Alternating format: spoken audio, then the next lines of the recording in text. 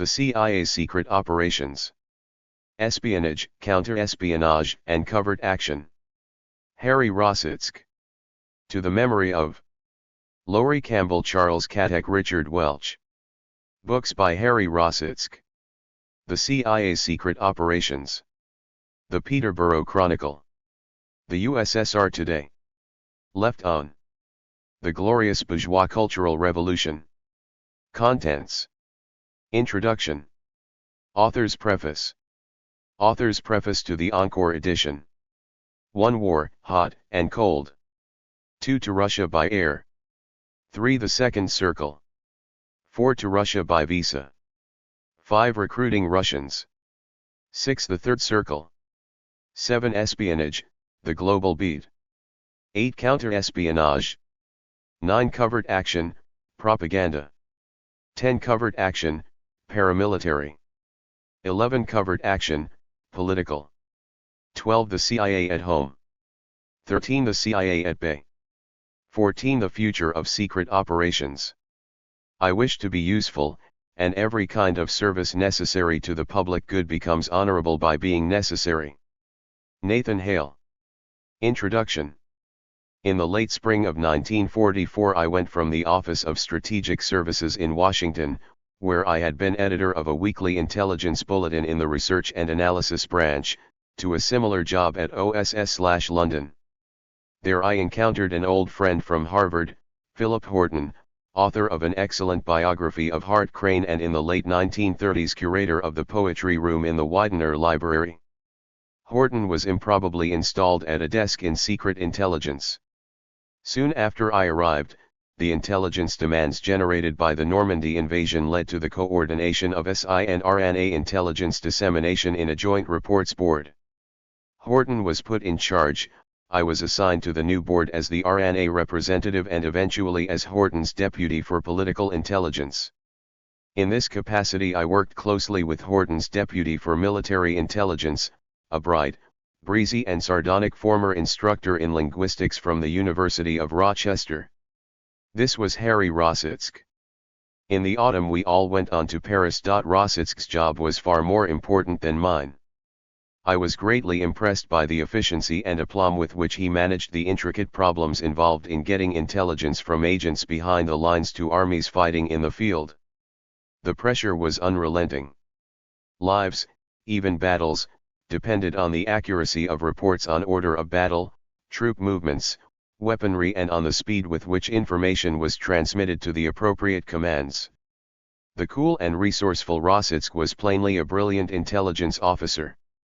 When the pressure was occasionally off, we wandered around Paris, discussing the diversity of subjects, sacred and profane, meditated by men in their 20s in hectic times when war was the reality and peace only a faint hope. Harry Rositzke thought then of resuming his academic career. We moved on to Germany in the spring of 1945, making our headquarters in a champagne factory outside Wiesbaden. The Soviet Union was growing as an intelligence problem, no surprise to those whose sympathies lay with the democratic left in Europe. I was demobilized in the autumn and returned to literary pursuits. I was not much surprised to hear in due course that Rositzke had decided to stay on in intelligence. War had made him a professional. Peace evidently offered him scope for analysis and action on questions more urgent than Anglo-Saxon grammar, his previous specialty. I saw him from time to time in the next years. When in the United States, he came to New York for occasional reunions with Horton, William Casey, Jay Gould, Walter Lord, and other wartime comrades. In 1961 I learned that he was CIA station chief in New Delhi, where Kenneth Galbraith was about to go as ambassador. Galbraith was healthily suspicious of the CIA. I assured him he would have no trouble with Rositzke, their senses of humor were too much akin, also their senses of reality. Galbraith told me later they had gotten along fine. In time Rositzke retired from the agency. Soon the CIA became the subject of public concern and then of congressional inquiry. Controversy centered less on CIA's primary purpose, which is the collection and analysis of intelligence, than on its secret operations, espionage, counterespionage, and most especially covert action, that is, clandestine undertakings designed to influence events in other nations. From his farm in Middleburg, Virginia, Rositzke volleyed barrages into the debate. His contributions were independent and informed, sometimes critical of the agency, sometimes of the critics. The debate itself showed the need for more information as to what the CIA has actually been up to in its secret operations over the last 30 years. Rositzke has now tried to meet this need in this fascinating book. The CIA's secret operations is not, nor is it represented as being, nor in the nature of things can it be, the complete story. But it is much more complete than any account available to the public. No other nation would have permitted so candid and sustained a disclosure in so sensitive a field. E. H. Cookridge, in the preface to the American edition of his Story of the British Special Operations Executive, describes the problems he met in telling the story, a quarter-century later, of British covert action during the Second World War. Rositzke's work carries aspects of the American story up to the 1970s. One doubts whether the CIA would have cleared such a book a decade ago. Its publication now is a salutary byproduct of the belated surge of public concern. All students of Ashendon, Eric Ambler, L. E. Kerr, and Dayton will find this work absorbing. Rositzke, however, is less interested in romantic effects than in the larger and grimmer context. Some may be surprised by his skeptical portrait of the Cold War mentality, his conviction that Moscow's post-war strategy was basically defensive, his observations about the myth of a communist monolith, and his unsparing critique of the military-mindedness of the containment policy. Some too may be surprised by his belief that the CIA took on many tasks in the Cold War years it should never have accepted. But the CIA contained more heresy than its critics have supposed. This was doubtless part of the legacy of General Donovan. No intelligence operation in modern history was more freewheeling and heterodox than Donovan's OSS. Still, Rositzke remains a professional. Those who find the very idea of espionage distasteful will be put off by his matter-of-fact acceptance of spies and spying as a part of international life. But Rositzke cannot imagine, no more can I, a world of competitive nation-states without espionage, nor does he see much sense in giving the other side an unimpeded monopoly of the clandestine arts. His book makes a powerful case for the necessity of a national intelligence service. At the same time, as a professional, he resents what he considers the misuse and abuse of CIA by higher authority. He argues in particular that the CIA has become, despite itself, a pillar of the imperial presidency. Presidents, he writes, have systematically employed it as a mechanism through which they can conduct foreign policy without diplomats, carry out military actions without the armed forces, intervene at will around the world without congressional authorization and scrutiny. While there is some truth in this, I think that he pushes the idea of an innocent and obedient CIA, acting only on express presidential instruction and authorization, a good deal too far. The record, as I read it, indicates that the agency acted on its own in a diversity of ways, some of very considerable importance. The Senate Select Committee on Intelligence Activities could uncover no specific evidence, for example, that any president ordered the assassination of Castro or even knew about it. John McCone, as head of CIA, was never told about the Castro assassination projects until, 2 years after he took the post, he read in a newspaper article that his agency had a relationship with a Chicago gangster. Even then he was given to understand that the projects had been terminated, though in fact they were continuing. The manifestly illegal CIA program of mail intercepts ran from 1953 to 1973 during the terms of 4 presidents, but no evidence could be found, according to the Rockefeller Commission, that any briefing of any president occurred. Even the CIA Inspector General, the Rockefeller Commission reported, was sometimes refused access to particularly sensitive CIA activities. The recent disclosures about the CIA and the FBI suggest to me an inherent danger in intelligence agencies. They form a society of their own, with purposes and standards distinct from those of the nation. Prolonged immersion in the segregated, self-contained, self-justifying world of deception and secrecy tends to erode links to reality. Intelligence operatives begin to see themselves as the appointed custodians of the national security, so much more knowledgeable on these matters than elected officials who merely come and go. They begin to feel themselves morally authorized to do things on their own that they deem in the interests of the Republic. The misuse and abuse of the CIA may have been as much the result of the inner momentum of an isolated and hallucinatory bureaucracy as of the interference of presidents. The idea of appointing politicians as heads of intelligence agencies is conventionally denounced. I wonder. It seems to me that what these agencies need most of all is leadership schooled in the principles and procedures of accountability to the democratic process. Still, the understandable disgust provoked by recent revelations can go too far. The CIA, ironically, is almost taking the place in American demonology once occupied by the Communist Party.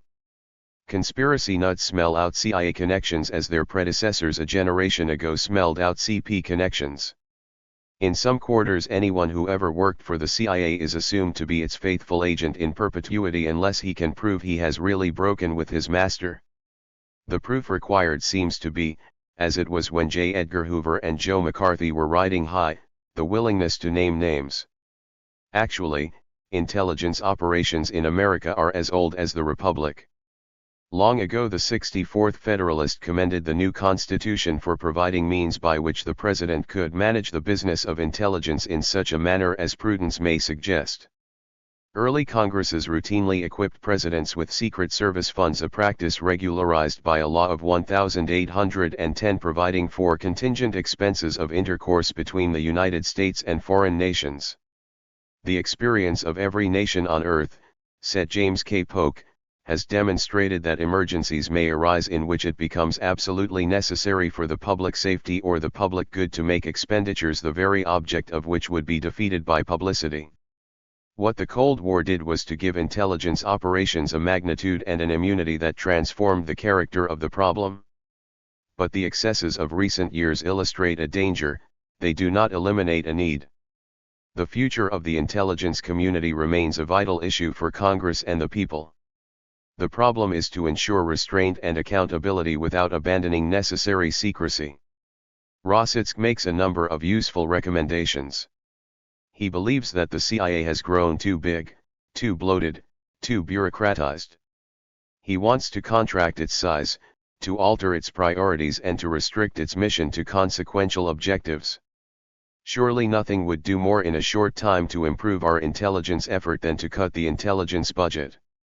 With less money available to indulge operational fantasies, the CIA would be compelled to concentrate on primary and serious tasks.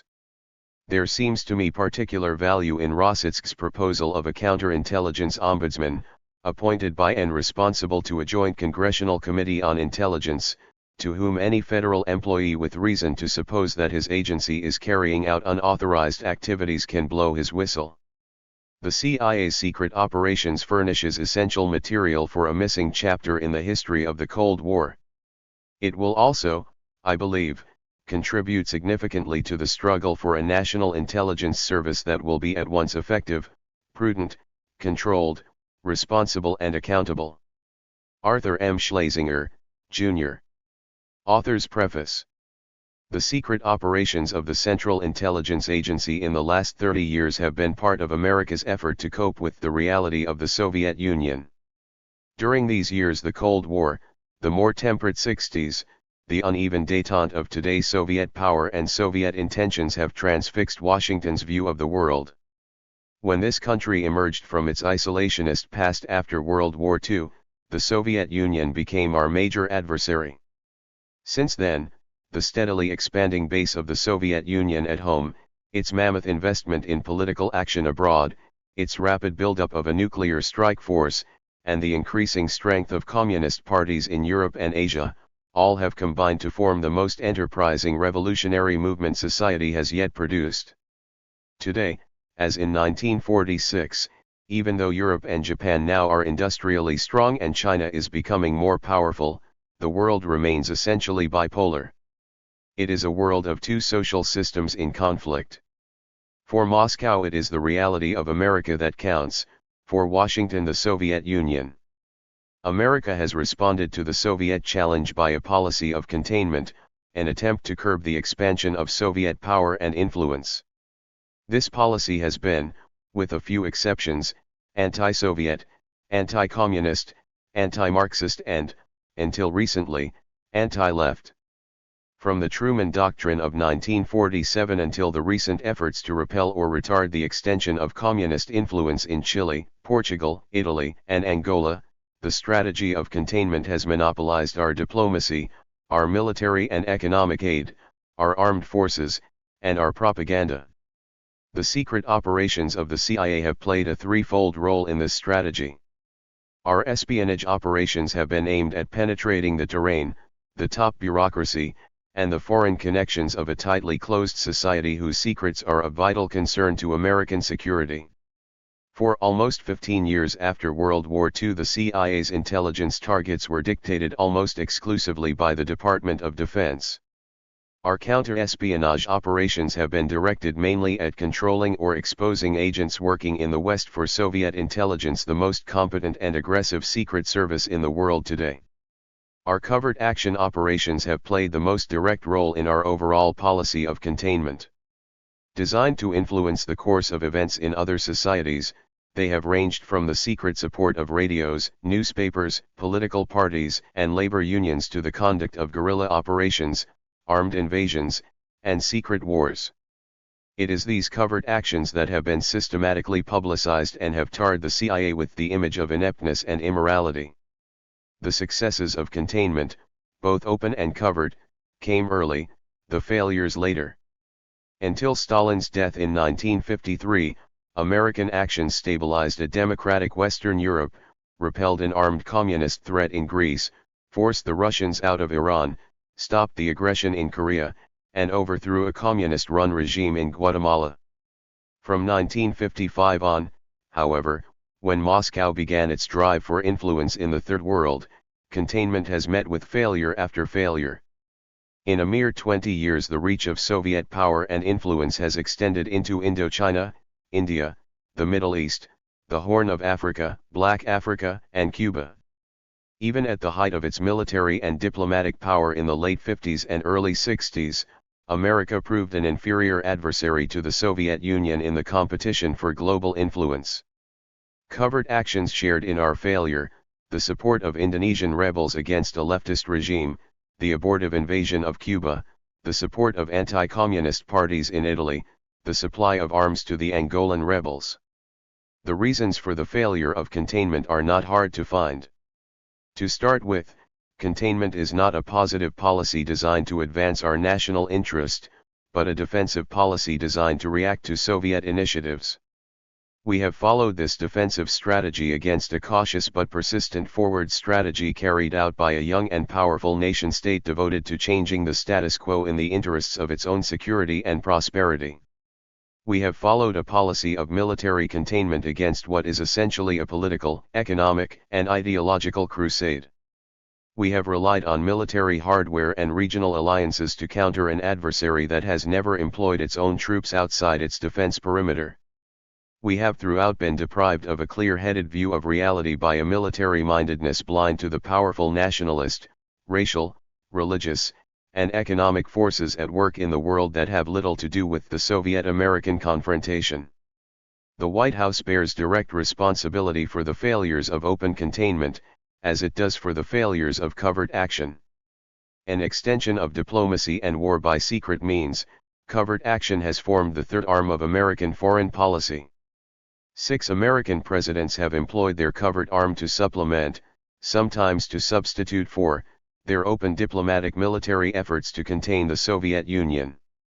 I know of no major covert action operation initiated by the CIA without the express approval of the White House or the National Security Council. Until a hard-headed look is taken at our failed strategy, the discussion of a new American foreign policy can only be clouded by placing blame on its instruments, the State Department, the Pentagon, and the Central Intelligence Agency. The high priority placed upon secret operations by successive American presidents has enlarged the small post-war American intelligence service into the large-scale CIA bureaucracy it is today. In 1946, when many of the first generation of American operations officers joined the new peacetime intelligence service, the Cold War and containment had not yet gelled. We were a small espionage and counter-espionage outfit devoted to finding out what was going on behind the scenes in Stalin's Russia and in a devastated Europe threatened by communism. In my own case, the draft and wartime accident led me from the job of English instructor at the University of Rochester to the role of Army drill instructor and military censor, thence to an assignment with the Office of Strategic Services in the European theater. 2 experiences in OSS diverted me from my academic career into a 25-year stint as a professional intelligence officer. During my first OSS assignment in London, I handled the reports being radioed in from our agents in German-occupied France on the location and movement of German divisions before D-Day. Our military commanders were particularly concerned about the movements of the armored divisions. Among the reports coming in was a series from the OSS agent in Chartres. In early May he began transmitting detailed observations on a hitherto unidentified armored division in his area, and in short order it became clear that here was the missing Panzerlehr division that had been brought back from Hungary to prepare for the Allied invasion. As D-Day neared, the Chartres agent began reporting the assembling of flat cars in the railroad yards and other signs of impending movement. His almost daily reports on Panzerlehr up to and after D-Day permitted the Allied commanders to forecast the time and place of its arrival at the beachhead. Later, in an intelligence review at Supreme Allied Headquarters, the Deputy G2 singled out the Chartres reports and commented that they may have saved 10 or 12,000 Allied lives. "You can be satisfied," he said, "that the OSS has already paid for its budget in this theater." That convinced me secret intelligence was not a game. My awareness of the new Soviet reality was less abrupt. Even before the war ended, I read the daily digests of the East European radio broadcasts that described in detail the steps being taken by the Russians to integrate both the Allied and enemy states of Eastern Europe into their new Western buffer. OSS reports from the Allied Control Commission in Romania gave a closer view. Romanian communists were brought along from Moscow to staff the new government. Soviet security officials with automatic arrest lists of enemies of the people set up and ran the Romanian security and intelligence services. Romania was Russified at a stroke. In Berlin, Vienna, and along the frontiers of the occupation zones, we saw firsthand the brutal handling of repatriated Soviet citizens and the wholesale arrests and deportation of countless Germans. A kind of emotional cement was added to these scattered observations by an unofficial mission to Soviet-occupied Berlin a few weeks after VE Day. No one knew what the Russians were doing in Berlin, and 3 of us, one a Russian-speaking ethnic Romanian, volunteered to sneak into the Soviet zone and find out. Tense and somewhat apprehensive, we spent 5 hours getting across the zonal border and 6 hours in Berlin. Several visual impressions remain as clear in my mind now as they were then. The straggling column of German boys and old men being herded east along Berlin's Ring Road. The stream of Russian soldiers carrying paintings and rugs out of Hermann Goering's villa to a long line of sedans at the curb. The Studebaker flatbed trucks in front of the Siemens Halsk factory loaded with large drill presses and lathes whose shiny steel surfaces reflected the broken sunlight like modernistic sculptures in a burned-out slum. I recalled the stories of East European refugees, details of the sacrifice of families, social classes, intellectuals, and journalists on the altar of the new proletarian state. Russia moves west, went through my mind. Europe will never be the same again. Our man in Chartres proved to me the value of secret agent operations. My trip to Berlin cemented the reality of the Russians in my awareness. When the time came, in the spring of 1946, to decide whether or not to return to the University of Rochester for the fall term, I opted for Washington. What forced my final decision was a strong gut reaction. I could not see spending the rest of my life on the humane nurture of the younger generation when my own generation faced what was clearly a political and humanist threat to its values and institutions. I have never regretted the decision. For the next 25 years I had a series of assignments as varied and stimulating as any man could want from any profession. For the first 8 years my major concern was the Soviet Union and Soviet intelligence, both in Washington and in Munich. 5 years as station chief in New Delhi gave me not only an Asian perspective on world events, but a rare close-up look at the Soviet-Chinese relationship. A staff assignment to review our covert action programs, a 3-year stint recruiting Soviet and East European diplomats stationed in the United States, and a final 2 years coordinating operations against the communist parties and the New Left in Europe each had its own challenge and flavor. There was constant refreshment, training young case officers, recruiting and handling agents, face-to-face dealings with Soviet intelligence officers. I worked closely with some of the best and brightest men in Washington, men who could match the talents of our best teachers, lawyers, journalists, and diplomats.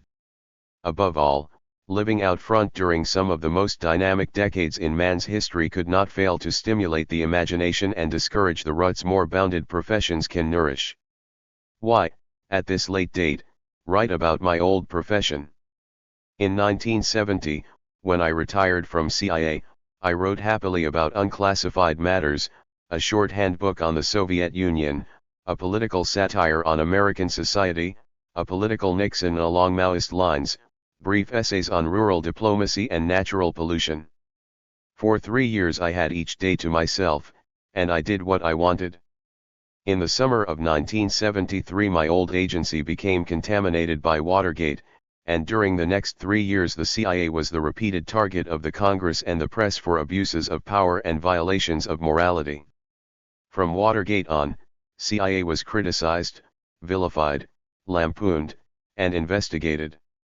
It became a lucrative whipping boy for the media, a favorite target for righteous congressmen, an object of suspicion for many Americans. When they were not ludicrous, the charges were grave. The CIA was an invisible government out of presidential control, a Gestapo spying on American citizens, an immoral instrument for masterminding coups and assassinations abroad, a sinister force in the clean air of American diplomacy. Serious questions of morality and legality were raised. Is it right to use secret means for achieving diplomatic ends? Is it proper to spy? Is it a violation of American principles to intervene in the domestic affairs of other nations? Can a secret service operate in an open society? The debate, in and out of Congress, was one-sided from the start.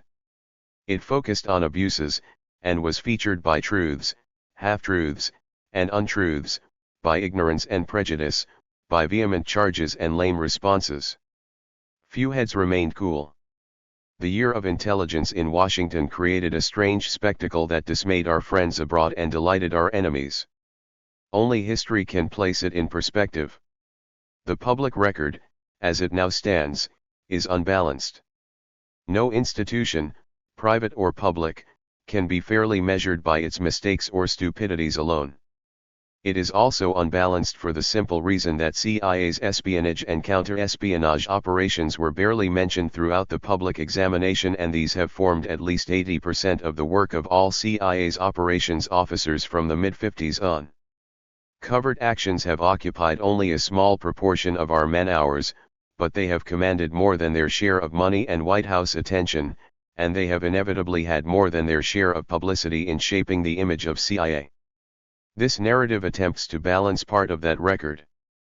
It is not a history, official or unofficial, of CIA's secret operations.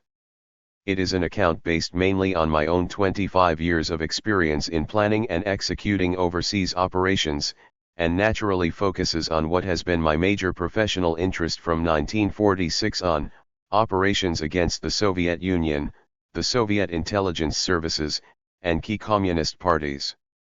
In writing this open book about a closed profession, I am mainly concerned to replace ignorance and distortion with fact, to place these facts in the perspective of their time, and to pass one man's judgment on their usefulness or lack of it to the nation's welfare.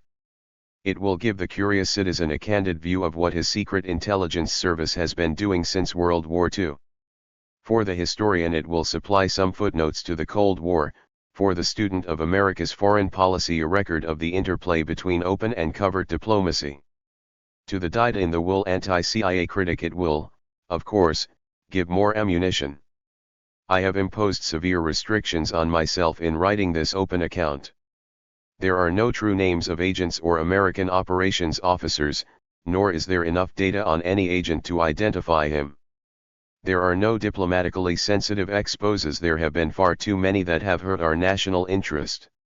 There is no treatment of our extensive relations with friendly foreign intelligence services. Our secrets are half theirs. The hundreds of operations that are discussed are, for the most part, placed in areas rather than specific countries. Not only where they happened, but when, is often left vague. I have used whatever professional acumen I possess to see that no unfriendly intelligence service learns anything from these cases that it does not know now. When I submitted my original manuscript to the Central Intelligence Agency for security review, only 6 cases were brought to my attention that might endanger someone. 2 affected men still presumably alive in the Soviet Union, 1 involved a man now in Eastern Europe who might still be recruited. These I have omitted or disguised further. My secrecy oath concerns only the disclosure of operational facts. My judgments and opinions in these pages are my own and are not subject to review by anyone but the reader. They are often critical. The CIA was given many tasks, particularly in the Cold War years, that we should not have accepted. We were forced by military pressures into tactical wartime operations beyond the capacity of a peacetime service. We did work that should have been done by the Department of State or by Defense, if at all. We were overused and misused. We also made our own mistakes, for we had to learn our business the hard way, by experience. I have tried to strike an honest balance in assessing our performance, for no record, even a secret record, can be set straight by a whitewash. Secret operations, it must be stressed, are not the primary function of the Central Intelligence Agency. Without them, CIA would continue to play an indispensable role in our national security structure. The central function of CIA is to collate and evaluate all information from all sources and to provide the White House with complete and objective situation reports and national estimates on global events. It is this finished intelligence that can help the policy makers form intelligent policy decisions. Secret agent reports play only a minor, if sometimes crucial, role. In 1947, Congress placed intelligence analysis and secret operations in the same agency. In my judgment, this was a mistake, but the virtues or defects of the one should not affect public judgment of the other. Though espionage is one of its major themes, this is not a handbook for spies.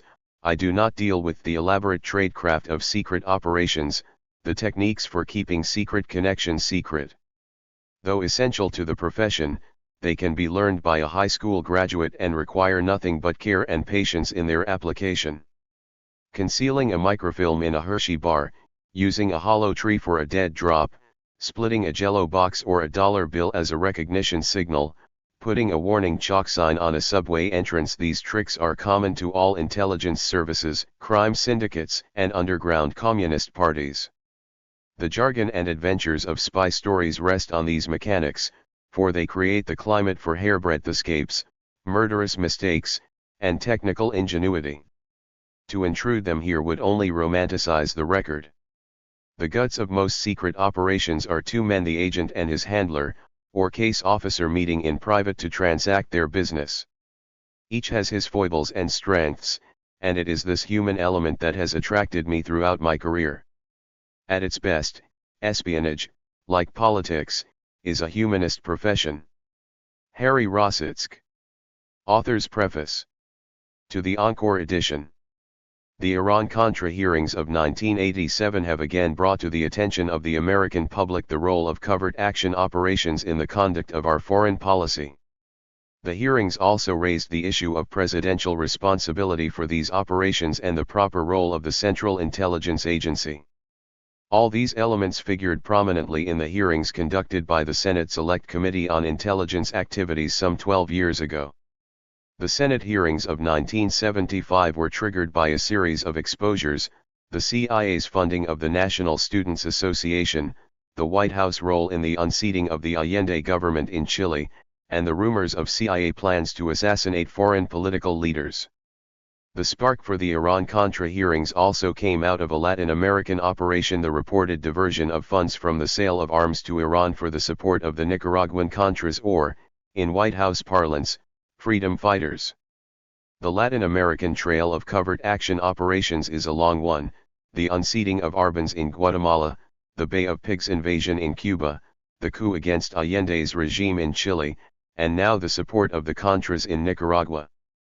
Both the congressional and public discussions of the Iran-Contra affair were marked by enormous confusion in describing the actions under investigation. The greatest confusion was displayed in the use of the term covert action and the related phrase plausible denial. Secret operations in the professional vocabulary are actions designed never to see the light of day. Espionage and counter-espionage operations normally involve secret contacts between an operations officer and his agent or double agent. If any unauthorized person learns about these contacts and talks about them to a journalist or a security service, that is the end of the operation. The intelligence agent or double agent is dropped or arrested. Spy stories are confined to agents that have been exposed. Covert operations are not secret. In each case, the activity itself is in public view: a covertly sponsored radio like Radio Free Europe, the sudden access to funds by a foreign political leader or a guerrilla organization, the invasion of Cuba, the mining of Nicaraguan harbors. What is to be kept secret is their sponsorship by the U.S. government. The role of the CIA, who until recently had the sole charter for carrying out covert operations, was to create mechanisms that would hide the official American hand behind them. It devised intricate funding arrangements to support the National Student Association and Radio Free Europe. It devised cover stories to explain the U-2 flights in the event that a U-2 plane came down on Soviet terrain. It built up front organizations to subsidize anti-communist parties and labor unions. Above all, in its paramilitary operations, it sought to focus the sponsorship of a coup or an invasion on anti-regime groups, a rebel colonel in Guatemala, anti-Castro organizations in Florida, the Contras in Nicaragua. This distinction between secret and covert is exemplified in the Iran-Contra operation itself. The exchange of arms for hostages was not a covert operation. The negotiations with Iranian officials were carried out by U.S. government officials. They spoke directly on behalf of the administration. They made official demands and gave official assurances. The Iranians knew to whom they were talking. The Iranian part of the Iran-Contra affair was a simple case of secret diplomacy, like Secretary of State Kissinger's secret negotiations with the Chinese in the early 1970s. The diversion of funds from the arms sales was its only link to the covert Contra operation. All the mechanisms employed in covert operations, secret passage of funds, manufactured front organizations, cover stories, are designed to achieve a single purpose: to provide grounds for the plausible denial of official U.S. government involvement. In effect, this requires that there be no solid evidence available to the press or to foreign governments that clearly implicates the U.S. government. The President or the Secretary of State must be able to deny official involvement without having the lie thrown in his face by human or documentary evidence to the contrary. The President, of course, knows that the operation is being run by the CIA, for he has approved it, but if the operation has been handled properly, he can safely deny any knowledge of it. On 2 occasions in the past, the American president gave up the pretense of being an innocent observer. President Eisenhower took personal responsibility for the U-2 flights that broke up the Vienna summit with General Secretary Khrushchev. President Kennedy publicly accepted responsibility for the Bay of Pigs. No phrase has been handled more cavalierly in the Iran-Contra hearings than plausible denial. The National Security Council advisor, Admiral Poindexter, distorted its original intent by choosing to keep the president ignorant of the diversion of funds to the Contras so that the president could honestly and truthfully deny, as President Reagan did, any knowledge or involvement in the diversion. This travesty of the original purpose of plausible denial meant that the NSC violated the basic requirement that all covert operations be approved by the president. A technique designed to protect the U.S. government from outside challenges became a device for circumventing the legal procedures laid down by the Congress for the executive branch. It amounted to denying the president knowledge of actions for which he was responsible. Plausible denial was intended to permit the president to lie with a straight face, not to tell a lie out of ignorance. The role of the president has always been central to the conduct of covert operations. In the Senate hearings of the mid-1970s, the CIA was branded by some as a rogue elephant ready to go off on its own plots and coups. The hearings made it clear that the White House, not the CIA, was the rogue elephant, for all the covert actions carried out by the CIA were approved by the president. It would be odd if they were not. No one would expect the president to permit his director of Central Intelligence to play around with his own adventures any more than he would permit his Secretary of Defense to carry out a few military operations of his own. 10 years later, the president's own NSC staff did precisely that. Admiral Poindexter and Lt. Col. North carried out the diversion of Iranian funds to the Contras on their own. They invoked the authority of the president without telling him what they were up to. They not only kept the president ignorant, but they carried out the operation with great ineptitude. Neither man had had any training or experience in running a covert operation of any sort. Men and money are the guts of all covert operations, and the two men broke the basic rules for both. They did not use highly reliable intermediaries or have strict financial accounting. No professional service would have hired any of the shady and self-aggrandizing personalities that cropped up in the record. No man can be trusted to play his proper role if he is out to make money for himself. And the money involved will be wasted or diverted from its proper use if it is not strictly controlled. The large sums of money raised for supporting the Contras from private donations, foreign contributions, and the arms sales to Iran were sloppily handled without benefit of centralized accounting or regular audits. Even as the operation collapsed, strenuous congressional efforts failed to locate the existence or fix the ownership of some millions of dollars. The recent hearings have again raised the perennial issue: should the U.S. government engage in covert paramilitary operations? There is a preliminary question: do we have any covert paramilitary operations right now? The situation has become ludicrous. The so-called covert support of the Contras has become the topic of public debate, both in and out of Congress, and the funding for the Contras is dependent upon congressional action. They are the subject of speeches by the president. So much for hiding the American hand. Other covert operations have gone public during the past few years: the support of the rebels in Afghanistan and of one rebel group in Angola. Both are the subject of open congressional debate and funding. These exposures raise a related question: can Washington launch a covert paramilitary operation and keep it covered? There are two sources of exposure: the Congress and the press. The congressional oversight committees and their staffs must be kept informed. A single leak from someone who opposes the operation, or who talks out of school, is enough to make a plausible denial implausible. A single investigative reporter, avidly searching for secrets, can perform the same service. We all know by now that secrets have short lives in Washington. Perhaps it is time to assess our own limitations in the conduct of U.S. foreign policy. One hears much about keeping alive the third option, to keep covert action as an alternative to diplomacy and sending in the Marines. The American record in all three is spotty, but the failures of covert action are a dismal part of the record. Our successes in Guatemala and Chile have brought decades of military dictatorships to both countries.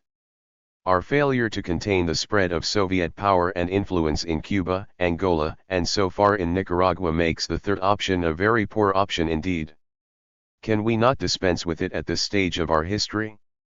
If, and it is a crucial if, a situation arises abroad that directly affects our national security, let the president take overt military action under the present congressional restrictions. He can make his case to the Congress and to the American people and, with their agreement, openly take action. The Bay of Pigs invasion occurred during my tour in India. Several of my Pacific-minded Indian friends, both journalists and government officials, alarmed at the fiasco, had some Monday morning quarterback advice to give. If, they said, the Castro regime was a direct threat to our national security, why didn't we send in the Marines? there would have been a worldwide blast of anger and condemnation, but the noise would settle down in a few days or weeks, and everybody would go about their own business. Whatever the future of covert operations, it is clearly time that paramilitary operations be taken out of the CIA and placed where they belong in the Department of Defense. Paramilitary operations are now heavily publicized actions of a secret intelligence agency whose primary function is to carry out secret espionage and counter-espionage operations abroad. No other secret service in the world, including the Soviet KGB, is responsible for carrying out both espionage and paramilitary actions. This double duty has forced the CIA to develop a separate paramilitary apparatus, often involving thousands of men, to train, support, and direct rebel groups. They have simply duplicated, on a small scale, capabilities that already exist in the Department of Defense. Our special forces have the trained personnel, specialized equipment, training facilities, and logistics to do what the CIA has been doing these many years. The simplest kind of paramilitary operations involves the supply of arms and supplies to already organized rebel groups, as in Angola and Afghanistan. The Department of Defense can handle these transfers without a civilian intermediary. The congressional hearings and public discussions of the past dozen years have served to obscure the primary role of the CIA Operations Directorate, to collect secret intelligence abroad and to counter the efforts of unfriendly services, above all the KGB, to recruit agents against the American target. While small task forces were carrying out the early stages of the Contra operation, most of the Operations Directorate, perhaps 90 or 95% of its personnel, was focused on recruiting intelligence agents or working against the KGB. Covert paramilitary operations have indeed been a very small tail wagging a large CIA dog in the public and congressional mind. If these noisy action operations are taken out of the CIA, it will be free to go about its primary business, secret operations. As international affairs become a more and more complex amalgam of political and economic competition, a secret intelligence service will be of greater value to the president than a private mechanism for covert action would be. Harry Rositzke. 1. War, hot and cold. In the spring of 1948, the White House saw war with the Soviet Union as imminent. Soviet-American tensions had been mounting steadily since the Yalta Conference in 1945. Even before the war with Hitler ended, the Russians had moved rapidly to integrate both the Allied and enemy states of Eastern Europe into their bloc. One by one, most brutally in Poland, these states were Russified, then communized. By the end of 1947, all but one were ruled by one-party governments under Soviet control. An independent but cautious democratic government survived in Czechoslovakia in a coalition with the Communist Party. Western Europe was in shambles and appeared ripe for revolution. The Italian and French Communist parties led a wave of strikes in 1946, and the Italian Communists were threatening to achieve power by the ballot box. In May 1947, a large-scale communist insurrection broke out in Greece. Moscow was putting pressure on Turkey to return the provinces of Kars and Ardahan to the Soviet Union, and laid claim to the province of Azerbaijan in Iran. Washington was becoming increasingly uneasy. On March 12, 1947, President Truman went before a special joint session of Congress to deliver the message that marked the turning point from protest to action against Soviet initiatives. In his long and complex message, he asked for military aid to Greece to fight the communist guerrillas and to Turkey to help resist Moscow's territorial demands. Tucked in the text was a single sentence that was to become known as the Truman Doctrine: "I believe that it must be the policy of the United States to support free peoples who are resisting attempted subjugation by armed minorities or by outside pressures." Containment from the beginning addressed itself both to domestic communist subversion and to the exercise of Soviet national power. Aid to Greece and Turkey was a direct response to Soviet pressures, the Marshall Plan a few months later an indirect response. The Marshall Plan's offer of goods, grants, and loans was designed to stabilize the weakened nations of Europe and permit their orderly development. The offer was accepted by the nations of Western Europe, but turned down by Stalin for both the Soviet Union and its satellites. Europe became the divided Europe Stalin wanted.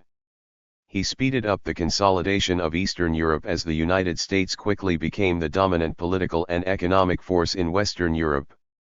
In Berlin and Vienna the two protagonists were face to face. Then came the war scare, triggered mainly by two events. In February of 1948 the Communist Party took over the government of Czechoslovakia through a Soviet-inspired internal coup and destroyed the last independent nation in Eastern Europe. The Prague coup sent shockwaves through Washington, American bombers were assigned to British airfields, and military preparations in occupied Germany were speeded up. In early March of the same year General Lucius Clay sent an alarming telegram from Berlin reporting a subtle change in the attitude of the Soviet command and warning that war might come with dramatic suddenness. The Clay telegram brought the threat of war to a point of near hysteria in the minds of Washington's policy and intelligence bureaucracy.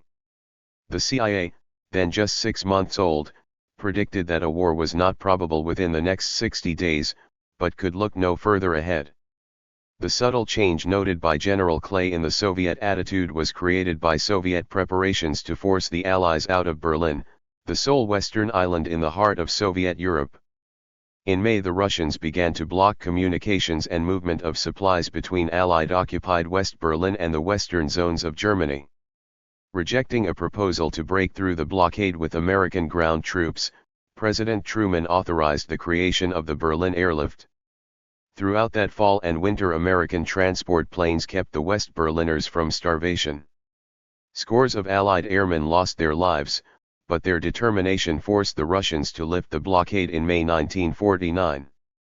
The Berlin blockade brought the first face-to-face military confrontation of the Cold War, a term that came into popular use that same year. The immediate military threat was an armed Soviet attack on Europe. By late 1947 it had become clear that the Soviet troops stationed in East Germany and Poland far exceeded the strength required to occupy the two countries. The Czech coup solidified Soviet control over another section of the invasion corridor. The March crisis forced the Pentagon to a realistic estimate of what these troops could do. They could, in purely military terms, reach the English Channel. The Berlin blockade intensified White House concern that they might. What the White House and the Pentagon wanted to know were the precise capabilities and actual intentions of the Soviet military forces in northeastern Europe. With the target areas effectively sealed off from normal Western observation, the only recourse was to send in agents. The first charge placed upon the CIA in the spring and summer of 1948 was a straightforward espionage mission, a peacetime mission under wartime conditions. The intelligence requirements were passed to the operators mostly by word of mouth. I recall our first briefing on the situation in the small crowded conference room of the ramshackle Tempos, a group of temporary World War I buildings in Foggy Bottom that were part of CIA headquarters. The briefing by the colonel from the Joint Chiefs of Staff was precise, earnest, and urgent. Fully equipped with maps, overlays, and markers, he sketched a persuasive scenario of a two-pronged assault on Western Europe by Soviet divisions advancing through the northern plain. He named the divisions in East Germany and Poland that would move. He placed arrows along their line of advance. He pointed to the Czech airfields in western Bohemia that would provide air support for the ground troops. He ended with a strong plea for agent coverage in all three areas. It was an abrupt demand to make upon a handful of amateur operators in a new and untried intelligence service. Like most of my colleagues in that room, I had begun working in the post-war intelligence service 2 years earlier. Most of us had been with the Wartime Office of Strategic Services. When its chief, Wild Bill Donovan, said farewell to the men and women of OSS at the nearby Riverside skating rink in September 1945, he announced the end of an unusual experiment. This experiment was to determine whether a group of Americans constituting a cross-section of racial origins, of abilities, temperaments, and talents, could risk an encounter with the long-established and well-trained enemy organizations. A slice of that cross-section survived in the Tempos. The men were a heterogeneous assortment of origins and temperaments. WASPs rubbed shoulders with first-generation ethnics and an occasional naturalized Russian, Czech, or German. New Deal liberals and the sons of European Social Democrats leavened the middle-of-the-road Americans without political complications. There were a few high school graduates, but most had finished college, some had graduate degrees. Some had worked behind enemy lines with French, Italian, Greek, and Yugoslav partisans. Others had parachuted into France after D-Day, sent agents across the lines as Allied forces moved into Germany, handled agent reports in Bern and Stockholm, worked with the British in counter-espionage operations against the German Abwehr, composed and broadcast anti-Nazi propaganda. Almost all spoke some language in addition to English. Some were trilingual.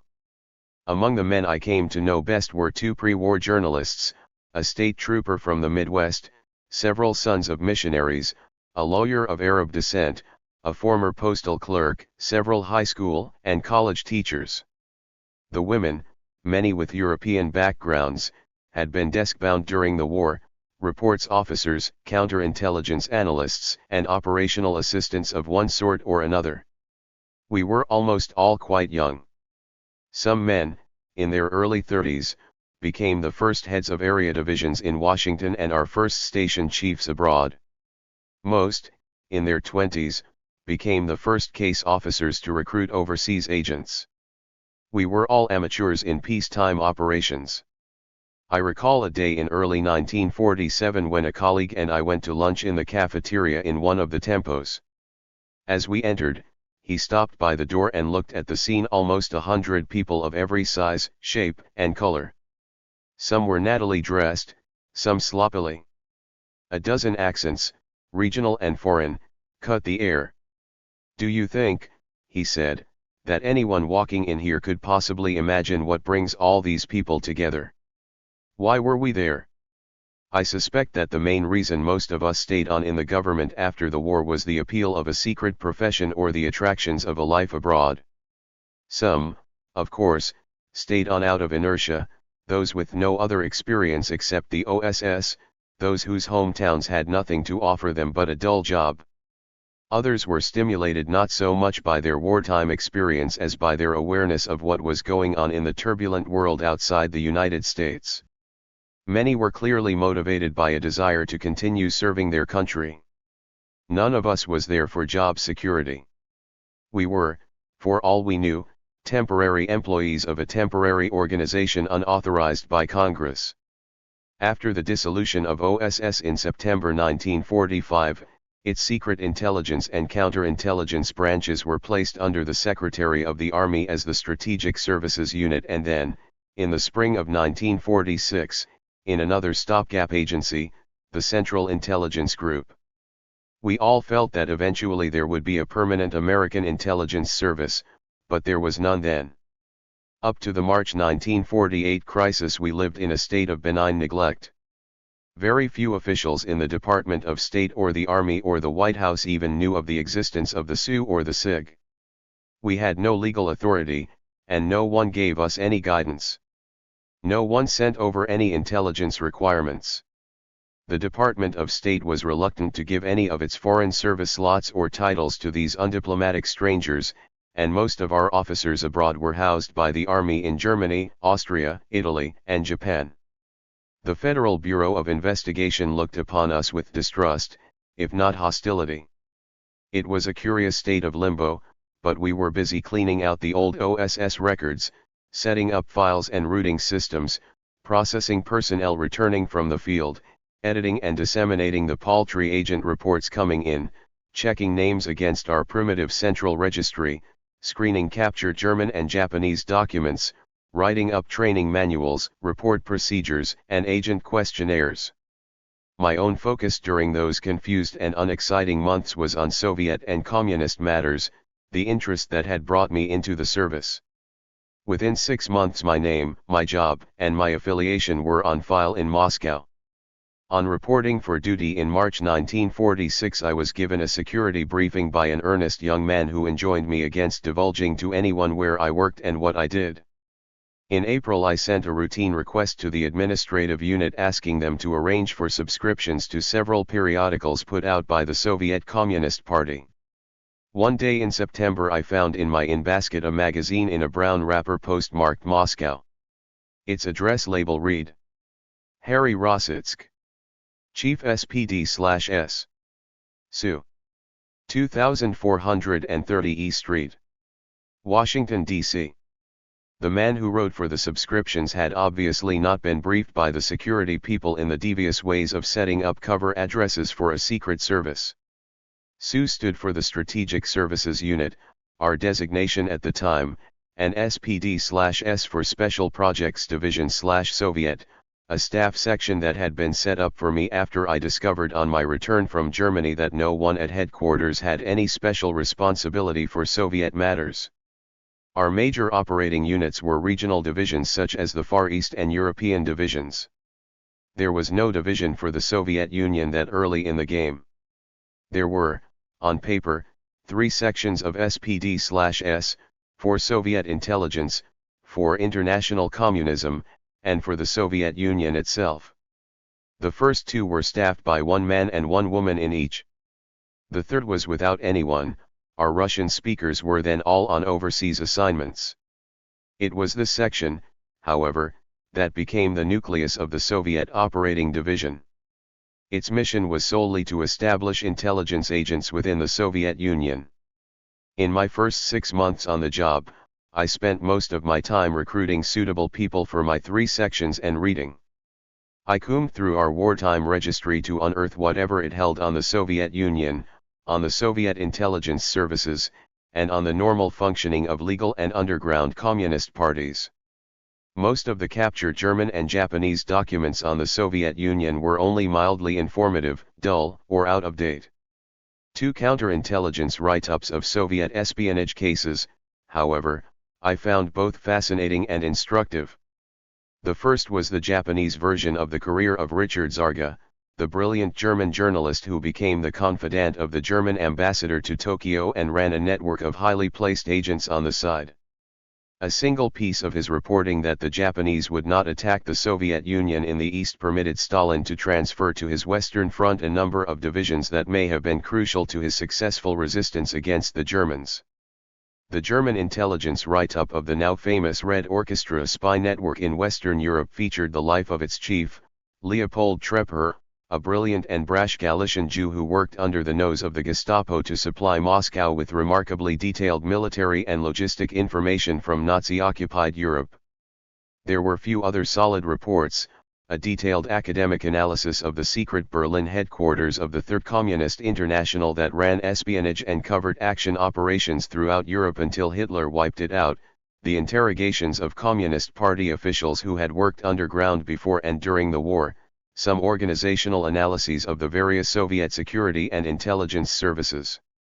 At night, and on weekends, when I was not hoeing a half-acre garden to strengthen a weak sacroiliac joint, I read Marx and Engels, most of Lenin, some of Stalin, a dull writer indeed.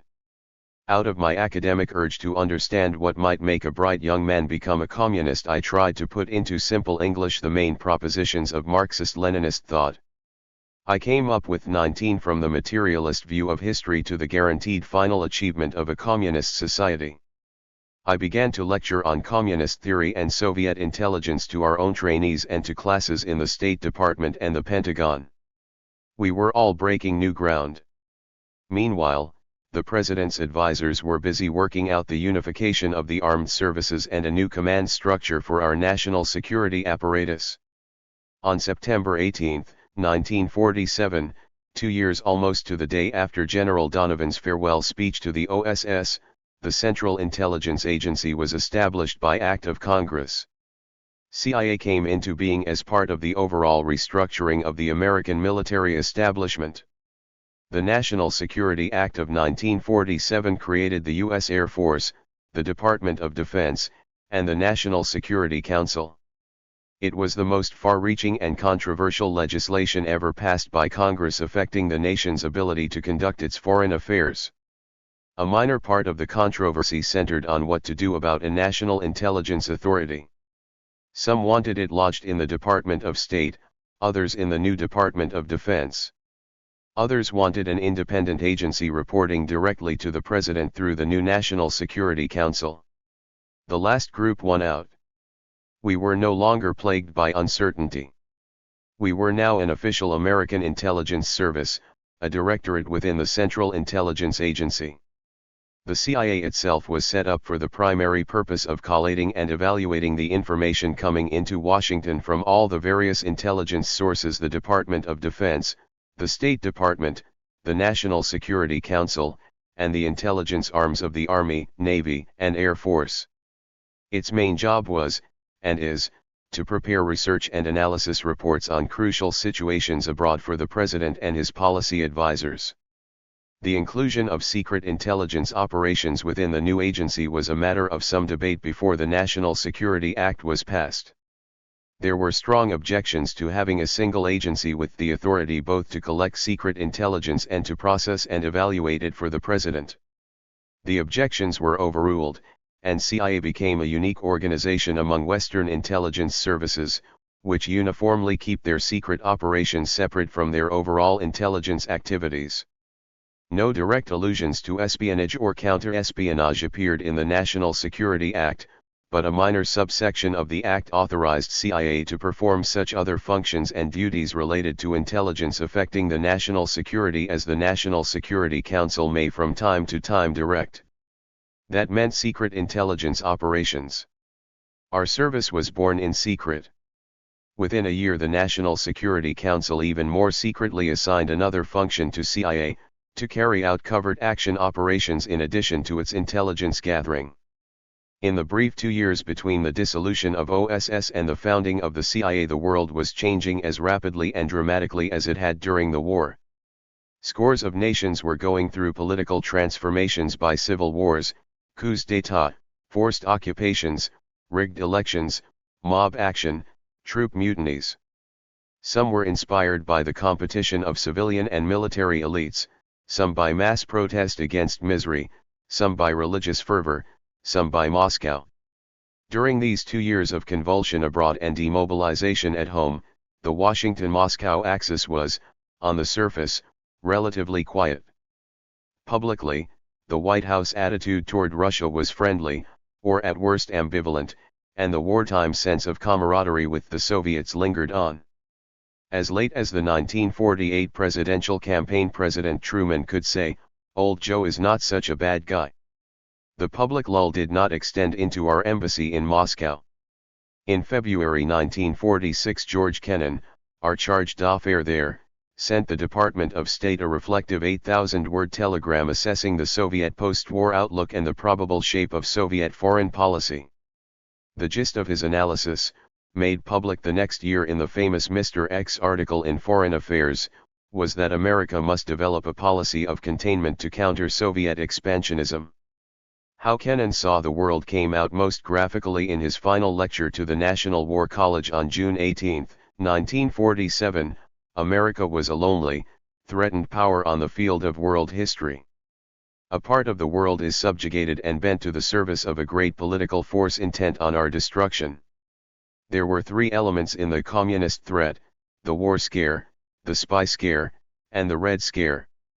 Triggered by the Berlin blockade, the war scare reached its peak with the Soviet explosion of an atomic bomb in September 1949 and the invasion of Korea less than a year later. Korea convinced President Truman and most Americans that communism has passed beyond the use of subversion to conquer independent nations and will now use armed invasion and war. As early as 1945, it was discovered that Soviet military espionage operations had reached deep into America's atomic secrets. Public hearings in 1948 made it clear that Soviet spy rings had been operating in Washington before, during, and after the war. Judith Copeland, an FBI employee, was arrested for espionage in 1949 and Alger Hiss tried for perjury the same year. The headiest melodramas were to come out of the Red A spy net, the British and American spies who were delivering the secrets of the atomic bomb to Moscow.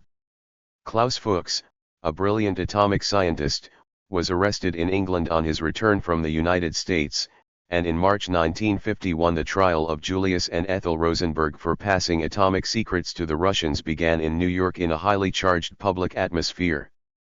A simple equation led to the spy hysteria of 1951-52, The A spies were responsible for the invasion of Korea, for without the atomic bomb the Russians would not have dared provoke the United States. The Red Menace was first uncovered by a committee of the Republican Congress in the summer of 1948. It intensified with the success of the Communist Revolution in China in October 1949, for the loss of China was ascribed to the Reds in the Department of State. During the next 4 years a series of sensational disclosures and emotional debates culminated in the Red Witch Hunt of Senator Joseph McCarthy. The loyalty investigations of these early years left the CIA relatively unscathed. Many of the communists who had worked in the OSS were well known and left government service of their own accord, or were quickly screened out in the intensive post-war investigation of all CIA employees. We lost a handful of headquarters and field personnel on security grounds, most of them practicing homosexuals or committed alcoholics who were judged easy targets for Soviet blackmail. Some non-communist leftists were asked to resign. Still there was an atmosphere of caution in the front office. I recall 2 conversations with my chief, an army colonel. In the fall of 1948, after finishing the summary of Marxism-Leninism I had worked up in my spare time, I proposed to send copies of the Gospel according to Marx to our field stations for the enlightenment of our case officers, especially those working on communist parties. The colonel was adamant. If a congressman got his hands on a copy, he would accuse the CIA of indoctrinating its personnel with communist propaganda.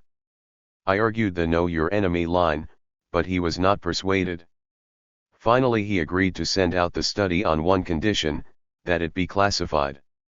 Although it was based solely on open sources, it was sent to the field under the protection of a cover sheet marked confidential. That same winter I wanted to hire a naturalized American, the talented son of an Austrian socialist, to set up and manage some specialized files on the Soviet Union. The colonel called me in and we reviewed the man's personal history statement. The answer was no. I won't have a socialist in my organization. So far as I'm concerned, there's no difference between socialists and communists. By now there was no longer any uncertainty in the minds of the colonel's men in the CIA's Office of Special Operations. The Soviet Union was the enemy, and the Soviet target our intelligence mission. We were professionally and emotionally committed to a single purpose. We felt ourselves as much a part of the American crusade against Stalin as we had against Hitler. We worked hard and long hours, at night and on weekends, in an atmosphere of impatient tension. The Cold War was a hot war for the operators, our agents' lives were at stake. Even now, as the emotions of the time can be recollected in relative tranquility, it is hard to define the precise quality of the public mood in which we began our work. Words like hysteria and paranoia come quickly to mind, and if the main element in the first is emotional excitability and in the second systematized delusions of persecution, both are relevant. They are, however, heavily loaded words, and perhaps a less analytic and more neutral term, the Cold War mentality, is safer. In its extreme form, the Cold War mentality saw the world as a dangerous place in which a nation must be constantly on guard or face destruction. It has ruled the minds of the Soviet leadership since the 1917 revolution. For more than a decade, starting in 1948, it ruled the thinking of the leadership in America. The Cold War prism saw the main threat to America in the halls of the Kremlin. The bogey was Stalin, a despot and a devil, a devious plotter with a blueprint for world conquest. Each move fit, the takeover of Eastern Europe, the threats to Greece, Turkey, and Iran, the Berlin blockade, the invasion of South Korea. An invincible Stalin was shaping history by his clear purposes and inflexible determination. In George Kennan's words, the Russians had always to be demonic, monstrous, incalculable, and inscrutable. The world was divided into 2 parts, communist and free. All countries were either good or bad. Those who did not take sides were bad. The Cold War became a holy war against the infidels, a defense of free God-fearing men against the atheistic communistic system. There was no serious dissent from this view for a decade. The White House, the Secretaries of State, both parties in Congress, the press, and the reading public all viewed the communist threat through the same prism. It was the last great consensus in America on our foreign purposes, as solid and pervasive as the anti-Hitler crusade of the war. The image underlying the Cold War mentality was that of a powerful and aggressive Soviet Union. No one questioned the capacity of the Russians to carry out their grand design to rule the world. Few questioned the corollary, either the United States or the Soviet Union would win, for the conflict was a fight to the finish. As it turned out, the image was an illusion. The specter of a powerful Russia was remote from the reality of a country weakened by war, with a shattered economy, an overtaxed civilian and military bureaucracy, and large areas of civil unrest. That illusory image was at least partly due to a failure of intelligence. 1946 was a fatefully late beginning for the Secret Service of a major industrial power in the 20th century world, almost 30 years after the Soviet services were born. By 1946, Soviet intelligence had agents operating in Washington, New York, London, Paris, and Rome. No Western agent operated in Moscow. Had there been even the rudiments of an American intelligence effort in the Soviet Union during the war, or had we concentrated on intelligence operations against Russia and Eastern Europe in the post-war lull, the course of the Cold War might have been different. It was our almost total ignorance of what was going on in the denied area behind the Iron Curtain that helped create the false image of a super-powerful Soviet Union. A few well-placed sources in the civilian or military hierarchies in Moscow, East Berlin, or Warsaw might have dispelled that notion. Even if the Soviet Union had had the capacity to move west, there was no objective evidence of a Soviet intention to pursue a policy of military aggression. Stalin, however irrational, was above all cautious in Berlin itself, in Greece, Turkey, and Iran, and was careful not to provoke the United States to a counterblow. Though himself weak, he was ready to capitalize on American weakness within limits. The facts available even at the time suggested the far greater likelihood that Moscow's post-war strategy, including the conversion of Eastern Europe into a Western buffer, was basically defensive. I argued this thesis with some of the CIA analysts working on Soviet estimates and with some Pentagon audiences, but it was not a popular view at the time. It is nonetheless a simple fact that no scenario was written then, nor has it been written since, to explain why the Russians would want to conquer Western Europe by force or to bomb the United States. Neither action would have contributed in any tangible way to the Soviet national interest and would have hazarded the destruction of the Soviet state. This basic question was never raised, for the Cold War prism created in the minds of the diplomatic and military strategists a clear-cut world of black and white. There were no grays. During these early years I saw this mentality at close range in some of my own case officers, in foreign service colleagues, and perhaps most often among senior military officers. This state of mind is very satisfying to those who hold it, for it combines simplicity with a sense of superior virtue. Unfortunately, it can also make a man nearsighted. Since he cannot see the reality beyond his own fixed images, he misinterprets the real world and is therefore unable to deal with it effectively. I have always felt it more important to understand the Russians than to dislike them. The worst effect of this closed-circuit thinking within the intelligence community was naturally on the analysts who were asked to predict Soviet intentions. They had only a modicum of fact to go on, fragmentary and for the most part exaggerated readings of Soviet military capabilities. Translating those capabilities into intentions and cautiously predicting no war within the next 6 months, then again no war within the next 6 months, they rarely gave heed to the vast array of political, social, and economic facts that would have made it ridiculous for Moscow to incorporate another dozen satellites into its shaky empire. In some of the recent discussion of who started the Cold War, the question has been raised, did CIA's secret operations play a role? Hardly. For almost 3 years after World War II, the Office of Special Operations was a headquarters outfit of fewer than 200 officers managing 7 overseas stations with sizable rosters only in Army-occupied areas. By 1948 it was only beginning to reconnoiter the other side of the Iron Curtain from Berlin and Vienna, where the movement of agents was mainly a steady flow of Soviet spies to the west. The first airdrop of American intelligence agents on Soviet terrain took place in late 1949. The CIA had no mission or component to carry out covert propaganda or paramilitary operations until 1948-49, and only after the start of the Korean War did it engage in offensive operations against the Sino-Soviet orbit. By then the Cold War was already hot. It was during the 18 months after the March crisis that CIA secret operations were assigned their initial missions against the Soviet target.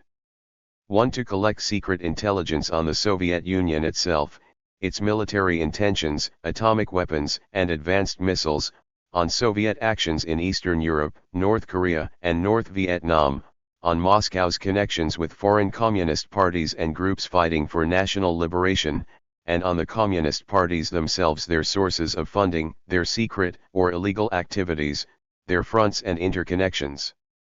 2. To place American agents within the Soviet intelligence services, and to counter Soviet efforts to neutralize anti-Soviet émigré groups and to penetrate the American and European military and political establishments.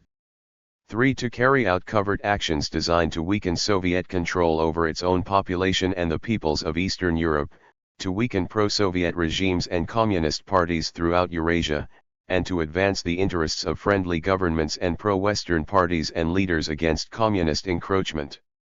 None of us took these tasks lightly. Our immediate major missions called for operating within an area from Eastern Europe to the Pacific tightly closed to Western access, controlled by large and efficient security services, and populated by a scared, informant-riddled citizenry. Our service faced the exact converse of the operating area enjoyed by Soviet intelligence, the open and easily accessible societies of the West, laced with men who out of greed, anxiety, or other complex motivations, were willing to work, often in high places, against their own countries.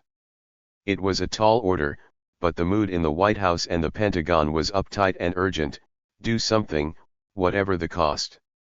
The cost proved to be high. 2. To Russia by air. On the night of September 5, 1949, in the dark of the moon, an unmarked C-47 rose from the runway of an airfield in the American zone of Germany and headed east. It was piloted by 2 Czech airmen who had flown for the Royal Air Force during the Battle of Britain. Behind them 2 young Ukrainians crouched in the fuselage with heavily loaded parachute packs. Each had a small suitcase strapped to his waist. Rising to 5,000 feet, the plane crossed the East German and Polish borders on a course to the western Ukraine. American radar tracked the plane, and American monitors intercepted the urgent radio messages that Soviet radar stations were sending to their command center reporting the unidentified plane overhead. There was no reaction from the ground. As the plane neared the drop zone, the Czech co-pilot moved back from the cockpit to alert his passengers. They were singing at the top of their voices the refrain of the Ukrainian partisans. Belt after belt, on into battle. Ukrainian insurgents never retreat. The plane gradually lowered its altitude to 600 feet. At a signal from the co-pilot, the 2 men jumped, one right after the other. The plane rose and circled west, following a more southerly route back to its base. The 2 Ukrainians had exfiltrated overland to the west from their hideout in the Carpathian Mountains almost a year earlier. They had been sent by the leadership of the Ukrainian resistance movement that was fighting to prevent the Soviet reoccupation of their territory. Their mission was to promote the cause of Ukrainian independence in the West and to get American support for the resistance fighters. After 10 months of intensive training as radio operators and intelligence reporters, the 2 men were now returning to their comrades. 4 days after the airdrop, they announced their safe arrival over their radio. CIA now had a 2-way link with the strongest nationalist movement within the Soviet Union. The Ukrainian nationalists, even 4 years after the war, were still a powerful force against the Soviet regime. Khrushchev, who was transferred from the Ukraine to Moscow about this time, is an eloquent witness. The Carpathian Mountains were literally out of bounds for us because from behind every bush, from behind every tree, at every turn of the road, a government official was in danger of a terrorist attack. The Ukrainian drop was the first deep penetration of the Soviet Union in a CIA program designed to give the White House early warning of a Soviet military attack. During the next 5 years, until well after Stalin's death and the gradual opening up of Soviet terrain to foreigners, CIA agents were dispatched into Russia by land, sea, and air from Scandinavia, West Germany, Greece, Turkey, Iran, and Japan. They covered intelligence targets from the Murmansk area to Sakhalin, mostly on the margins of the Soviet land mass, some deep within. Their task was to satisfy priority intelligence requirements from the Pentagon that could not be satisfied by any less expensive or dangerous means. During those 5 years the CIA operated almost solely as an instrument of the Department of Defense and its theater commanders. Their need was great. The Soviet Union had become a denied area at the end of the war. It was denied to Western diplomats, journalists, and tourists, to visual observation, photography, and talk with its citizens. It was denied even to foreign communists, who were carefully shepherded on their brief visits, for to Stalin they were, first and foremost, foreigners. In 1946 intelligence files on the Soviet Union were virtually empty. Even the most elementary facts were unavailable on roads and bridges, on the location and production of factories, on city plans and airfields. Scores of Air Force researchers were compiling Soviet bombing target dossiers from out-of-date materials in the Library of Congress. Nor did the information coming in from Europe or the Far East in the next 3 years do much to fill the gap. It came mostly from Soviet and East European refugees, Soviet prisoners of war who had not been repatriated, German prisoners in Russia who had, and deserters from the Soviet forces in East Germany, Austria, and Korea. Most of it was trivial, much of it spotty, garbled, or out of date. Perhaps the most useful piece of information was a series of fragmentary reports on the location of German technicians and equipment evacuated to the Soviet Union that provided the first hard information on Soviet-guided missile production and testing. Nothing of value came out of Russia itself. The American embassy in Moscow was isolated. Its reporting personnel, from the ambassador on down, and the handful of Western journalists as well, lived on official handouts and private speculation. A few official visitors from the West now and then broke the seal around the capital, but most could supply detailed information only on their hotels and on the Moscow subway. There were, as always in times of intelligence famine, many volunteers to supply reliable information on Soviet military matters. Dozens of intelligence mills operated throughout Europe ready to sell their second-hand or fabricated hot items to anyone with a little money. It became a time-consuming task for the CIA to run down and expose these mills. Even poor sources on the Soviet Union were drying up by 1948 when the March crisis and the Berlin blockade created the war scare in Washington. Early warning became an almost panicky requirement. It was officially estimated that Soviet forces were capable of reaching the English Channel in a matter of weeks. By the fall of 1949 it was estimated that Soviet bombers were capable of dropping bombs on American terrain. It was an axiom in Washington that Stalin was plotting war. When would it come? The heat was on the CIA to answer that question. The Pentagon sent over detailed requests for essential information, the location of Soviet military units and aircraft, the condition of Soviet airfields, above all Soviet military plans. In session after session with Army and Air Force colonels, we hammered out what we judged were realistic requirements that we had some hope of satisfying with our slender resources. I recall vividly one heated session in a Pentagon conference room. It started with an Army colonel banging his fist on the table and shouting, "I want an agent with a radio on every goddamn airfield between Berlin and the Urals." We looked at the maps and came up with a more modest plan.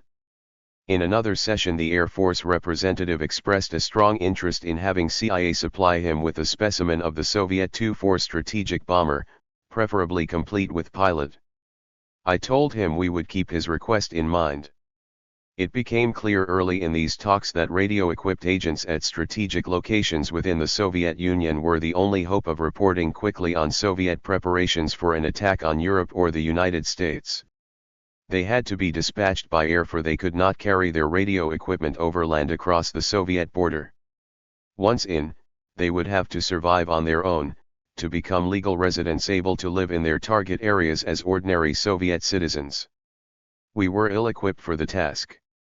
In the Soviet Union in 1949, there were no carefully prepared drop zones, no friendly reception groups outside the western Ukraine and the Baltic states, no help to be expected from the spy-inoculated population, no safe house or barn to hide in, no end to an agent's mission except to go 1,000 miles by train or on foot and exfiltrate across the well-guarded southern borders into Turkey or Iran. Once inside, an agent faced each day the most efficient internal security service and the densest informant network of the 20th century. We were confronted with two major technical problems in these operations. The first, to get the agents in, was solved very simply. Once the decision had been made by the director to return the two Ukrainian couriers to the Carpathians, we sought the required support. CIA already owned several C-47s and had recruited Czech and Hungarian crews to man them on occasional short-term missions into Eastern Europe. What was needed for the longer flights into the Soviet Union was more expert ground maintenance, a highly secure takeoff and landing field, and the preparation of competent flight plans. The 9th Air Force in Germany had what we wanted.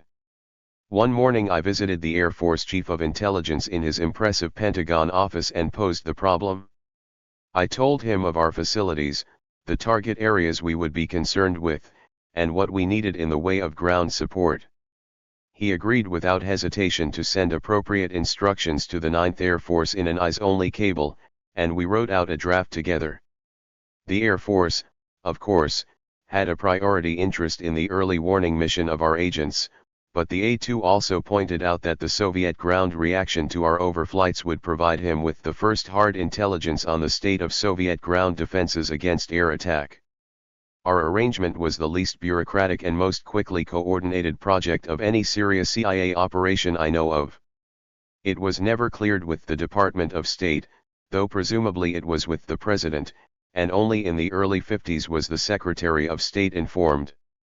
As it turned out, 4 years of these illegal overflights caused no diplomatic embarrassment. Soviet ground crews monitored every flight from the Baltic down to the Balkans, from the Balkans out over Central Europe, from West Germany east into the Ukraine and back again to the American zone. They shot at some, but the lumbering C-47 survived every flight. Yet Moscow did not protest. Apparently Stalin accepted these hostile flights as a normal element of the Cold War both before and after Korea. Our second major problem, the preparation of adequate documents for the agents sent in, was the most difficult technical challenge we faced. Once in, an agent had to fit smoothly into the rigid Soviet control system. That system was, and is, the most effective of any modern state.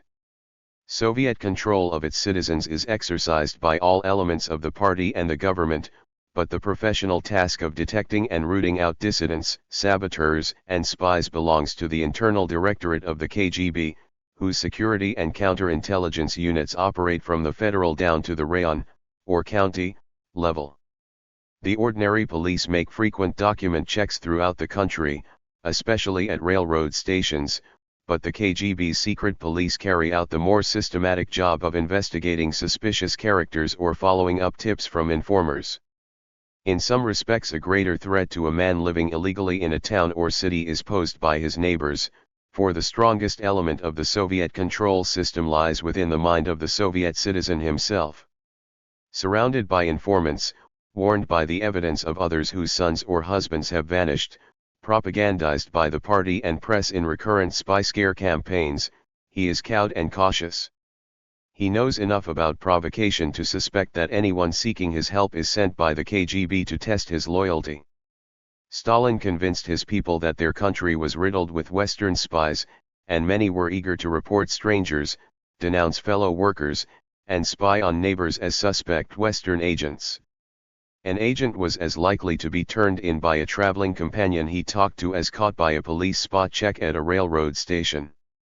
Personal documents are the nub of Soviet control over its citizens.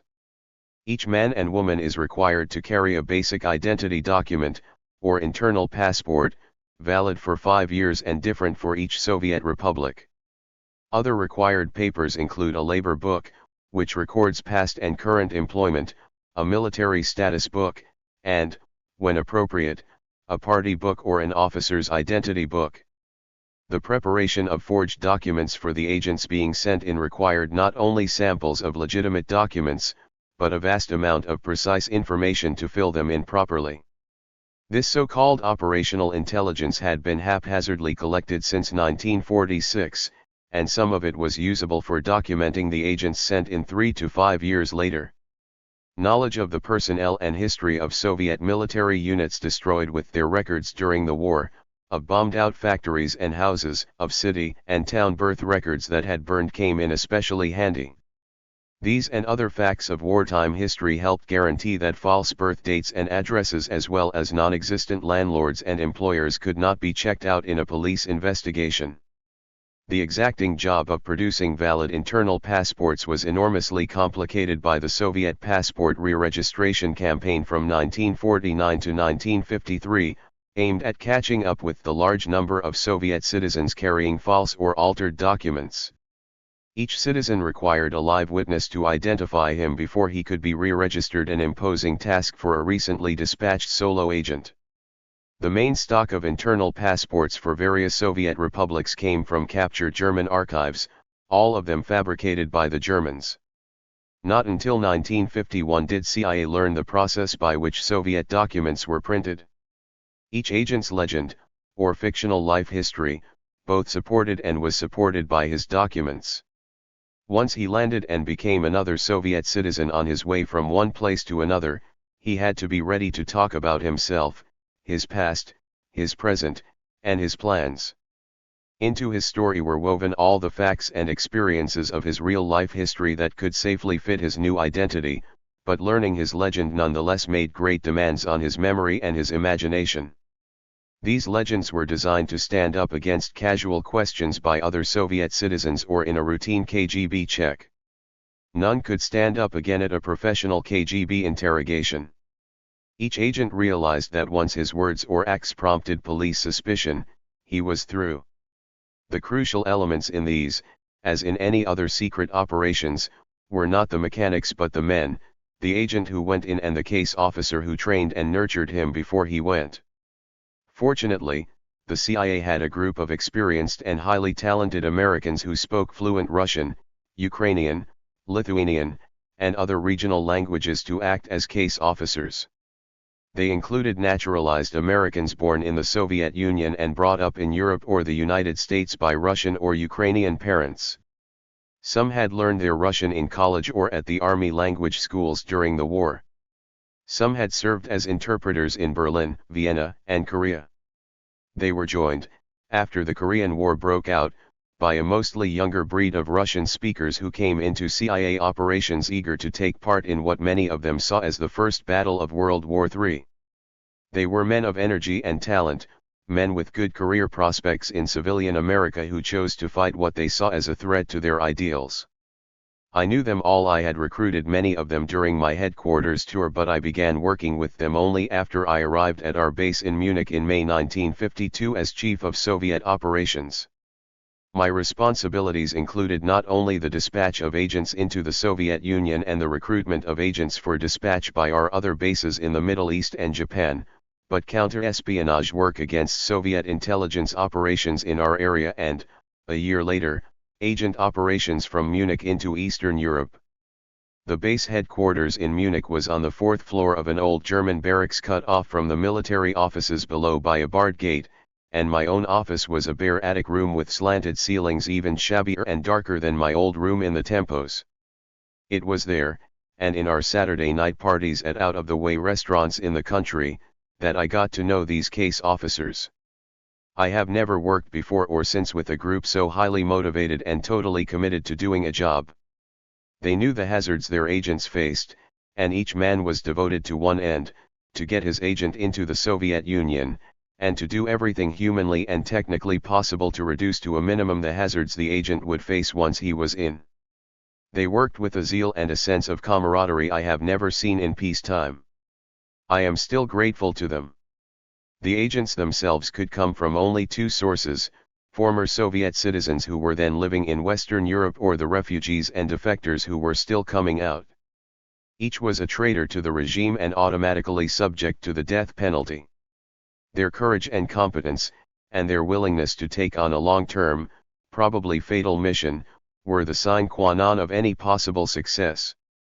Agent candidates were recruited from displaced persons camps in Germany, from among recent Soviet military defectors in Europe, Turkey, Iran, and South Korea, and through the auspices of various émigré groups.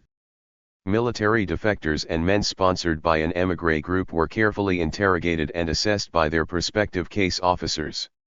Our spotters in the DP camps helped interview recent refugees and brought likely candidates to our notice. These men were quietly approached to determine if they were willing to undertake a mission into the Soviet Union. Those who agreed to this vague proposal were taken out of the camp, lodged in a nearby safe house for further interrogation and assessment, and accepted or rejected for a mission. A few of the successful candidates were ethnic Russians, but most belonged to minority groups: Bates, Ukrainians, Armenians, and Georgians with direct links in their native areas. All were single, young, bright, and highly motivated. Their reasons for volunteering were mixed. The Lithuanians and Latvians saw the Russians as occupiers of their homelands. The Ukrainians, among the strongest nationalists in the Soviet Union, wanted to fight the Russians for the independence of the Ukraine. Other ethnic Russians opposed the communist dictatorship for personal reasons or out of a more general hatred of the oppressors. The earliest missions those men were assigned were 1 or 2 man intelligence operations designed to establish legal residents who would cover assigned early warning targets and report any signs of impending Soviet military moves. When the Soviet A-bomb became a reality, intelligence coverage of suspect atomic energy installations joined early warning as a top priority. The varying fates of these missions were reflected in scenes of elation and frustration in my attic office. On one wet day in late May, 2 case officers burst through the door with good news. They had returned the day before from the airfield from which their agent had been dispatched. They announced that he had just reported all is well in his first brief radio message. We celebrated that night at a Gasthaus in a Munich suburb. The following September my deputy came in with a long piece of ticker tape. The Moscow radio had just announced the capture of 2 imperialist agents who had confessed to their nefarious sabotage mission. The broadcast gave details of their interrogation, including the cover names of their case officers and a garbled location of their training site. We spent hours speculating on when and how they had been picked up: at the drop zone, at the railroad station, in their target area. The Moscow radio gave no details on what was to us the vital question: had we gone wrong? If so, where? That broadcast depressed and frustrated us all, both the Americans and the agents in training. No agent dropped out. They knew from the beginning that the cards were stacked against them. Our only steady source of satisfaction came from the intelligence reports we received from the agents who had safely reached their target areas. Measured against the extraordinary effort devoted to getting them there, the results were meager. In terms of early warning, they were a total failure for one simple reason: there were no early warnings to be reported. No Soviet divisions moved west for an offensive into Western Europe. No strategic bombers took off for the United States. Had there been radio-equipped agents sitting near every 2-4 runway and major rail hub, none would have had occasion to transmit a warning message. The story of Ivan Petrovich, 24 years old, a Russian from the northern Ukraine, will serve to illustrate what launching an operation into the Soviet Union demanded. High on the Pentagon's list of priority early warning targets during those crucial years of 1949-53 was the strategic bomber base at Orsha in the western region of the Soviet Union on the main railway between Minsk and Moscow. It was one of the 3 key bases to be placed under observation by a radio-equipped agent. Our Russian and Ukrainian spotters in the displaced persons camps had been instructed to look for a man from the area who was willing to go on a dangerous mission. They knew nothing about the mission itself. After screening a dozen potential recruits, one of the spotters sent back a note strongly recommending a young Russian who had lived in the area during his earlier years and had fled to the American zone of Germany some 18 months before. The son of a mechanic on a machine tractor station near Vitebsk, he was tough, bright, self-assured. He was fed up with camp life and eager for an adventure. Once singled out, Ivan was brought to a safe house near his DP camp, a house used only for the preliminary assessment of agent candidates. Here he was put through a series of exacting tests of full-dress medical examination, measurements of muscular coordination and psychological stability, learning aptitude both verbal and mechanical. Our doctors and psychologists had him for 3 days. A Russian consultant on our staff then retraced with him his life history in painstaking detail, every place he had lived, everything he had done, every person he knew or who could recognize him inside. He was asked trick questions, put through a long session of hostile interrogation, and given several lie detector tests, all designed not only to test his honesty, but to measure his responses to stress and to strengthen the cover story he might use on his mission. Ivan passed his preliminary screening with high marks, and only then did he meet the 2 case officers who would make the final decision. Sam was a 30-year-old naturalized American with one team mission to his credit. His partner, Fred, learned Russian during the war, and could pass as a Russian from the Moscow area. The 3 men spent the day in casual conversation.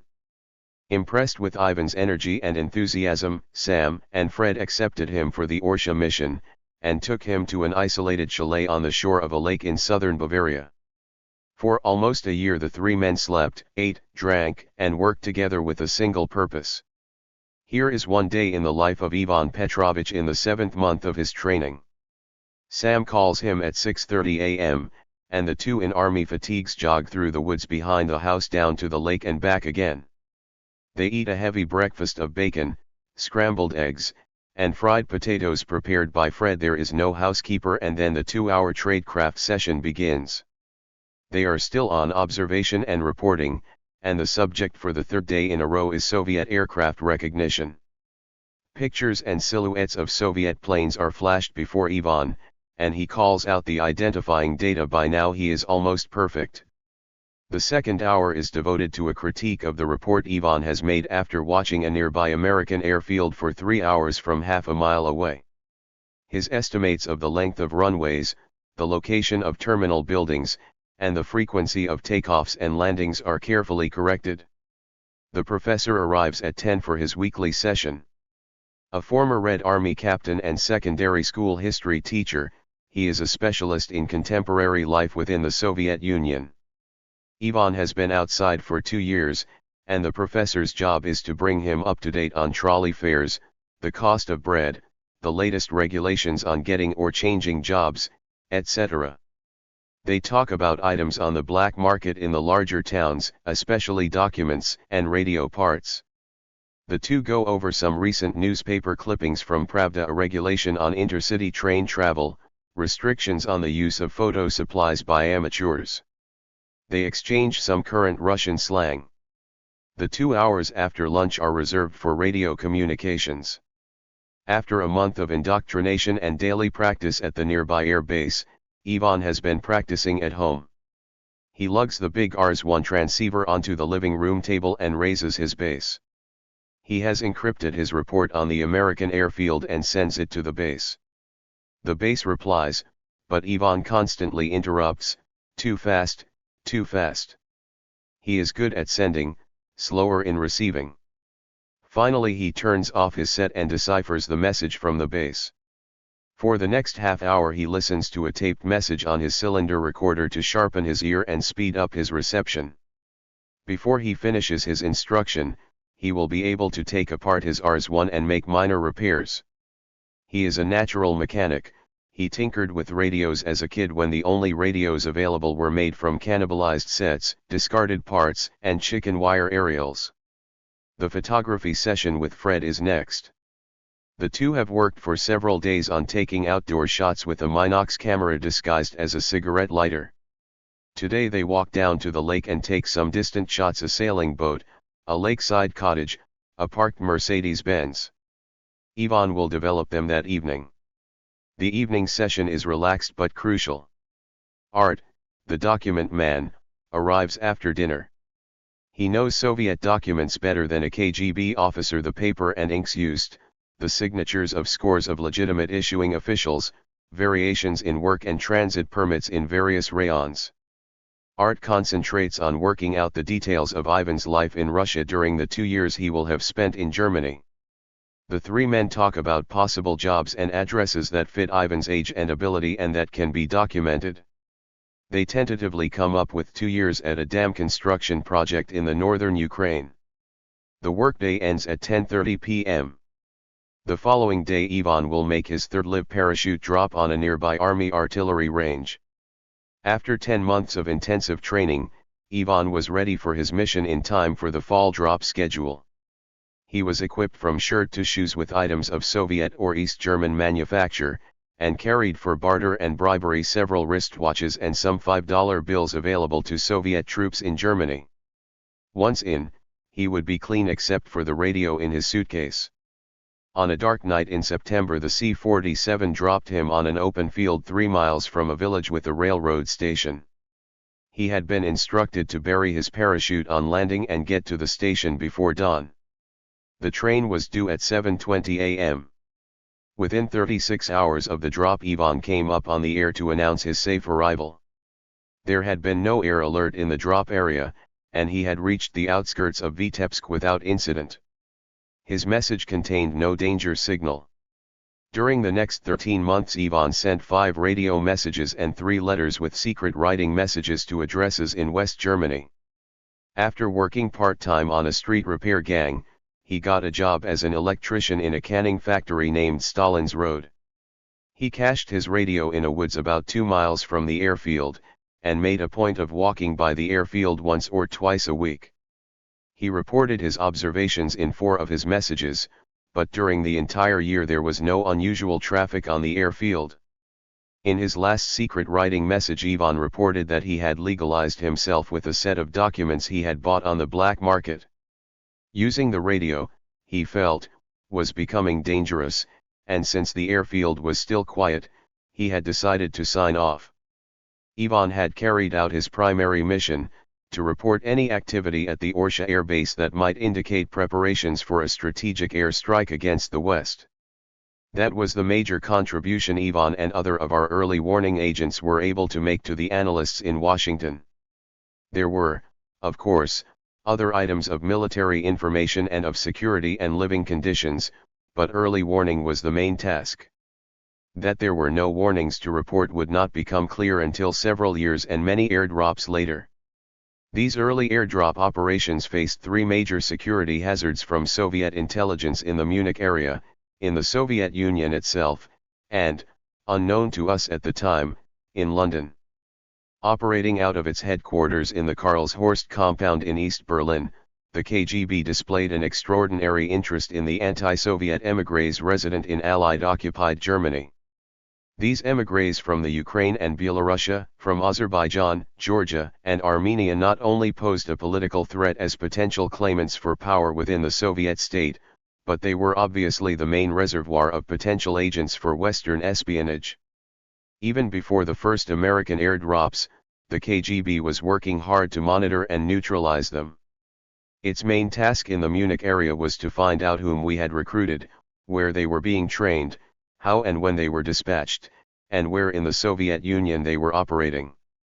The KGB Karlshorst Center worked 2 tracks, sending in bogus émigrés from East Germany and recruiting émigrés already in the Munich area. The second was the easier to counter. The Karlshorst procedure was routine. A Ukrainian or a Georgian working for Radio Liberation in Munich was approached by a German or a Russian from East Berlin who delivered a letter or photograph of his relatives in the Soviet Union. The visitor urged the prospect to rehabilitate himself by working for the Soviet service. Often the letter contained an open or implied threat of reprisal to his family back home, sometimes it offered money. Once recruited, the new agent was given the means to communicate in secret writing with East Germany and urged to buy a radio receiver for a one-way voice link with the KGB headquarters. When an agent had proved himself, he was frequently invited to visit East Berlin for face-to-face talks with his KGB case officer and, for outstanding performance, a free trip to his homeland. Some of the émigrés who were approached in this fashion came voluntarily to an American official, often in terror. Others were nosed out by our spotters in the émigré communities, and the threat of arrest or exposure usually brought out the full story. Those who were willing and able were encouraged to accept their Soviet assignment and report back to a CIA case officer. Running these double agents back into the Karlshorst headquarters not only told us what the KGB wanted to know about our operations but what they did not know. A typical case was that of a well-known émigré journalist with wide contacts in the emigration. He received a telephone call from a professed member of a Soviet athletic team in West Germany who brought him greetings from his brother in the Soviet Union. Under CIA control he visited Karlshorst where he was recruited and trained in microdots and photography and given the tasks of reporting on his émigré acquaintances, spotting and cultivating likely agent candidates for the KGB, and of penetrating the CIA to uncover its operations into the Soviet Union. His double mission lasted for several years, with personal meetings in Karlshorst 3 times a year. During that time he was able to identify more than a dozen KGB case officers in Karlshorst, to give the location of some of their safe houses, to recommend to the KGB several agent candidates who worked for the CIA, and to provide a misleading picture of CIA relations with various émigré groups. Once we had a number of KGB agents working for us, we were able to feed agents of our own choice into the KGB net. One carefully tailored case involved a Georgian working in Radio Liberty. He had been approached by the KGB a year earlier and at our instruction had agreed to work for the Russians, maintaining contact through an East German courier from Karlshorst. The courier on one of his trips asked our man to recommend another politically active Georgian who might be useful to the KGB. After several consultations with his CIA case officer, he recommended B as a likely candidate. A few days later B received a visit from an American who told him he might be approached by a Soviet emissary in the next few weeks and would he be good enough to accept any offer made to him. Puzzled but willing, he agreed. 3 weeks later, to his great surprise, he was approached by a Soviet courier. These double-agent operations uncovered scores of Soviet couriers, contact points, and agents in the American zone and gave us a detailed picture of KGB personnel and facilities in East Berlin. Their immediate value, however, was to provide continuing reassurance that the Karlshorst KGB had not penetrated our training bases or our air dispatches. On the basis of the hard evidence we had, our operations in the American zone itself were secure.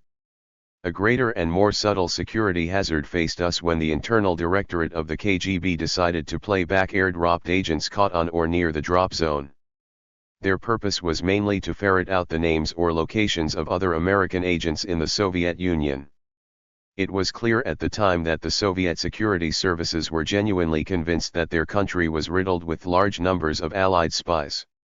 Their concern was unjustified, perhaps even more so than the spy mania in Washington during the same years. In almost all cases of KGB playback, the captured agent transmitted his control signal to inform the base in Germany of his arrest. We played along as long as the KGB was willing, for our only purpose was to keep our agent safe for as long as possible. In one radio playback, the KGB spent over a year and a half trying to inveigle us into making contact with the captured agent through another American agent on Soviet territory. The KGB handlers were frequently clumsy in running their end of the operation. In one of their more careless efforts, a playback via secret writing correspondence to addresses in Europe, analysis of the handwriting in the agent's letters showed that they had been written for him by 7 different persons. The gravest security threat to our airdrop operations, as it turned out, lay in London and Washington in the person of a senior British intelligence officer. H.A.R. Philby joined the British Communist Party during his undergraduate days at Cambridge in the early 30s and was recruited by Soviet intelligence before World War II. After a stint as journalist in Spain during the Civil War, he was recruited into the British Secret Intelligence Service and rose rapidly to become the head of its counter-espionage section in London. There, in the late 40s, and in his subsequent assignment to Washington as the British liaison officer with CIA, he sat astride British operations into the Soviet Union, an ideal spot for Soviet counterespionage. I sat around the conference table with Philby in London, and across from him at lunch in Martin's restaurant in Washington. I found him highly intelligent and a competent professional, precise and careful. Both qualities ran deeper than I suspected, for only a rare talent for living a split life and absolute self-control in or out of his cups could have kept him in place in the British service for over 10 years. It was during these years that Philby learned a great deal about our own air operations into the Soviet Union. He did not, as has been asserted, know what the CIA knew about Soviet operations, for the British were informed about our own operations only when it was absolutely essential to avoid confusion or duplication. Even so, Philby knew far too much, but since he was never broken before his defection to Moscow in 1963, it is impossible to determine precisely what information he gave to the Russians and which of our operations he helped destroy. It is easy in retrospect to sum up this crash program: the results were not worth the effort. At the time, however, when a Soviet military offensive was considered imminent, it was a wartime investment whose cost was not measured by the Pentagon. In my own view, there was some profit. The mere existence of radio-equipped agents on Soviet terrain with no early warnings to report had some cautionary value in tempering the war scare among the military estimators at the height of the Cold War. Another possible value of these operations fortunately proved to be an illusion. On a trip back to Washington from Munich in 1953, when the air dispatch program was becoming a controversial issue, I had a talk with the CIA director. During a review of the results since that first drop in 1949, he sat back and made a reflective comment: "At least we're getting the kind of experience we need for the next war." And that war, for him and for many others in Washington, was not very far away. Air dispatch of radio-equipped agents virtually ceased in 1954. Not only were the losses too high and the expenditure of effort too great for the results achieved, but the Soviet orbit was beginning to open up after Stalin's death and the war scare in Washington had toned down somewhat. Finally, too, illegal overflights violating Soviet terrain were being assessed for what they had always been: a direct provocation of the new Soviet leadership. As the wartime atmosphere dissipated, diplomatic concerns overrode the frantic Pentagon requirement: do something, do anything to detect the enemy's intentions. In the spring of 1949, when I had made the arrangements with the A2 for Air Force support of our air dispatches, our conversation ranged over other possible ways for satisfying the early warning requirement. We both agreed that the solution would ultimately lie in the air. A high-flying airplane with a precision camera could produce in a few hours more visual data than 100 agents could in a year of observing and reporting. But neither the plane nor the camera for high-altitude overflight was yet within the competence of American technology, and the men on the ground paid the price. 2 years after the last agent was dropped into the Soviet Union, the U-2 spy plane made its first peripheral flights along the Soviet borders. Khrushchev Remembers, translated and edited by Strobe Talbot, Little, Brown, Boston, 1974, p. 95. The civilian arm of Soviet intelligence is the Committee of State Security, or KGB, so named in 1954. Its predecessors have been known under a variety of names since the Russian Revolution: the Cheka from 1917 to 1922, the GPU and the OGPU, the NKVD from 1934, the NKGB and the MGB from 1941 to 1954.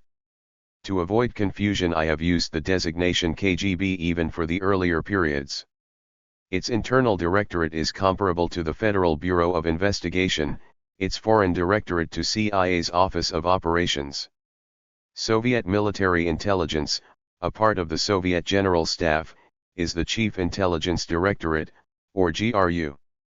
In his final communications briefing, each agent was briefed with great care on the indicator or danger signal he was to use in a message to warn his case officer that he was transmitting under Soviet control. During World War II, confusion about the danger signal often left both German and Allied services the victim of turned radio agents who thought they had alerted their base. 3. The second circle. Some of our operational planners saw the approach to the Soviet target as a series of concentric circles. The inner circle was, of course, the Soviet Union itself, and airdropping agents close to military targets was the most direct approach. The second circle was the array of states around the Soviet Union, both its satellites in Europe and its communist neighbors in Asia, that provided opportunities for a less direct, two-step approach to the Soviet target. These were more accessible and less tightly controlled than Soviet terrain in the late 40s and early 50s. In the third circle were the major non-ruling communist parties in Europe and Asia whose leaders were in frequent contact with the Soviet party leaders. In the second circle, East Berlin, Warsaw, Prague in the west, and North Korea and China on the east, there were two groups of possible sources who were in a position to report on what was happening inside Russia. The first, of greater interest, included senior Soviet military officers and civilian advisors who were shaping the internal structure of the new communist nations.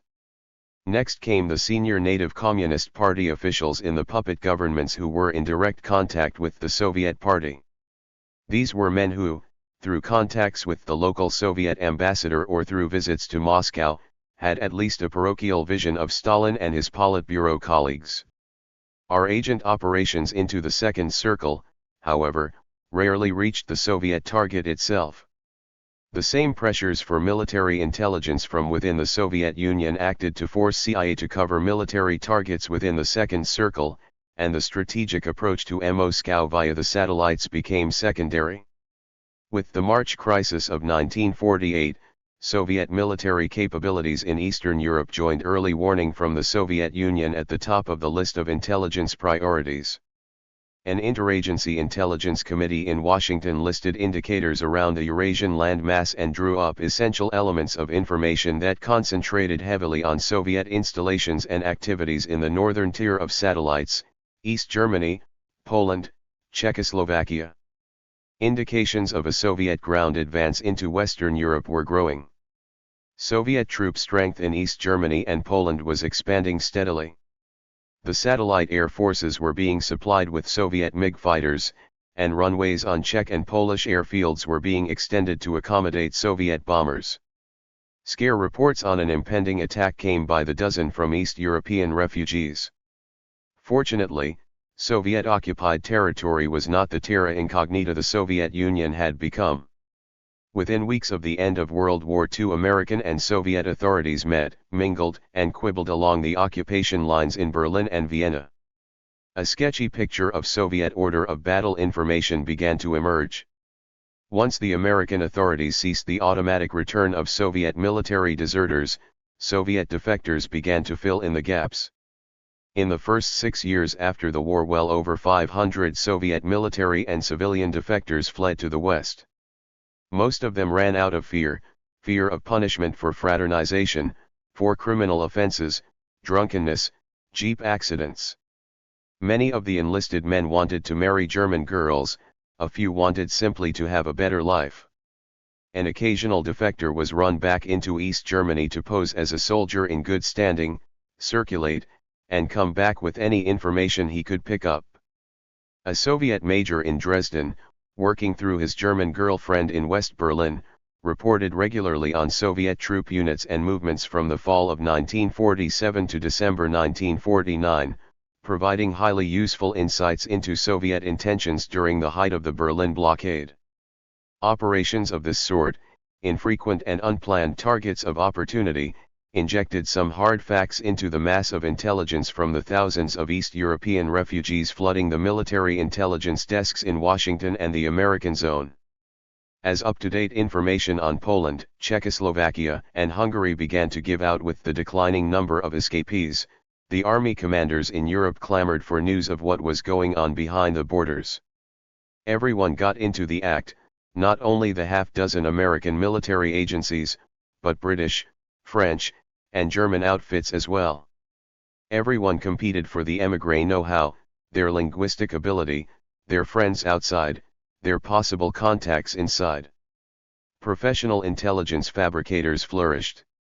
In the American zone alone, dozens of intelligence units, hundreds of interrogators and military intelligence officers, thousands of agents were working across the borders of East Germany, Poland, Czechoslovakia, and Hungary. The CIA, designed as a strategic intelligence service, quickly became caught up in these cross-border operations. From Berlin, from the American zones of Germany and Austria, from Vienna, Greece, and Turkey, CIA units began to concentrate almost exclusively on the satellite target. By 1948, the dividing line between the two armed camps that ran from Lübeck on the Baltic to the head of the Adriatic had become a fortified barrier with only Berlin an easy transit point. Through the Berlin Gate. The dispatch of agents into East Germany via Berlin was an easy task before the building of the Berlin Wall in 1961. Only good documents and a railway ticket were needed. These operations were also eased by the readiness of many educated East Germans to work for the West and of many West Germans to recruit relatives and other contacts in the East. The CIA had a rich supply of German-speaking case officers to handle them.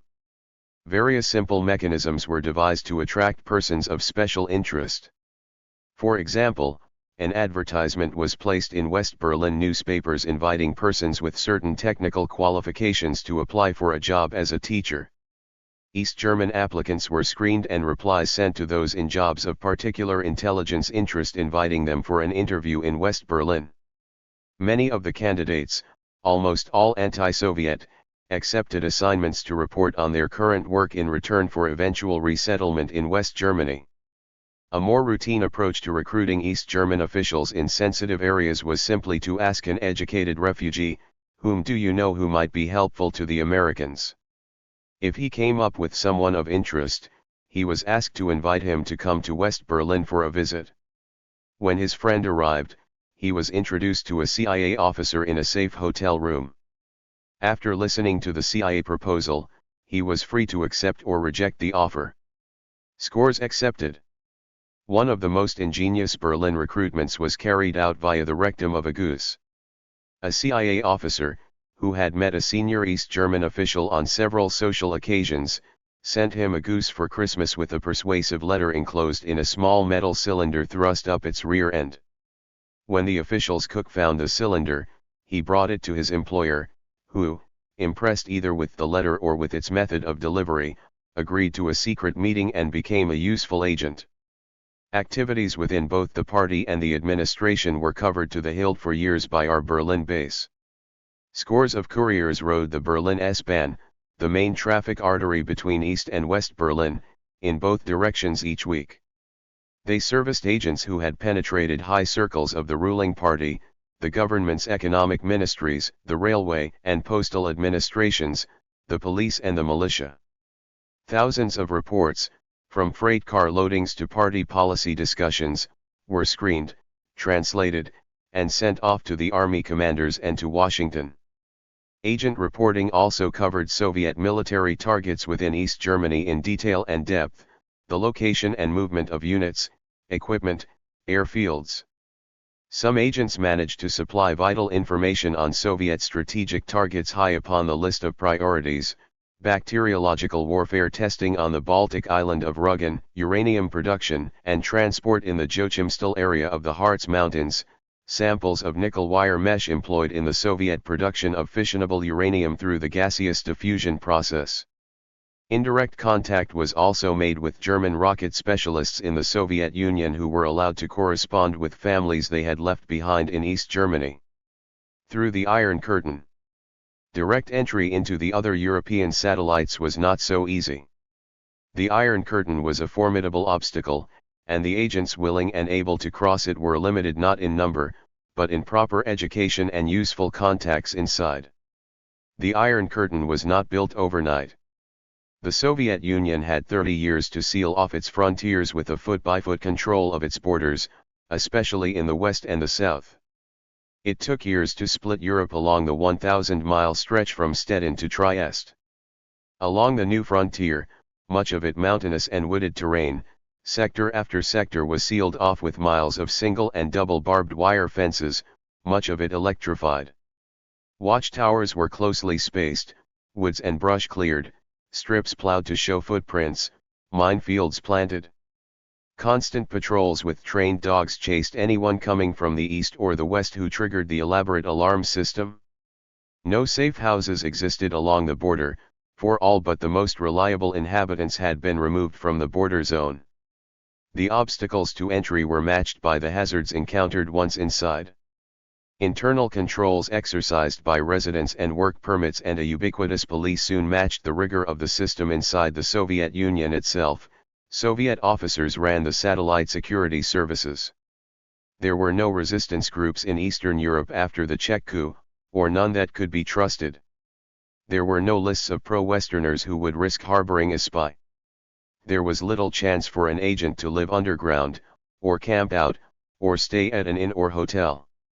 Above all, the new communist regimes had rapidly whipped up their populations to be on the lookout for Western spies. In the early days, agent candidates were available by the thousand. Up to 1948-49 there were so many gaps in the Iron Curtain that refugees literally poured through, whole families, on foot, pushing their baby carriages loaded with household goods. As the holes were plugged, only the more adventurous and courageous made it out, chiefly young unattached males, the most likely candidates for going back in as agents. Though it would seem unlikely that a man who has just escaped at risk to life and limb from communist oppression would risk his neck again on an even more hazardous trip, there were many volunteers. The fight against the communists was a strong motive for some, escape from a dull refugee camp life for others, but material incentives perhaps played the greater part with most: a job, good pay, preferential treatment in resettlement, help in obtaining a visa. The principal mission of the CIA stations in Germany, Austria, Greece, and Turkey was to establish resident agents in Eastern Europe, to send in agents who could recruit residents inside to serve as continuing sources of intelligence on their areas. Yet the CIA carried out as well a large share of missions designed to look at a specific airfield, barracks, or factory in the satellite areas. At their simplest, such operations involved sending back in a refugee who had reported an installation of interest to the CIA. He knew his way around and what to look for, and he often was able to find a place to stay overnight with either an old friend or a relative. In most cases the agents came back in short order with their tidbits of visual observation and local chit-chat. The long-term missions offered greater problems. There were two possible approaches to recruiting a well-placed source inside an Eastern European country: to send in a man to recruit someone he knew, or to send in a suitable courier to recruit a stranger who, on the evidence we had, was strongly opposed to the communist regime. It was necessary, of course, to ensure that the courier who made the approach would be accepted as a legitimate messenger from the West. In one case, a Czech major who had defected in 1951 from a regional military command headquarters in eastern Czechoslovakia recommended two of his fellow officers as strongly anti-Soviet. A properly documented courier with several missions to his credit was sent in through the barbed wire and reached the command headquarters by train. He recognized one of the two officers from the major's description and showed the officer a picture of the major's child to identify himself as a friend and an authentic messenger. The two officers accepted him and talked to him freely about the morale of the Czech army and the attitude of its officers to the now politicized Czech general staff. They gave their personal estimates of the degree of Soviet confidence in the reliability of senior Czech officers. The courier returned to his base with a detailed appreciation on these and other matters. His report was of burning interest to the American command, who were eager to determine whether the Czech armed forces would be a reliable Soviet instrument for offensive action in the West. The reports from the two officers made it clear that they would not. The case of Yuri, also a Czech, had a human twist. An engineer from Prague, Yuri had decided to escape when the Czech security services began questioning some of his friends about his political views. Since he was engaged to be married, he went alone to reconnoiter a safe route across the border over which he could later take his fiancée. He got through without difficulty and made his way to a refugee camp in Bavaria. He now wanted to go back and bring out his fiancée.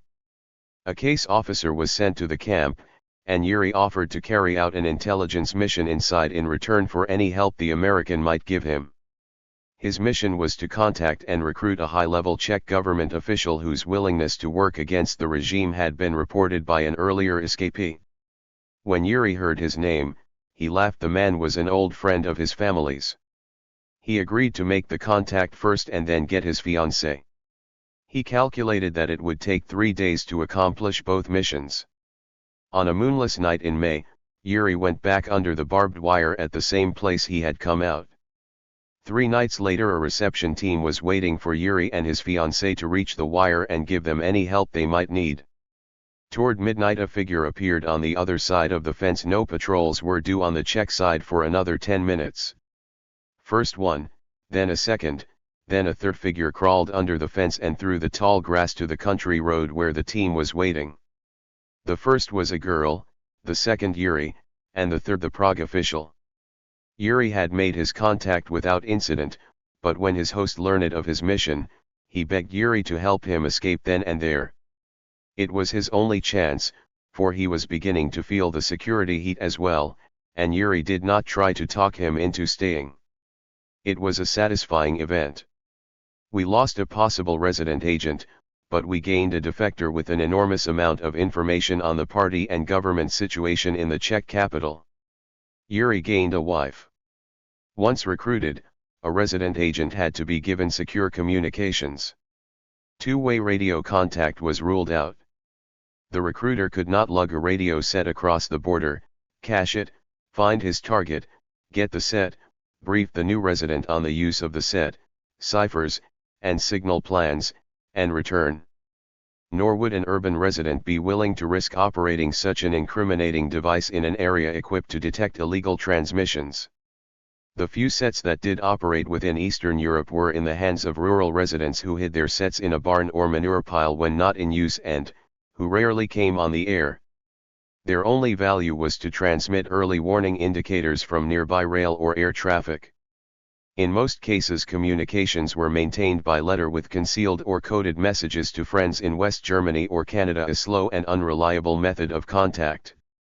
Safer, but even slower, was the dead drop: a cemetery, hollow tree, kilometer stone, public toilet, church graveyard, or public park where the resident placed his reports. Couriers serviced these drops on an irregular schedule. The handling of resident agents was carried out with care and the losses were rare. It was in the routine cross-border operations aimed at tactical targets that the hazards ran high and failures were legion. Some agents were caught or killed on the way in or out. Some who got through were arrested because of suspicious behavior or were turned in by the people they were supposed to contact. But the most damaging losses came from the aggressive counterintelligence operations of the satellite security services. It was child's play for the Czech and Polish services to send out their own agents as bona fide refugees to report on the mechanics of Allied handling, the émigrés involved, the kind of screening carried out. With this information on hand, they were able to insert agents into the refugee stream tailored to the Allied interest. Once recruited by Allied intelligence, these agents carried out their missions with great success, bringing back precise reports of mostly misleading information and glowing accounts of the resident agents they had recruited.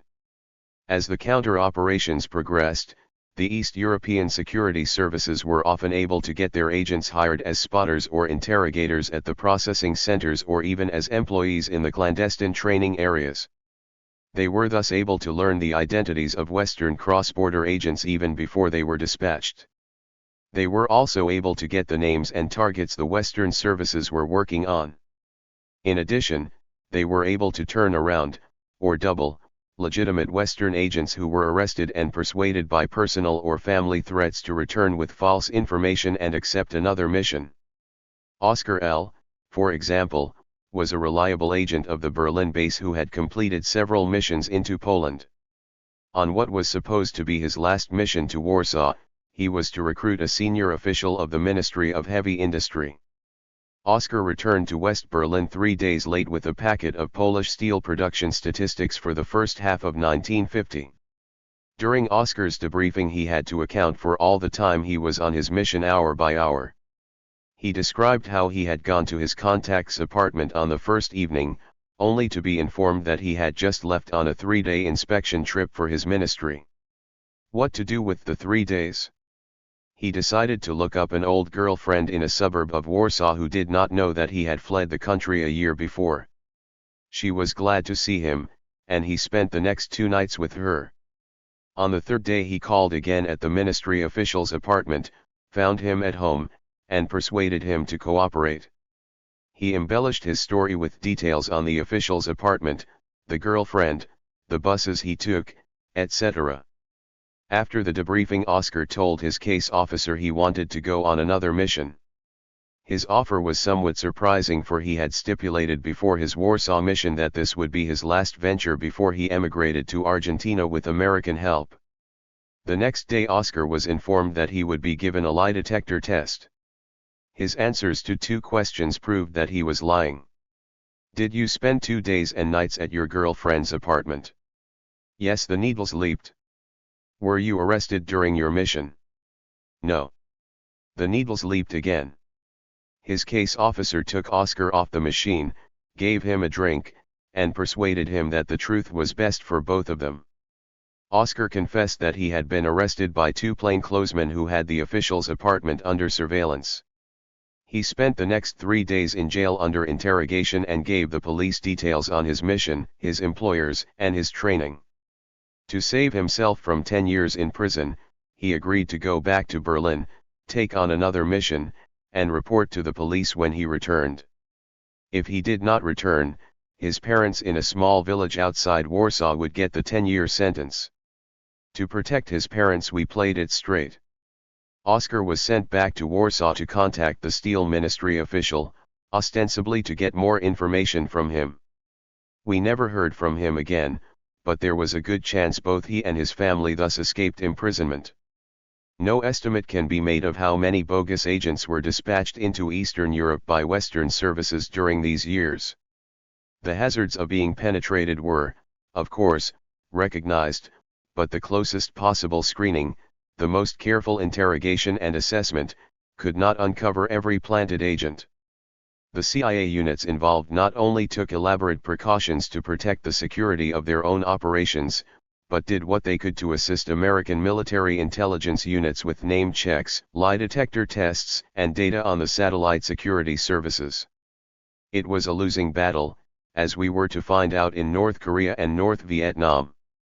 No claim can be made for a significant return on the heavy investment in these cross-border operations any more than on the airdrops in the Soviet Union.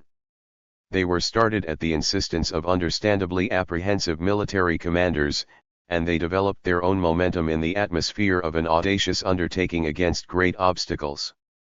The hard work in documenting and training an agent, the excitement of his successful dispatch, the tension in awaiting his return, the despair at his loss, these often contrived to cloud case officers' judgments on the value of the intelligence their agents were producing. To dismiss these operations as a total failure, however, is perhaps too smug. We must remember the tenor of the times. World War III was coming, and such operations were the only means of reaching the target. There was, as in the operations into the Soviet Union, a positive byproduct. The first generation of CIA operations officers was learning its trade by doing, by developing know-how, both in what to do and what not to do. But there is no question the operations lasted far longer than they should have. For more than 5 years the CIA in Europe spent most of its resources on wartime tactical intelligence. For a strategic service initially designed to place long-term agents at key points in a hostile camp, it was a wasteful diversion. China and North Korea. With the communist takeover of China in the fall of 1949, the second circle extended to the Pacific, for communist China was then, against all common sense, viewed as a Soviet satellite. Mainland China became a denied area, curtained off by coastal controls except in the southwest and in Tibet. Illegal operations were the only means of access. After the Japanese surrender in September 1945, ROSS stations and bases in China were called upon for a time to develop intelligence sources on the activities of the Soviet military forces in northern China. However, as it became increasingly evident that the Chinese Communists were continuing to extend their control of the countryside against the Chinese nationalists, the Communist-held areas became the main target for espionage operations. These areas, even without fixed border controls, were effectively denied to outside observers, and the Pentagon required hard data on the location and movement of Communist military units to supplement the sporadic information supplied by the refugees who fled the advancing Communists. The rapidly changing military situation on the mainland allowed only limited opportunities for penetrating the denied areas. Some refugees were sent back on quick turnaround missions, but CIA's main effort was devoted to finding Chinese civilians who had legitimate reasons for moving into and out of the communist-occupied areas. Several score of these agents produced a fair amount of tactical information on local military units, living conditions, and civilian morale, but were understandably incapable of providing an overall view of communist military capabilities, much less communist intentions. Several strategic intelligence operations were launched, but they were rendered ineffective by the rapid communist advances in many areas. Arrangements were made, for example, with a tribal leader in the Ordos region of Inner Mongolia to establish a permanent base for collecting intelligence in return for the supply of tube wells to irrigate the arid tribal farmlands. Mongol agents were recruited, trained, and equipped with radios, but time proved too short to set up an operating base. Several stay-behind agents with radios were established in other areas not yet overrun by the Communists, but they survived only briefly. Just as the Communist victory in 1949 created an urgency for military intelligence on China, so the division of Korea into the Soviet-occupied North and U.S.-occupied South in 1945 had created a new urgency for military intelligence in that area.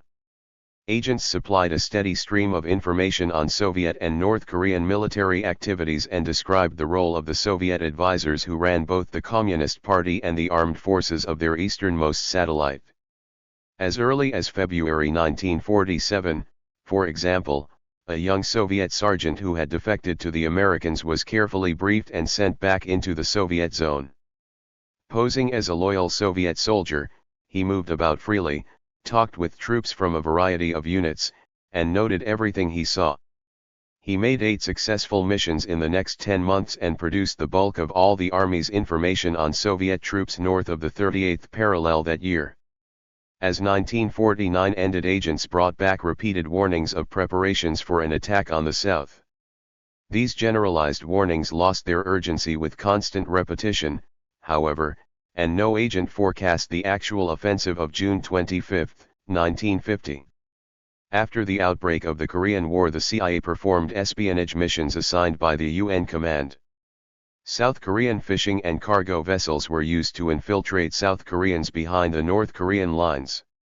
A combined CIA-Navy team secretly reconnoitered the islands off the coast of Korea near Incheon occupied by the North Koreans in preparation for the Incheon landing in September 1950.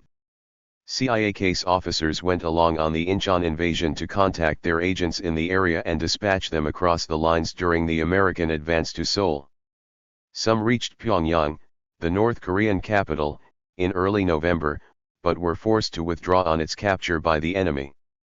The main crunch in the Korean War came with the introduction of Chinese forces, and the key figure in providing first-hand evidence of the military situation north of the Korean-Chinese border was a CIA agent. A former high-ranking Chinese nationalist officer, he was dispatched to the Chinese mainland in the summer of 1950 to assess the military situation in the north. He had been born and brought up in Shanghai and had served with the nationalist forces in various provinces, including the northern area. Many of his officer colleagues had defected to the Communists before the defeat of the nationalist armies, and he hastened to get in touch with those he could locate. From his conversations with them, and from his own observations, he was able to establish with some precision the number and distribution of Chinese Communist troops along the Manchurian-North Korean border. His detailed reports, as well as others from Chinese nationalist sources in the fall of 1950, gave fair warning to the UN command of the imminent Communist crossing of the Yalu River in November 1950. Although General MacArthur later denied having seen any reports depicting a buildup of Chinese forces along the Yalu, President Truman stated publicly that he had seen and read CIA reports on Chinese troop concentrations in the area which the general either had not read or had ignored. Once more the strategic approach through the Second Circle failed.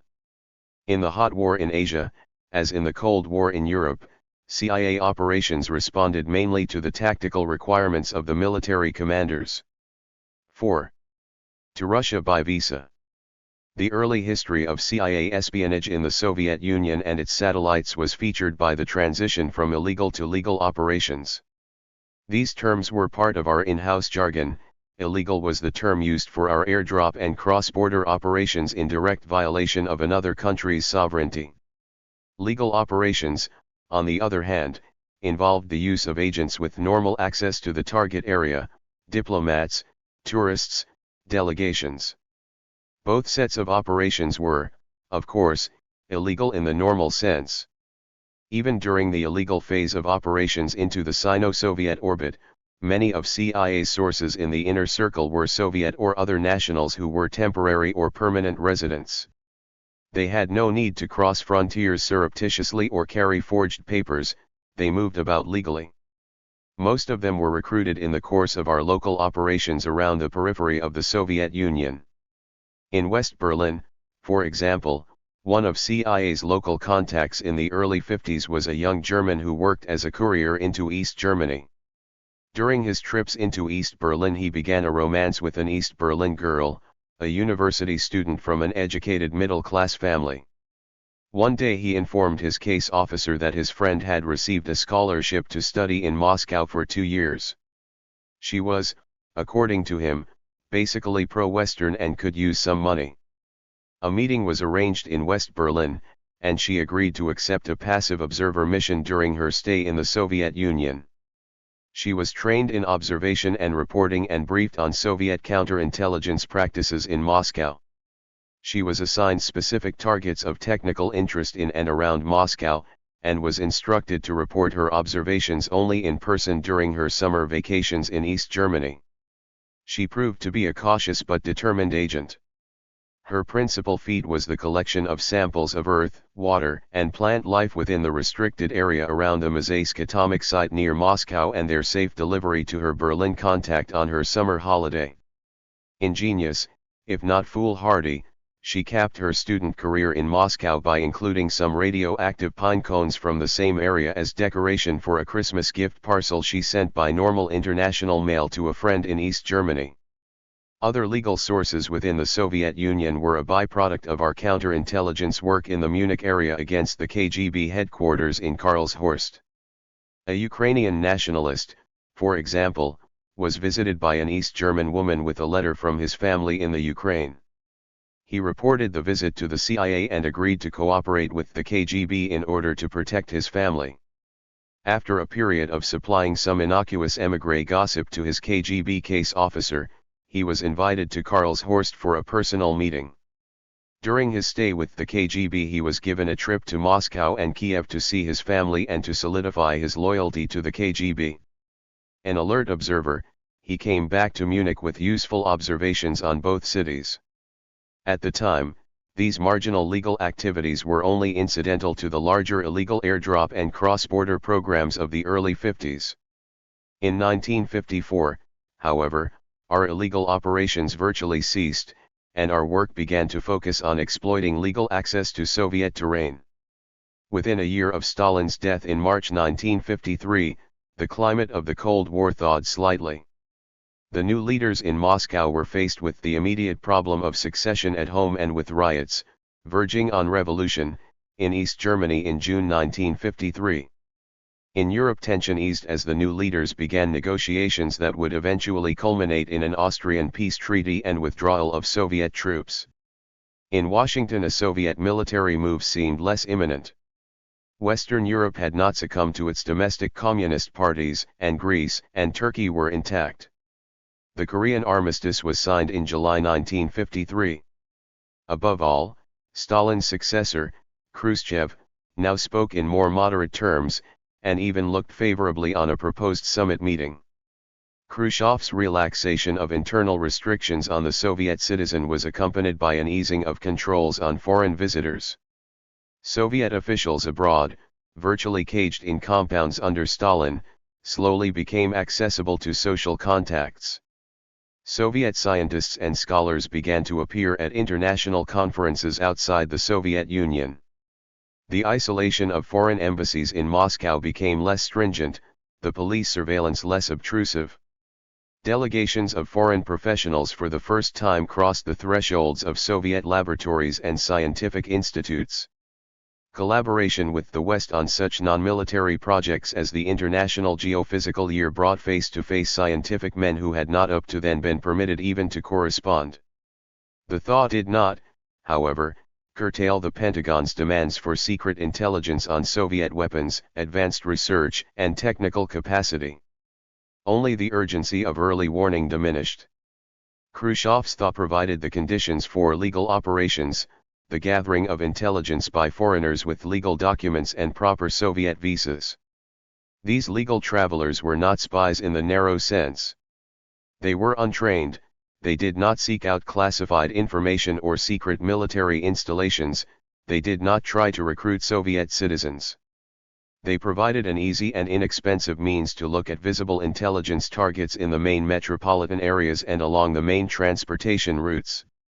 As the number of visitors to the Soviet Union increased, tourist reports and tourist cameras began to produce instant intelligence of interest to the Pentagon.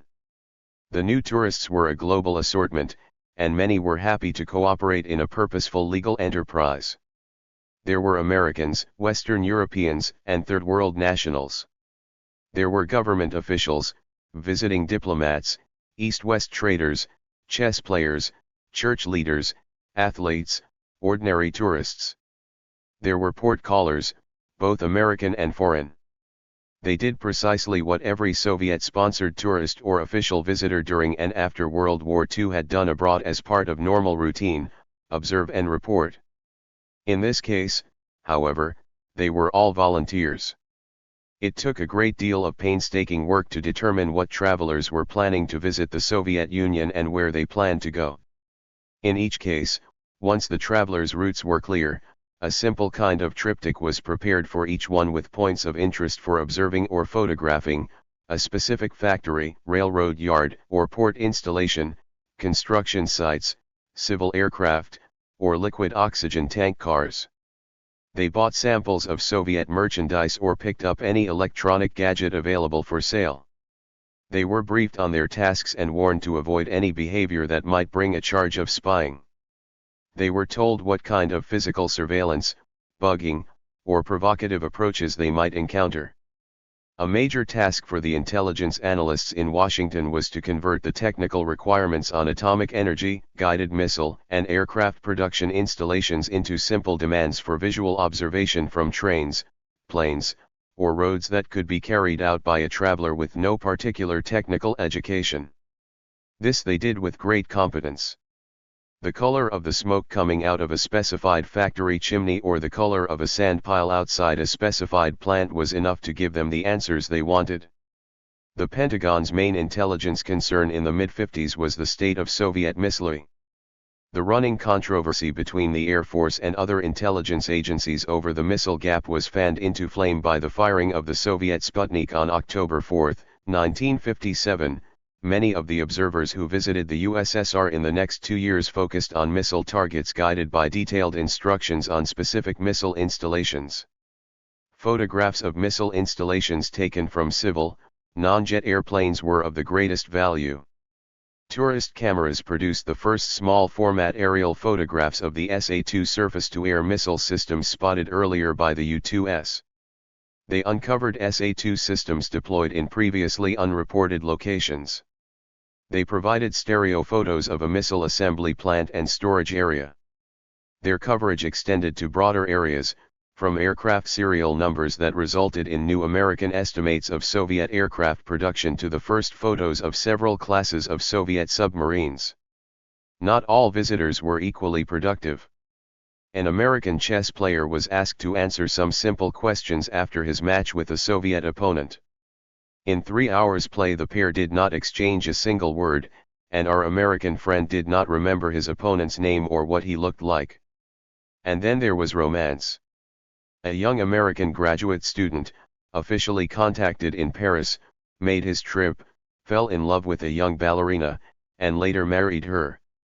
The coverage of observable targets by legal travelers peaked in 1958-60 and contributed no small share to closing the missile gap of the last Eisenhower years. It also contributed many minor and some major items of information on Soviet long-range bombers, nuclear propulsion systems, manned spaceflight, and bacteriological warfare capabilities. During those years not only were more and more outside tourists briefed to look and report, but individual Westerners, mainly Americans, were recruited by the CIA to go to the Soviet Union on a pre-arranged itinerary and report in depth on the key target installations that were emerging from earlier observer and U-2 reporting. In some cases one man was sent on a trip to cover a single target. In others an individual was given a set of requirements generally suited to his professional competence. The men sent in on these mounted operations were much more qualified than the ordinary tourist who was asked to take a photograph or two. They almost all spoke Russian and had some knowledge of the USSR. Many were academics, graduate students or professors who were eager to see, usually for the first time, the country of their specialization. They were carefully screened before being invited on the expense-paid visit, and those who were accepted received a week or more of intensive briefing before they took off. Many were young, with a sense of adventure. Settled scholars were more cautious, but equally cooperative. These tourists provided an extraordinary amount of information on high-priority targets. They supplied thousands of photographs of facilities for the production of intercontinental ballistic missiles and of the sites at which ICBMs had been deployed.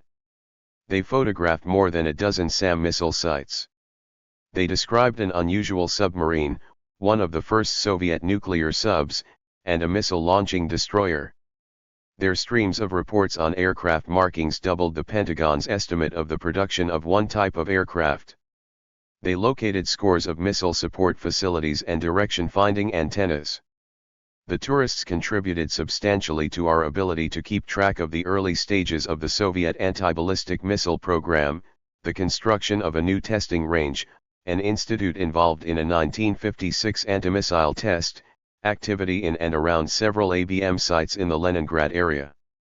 These installations were also described in some detail by returning German technicians who had worked in institutes or plants connected with ABM development and by several agent sources. Up until 1960, the Soviet Internal Security Services, mainly the Internal Directorate of the KGB, took an almost benign view of these foreign visitors. A stubborn Western professor who insisted on photographing an off-limits military installation for his own private collection was handled most politely by the police. Observing him, they treated him like a wayward child.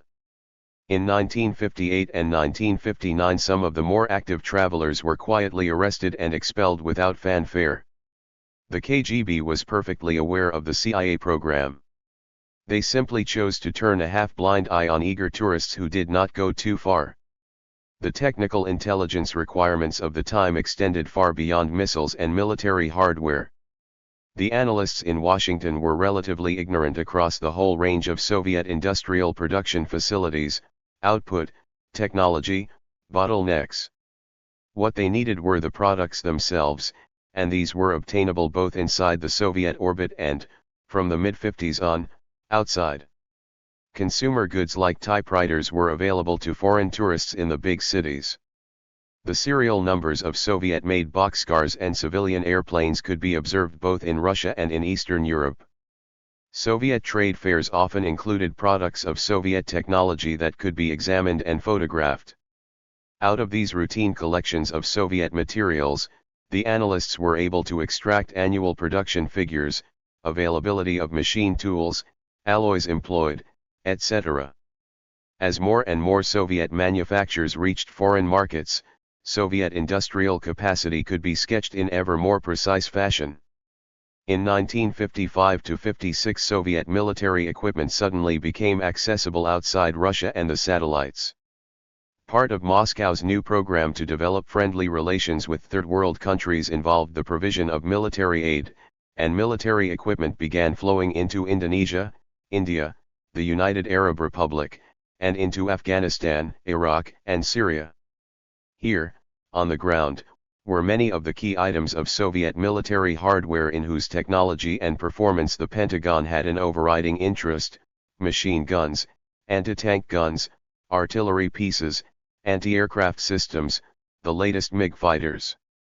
The Pentagon wanted samples, specifications, performance capabilities. The value of the target weapons were graded by the armed services.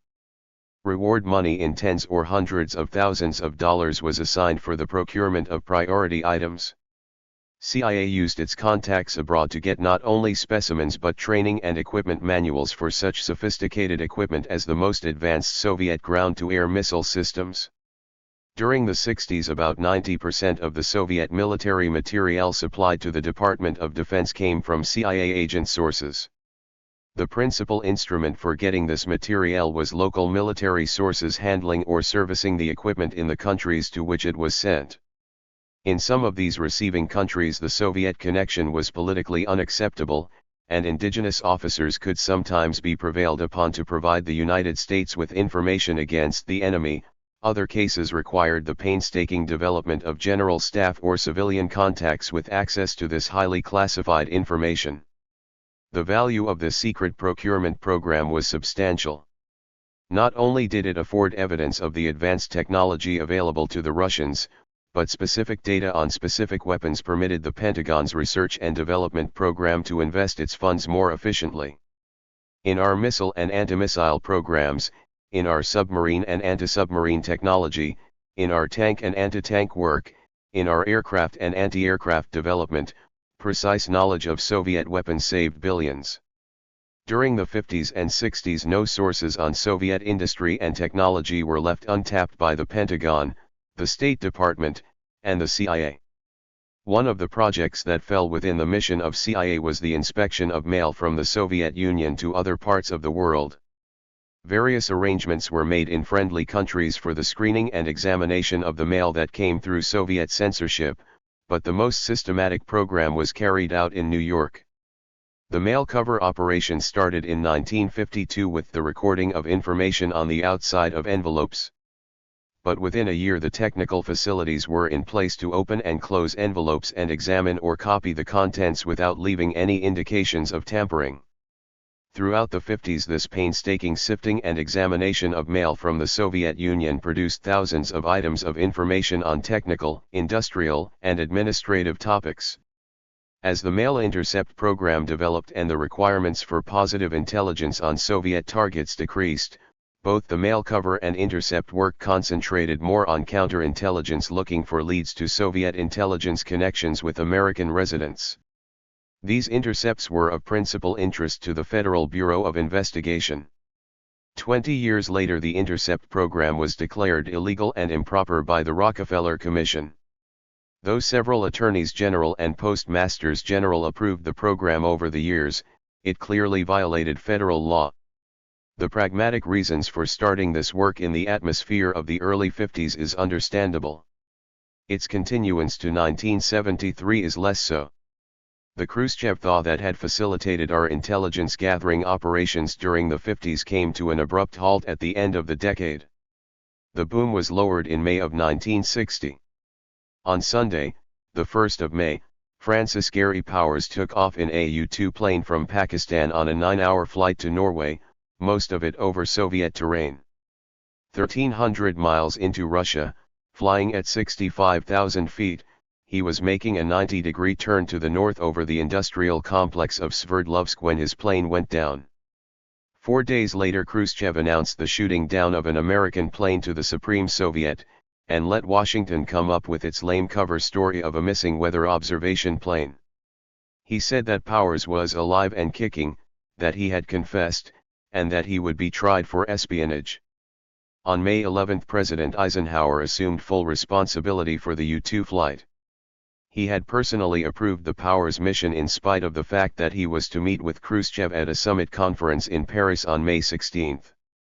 Angered by Eisenhower's refusal to apologize for past aggressions, Khrushchev boycotted the four-power session after the first day and withdrew his invitation to the president to visit the Soviet Union. Then he threatened to solve the Berlin problem by signing a separate peace treaty with East Germany.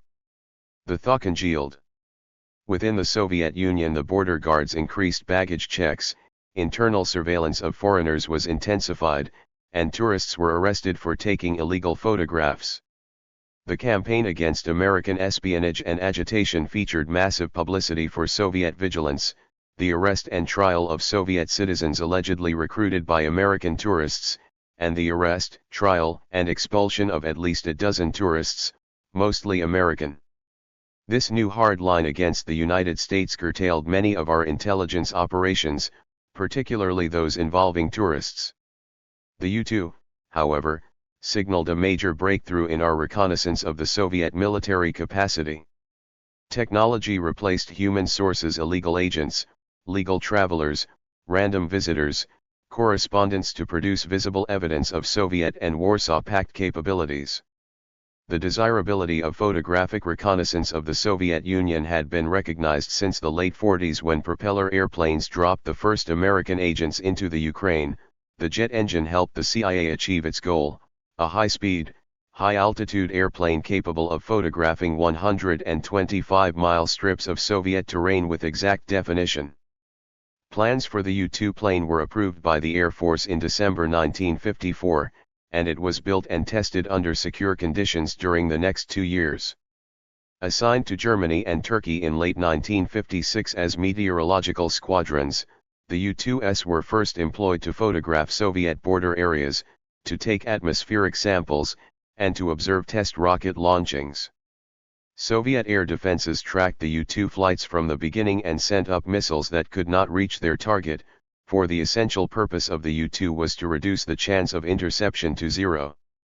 For almost 4 years these flights eluded interception and Soviet diplomatic protests. When, finally, Soviet countermeasures caught up with the elusive target in May 1960, the U-2 program had produced without loss of life invaluable information on the major military and industrial targets in the Soviet Union and Eastern Europe. The CIA, rather than the Air Force, was assigned the task of developing, building, and operating the U-2s because of the overriding need for secrecy. The CIA handled the contracts with the builders, recruited the pilots, and secured the secret bases abroad through arrangements made with local security services. The Intelligence Directorate of the CIA set up a secure system for processing the photographic take and distributing the results to a narrow circle of need-to-know units in the intelligence community. Illegal spy flights reached their zenith with the launch of Tyros-1 in April 1960 and of Midas the following month. The succeeding generations of reconnaissance satellites opened up the Earth's terrain to continuous live observation. In the process, illegal flights became legal. They became an internationally accepted mode of spying for the simple reason that no nation could take effective action against them. In the past 15 years, the U-2 and reconnaissance satellites have been the main instrument for early warning and for the detection of military-industrial structures. They are an essential element in verifying Soviet compliance with missile or arms agreements. Their eyes and their ears play an increasingly refined role in recording visible, audible, or electronic events within the Soviet Union. They cannot, however, record what goes on beneath the roofs of the military research institutes they photograph. They cannot record the conversations or supply the minutes of committee meetings in the Politburo, Central Committee offices, or General Staff headquarters. They cannot record the intention of the Politburo to send offensive missiles to Cuba or tanks to Angola. They cannot, in short, reach into men's heads to determine their thoughts, plans, and goals. For these invisible targets, men are still needed members of the Soviet establishment with access to classified information in the normal course of their careers. The Russians need their men in Washington. We need ours in Moscow. 5. Recruiting Russians. Some of the best spies are often men who have volunteered their services. They simply walk in or write in, say what they have to offer, explain the reasons for their action, and propose a deal. A Soviet official who, for whatever reasons, wants to work for the Americans makes his approach as directly as possible and supplies immediate proof that he is the man he says he is and that he has first-hand information of real value to American intelligence. A walk-in of any sophistication knows that he must allay the immediate suspicion that he is a phony or a provocateur sent by Soviet intelligence. The most productive CIA Soviet agent of the 50s recruited himself quickly and expertly in Vienna during the Allied occupation of Austria. The most valuable Soviet agent of the 60s, Colonel Penkovsky, recruited himself with great difficulty in Moscow and London. 2 agents in place. On New Year's Day 1953, a short, neatly dressed man handed a letter to an American vice-consul about to enter his car with a girlfriend in the international sector of Vienna. It read, "I am a Soviet officer, I wish to meet with an American officer with the object of offering certain services." The letter specified the time and place for a meeting, at which the Russian satisfactorily identified himself as a major assigned to the Vienna Office of Soviet Military Intelligence, the GRU. For the next 6 years Major B was the key CIA source on Soviet military matters. I took a particular interest in the self-recruitment of Major B because he had been hailed by some of my colleagues as an example of a real ideological agent, a Russian who had come to us purely out of principle. In conversations with the operations officers involved and from reading his case file, it was clear that Major B had a strong sense of social injustice. Born in 1923, the son of a peasant, he lived through Stalin's collectivization program and retained an enduring hatred for the regime's continuing mistreatment of the poor peasants. Yet it was his own personal circumstances that triggered his act. He was being criticized by his GRU chief for recruiting only a few useless agents, one of whom, a Serbian woman, he had taken on as his mistress without informing his boss. When his wife and child arrived from the Soviet Union, he began to run short of the money needed to support 2 establishments. Only late in his first conversation with a CIA officer did he disclose, almost casually, that he had offered his services because he had an affair to straighten out and that he came to CIA only as an extreme measure. Political principle is rarely the sole or main reason for the transfer of a man's allegiance, and Major B was no exception. He and one CIA case officer met secretly once or twice a month in comfortable middle-class surroundings, where their sessions often lasted 8 or 9 hours. They became intimate companions with a strong mutual affection. B found in his case officer the only man he had ever been able to talk to in his adult years about his feelings and anxieties, his job frustrations, and his attitude to his bosses and the regime. After one of their many discussions about the relative merits of the CIA and the GRU, B expressed his feelings about the 2 services. "This is what I like about your organization. You can find time to drink and relax. It is an entirely human approach. You have respect and regard for an individual. With us, of course, the individual is nothing, and the government's interest is everything." As the years went by, his secret contacts with the CIA became nerve-wracking. The GRU, apparently growing suspicious, asked him to return to headquarters. In his last meeting before going back to Moscow he felt shaky but remarkably confident. He was urged by his case officer to defect, but he refused. "I am not the man for that." Arrangements were made to meet him in Moscow if he so wished. Major B was apparently arrested in February 1959, shortly after his return to Moscow, but the Soviet authorities kept his arrest quiet in order to use him against the CIA. We continued the contact in the hope of keeping him alive, but immediately after an emergency meeting with him in October 1959, the CIA case officer was arrested. After attempting to cajole him to work for the GRU, the Soviet security officials released him on the basis of his diplomatic immunity. According to an official Soviet announcement, Major B was executed shortly thereafter. Major B was the most valuable source of Soviet military intelligence of the time. He provided technical specifications on Soviet conventional weapons, including the first information on several new Soviet tanks. He furnished detailed order of battle data and tables of equipment for Soviet tank, mechanized, and rifle divisions. He reported large increases in the number of amphibious vehicles and armored personnel carriers a full 18 months before they were spotted by other sources. His other firsts included the description of several tactical missile systems and reports on the existence of Soviet nuclear submarines, a new heavy tank division, and Soviet Army tactics in the utilization of atomic weapons. This one man's reporting had a direct and substantial effect on U.S. military organization, doctrine, and tactics, and saved the Pentagon at least $500 million in its research and development program.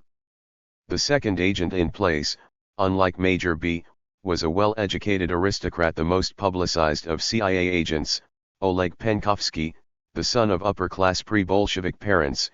He was a brilliant man who became a full colonel at the age of 30. He was sophisticated and extravagant, with a taste for luxuries from white nylon sheets to good porcelain and fine ladies. Not merely articulate, but voluble, he was a dynamo of energy. He hit like a cyclone. His first approach to the Americans resembled that of B in Vienna. After reconnoitering the American embassy in Moscow for several days, and noting that all visitors were being photographed from a KGB safe house across the way, he strolled along the unlighted banks of the Moscow River, and at 11 p.m. on August 12, 1960, he approached a pair of obviously American tourists taking a walk. As an earnest of his bona fides, he gave them some hitherto undisclosed details on the shooting down of the U-2 plane the previous May. 14 rockets had been fired, there had been no direct hits, one near burst had brought it down, etc. He then handed them a letter to be delivered to the American embassy. The letter offered his services to the United States for the ideals of a truly free world and of democracy for mankind. It stated that he had very important materials on many subjects of exceptionally great interest and wished to transmit them to the Americans through a dead drop whose description he enclosed or through a drop designated by the Americans. In the atmosphere of the time, with the anti-spy crusade in full swing, this approach by an anonymous stroller along the Moscow River was read by the embassy and by Washington as a possible KGB provocation, a clumsy effort to implicate an American official in espionage as another proof to the Soviet citizenry of the need for vigilance. Accordingly, no attempt was made to establish contact. Fortunately, Penkovsky was persistent. In December, under cover of his civilian job in the State Committee for Science and Technology, he asked a visiting British scientist to deliver a package to the American embassy. The scientist refused. Penkovsky then actually passed a bulky sealed envelope to a Canadian trade official who, equally skeptical, returned it intact. Finally, on March 10, 1961, Penkovsky told a member of a British commercial delegation led by a Mr. Grevely Wynn that he would soon head a Soviet delegation on a return visit to England. He handed Wynn some papers and a letter. The letter was addressed to the President of the United States and the Queen of England. On April 20, 2 British and 2 American intelligence officers sat down with Penkovsky in a London hotel and let him talk. He explained that various personal factors had entered into his decision to work against the Soviet regime. His principal motivation, however, was his overwhelming fear that Khrushchev, then at the height of his power, would use his atomic weapons to destroy the human race. He hated Khrushchev and the system. Khrushchev was the system, and he had to stop him from the threatened Holocaust. It was an idée fixe possible only in a brilliant mind. Over the next 2 years, through carefully arranged contacts in Moscow, Penkovsky supplied Western intelligence with the most valuable strategic military information produced by an agent since World War II. His detailed reports on Soviet strategic offensive and defensive capabilities provided a firm basis for American estimates on Soviet ICBM strength, on Soviet ABM capabilities, and on Soviet doctrines of strategic and tactical nuclear warfare. He provided comprehensive details on Soviet medium-range missile systems, unique data on tactical surface-to-air missiles, and details on anti-missile systems and locations. On 10 separate occasions between mid-July 1961 and September 1962, Penkovsky supplied timely and valuable comments of senior Soviet generals on Khrushchev's announced effort to force the Allies out of Berlin. Largely through Penkovsky, when the Cuban Missile Crisis came to a head in October 1962, President Kennedy knew the realities of Soviet missile capability and could safely work on that premise. Further, the data provided by Penkovsky on the medium-range missile system deployed in Cuba by the Russians permitted American intelligence to make precise estimates of the construction stages and the dates for operational readiness of the Soviet missiles, a crucial factor in the timing of the American responses. Pentagon concern over a Soviet countermove against Berlin in response to the American action against Cuba was moderated by his reporting. Without Penkovsky's reporting, the Soviet-American confrontation over Cuba would have been an even more precarious event than it was. By that time, however, Penkovsky was apparently already under Soviet surveillance. There is no definitive evidence on what led KGB counterintelligence to suspect him, but it is likely that he was under close investigation in the summer of 1962 and placed under KGB control by mid-September. In May of 1963 he was tried in open court, and, according to official report, later executed for his espionage activities. Access and approaches. There have been other, less valuable Soviet walk-ins over the years, and countless East European volunteers, as well as a few Chinese. Each CIA station abroad is prepared to handle their abrupt, and welcome, appearance as securely and critically as possible. To establish a walk-in's authenticity, or bona fides, requires fast, competent action in interrogating him, checking out his statements, and determining the nature of his access to classified Soviet diplomatic or intelligence information. Only then can the operation start with the arrangement of secret meetings acceptable to both sides. Walk-ins simply require efficient reaction. Recruiting a Soviet official requires a persistent, long-term effort. From the late 40s on, CIA has concentrated many of its resources on spotting and recruiting Soviet officials who are judged to be both vulnerable and valuable. The main factor in this effort is their accessibility. How open are they to Western or Third World contacts?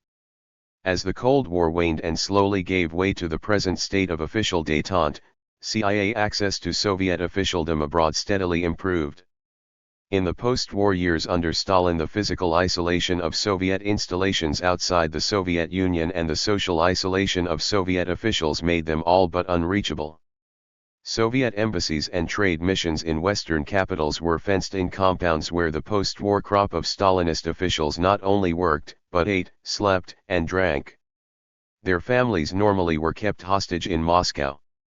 When Soviet officials began appearing at diplomatic receptions in the early 50s, they were for the most part a crude lot, reliable but incompetent party hacks, cautious insecure men who dressed badly, talked badly even through interpreters, and were badly versed in foreign ways. The man in the baggy trousers became a stock caricature in the West. A few were gradually permitted to live in private residences outside the official compound, but no Soviet official was allowed to have a non-official contact with a Westerner. With Khrushchev's thaw and the opening up of Soviet diplomatic interest in the Third World, the quality and the way of life of Soviet officials abroad changed radically. More and more of the new breed of Soviet bureaucrats were assigned abroad carefully selected men, well trained in area and language studies, capable of acting with self-assurance outside their own closed society.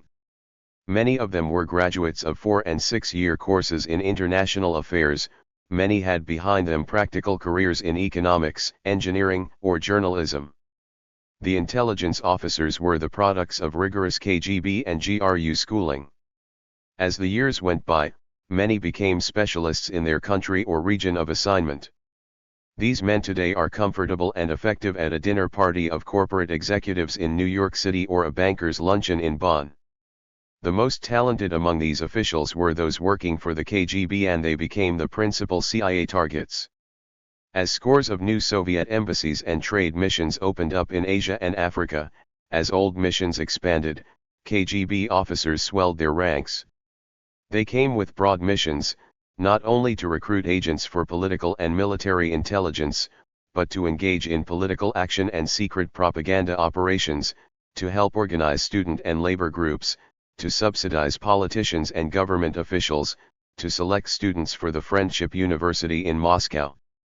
They recruited foreign office clerks, legislators, student leaders, Ministry of Education officials, journalists and newspaper editors, security service officials, policemen, businessmen, junior officers, and soldiers.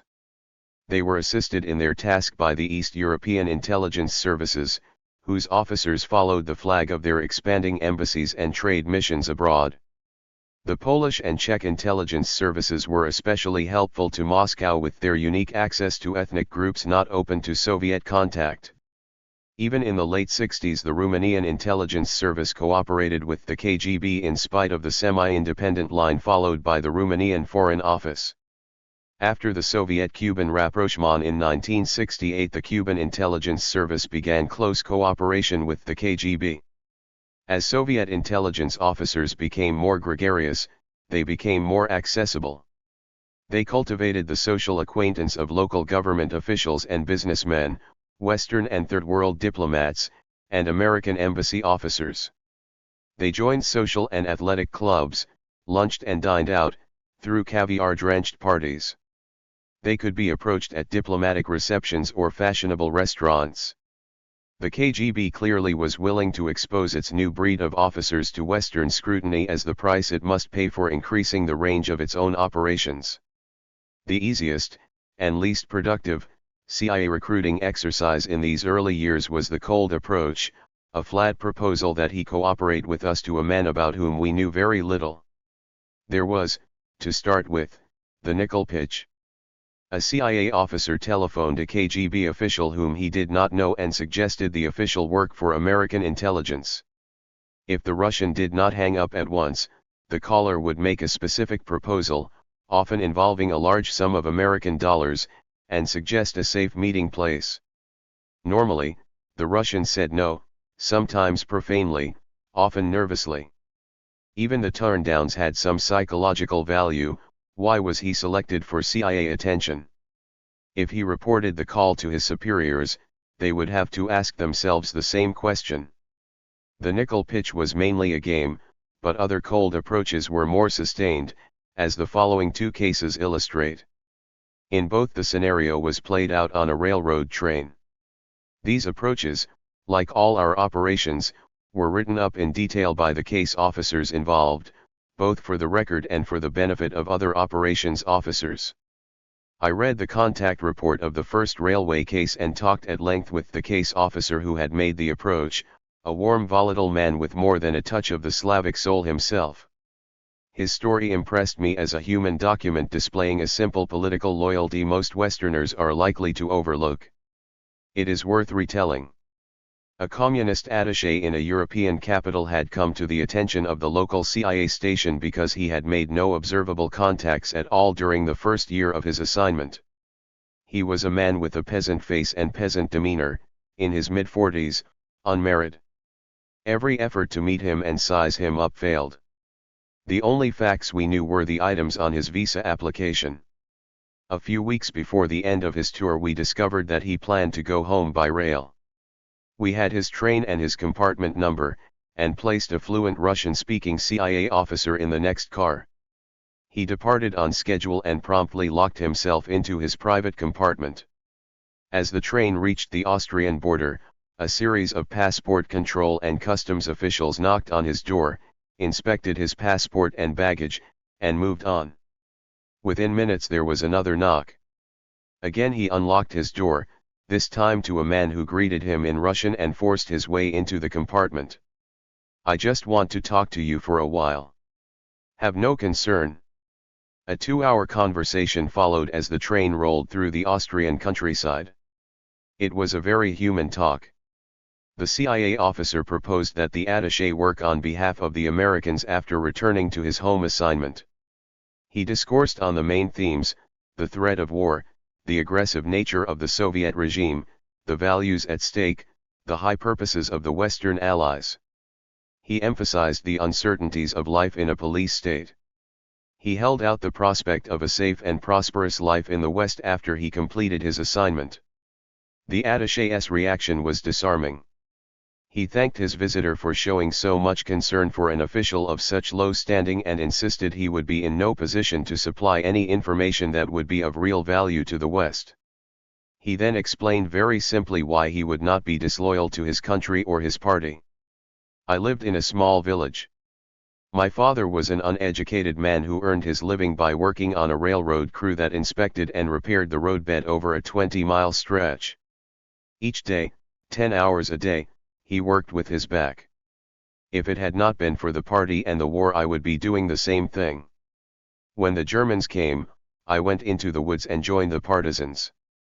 I was only a boy, but they used me to carry messages and get food from the nearby villages. The leader of the partisans was a young communist who liked me, and when the war was over, he recommended me for an award. The local party official arranged for me to get my high school education.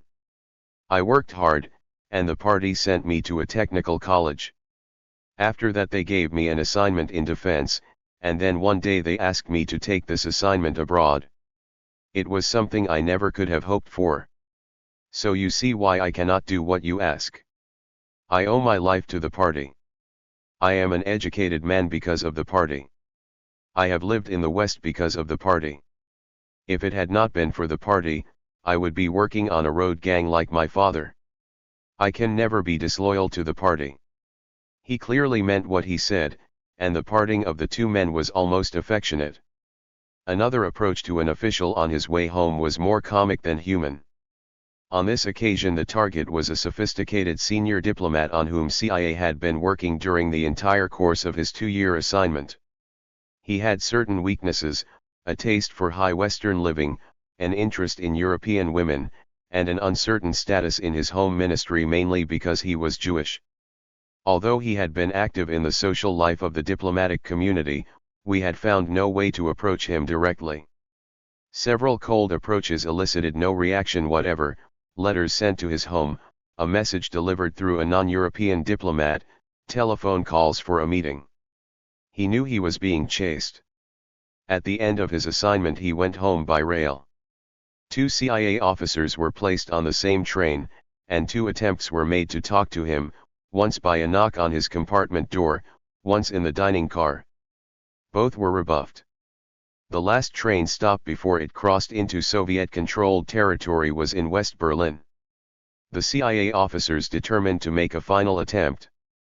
They got off the train as the passport officials got on and found a large advertising placard.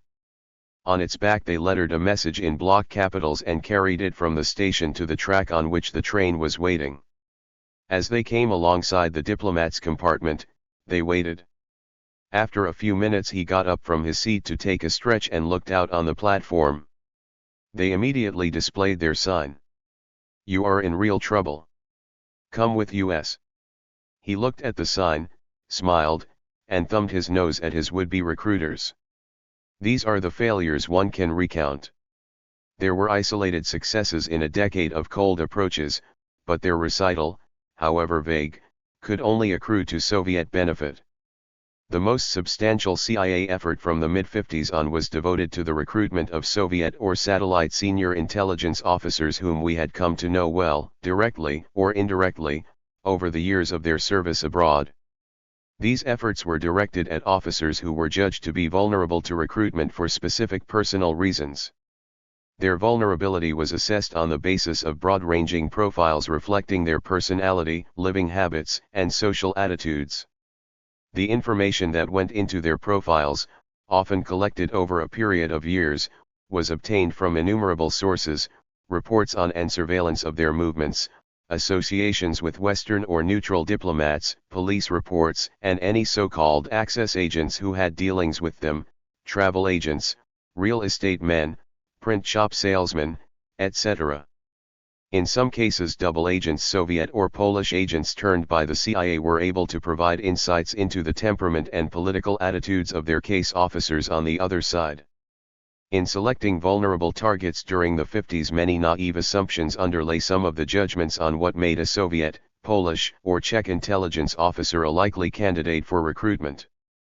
These assumptions were at least in part provoked by the Cold War mentality of the time and its distortions of Soviet reality. Experience proved most of these notions flatly untrue, notions such as the following. A Soviet official who enjoys the fleshpots of Western living must be unreliable and highly suspect by his own security people. False, like Americans or Germans, Russians, or Poles make the most out of a foreign assignment without moral qualms. A Soviet case officer is in serious trouble with his superiors when he loses or mismanages an agent or when he is exposed in public. Afraid of being demoted, sacked, or sent back to Russia for a term in labor camp, he will seek a way out. False, like other services, the KGB and GRU accept a modicum of incompetence and indiscretion as a fact of life. A Soviet case officer who is a heavy drinker, whoremaster, or homosexual is an easy mark for recruitment.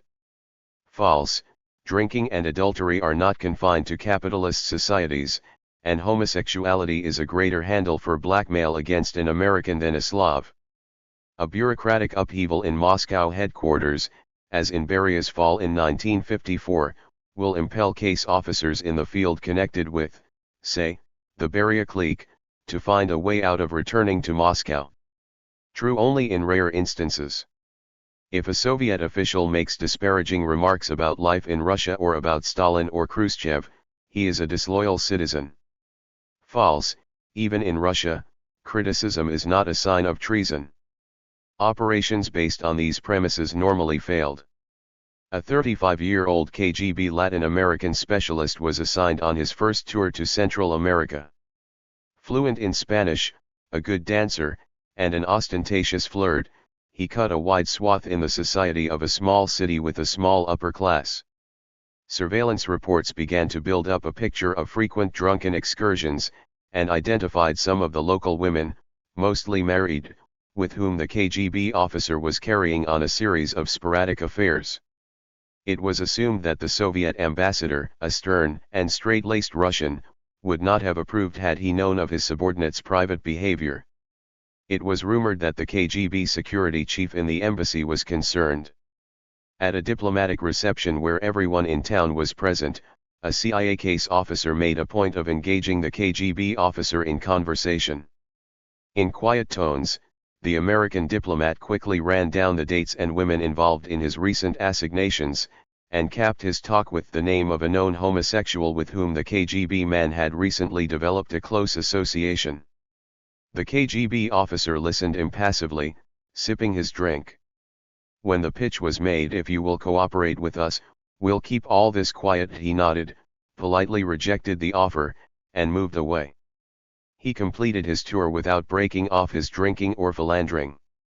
A KGB officer with an even more checkered career abroad proved to be equally impervious even under the stress of more aggressive CIA measures.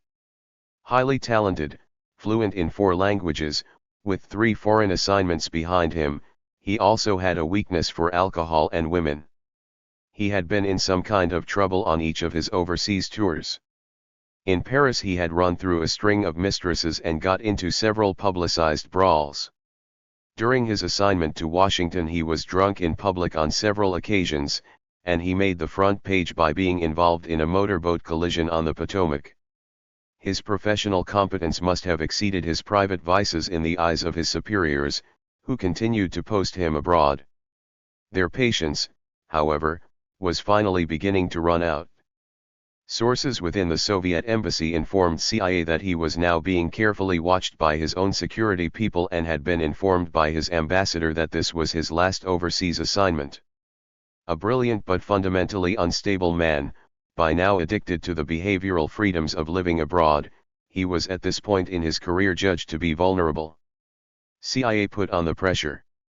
Shortly after the fall of Malenkov in 1954, the CIA planted an article in a local newspaper on the dismissal, in the course of which the KGB officer was described as a protégé of Malenkov whose future was now imperiled.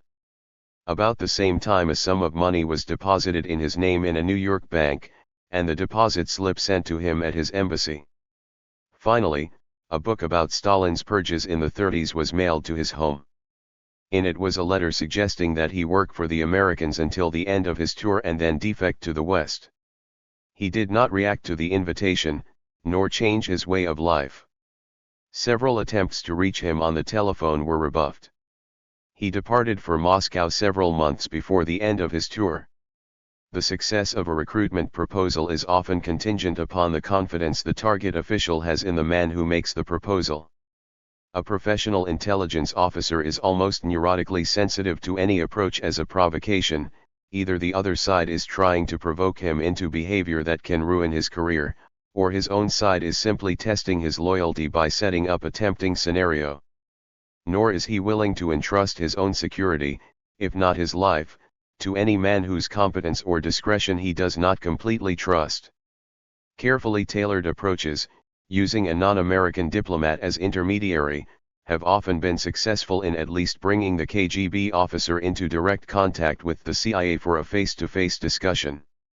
Since the mid-50s, these direct contacts between CIA and KGB case officers have become more frequent. Both sides, of course, are committed to the same end, to size up the other man, to wring from him any political intelligence worth reporting, and to let him know he is welcome to change sides. In many of these encounters the question naturally arises as to who is getting the most from the other, but there are tangible profits to the CIA even when the relationship does not lead to a recruitment. These encounters have permitted our case officers to become personally familiar, and therefore more sure-footed, with their adversaries. They have also provided political insights into Soviet thinking that cannot be gained in any other way. On one occasion, for example, a doctrinally sophisticated KGB officer analyzed the Chinese Commune experiment in depth and provided the political analysts in Washington with a perspective they could not create on their own. In another case, a realistic and persuasive account of long-term Soviet interests in the Near East by a KGB Arab specialist served the same purpose. The ultimate goal of these contacts, of course, was to explore for psychological weaknesses in any of these KGB officers that might provide an avenue for recruitment. In some cases the direct personal approach led eventually to several defections from KGB ranks. In a handful of cases during the 60s it led to clean-cut recruitments. Such direct associations between CIA and Soviet case officers, each interested in recruiting the other, provide easy opportunities for provocation. On more than one occasion in the past 10 years the CIA has gone out of its way to provoke a Soviet recruitment proposal to teach the KGB a lesson and conversely. A CIA case officer had been intensively courted by a local Soviet official to the point where he was considered ready for a proposal. A KGB officer flew down from Moscow to make the pitch without causing a local stir. When the three met under carefully arranged circumstances, the CIA officer proceeded instead to pitch the Moscow visitor and his local Soviet friend. Another face was added to the CIA files, and the local KGB residency became more restrained in its chase after Americans. In a reverse play, a KGB case officer let himself be attracted by two CIA officers and buoyed up their hope of recruiting him by making the right sounds. He invited both to dinner in a local restaurant, in the course of which he led them on to make an offer of political asylum. Outraged, he assaulted both. The free-for-all was stopped only by the arrival of the local police. The incident made the front page the next day, and the KGB got a good propaganda play out of the nefarious and bungling Americans. Many of these CIA pitches, even when unsuccessful, left one important residue. If, later, the Soviet officer changed his mind, he knew whom to get in touch with, a man whom he had come to know well. It is through approaches like this, time-consuming and persistent, that the CIA has scored some of its most valuable penetrations of the Soviet diplomatic and intelligence bureaucracy. Even a 1 or 2 year penetration of a Soviet embassy can provide classified information going far beyond the parochial concerns of the embassy itself, broad policy reports from the Soviet Foreign Office, party correspondence from the Central Committee, new directives from KGB or GRU headquarters in Moscow. All roads do not lead to Moscow, but in a highly centralized and disciplined bureaucracy most spokes lead to the hub. The climate for recruiting professional Soviet intelligence officers has improved in recent years as a new breed of younger officers has entered both the KGB and the GRU ranks. Some of these young men have inevitably been affected by the growing expression of dissident opinion in the Soviet Union and have more open minds about the virtues and vices of their own and the Western world. One cannot make too much of the generation gap in Moscow, though it certainly exists within the establishment middle class, but even a slight openness or curiosity or restlessness makes the quarry more susceptible. These young men are the senior bureaucrats of tomorrow, and through them the closed society they inhabit may develop a few more cracks. 6. The third circle. The most widespread, persistent, and productive operations of the CIA in its first 25 years were directed against the third circle, the scores of communist parties, both legal and underground, actively at work on all continents. In those years thousands of Communist Party members were recruited to report on their own parties, their contacts with other parties, and their relations with the Soviet, Chinese, or Cuban Party. Hundreds kept Washington informed of Communist Party espionage and terrorist actions. More than a score provided first-hand reports on conversations with top party leaders in Moscow and Peking. The fear of international communism preceded even the threat of a Soviet military strike in the late 40s. The communist threat was ever present in one form or another: insurrectionary and electoral challenges in France and Italy, an armed insurgency in Greece, an increasingly powerful communist party in Iran, the first wars of national liberation in Malaya, Indonesia, and the Philippines, the ousting of the nationalists from the mainland in China. Revolution was in the air throughout Eurasia. All these actions were read as part of a worldwide conspiracy engineered out of Moscow. The parties were Stalin's puppets, for Stalin gave orders to the Italian leaders, determined the course of the civil war in Greece, called the timetable for insurrections throughout Asia. It was he who dictated the general line for the entire movement. For many observers, the Comintern, the Third Communist International, established in 1919 and officially dissolved in 1943, was still effectively operating to achieve the world revolution. The myth of a communist monolith persisted for 15 years, a solid global network of disciplined revolutionaries dedicated to the fight against capitalism, imperialism, colonialism. Only America could keep the network from spreading. Stalin's personal power and a substratum of organizational fact supported the image of the monolith. It was no myth that up to the mid-50s the Soviets exercised direct and mostly unchallenged control of the communist parties outside Yugoslavia and China, securing their obedience through the dispensing of secret funds, which most of the parties needed to survive. As the West European parties began to flounder in the immediate aftermath of the war, Stalin established the Communist Information Bureau in September 1947, in effect bringing the French and Italian parties under organizational control. The notion of a crack-proof communist monolith was fortified by Washington's ignorance of all things communist. Hardly a man in government had read Karl Marx or Lenin. No desk officer in state or defense could state the principal theses of Marxist-Leninist theory or outline the organization of a communist party.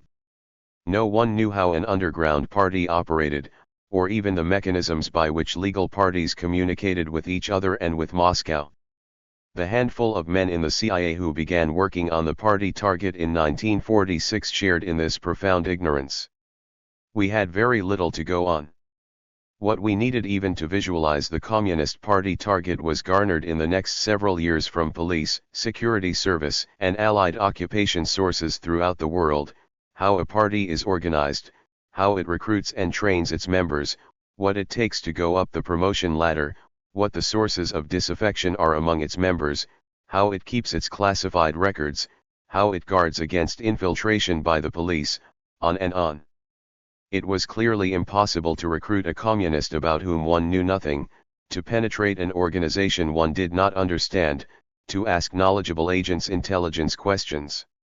The main locus of our work up to 1948 was elementary fact-gathering abroad and detailed research and analysis at home.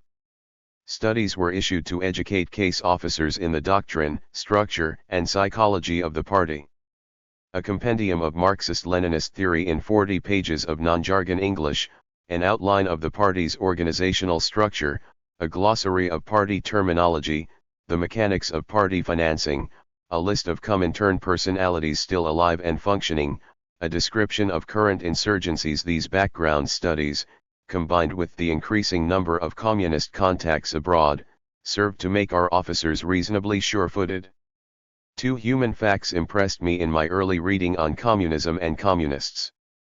In the German write-ups on Communist Party activities and their interrogations of captured communists, I saw countless educated and uneducated Europeans who were willing to give up their lives for their cause.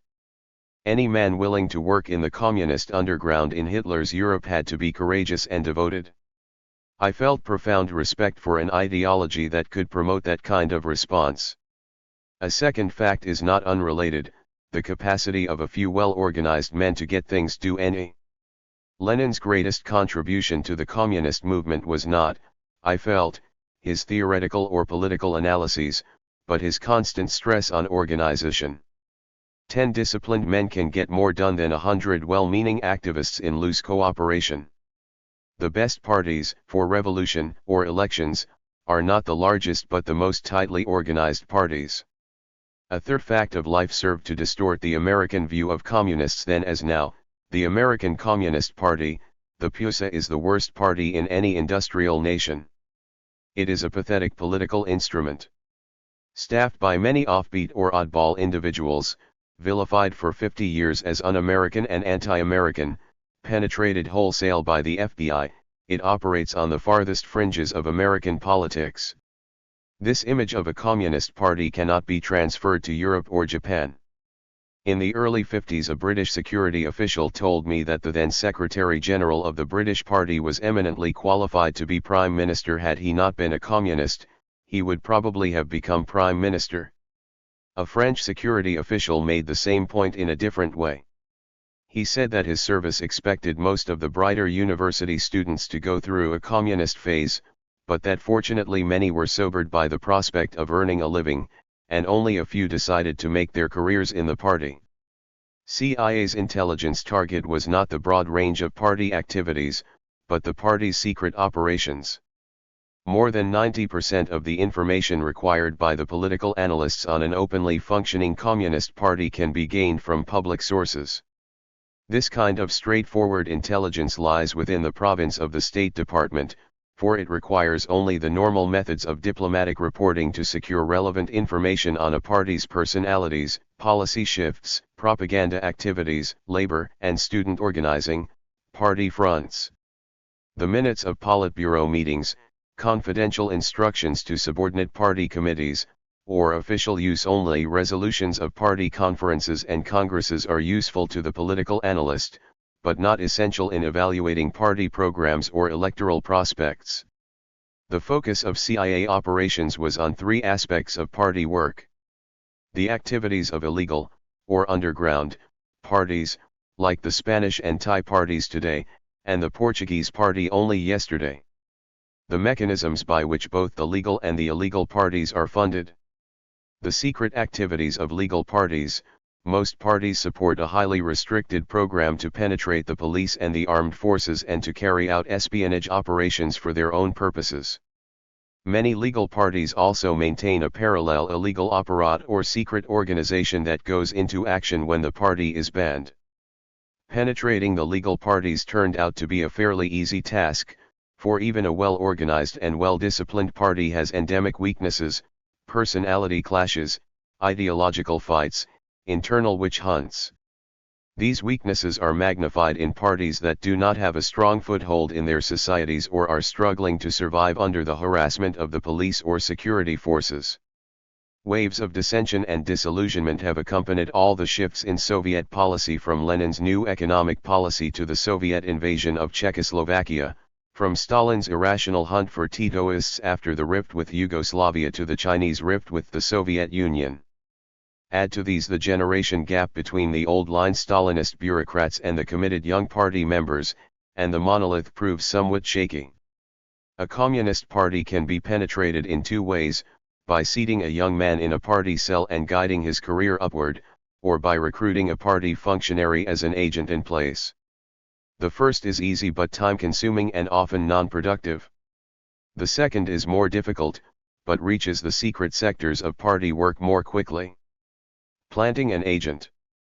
To plant an agent with good career prospects requires a detailed knowledge of the party's entrance requirements, the types of sponsors it values for a new recruit, and what kinds of workers it needs. Well-run communist parties are always hungry for talent, stenographers and bookkeepers, writers and editors, stump orators. In a small party, young men with the right qualifications can reach the front office in a few years. In the larger parties of industrialized countries or populous countries, moving up will take longer, but the right man can move ahead swiftly even though the top positions are monopolized by the older bureaucrats. To sponsor the right man is the principal challenge. He must not only have a desirable specialty, but be bright, hard-working, and personally ambitious. He must also be able to get some kind of equivocal satisfaction out of doing a good job in an organization to which he is disloyal. Once in the party, the plant can begin to work at once. He can keep his eyes and ears open to spot easygoing or undisciplined party officials, to pick up cell gossip on the higher UPS, or to report on disaffected members in times of organizational or ideological stress. It is the principal concern of the case officer to do what he can to advance his cell member's career. One way to do this is by moving his man from the provinces to the capital city, thereby raising the level of his access to party circles. For example, an agent planted in a provincial city finds himself doing nothing but routine chores like handing out leaflets or attending public meetings. He clearly has nowhere to go. His case officer gives him money to move to the capital and get a job in a local advertising firm. Now in a big city cell, he rubs shoulders with the bright young men around party headquarters and is occasionally singled out for special party assignments. The party begins to exploit his business travel as a cover for conducting sensitive party business and maintaining secret liaison with other fraternal parties. Another way to advance an agent is by making him a competent student of Marxist theory. Party leaders constantly endeavor to raise the political consciousness of their members through lectures, seminars, short courses, and self-study programs. Their efforts are often fruitless, because the capacity of ordinary party members for abstract thought is no greater than the average worker's or businessman's capacity for philosophy or dogmatics.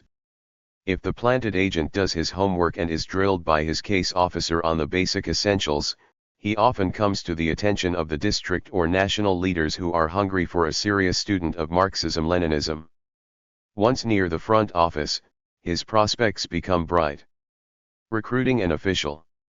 A Communist Party official can be recruited in two ways: directly by a CIA officer or through a native intermediary. In many operating environments where an American is instinctively suspected, it is more secure and psychologically advantageous to use a native intermediary as a principal recruiting agent. The best such agents are former party members who still have amicable relations in party circles, not turncoats or anti-communists, but honest ex-communists who are still leftists, still Marxists, still activists. Activists who have been expelled from a bureaucratized party for excess militancy or recklessness make the best agents. They find in espionage work some of the enjoyments of the secret life that were formerly one of the party's strongest appeals. Among dissatisfied communists leaving the party in any country, there are always some who want to strike back, rehabilitate themselves in the eyes of the public or the authorities, or regain their self-respect by acting as individuals under their own steam. Among many, ego and money play an equal part. The left-wing local journalist with a reputation for keeping off-the-record confidences also offers certain advantages as a recruiter. Not only is he an avenue to high-level party information, but he can recruit as a source for himself and for modest payment a clerk in the party's front office or a university lecturer on close terms with party leaders. A former comrade from the old days, a local reporter who makes a small loan to a party clerk, a businessman with a brother in the Interior Ministry, a socialist politician who needs material for a speech on land reform, a young radical with police contacts. In each case, a party official will cooperate more willingly with an identifiable fellow citizen than with a foreign diplomat whose hand behind the scene he cannot detect.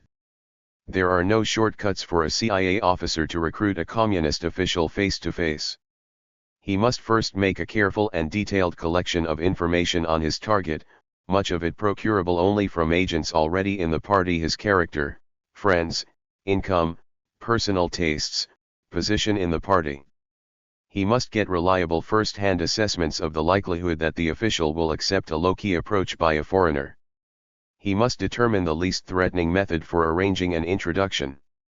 A cold or clumsy approach can only alert the party. Most parties are highly security conscious, especially in regard to their secret or illegal activities. In the best parties, a security section watches party activists closely, maintains lists of suspects, and investigates rumors or odd contacts of party members that might reflect the attention of the local police or the CIA.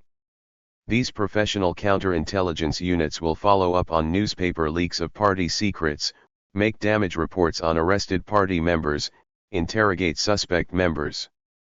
Members in sensitive positions are watched most carefully. Contact men with the Soviet embassy, couriers, safe housekeepers, any worker in an illegal apparat. Why have innumerable communist officials agreed to work for the American imperialists? Most of them are educated bourgeois intellectuals, not industrial workers or farmers. They have complex human psyches and are subject to the same complex motivations as non-communists, but by and large, the younger men are more open than their elders. A few cases from different cultures will illustrate, but by no means exhaust, the complexities of the communist mentality. An African official in touch with Soviet and Chinese propaganda personnel becomes friendly with a French-speaking American businessman who is eager to get an education in African ways of thought and life. The American is human, personable, and compatible, and the African finds himself drawn into a series of conversations that often turn into long bull sessions about politics as well as life. The African gradually comes to realize that he has no firm ideological commitment to Marxism and that he has been exploiting the Communist Party simply to satisfy his own personal needs for power and status. The issue becomes a simple one: why not exploit the capitalist camp as well? He agrees to cooperate with the American. A sensitive man, he recognizes that the Soviet and Chinese officials treat him like a paid servant, and he can now work off some of his resentment in the awareness of his superior double role. A talented journalist, a member of a Chinese-dominated party in Southeast Asia, has spent 9 years of his life in prison. In his late 30s, he is still dedicated to the national liberation movement in his own country and deeply opposed to his own pro-Western government and to American imperialism. On his release from prison, he receives no help of any sort from his party comrades, but accidentally meets a friendly American official. He accepts some food and money to tide him over and in return agrees merely to discuss the problems of his party and his own personal experiences in it. As the conversations progress, his feelings of intense devotion to the Chinese party gradually turn to a skeptical questioning of the real motives behind Peking's willingness to support his party with money and arms for an armed revolution. Basically a nationalist, he concludes that the aim of the Chinese is to dominate the peoples of Asia, using the local parties as instruments. He finally agrees to report on the pro-Chinese elements in his own party and on the content and mechanisms of Chinese assistance. A restless young Arab, educated in Europe, rebels against his wealthy father and takes up with a circle of intellectual communists. He finds in Marxism a comforting framework for his rebellion against the bourgeois system, and joins the party out of mixed motives, to gain an identity, to satisfy his intellectual pretensions, to assuage his guilt at being rich by helping the downtrodden. After several years of propaganda work, he becomes frustrated by his monotonous career and increasingly disillusioned by the gulf between the party and the impoverished masses. He meets a sympathetic American with whom he develops a personal and intellectual relationship, and is offered a generous salary as a consultant on developments within his party. Considering himself an honest Marxist, he accepts, not as an agent for the West, but as an instrument for combating the reactionary thinking of his comrades. He will use Western money for a higher Marxist purpose. A young communist activist in a Western country has a job close enough to the central workings of his party to feel the attractions of power. He sees the party as a vehicle for fulfilling his personal ambitions, and he is frustrated by the old-line Stalinists who still run the party. After a flattering approach by an American political writer who seeks his view on national developments, he agrees to contribute to a study of Soviet policy toward the capitalist world. He makes it clear that he is not acting against his own country or party, but against the Soviet and Chinese interest, and accepts the view that the United States, a powerful country, has never hurt him or his country. He also accepts a generous payment for his services, for part of his ambition is to achieve financial security. As his involvement deepens, so does his rationalization. Bolshevism has nothing to tell the people, for it is purely Russian and a failure. Reporting on his own party is right because it helps the US government support the liberal wing of his party against the old-line reactionaries. Political reasoning meshes with personal interest to create an acceptable self-image. The combination of youthful idealism and the generation gap has played an increasing role since the 50s in weakening party loyalty among these and many other honest communists. These eager enthusiasts with a thirst for action see the party as the best instrument available for achieving social justice. They find in Marxist rationalism a persuasive analysis of life as it is and what life will become. Once in the party, they easily become disillusioned with the conservatism and incompetence of the leadership, the curtailment of talk as well as action under party discipline, and the gradualist, go-slow strategy of building a mass party laid down by Moscow in the mid-50s. The information produced by these and countless other communist agents in the 50s and 60s covered a broad spectrum of political intelligence on party policies and personalities that gave depth and detail to what the political analysts in Washington learned from the open sources available to them. Reports on the illegal activities of these parties, and on the illegal or underground parties, were naturally less voluminous. The recruitment of party couriers proved the most productive source of secret information. A single party courier is able to supply the names or descriptions of the various persons he is sent to, the secret meeting places, and copies of the messages he is delivering. In one case, a teenage truant, who joined the party during a brief legal period and then was recruited by the CIA, became a trusted inconspicuous courier for the underground apparat and carried out dozens of trips to more than a score of other parties. He was given the names and addresses of people to contact, an agenda of subjects to be discussed or materials to be delivered, addresses to be passed on for mailing secret correspondence. In most cases he met directly with the foreign party leaders, briefed them on the situation in his party, and was briefed in return. A single itinerant source was thus able to provide detailed information on the strength and prospects of more than half a dozen underground parties in the Third World and their relations with the Soviet and Chinese parties. Other sources close to or in the party's illegal section have produced information on such matters as party penetrations of the local security service or the armed forces, underground caches of arms and wireless transmitters stolen from the army, secret contributors of funds to the party, the location of underground presses, and the mechanisms for the secret distribution of propaganda leaflets, etc.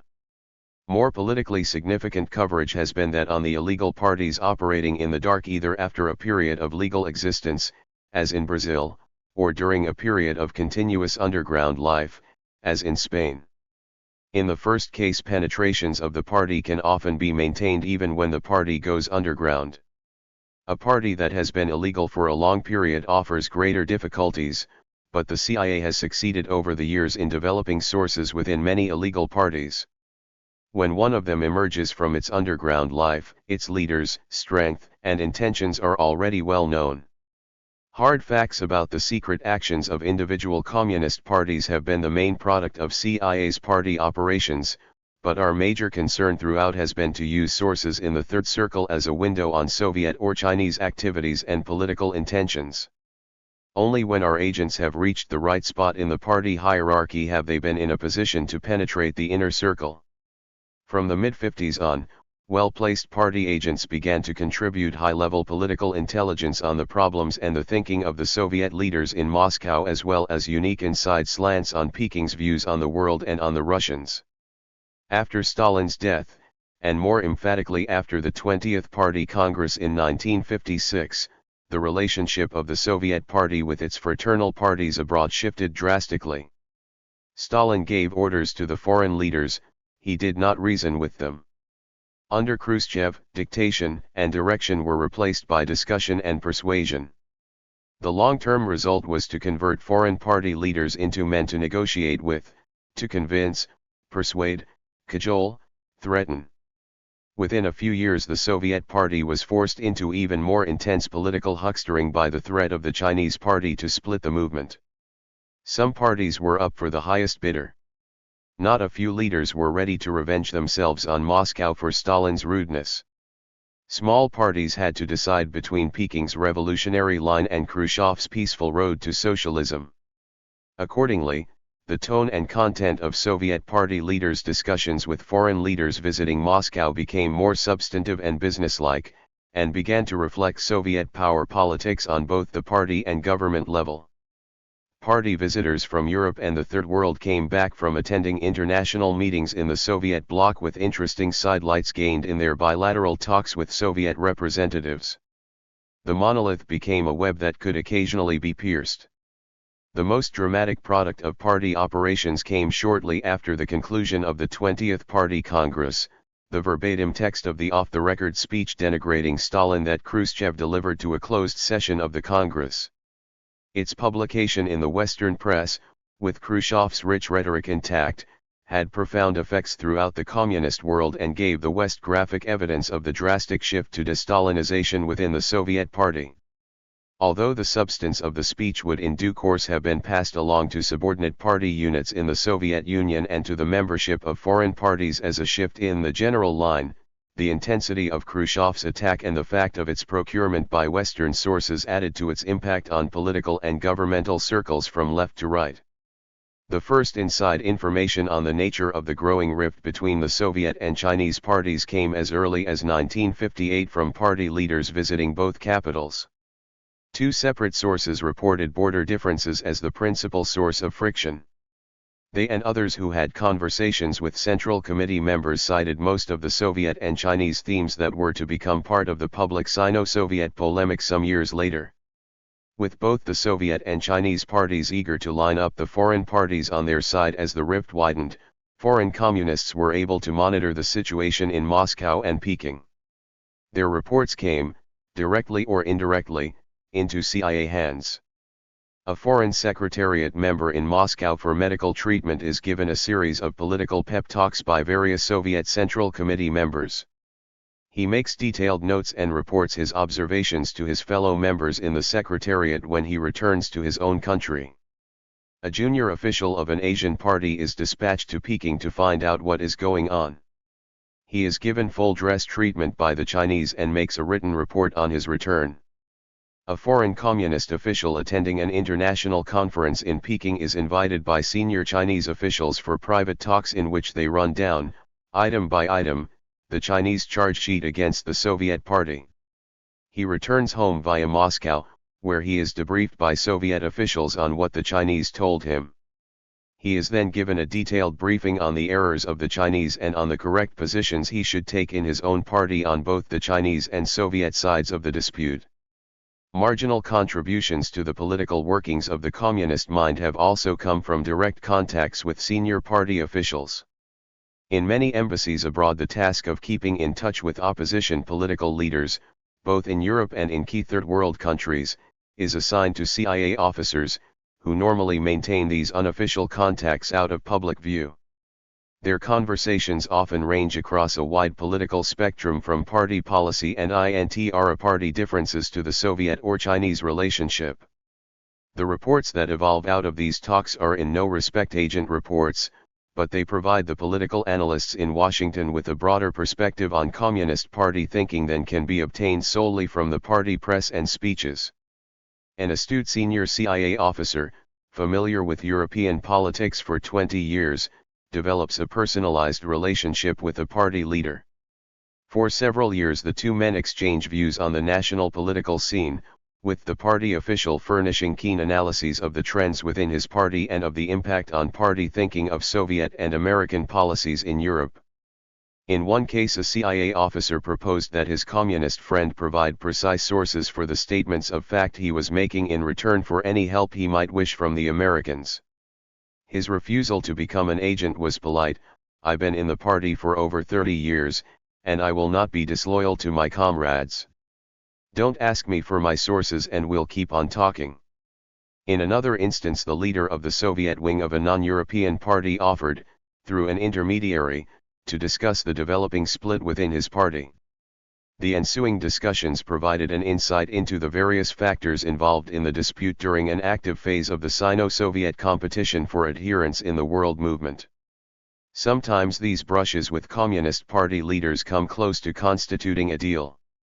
During the 60s, several other pro-Soviet leaders probed their CIA contacts to determine if the Americans would be willing to assist them against the growing influence of their pro-Chinese opponents in the party. In a long discussion I had one night with a senior party official on the state of the left in India, he discussed the rift in his party between the Soviet and Chinese factions and gingerly inquired about Washington's possible interest in supporting his pro-Soviet group. These were the days when the peaceful Soviet communists were considered good and the revolutionary Chinese bad, and as a practical politician he hoped he could garner American support for good communists. His polite suggestion was politely rejected. As the more significant communist parties become serious political forces on their own national scene, as they have in France and Italy and may in India and Spain, the priority for secret operations shifts from their illegal activities to their domestic plans and intentions. Although the general shape of their political stance is evident from open sources, it is naive to assume, for example, that the Italian party conducts all its affairs in the open and that nothing more is needed than to read its leaders' speeches and digest party publications. Each party has within it a closed sector of party leaders, the actual policy makers who work out in private the party's tactical programs and contingency plans and who determine the party's reactions to changing situations. These leaders also control the use of the party's unofficial resources, its illegal apparat, its secret connections with other domestic parties, its clout in the labor unions, etc. Only agent operations can penetrate this closed group and round out a realistic picture of the party's real strength and its longer-term intentions. Only penetrations at a high level can, for example, produce a solid insight into one of the most crucial areas of European politics, the future plans of the Italian Communist Party. Both the Soviet and Italian party leaders are faced with delicate and complex problems on the issue of communist participation in an Italian government. Their conversations, in Rome or Moscow, private assessments of the situation, contingency plans, policy responses to Western initiatives can at the least give the White House a less cloudy view of the future of NATO and the European Economic Community. Communist Party use of legal and illegal adheres to the normal sense of the two terms. A legal party, as in France or Great Britain, is simply another public political organization. An illegal party is one that is prohibited by law. Every illegal party tries to become legal so that it can become a more effective force in its society. 7. Espionage, the global beat. In the mid-50s, American foreign policy became increasingly global and thus too CIA intelligence operations.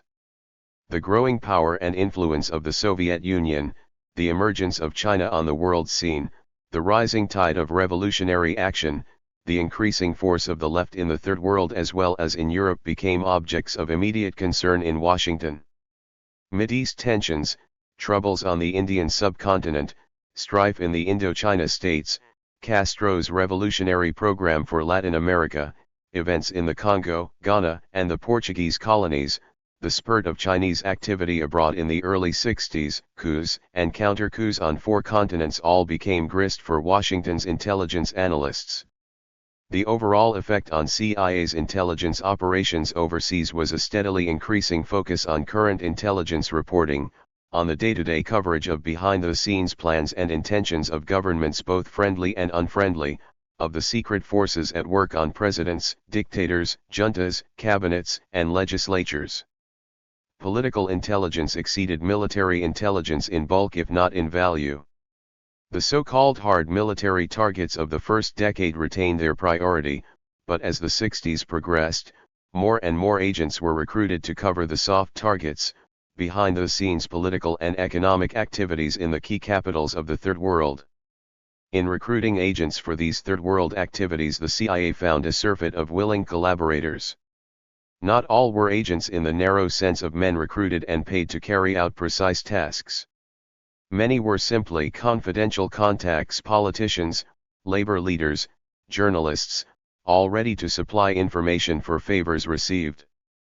The sources of the best reporting, however, were agents who worked for CIA on a fixed salary, contacts who could be called upon to provide inside information on impending events of interest to Washington, a new treaty, a cabinet shift, a threatened coup. They carried out specific assignments and produced documents or oral reports. Each had his reason for what he did. Many worked for the CIA because they wanted to be on the American side. Many saw in the United States the main source of help and support to their own countries. Many just liked Americans and enjoyed their company. There were other motivations: political self-interest, excitement, social resentment, tribal hatreds, an uncle in Detroit, a liking for good talk and money. Some were quickly recruited. I thought you'd never ask. Others agreed to cooperate only after patient development by a case officer they had learned to trust. Others walked in to offer their services. Every agent of every service is a psychological study in himself. Most of these agents commit no crime in working for a foreign intelligence service. Espionage is a criminal act in most countries outside the Sino-Soviet area only if it is directed against the classified information of that particular country, if it involves its own official secrets. A journalist spying on communists or Soviet diplomats, a CIA officer trying to recruit a KGB officer in Paris or Jakarta, a businessman reporting on the progress of a trade deal with Moscow, a politician or labor leader retailing private information on his competitors. None of these is violating espionage laws. They are not committing misdemeanors, much less felonies, unless they disturb the peace. In those countries, mostly unfriendly, where secret government actions are of serious interest to American policymakers, the most useful agents are those with direct access to the cabinet, foreign office, or military staff of the regime in power. These agents are breaking the law, and it is on their account that espionage has been characterized, somewhat loosely, as making a man become a traitor. A rare agent is a traitor in his own eyes. Why do men commit criminal espionage? A foreign office clerk in a newly born nation where patriotism is a meaningless term smuggles out cables for money. An Arab junior officer hates the Russians in his country and reports classified information on the Soviet role in supplying his armed forces with equipment and advice. Where tribalism, not nationalism, rules, there can be no conscious treason against the state. Where religious sectarianism rules, there is a higher law than secular statutes. There are many faces to treason, and only the solid citizen in a stable democratic society can call them all black. Whatever their source, however easily or strenuously obtained, agent reports are of maximum value when they supply unique information that permits the policymakers to act intelligently in a specific situation. A large percentage of all reports from abroad serves mainly to keep Washington generally informed on what is going on in the world. It is only the reports on matters of immediate and urgent importance that help the decision makers take informed action. Crisis situations and impending coups are constant priorities for CIA coverage. Crises. Agents cannot be produced overnight to supply secret coverage of unanticipated events, but since the main crisis areas have been clear from the late 50s on, a concentrated effort was made to develop military and political sources in camps of actual or potential warring states. In ground situations involving the location and movement of troops, armor, aircraft, and mobile missiles, technical coverage plays a fundamental role. Observation from U-2 flights and satellite photography fix the visible ground facts with accuracy and precision. The monitoring of electronic ground signals and communications at all military levels provides an insight into the activities of both Army and Air Force units. Yet, as we have seen, these mechanical spies have a crucial limitation: they can see and hear only what is going on at any one moment. They cannot forecast what will happen tomorrow or next week. Only human agents can report human plans. A case in point is the Arab-Israeli war in October 1973. With both sides on the ready, massive photographic and electronic instruments were keeping hour-by-hour track of the situation on the ground. But the question remained: would the Egyptians and Syrians attack? Several CIA agents in excellent positions on the Arab side did in fact report in concrete detail the Arab intention to attack the Israelis and, as the crisis intensified, specified the approximate time of the attack. These were only isolated reports, however, in the vast amount of information coming into Washington from all sources. They also ran counter to the prevailing prejudice among the policy makers in Washington and Tel Aviv, that it made no sense for the Arabs to start a war they could not win. As it turned out, the Arabs did not start the war to win it, but to restore their shaken morale and improve their bargaining position. The failure of analysts and policy makers to pay adequate heed to agent reports is nothing new in the espionage business.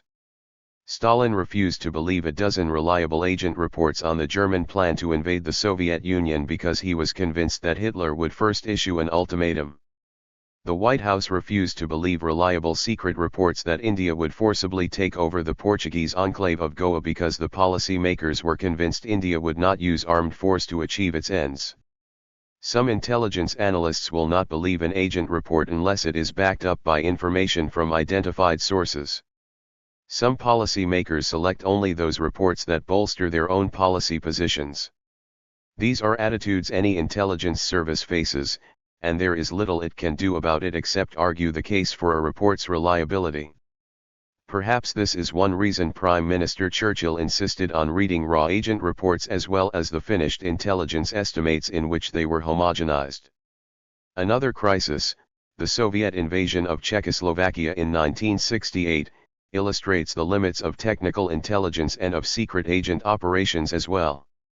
A year earlier, the leader of the Czech Party, Alexander Dubček, had begun a series of liberal reforms to establish socialism with a human face in his country. His experiment finally achieved a degree of party democracy and public freedom of expression that Moscow could not tolerate. In June 1968, the Warsaw Pact powers were carrying out large-scale military maneuvers in East Germany, Poland, and Czechoslovakia that were closely followed by Western cameras and electronic monitors. While the maneuvers were underway, on the night of August 20 to 21, a large force of Soviet, Polish, Hungarian, Bulgarian, and East German troops moved into Czechoslovakia, arrested Dubček, and restored a hard-line regime. The invasion was not anticipated by Western intelligence.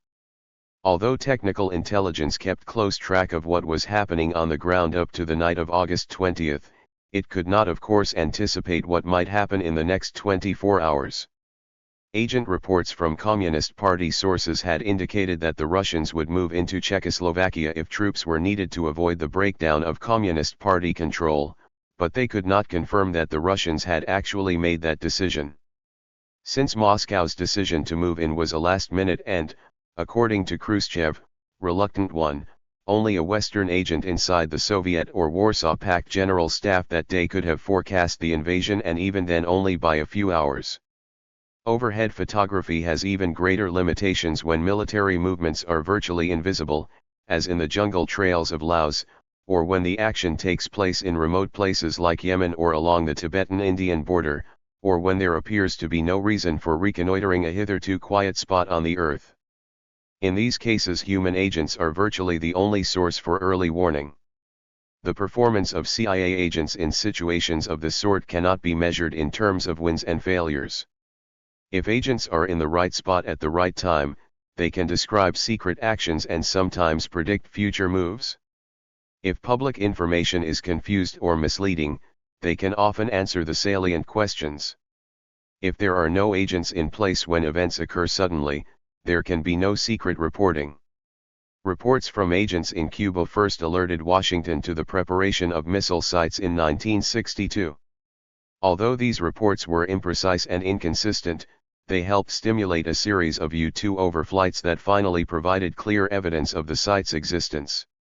On the Asian subcontinent, each of the various wars between India and Pakistan was forecast with some precision by agent reporting. The Chinese invasion of India's northeast frontier in 1962, however, came as a surprise to all but the Chinese. Secret agent coverage of events in less crucial areas of continuing tension has been more easily achieved: the various border conflicts in Latin America, the progress of the revolutionary movements in Portugal's African colonies, the Eritrean rebellion against the Ethiopian regime, the course of the war in Yemen, etc. The value of this crisis reporting to the policy makers varies enormously. In crises where the White House can or must take action, as in Cuba, a few reports can be invaluable.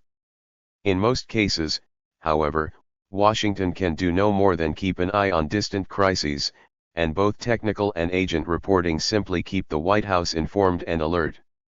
Coups. The crown of intelligence reporting in Washington for many years has been to get a scoop on a coup. White House and congressional concern with coups began early. On April 9, 1948, during the 9th International Conference of American States, Secretary of State George Marshall was forced to flee a violent anti-government and anti-Yankee demonstration in the streets of Bogotá, Colombia. The riots were touched off by the assassination of a leftist leader that same morning. The assassination itself was unplanned and therefore unpredictable, but the CIA was severely criticized for not giving early warning of this South American Pearl Harbor. In the climate of 1948, the incident was read by the policy makers as a deliberate extension of the Cold War to the Western Hemisphere, as an act of Soviet Russia and its tool, international communism.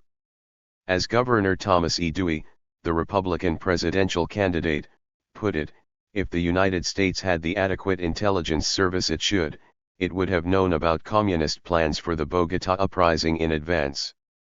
Out of this intelligence failure came an unspoken requirement that the CIA predict all coups anywhere. Coup-itis reigned in the intelligence community for the next 20 years, and constant warnings of impending coups came from sources throughout Asia, Africa, and Latin America.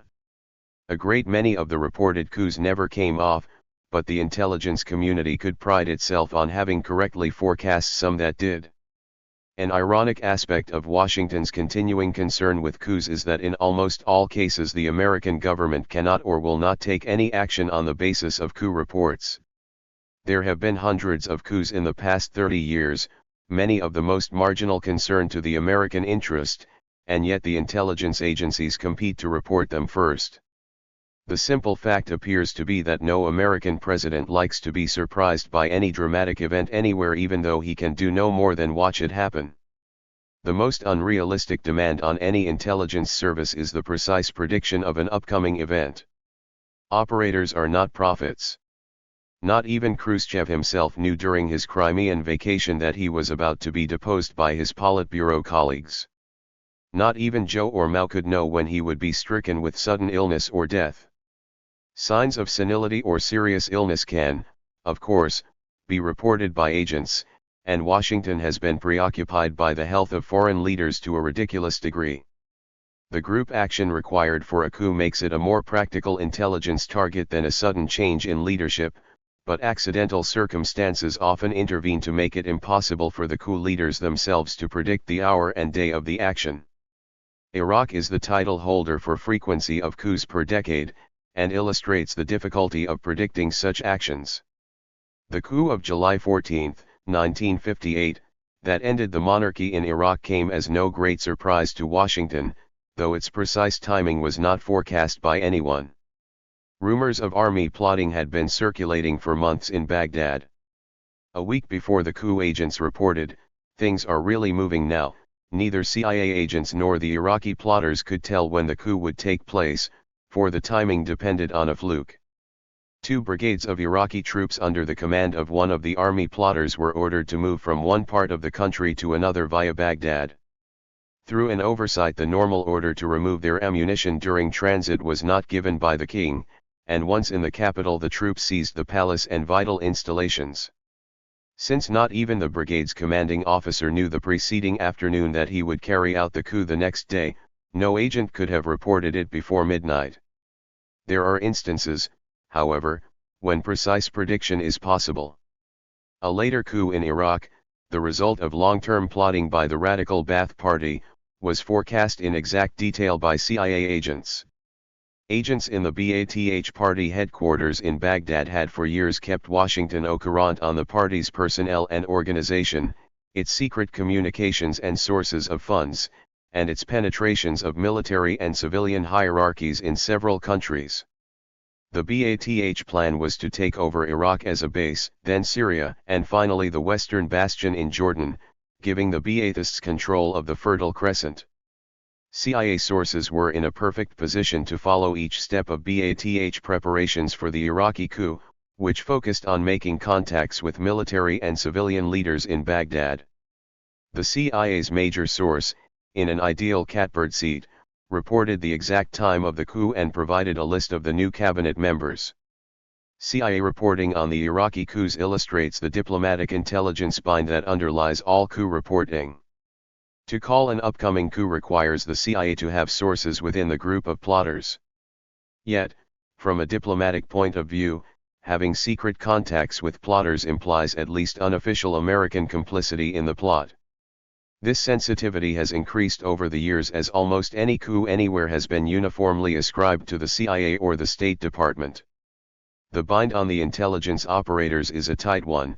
The ambassador normally wants to know who is plotting what, and when the plot will come off, but he does not want the CIA station to be in touch with the plotters for fear of diplomatic involvement. In many cases, therefore, the choice is between involvement and ignorance. One cannot read a conspiracy from a distance. Drug traffic.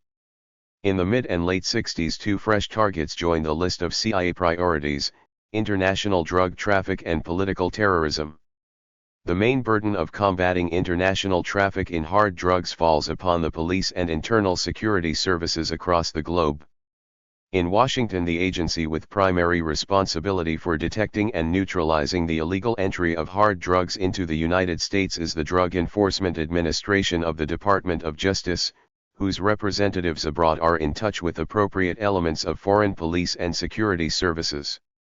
From 1968 on, when the White House first raised the drug traffic to a high-priority target for CIA, its operators abroad have made occasional but vital contributions to the work of DIA.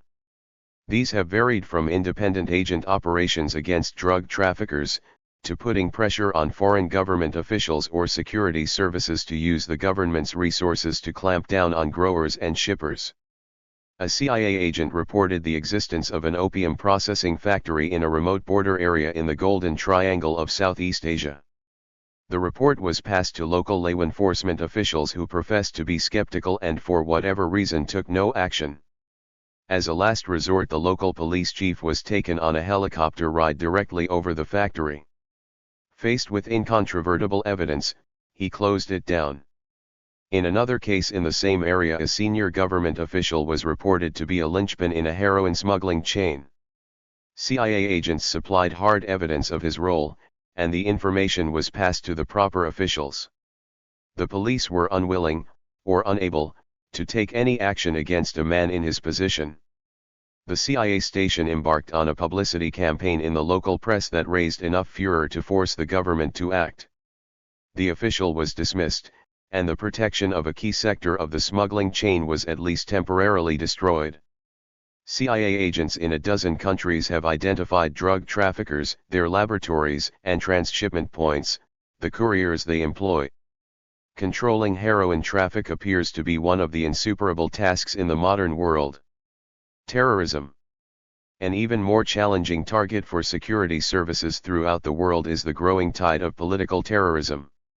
Where the terrorists have a secure geographical base from which to operate, like the Palestinian guerrilla and terrorist groups, they are virtually inaccessible. Where they are outlaws in their own country, as in Latin America, they are almost equally difficult to get at. In the past 10 years, more than 500 people have been killed by political terrorists, among them 16 American officials abroad. Hundreds more have been kidnapped, and in only one case out of 5 have the kidnappers of foreign diplomats been caught and punished. Latin American terrorists have been the most active, but such groups as the Baader-Meinhof gang in West Germany, the Japanese Red Army Group, and a variety of Palestinian groups have often made the larger headlines. Together these groups form a kind of global archipelago of small islands of outlaws living apart from the societies they intend to destroy by violent action. They are almost all anti-communist, for they dismiss the conventional communist parties as non-revolutionaries who work within the established social structure. The goal of many internal terrorist groups is simply to establish a society without an establishment. Much of their thinking goes no farther than that. Counter-terrorist work is both difficult and dangerous, for the targets of political terrorists are uncountable. Any American business executive or diplomatic official in Latin America or Africa, for example, a rich American or European Jew anywhere, any bank or corporate headquarters in a large city, etc. To give all possible targets individual protection is beyond the capacity of police or security agencies. Only in the case of airplanes have security measures been even partially effective, for the number of flights and terminals, though large, is limited. The professional terrorist group selects its targets at random, avoids any kind of pattern, and determines its own timing. It has no fixed headquarters, no approved tables of organization, no party cards or other documents, no regular publications, no visible ties with the society around it. It is a shifting freewheeling outfit. Any contact with it requires a password. There is only one way to secure prior information on a terrorist act, and that is to have an agent or informant within the terrorist group itself. It is a difficult job, for terrorists are highly sensitive to police attention and observe the most stringent security precautions to protect themselves. In Latin America, where terrorism has been a way of life for decades, the hardcore terrorists who plan and carry out the actions are unrecruitable even if they can be identified. They are mostly young men, totally radicalized, who can see only extreme solutions to the problem of social injustice in their own societies. The action center of an urban terrorist group can be reached only gradually from the outside, for terrorists depend on the support of many other people to survive, people with safe houses for living or meeting, couriers for transmitting instructions, men who will get and supply guns, explosives, or false papers, etc. It is here, outside the hardcore, that agents can be planted or informants recruited to supply information for money. Only a support agent who performs well and builds up trust is likely to be invited to join the inner circle. There are various routes into the outer circles. The local Communist Party is one avenue. It can provide the names of former party members who have become disillusioned with the party's nonviolent program and left to join the terrorists. Since the party is hostile to the terrorists, it often makes an effort to keep track of its renegades, and a CIA agent in the party can find out where they are. In most cases it is necessary to track down a communist-turned-terrorist by working through his former friends, residences, etc. In rarer cases an agent can discover the means by which a party member can join the terrorists, and then he himself can make the jump. The main reservoir for agent recruitment against terrorists is among the more radical students and young jobless professionals. Spotters in these groups often pick up word of a man who has left town to join the terrorists. In some cases the spotter himself can offer his services to someone in the outer circle. These plants are not easy to come by. A young leftist student comes to the U.S. Embassy to inquire about a visa. He is eager to make out, one way or another. He is offered an escrow account for his cooperation, and joins the terrorist fringe.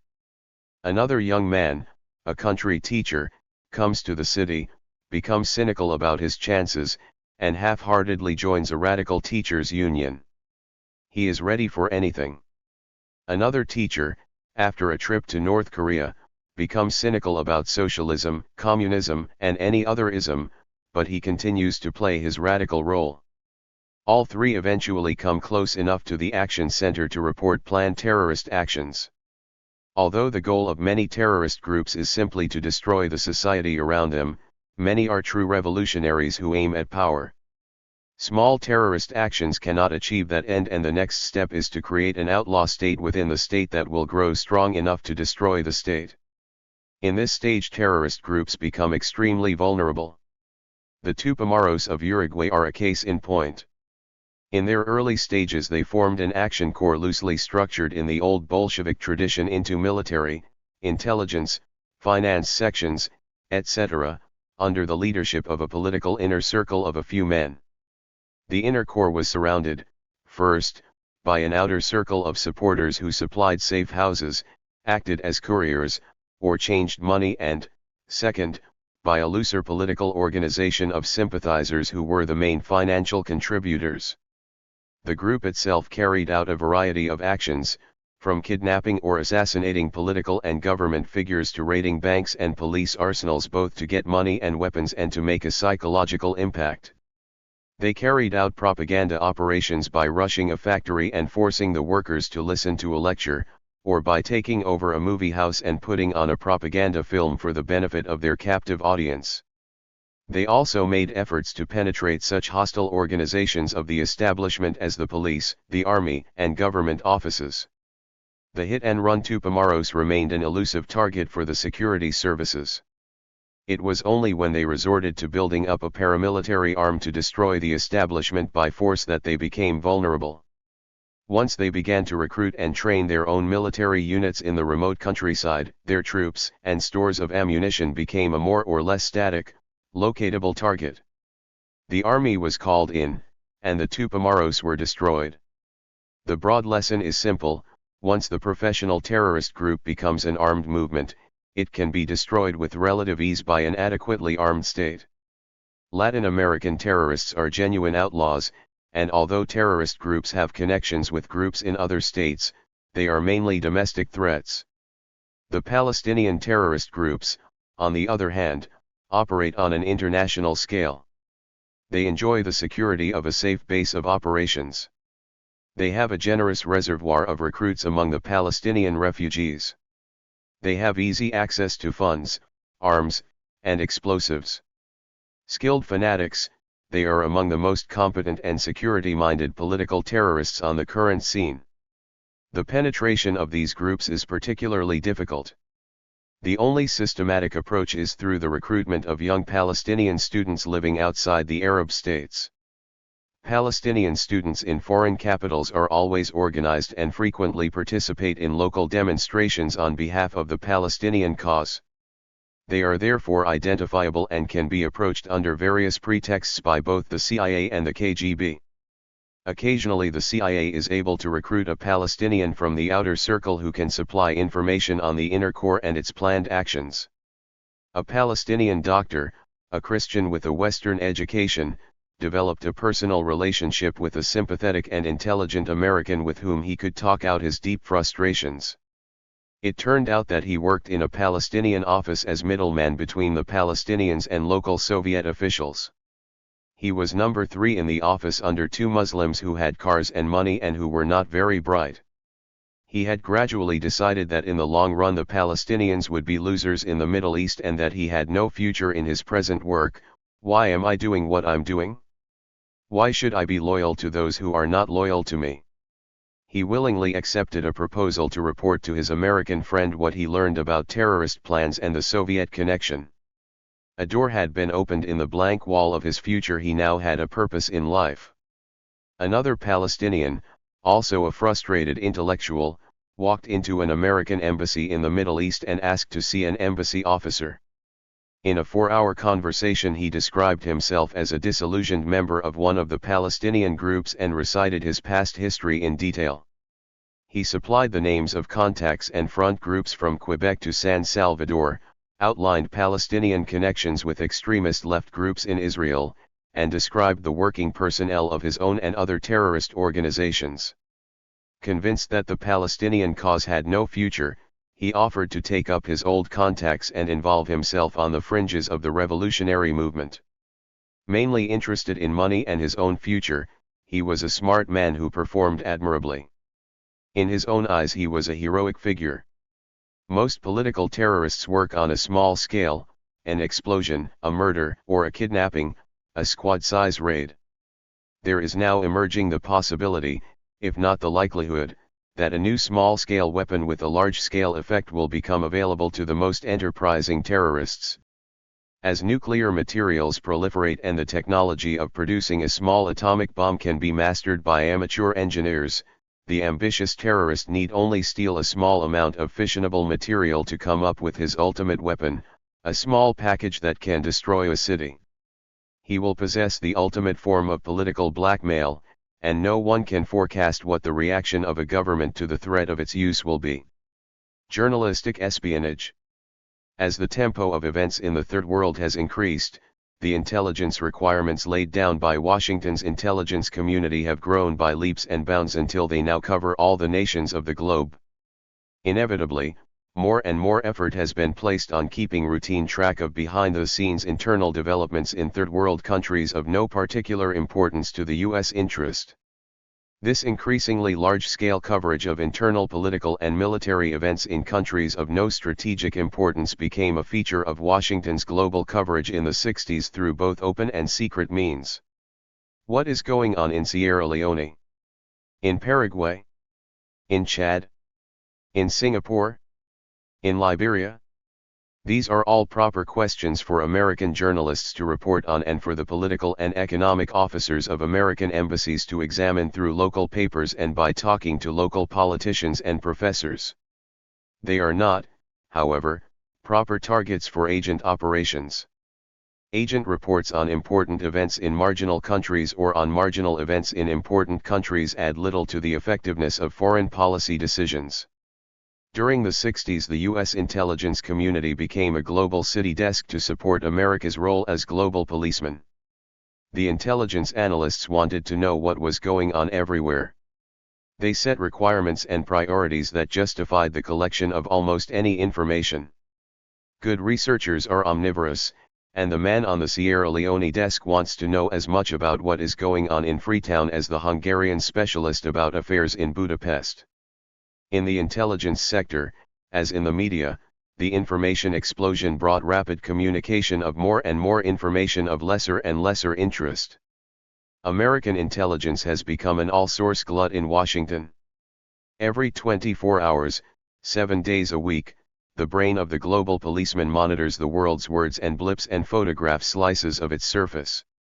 The intelligence community records and translates thousands of foreign radio broadcasts, reads some 10,000 newspapers and periodicals, excerpts and indexes thousands of names and places. American embassies forward hundreds of memoranda of conversation, piles of financial and economic statistics, crop reports. Military attachés describe equipment, culverts, maneuvers, generals.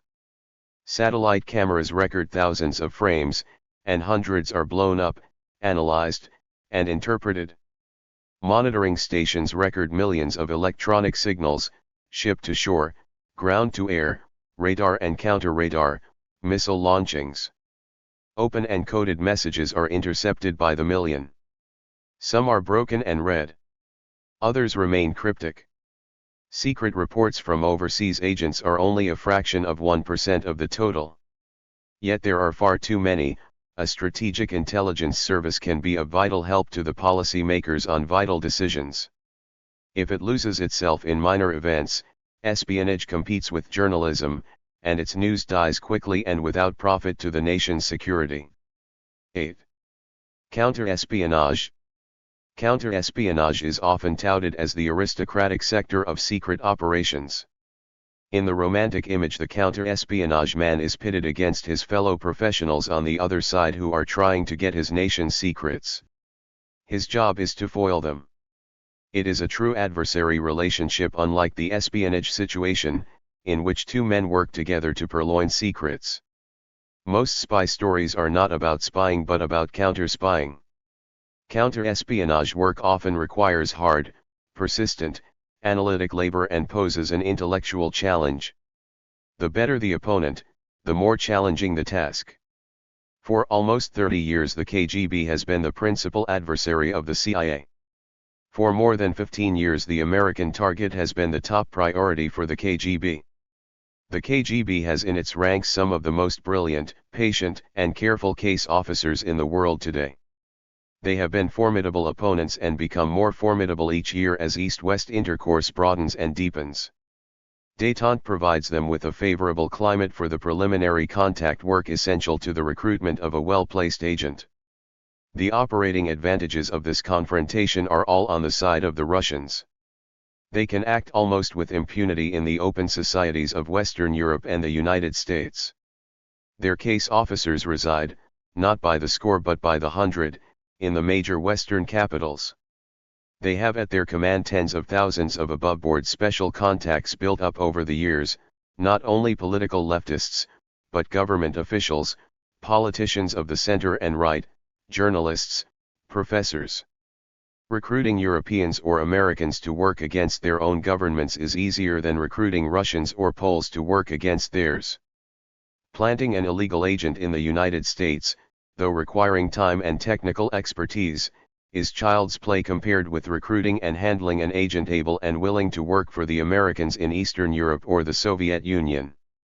Secret communications in an uncensored, uncontrolled Western society are safe and simple. Sending a courier from Europe to North America, or conversely, costs only the airfare. After years of operating against the Soviet Union, I would find it a vacation to run a KGB net in the West. American concern about Soviet intelligence started before the war with Japan ended and before the founding of CIA. The alert within the intelligence community came in the fall of 1945 when President Truman was informed by the Canadian Prime Minister that Soviet espionage operations out of Ottawa had reached deep into America's bomb secrets while the war with Germany was still going on. Igor Guzenko, code clerk in the office of the Soviet military attaché, had decided to seek political asylum in Canada rather than return to the Soviet Union at the end of his tour. He was disgusted at the spectacle of his country's spying on its allies during the war with Hitler. His attempt to defect led to a hair-raising drama. No one had heard about Soviet defectors at the time, and no one apparently understood what he was trying to do. He left his apartment with his wife and child, and he then visited one police and newspaper office after another. By the time his strange behavior came to the attention of the Royal Mounted Police's intelligence branch, the Soviet embassy had been alerted to his disappearance, and a Soviet strong-arm squad had taken over his apartment and was waiting for him to come back. Alert to the danger, Guzenko and his family returned to their apartment house that night, but stayed in the apartment of a neighbor friend. Here he finally made contact with the Canadian authorities and reached safety. Guzenko brought with him a rich variety of GRU files and documents that gave us our first close-up look at the internal operations of a Soviet intelligence residency, the operational notebooks of the GRU case officers, samples of cable and pouch communications between the Ottawa residency and its director in Moscow, methods of accounting for operational funds, etc. Out of these documents and follow-up investigations came the names of Canadian and American agents working for the net and of top-level Canadian communists who had helped the Russians. The net's priority mission was to get information on our development of the atomic bomb. What Moscow had already obtained and precisely what information it was still seeking emerged clearly out of Guzenko's documents. In 1946, American intelligence was almost totally unequipped to counter the Soviet espionage effort. It had no direct contact with the Soviet services in Europe or the Far East and few sources to fill the vacuum. Many of the men who began working in counterespionage from the late 40s on had learned their business under British tutelage during the war. The counterespionage branch of the OSS was established in 1943 at British suggestion to assist in the cleanup of Nazi intelligence services after the war. The American officers recruited for this work were trained in England, picked up the CE jargon, and learned their craft by watching the British handle their double agents into Nazi intelligence in England, Lisbon, and Stockholm. The staples of CE work are the same in peace as in war: the principles of security in one's own operations, the analysis of hostile organizations and their methods of operation, the techniques of surveillance and interrogation, and the handling of penetration and double agents. A handful of these men formed the nucleus of CIA's work against the KGB. It took the CIA some time to catch up with the Soviet CE target. Now, 30 years, scores of Soviet defectors, and hundreds of penetrations later, the computerized CIA central file has amassed a rich supply of name data within and around Soviet, East European, Cuban, and Chinese intelligence operations. It provides the data bank against which the name of any agent, agent prospect, or suspect hostile agent is checked, the heart and core of every defector interrogation, a register of foreign case officers, false passports, accommodation addresses, photographs, handwriting specimens, etc. With this buildup of file support information there slowly came gleams of light. An espionage service is vulnerable to penetration at 3 levels: its headquarters staff, its case officers abroad, and the agents on its payroll. The ideal goal for any service is to have an agent high up in the headquarters of a hostile service. For the CIA, an agent in the KGB Foreign Directorate in Moscow; for the KGB an agent in CIA's Directorate of Operations. The KGB has succeeded at least twice in penetrating European services near the top. For a time the counter-espionage chiefs of the British and German intelligence services were KGB agents. Up until the time I retired in 1970 there was no evidence that the KGB had any agents within CIA headquarters itself. Double agents. The most accessible level of Soviet espionage is, of course, the agents they recruit and run abroad, and the routine CE operation is to turn or double KGB agents against their employers. In the early years we doubled KGB agents both to protect our own operations, such as the Munich-based airdrops, and to find out what Soviet intelligence was up to in Europe and the Middle East. Mostly low-level, these doubles were able to supply information on the personality and competence of their KGB case officers, on Soviet intelligence requirements, and on communications techniques from secret writing to microdot readers and high-speed radios. Several episodes have stayed in my mind from those early days in Munich. One episode one recall with mixed feelings was an initiative taken by my CE chief and belatedly reported to me. A Georgian double agent of ours had been requested to go to Karlshorst to meet the KGB officer who had been running him through an East German courier. A very mild man, the Georgian was petrified at the thought of being interrogated by the Russians and sure that his anxiety would arouse Soviet suspicion.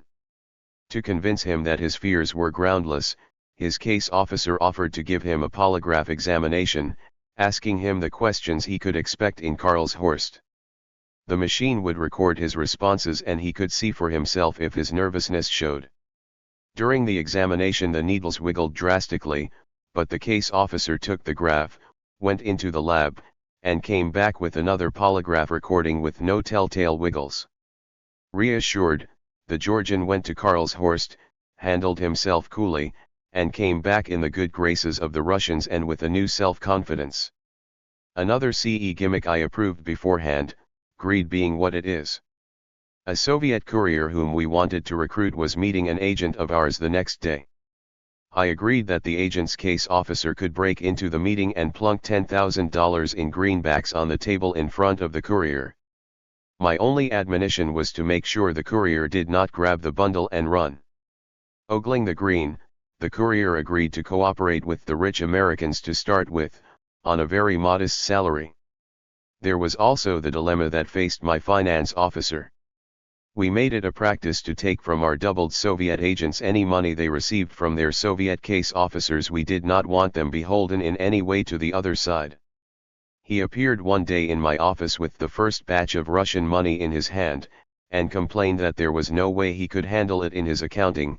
No secret service was supposed to make money, and no account had been set up for cash receipts. It took CIA headquarters almost a year to arrange a proper procedure for listing income. In the late 50s the large-scale and often blunderbuss Soviet approach to recruiting agents in the Third World gave CIA even richer opportunities to ferret out Soviet agents in the key capitals. Some were volunteers, either because of a pro-Western slant or because of the parsimony of their Soviet case officers. For example, in one Asian country an army captain dropped in on the U.S. military attaché and announced that he was a Soviet spy and wanted to work for the Americans. After careful interrogation by a CIA case officer on his past work, he had a most sensitive target and the reasons for his shift in allegiance. He was recruited to continue his work. For the next 2 years he made his regular visits to his Soviet case officer and dutifully reported his intelligence missions and his other contacts. The material he provided the KGB, though carefully screened, appeared to satisfy his Soviet employer. What he gave CIA exposed some particularly valuable Soviet secrets. In the absence of such walk-ins, leads to a Soviet agent can come in a variety of ways. The surveillance of a KGB case officer, by our own people or by a friendly security service, sometimes leads to observing a rendezvous with one of his agents, who can then be tailed and identified. A CIA Communist Party contact can report on a colleague who appears to be in close touch with an officer in the local Soviet embassy. One doubled agent occasionally leads to the identification of another Soviet agent. Although many of the Soviet agents we recruited in third world countries were used by the KGB for low-level missions, they served a useful purpose in familiarizing us with Soviet personnel and practices in a new operating area. In Africa, the Near East, South Asia, and Latin America, hundreds of double agents served to identify Soviet and satellite case officers, their targets, and their meeting places.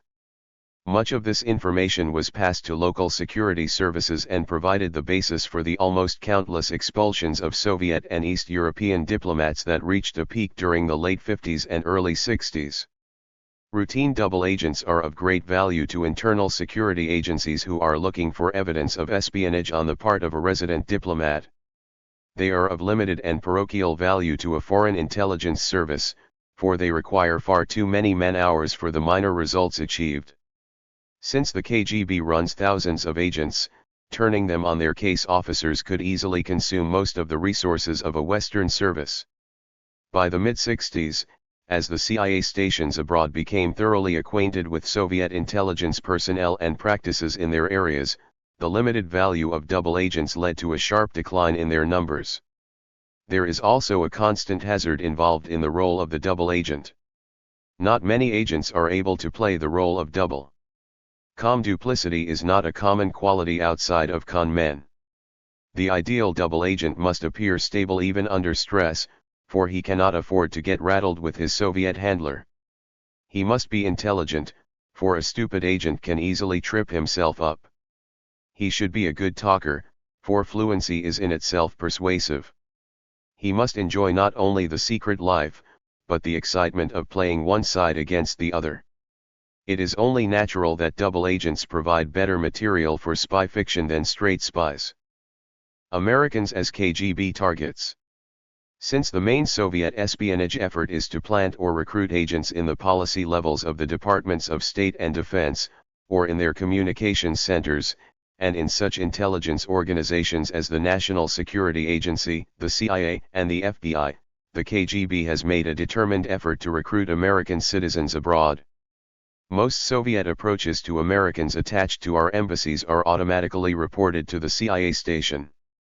Upon occasion, an American who is approached may be encouraged to continue the contact if he or she is agreeable and judged able to play a double role. Recruiting a government employee is the most direct means of getting access to his government's classified information. Just as the CIA has concentrated on the recruitment of Soviet, East European, and Cuban officials abroad, the KGB's American specialists have focused their attention on Americans abroad who work for federal agencies. To counter this effort is a major CE task for the CIA. It is a statistical fact that the KGB has recruited more American citizens to work for Moscow than the CIA has recruited Soviet citizens to work for Washington. The KGB advantage is obvious. The party selects with great care all personnel sent on foreign assignments or unofficial travel. Their behavior and contacts abroad are closely monitored by Soviet embassy security officers. American citizens, on the other hand, can leave their country and travel abroad without screening or restraint. Tens of thousands reside abroad for 2 years or longer as employees of the U.S. government. Among them, thousands, both civilian and military, have normal access to classified U.S. information. Most of them, especially military officers and foreign service personnel, will be given classified assignments on their return to the United States.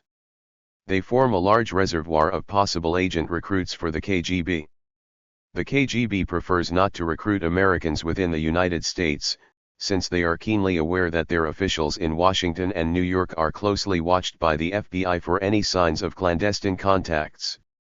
The principal Soviet activity in this country, both for intelligence and non-intelligence personnel, is to spot likely recruits who may at some time prove susceptible. A dossier on a potential agent can be exploited in an approach to him when he is traveling abroad. The KGB is convinced that Americans like to work abroad because they make more money through higher salaries, rental allowances, and tax breaks, and that Americans will do almost anything for money. Money, according to the Soviet view of capitalist society, is the only means by which an American can ensure his personal independence and fulfill his material and spiritual needs. This wisdom, however cynical, is a lesson learned by the KGB in its dealings with many Americans abroad. In almost every overseas capital there are one or more KGB officers devoted to recruiting Americans for eventual return to the United States. They are aware that Americans tend to let their guards down in a foreign environment. They talk more freely, mix more easily with foreigners, and treasure a new acquaintance in a strange city. In most cities the KGB sets up routine nets of local nationals or third country diplomats to keep an eye on Americans and spot likely prospects. Anyone in contact with Americans can be useful bartenders, restaurant owners, real estate or travel agents, local businessmen, members of the jet set, as well as local employees in the American Embassy or USIA. Many of these support agents are natural intermediaries for striking up an acquaintance with an embassy clerk or American businessman as a preliminary to introducing them to my Soviet friend. The favored KGB targets are junior employees of the U.S. government, both male and female, code clerks, secretaries, and Marine Guards in the embassies, enlisted men in the armed forces. These are, in the Soviet view, not only second-class citizens, but politically unsophisticated and lonely. Many are unmarried and spend their off-duty time with each other at home or in a few bars or cafes.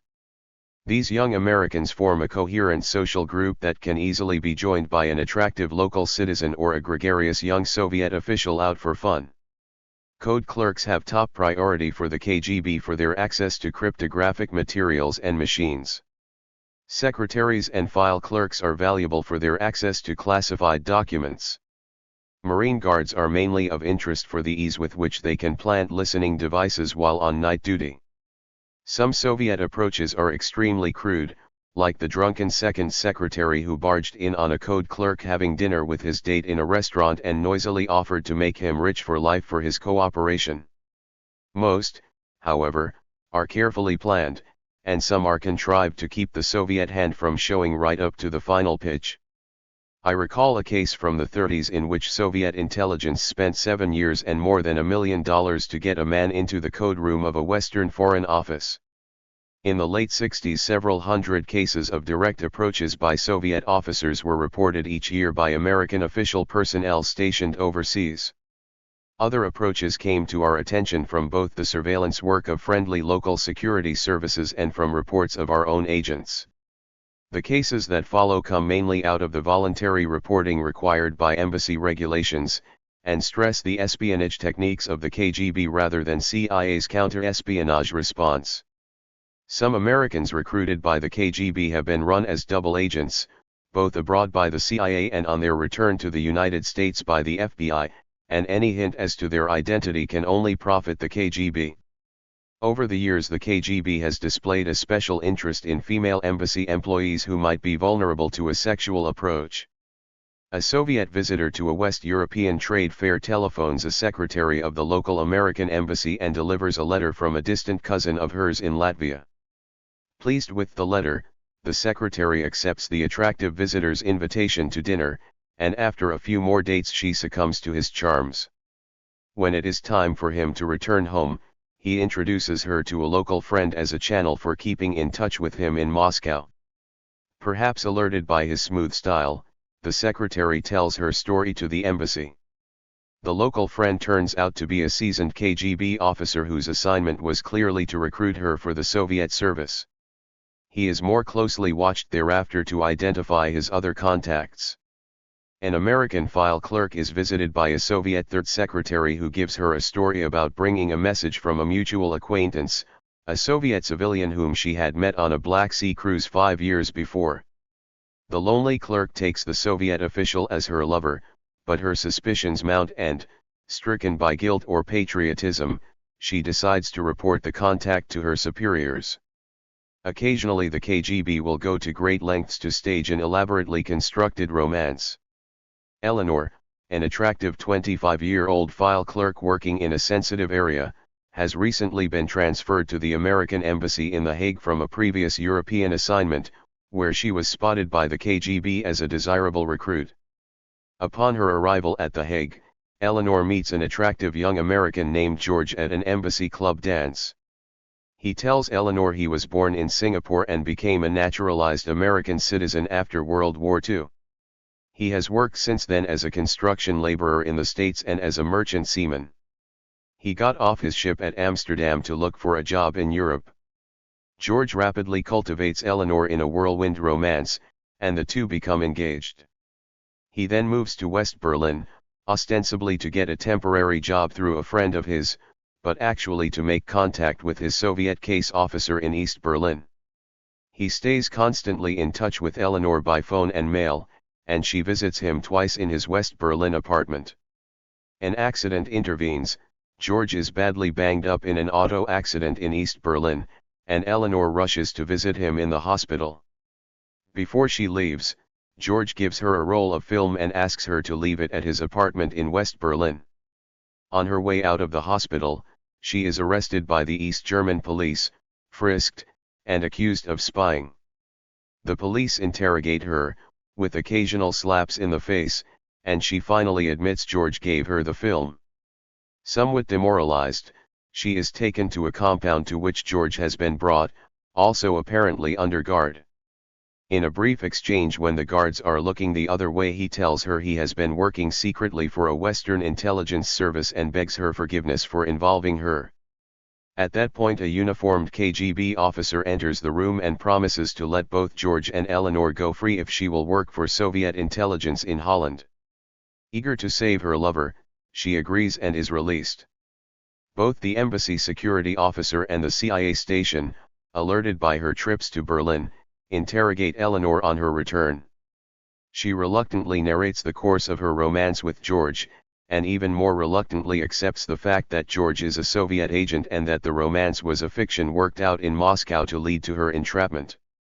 George is arrested when he comes to The Hague to handle his new recruit, for it is clear that Eleanor is in no state of mind to carry on the operation as a double agent for the CIA.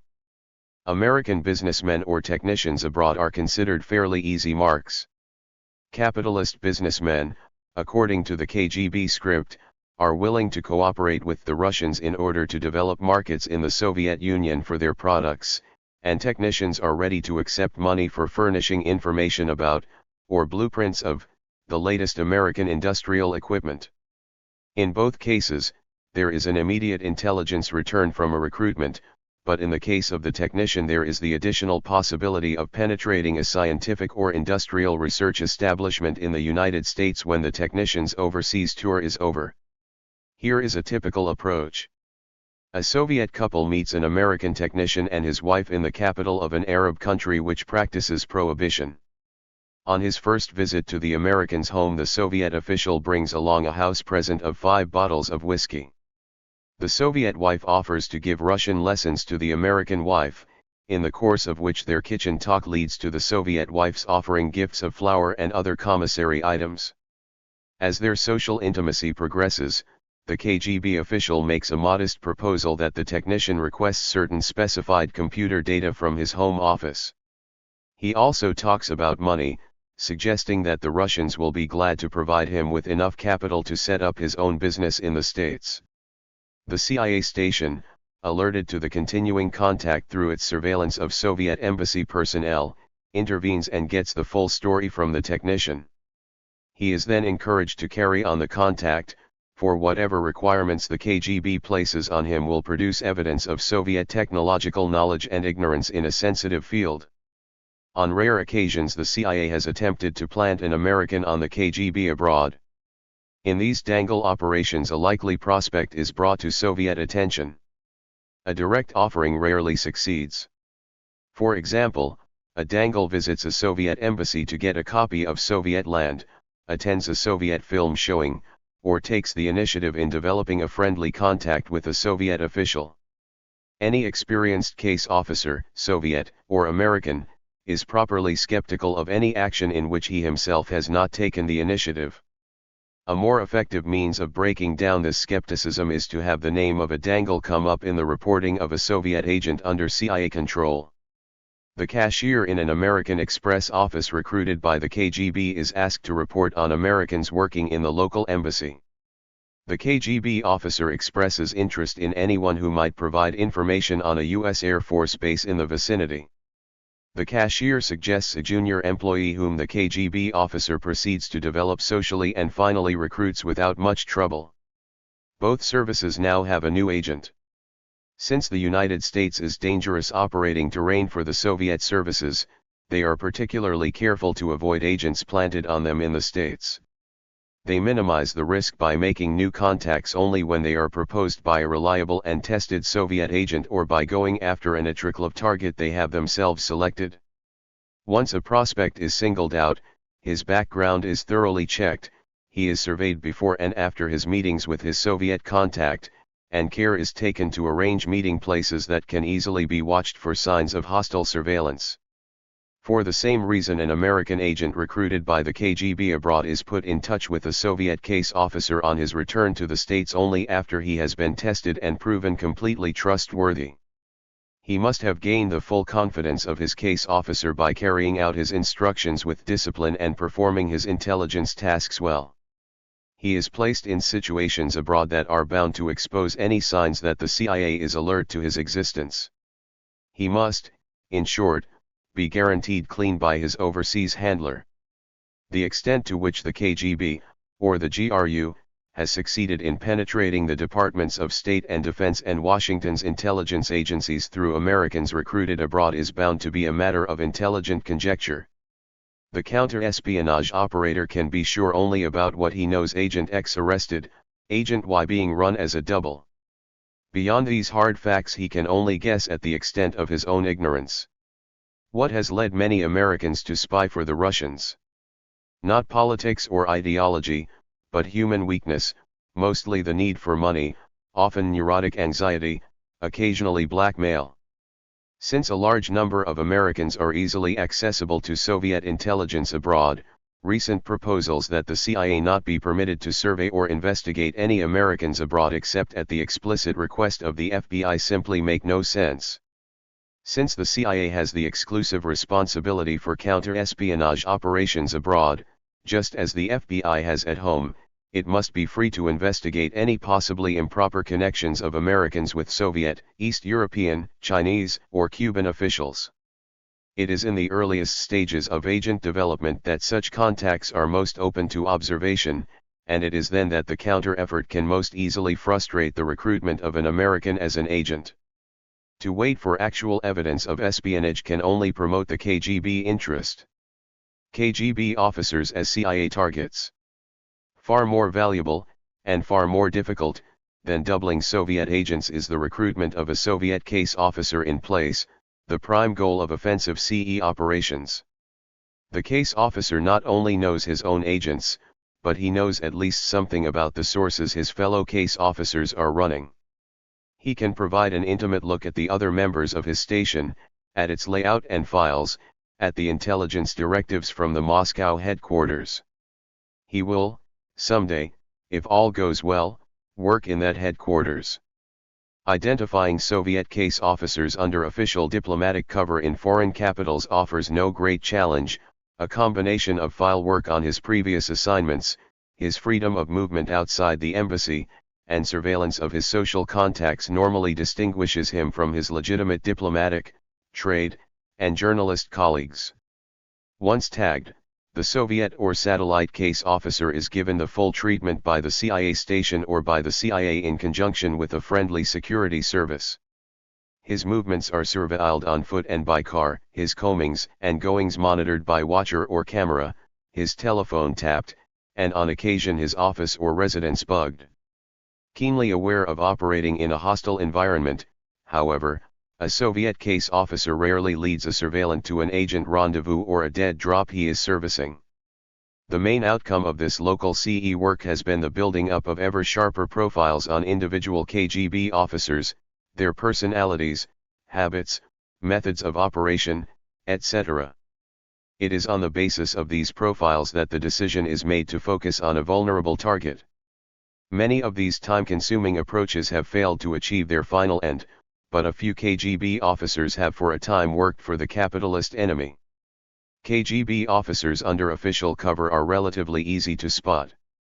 It is the Soviet intelligence officer under unofficial cover, the professional operating as a private citizen in a foreign country, who poses an almost insuperable challenge to Western intelligence and security services. It is the invisible Soviet illegal, operating on his own in Bonn, Zurich, or Chicago, who confounds detection. The most highly trained and carefully prepared of all intelligence officers operating in the world today, the illegal lives as a private citizen under an assumed name with false documents and a bogus life history. He is a case officer who recruits agents, not an agent himself, and his communications are directly with the desk in Moscow that sent him on his mission. Only in rare cases is he permitted to have direct contact with a Soviet diplomatic installation in his area. The rationale for developing a network of illegals parallel to and separate from the KGB's legal residencies is typically Soviet, in time of war, or when diplomatic relations are broken off in time of peace. The KGB will be able to continue its operations even after its official representatives are withdrawn. It is the same rationale that led Lenin to insist that every legal communist party also construct a parallel illegal apparat.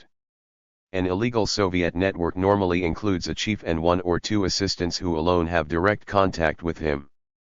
One or more local intermediaries, or cutouts, are employed to make contacts between the Soviet case officers and their native agents, none of whom know the identity of the Soviet officers they are working for. A fully staffed network includes a Moscow-trained radio operator who maintains two-way communications with KGB headquarters. The chief himself also possesses a locally bought shortwave radio receiver by which he can receive coded instructions from Moscow. International couriers are dispatched by the Moscow desk to deliver instructions or equipment and to pick up bulky or diagrammatic intelligence that cannot be sent by radio. Each illegal requires an expensive investment in time and operational support. His preparation can go on for 3 to 7 years before he is even dispatched to the country in which he will operate. He is almost always a Soviet citizen, often a career intelligence officer.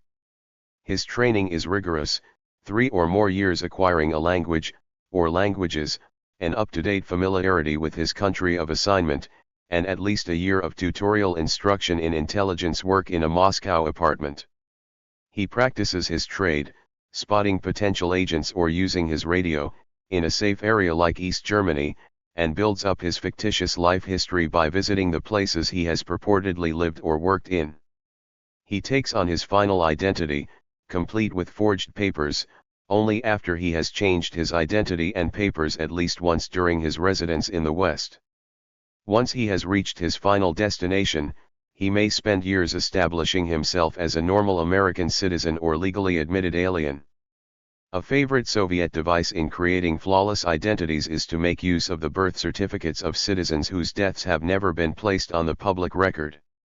Shortly after World War II, the KGB began to investigate the fate of families from the Baltic states and other areas now under Soviet control who had emigrated to Canada or the United States in the early 1900s and then returned to their homelands.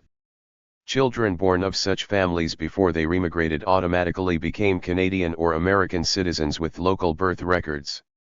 Many such families who returned to the Soviet Union were wiped out during the war, and all trace of them and their children was lost except in the files of the KGB. It is an easy matter to bring such a child, now ostensibly grown up, back to life. The man who is to assume the identity of the dead child gets in touch with local Canadian or American authorities, reclaims his earlier citizenship, and requests a copy of his birth record. The birth certificate entitles him to a Canadian or American passport. It is an almost unassailable procedure, but occasionally even the most carefully assumed identities are uncovered.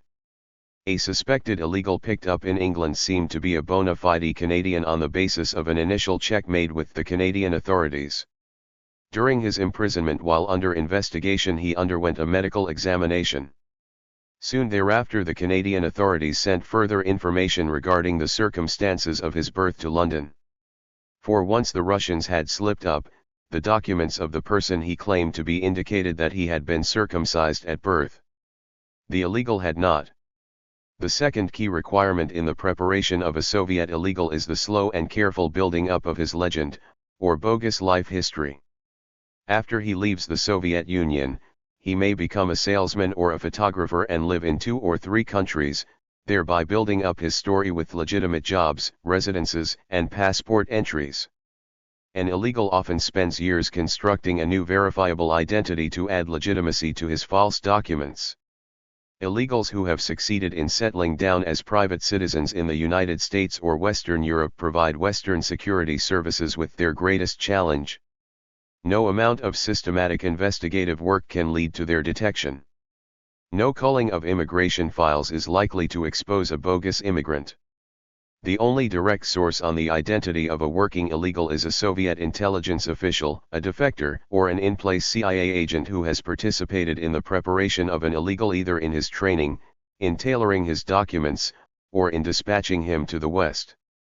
Without such exposure from inside his own service, the illegal is safe unless he cracks up on his wearing solo assignment or accidentally comes to police attention. The most notorious Soviet illegal uncovered in the United States, Colonel Rudolf Abel, had an assistant, also an illegal, whose true name was Reino Heihanen, born a Finn. On him the KGB imposed the identity of one Eugene Maki, the son of Finnish immigrants to the United States, all of whom had returned to Finland and disappeared during the war. Heihanen, posing as Maki and living in Finland under that name, wrote to the town in Idaho where the Makis had lived and procured a certified copy of his birth certificate. With it he was readily issued an American passport in Helsinki with which he eventually entered the United States as a bona fide American citizen. Heihanen did very little useful work in the United States for 5 years after his arrival. Both Abel and his Moscow desk were clearly dissatisfied with his performance, and Heihanen knew it. When he received a message from Moscow in March 1957 to come home on a secret visit, he found the invitation ominous. He felt guilty not only about his own poor operational record, but about his secret marriage to a Finnish woman during his preparatory period in Finland, a marriage he had not reported to his superiors. On his way back via Europe he got cold feet and walked into the U.S. Embassy in Paris on May 6, 1957. He told the CIA everything he knew about his boss and provided operational details of Abel's and his own work that led to Colonel Abel's arrest and conviction in federal court. Colonel Abel, a seasoned and disciplined operator, never talked and waited for Moscow to secure his release. He was later exchanged for the American U-2 pilot Francis Gary Powers, and lionized in the Soviet Union for his unknown exploits. The main function of the CIA in countering the introduction of Soviet illegals into the United States is to intercept them abroad. Leads to illegals abroad have come from a wide variety of sources: friendly security services in Europe, agents within the Soviet intelligence bureaucracy, Soviet defectors, and illegals in desperate circumstances who walk in and identify themselves. Occasionally an illegal bungles, but even then, he is not always discovered. In the case of Colonel Abel, as it later turned out, a minor accident might have exposed him even before Heihanen's defection, had the Brooklyn police been as alert as the police authorities are in Moscow. Abel ran a photographic studio in Brooklyn, and one day on leaving his apartment building he happened to drop a coin out of his pocket, a nickel. A small boy playing on the steps picked it up and began to play with it. He noticed it was very light, and after monkeying with it for a while, he managed to slip one side of the coin out of the other. It was hollow. The boy showed his find to his parents, who were suspicious enough to take it to the police as a possible counterfeit. The police took no further action. In the past 15 years Soviet illegals have become a flourishing arm of Soviet intelligence. In the early 60s the list of known and suspect illegals operating in the West numbered roughly 100. By 1970 more than 1,000 were known to be operating throughout the globe. It is a reasonable judgment that illegals, and not official Soviet residents, are now handling the most sensitive Soviet agents in the upper reaches of the Western civilian and military establishments. Defectors. In the past 25 years of Soviet-American political competition, Moscow has lost out drastically on one front, the loyalty of its diplomatic and intelligence officers. Scores of Soviet intelligence officers and hundreds of East European diplomats and intelligence officers have sought asylum in the West. During these years, not a single CIA or American Foreign Service officer has sought asylum in the communist world. The majority of Soviet defectors have been intelligence officers, and for a good reason. The intelligence officer in any service is the most knowledgeable about security practices in his own embassy, and as a trusted case officer in his daily work, he knows his way about town. He is in the best position to make a safe contact with the Western service and, in what will probably be his last secret operation, not to get caught. He may plan his defection for years, or for a few weeks, but he can carry it out as a professional operator. In the post-war years in occupied Germany and Austria, any Soviet, Pole, or Czech official who wanted to go west generally had no trouble. If he could arrange an official visit to East Berlin, he simply went to West Berlin and turned himself into a local army post. He was immediately placed under CIA protection, and flown out to safe quarters in the Frankfurt area. The reception of defectors in Vienna was equally easy to arrange, but without an American-controlled airfield in Vienna proper, the defector had to be transported secretly across the Russian-occupied zone. For a Soviet official to defect from a European or Third World capital, knowledge and care are needed. He cannot break his pattern of behavior or show any signs of unexplained nervousness.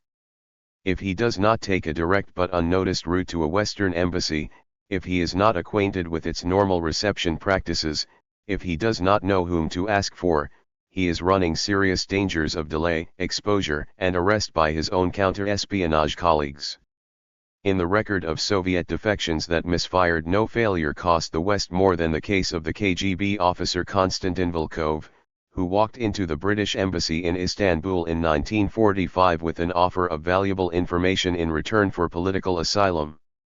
Volkov urged that extreme caution be observed in forwarding his proposal to London since, he asserted, the KGB had 2 agents in the British Foreign Office and a counterintelligence agent in the British service. Unfortunately, the counterintelligence agent was Kim Philby, and he was the man who handled the London end of such matters as Soviet intelligence defectors. Moscow, alerted by Philby, pulled Volkov out of Istanbul. Had Volkov succeeded in his attempt, his information would have uncovered Philby and robbed the KGB of its most productive post-war agent in the West. The roster of Soviet intelligence defectors since the early 50s runs into scores.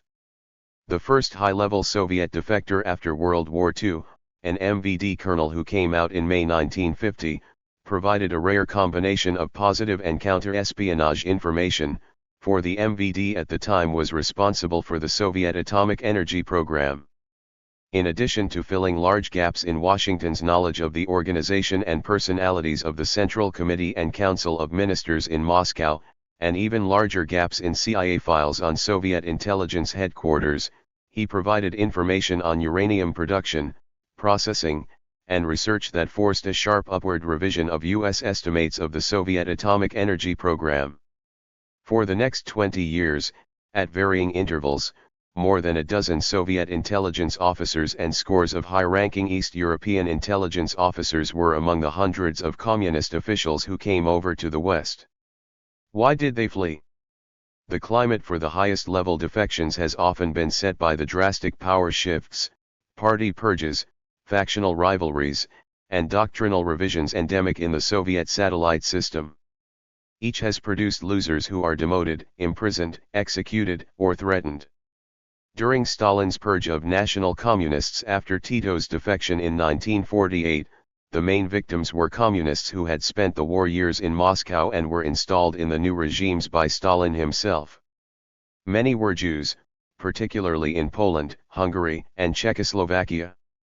Under Khrushchev it was the turn of the discredited Stalinists, some of whom fled to the West even though not assured of an enthusiastic welcome.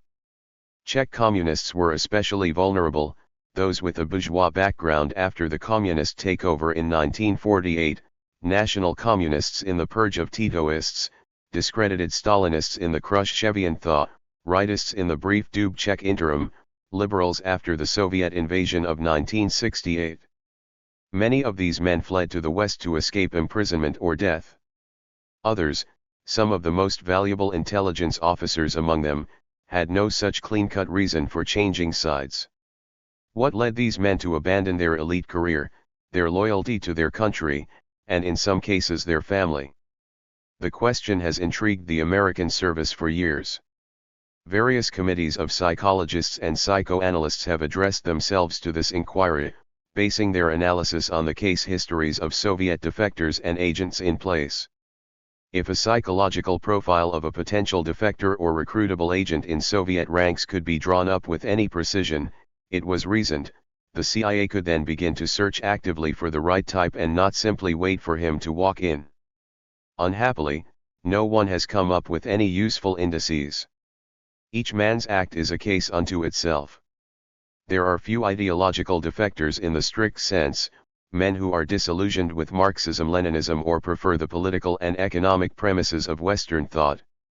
There is an occasional man who defects on grounds of principle, out of moral or emotional distaste for the actions of his government, but the common notion that a communist chooses freedom because of the greater satisfaction of living in a democratic society is both naive and self-serving.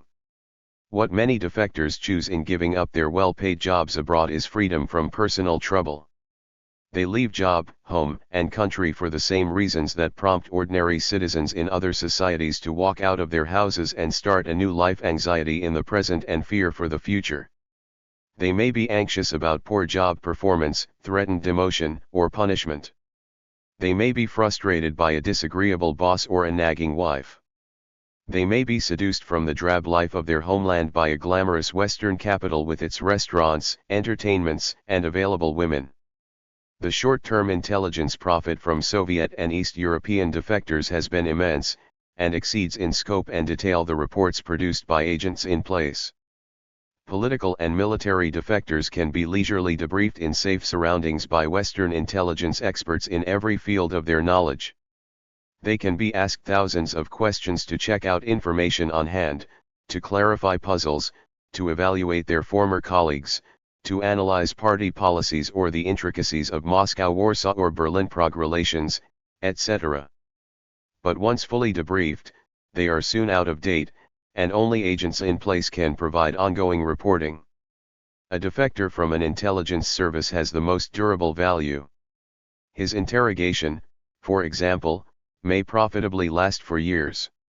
A jog to his memory may bring out deeply buried associations, the past career of a case officer, an address in Switzerland, a report from a prime source in a European government. A long-forgotten allusion can lead to the identification of another Soviet agent in the West. Some intelligence defectors have also been of great value as consultants or advisors, in interpreting personnel shifts in their former services or analyzing a peculiar turn in a Soviet operation under current scrutiny. Usually intelligence officers who intend to defect go about their task with professional care. Aware that their value to the Western services is directly proportionate to the amount of information they possess, they often load themselves with a rich trove. A senior East European intelligence officer who planned to defect on his next official trip to the West spent months selecting key documents that passed over his desk and placed copies inside a hollow tree in a public park through which he walked every night on his way home from the office. He defected at the beginning of a long holiday, and his service was not alerted until several days after he was in CIA hands. The delay gave the CIA time to empty the drop and speed the documents to Washington before the local service knew it had lost one of its most valuable men. The top KGB defector of the early 60s had decided years before to leave his service. A man with a remarkable memory, he internalized operational and agent information up to the moment he left. He was able to provide the names of more than 800 Soviet case officers and identifying data on a score of Soviet illegals operating in the West. In addition, he brought with him several original documents with details on current KGB operations in Western Europe. During the Cold War, an important byproduct of defection was its exploitation for political propaganda. The communist defector was hailed in the West as testimony to the fact that even an able and respected official found life behind the Iron Curtain insupportable. Stories of corruption, deceit, and poverty inside the People's Paradise were played up for the benefit of the Third World, and American congressional subcommittees periodically used them to indict the communist system. The counter-propaganda blast from the Soviet side, for home and foreign consumption, was equally mechanical. The defector was an embezzler, a drunkard, or wife-beater, an immoral man with only the lowliest reasons for flight. Intelligence defectors, on the other hand, were and are normally kept under close wraps. The lives of KGB or GRU defectors in particular are in danger, for if they remain scot-free, they pose a bad example to their former colleagues. There have been no recent assassinations of former Soviet intelligence officers, but it is a standing task of Soviet counterintelligence officers abroad to run down the new identities and residences of Soviet defectors resettled in the West. A great deal of care has been taken to foil their search. It is from these men, safely sequestered, that the CIA has obtained the most valuable contribution to its CE effort, leads to Soviet and East European agents operating in the West at the time of their defection. They have identified hundreds of Soviet agents, mainly in Europe, many in NATO, who were arrested or monitored for further leads. The impressive list of exposures of Soviet penetrations of European intelligence services in the 1960s is directly or indirectly traceable to the items of information they were able to furnish. Following up the leads supplied by intelligence defectors has always been a priority CE task. Both speed and care are required. The road from the first vague lead furnished by a defector to the final identification and arrest of a Soviet agent is often a long and tedious one. In hardly any case can a defector supply the name or exact identifying data on a Soviet agent he has not himself been running.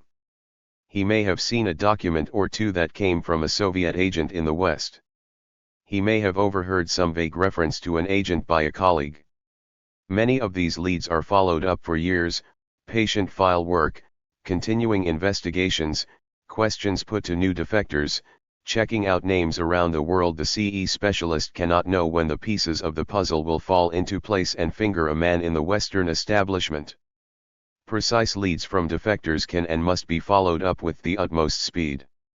When a KGB officer is known to have come into the hands of a hostile service, the immediate response is to protect the agents or communications the defector may give away. Agents are told to move or to lie low. Mail drops or safe houses go out of use. Staff officers under official cover are withdrawn from the embassy. If the lead to a Soviet agent in the West is not quickly pursued, he will be warned to cover his tracks, play safe, or disappear.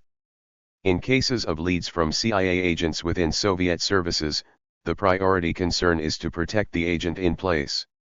The defector is in safe custody. The agent is on the firing line, and any information he supplies that can conceivably be traced back to him may lead to his death. The GRU officer in Europe who provided the CIA with such rich military information in the 50s also identified more than 60 GRU agents in Austria and more than 40 in Germany. No immediate action could be taken on most of his leads without throwing suspicion in his direction. When an agent is lost, any service will look for a leak from its own ranks.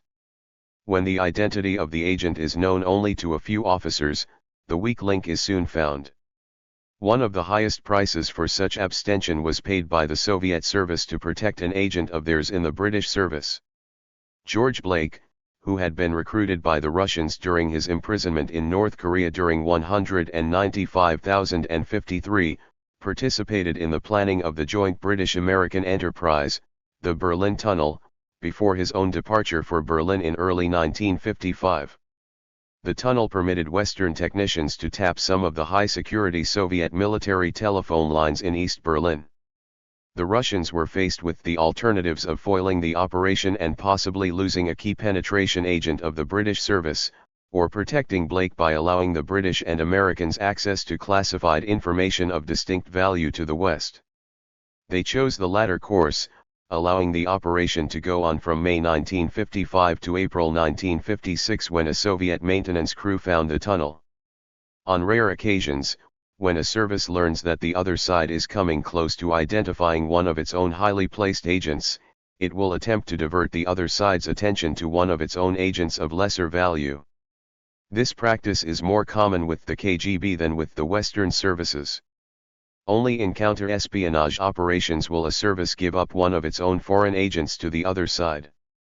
In no case will a service sacrifice one of its own case officers for any end whatever. Termination with prejudice means murder only in fiction or a romantic press. Counter-espionage, it has been said, is not an occupation for altar boys. Nor is it a career for criminals. The crucial element in any intelligence service is its counter-espionage component. Without effective counter-espionage, no service can protect its own operations from penetration or exposure, and no government can keep its own secrets. One fallout of the recent CIA investigations was the virtual destruction of its centralized counterintelligence staff and the loss of many senior CE operators. Only a few CIA operators have, over the years, concentrated on counter-espionage work, for most case officers are temperamentally more suited to espionage and action operations. Here the American impulse to act, to get something done, has a wider theater, and the bureaucratic rewards for a good operation are normally greater. The defensive role of the CE analyst is essentially negative, to examine our operations for evidence of hostile knowledge or penetration. Even a small number of experienced and highly critical minds can protect us from being duped by our own uncritical enthusiasm for action. Counterintelligence, the broader term, covers any action or information on individuals or groups judged hostile or dangerous to a society. These can range, as in the United States, from communist and New Left militants to the Ku Klux Klan. Under President Nixon they included Democrats, radical students, and hostile journalists. Counterintelligence work normally involves collecting information, investigation, and surveillance, and running informants. It can also involve taking action, as in the FBI's COINTELPRO, or counterintelligence program, of the 60s harassment, intimidation, denunciation. Counter-espionage operations, on the other hand, are exclusively concerned with the activities of a foreign intelligence service. Although Soviet intelligence has worked on the American target from the earliest days in Berlin, Vienna, and Tokyo, the KGB was officially given the priority mission of penetrating classified U.S. installations in 1959. In the fall of that year, on Khrushchev's personal order, Alexander Shelepin, then chief of the KGB, held a secret conference of senior KGB officials in Moscow and laid down the law: the United States, as the main enemy, is your main target. In American intelligence parlance, a defector is a man whose knowledge is of substantial interest to the intelligence agencies in Washington. He is given special treatment not accorded the ordinary political exile or émigré. 9. Covert action, propaganda. The transformation of the American intelligence service into an all-purpose action instrument for secretly executing presidential policies began with the start of the Cold War. The March 1948 crisis led not only to the war scare and the urgent requirement for early warning of Soviet military intentions, but to the determination to counter Soviet expansion with some of its own weapons.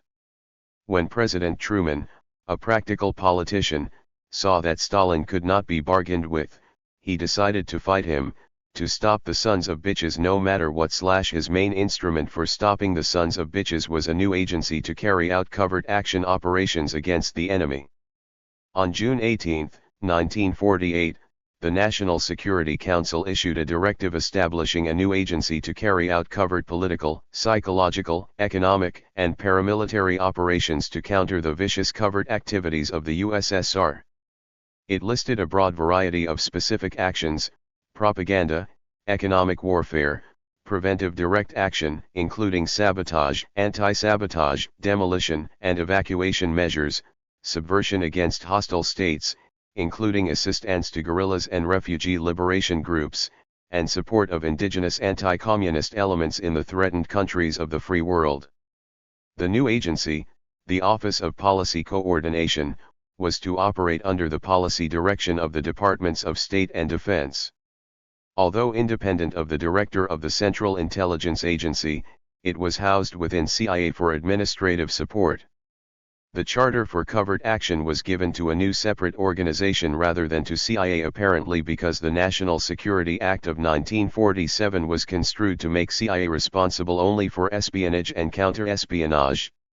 It was an odd arrangement, unique among Western secret services, and did not survive for long. From its founding on September 1, 1948, until August 1, 1952, the OPC worked as an independent service alongside the intelligence service. Its chief was appointed by the Secretary of State, and its directives for covert action came from the Departments of State and Defense and the Joint Chiefs of Staff. Then in 1952 the two operations agencies were merged into a newly baptized Clandestine Services, and OPC became an integral part of CIA. The 4 years during which two American secret services operated side by side were featured by duplication and confusion.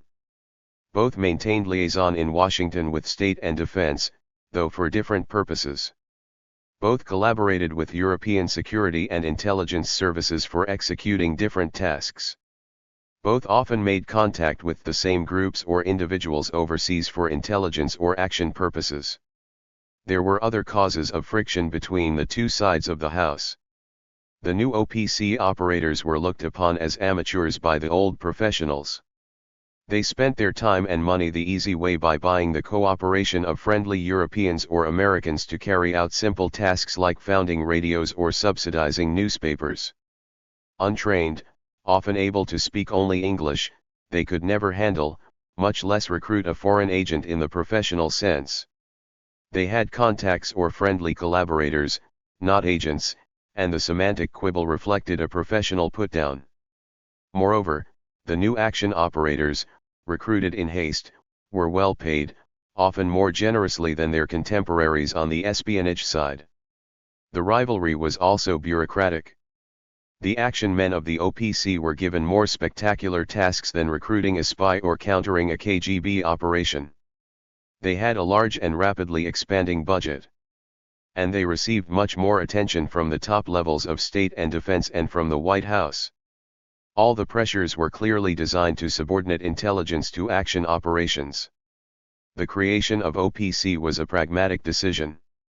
No questions of morality or legality intruded into the Cold War climate of the time.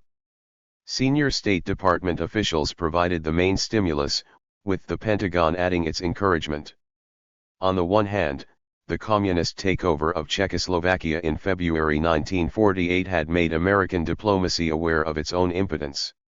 On the other, the victory of the Christian Democrats over the Communists in the Italian elections that same April, at least partly due to substantial covert American support, encouraged them to view covert political action as an effective instrument.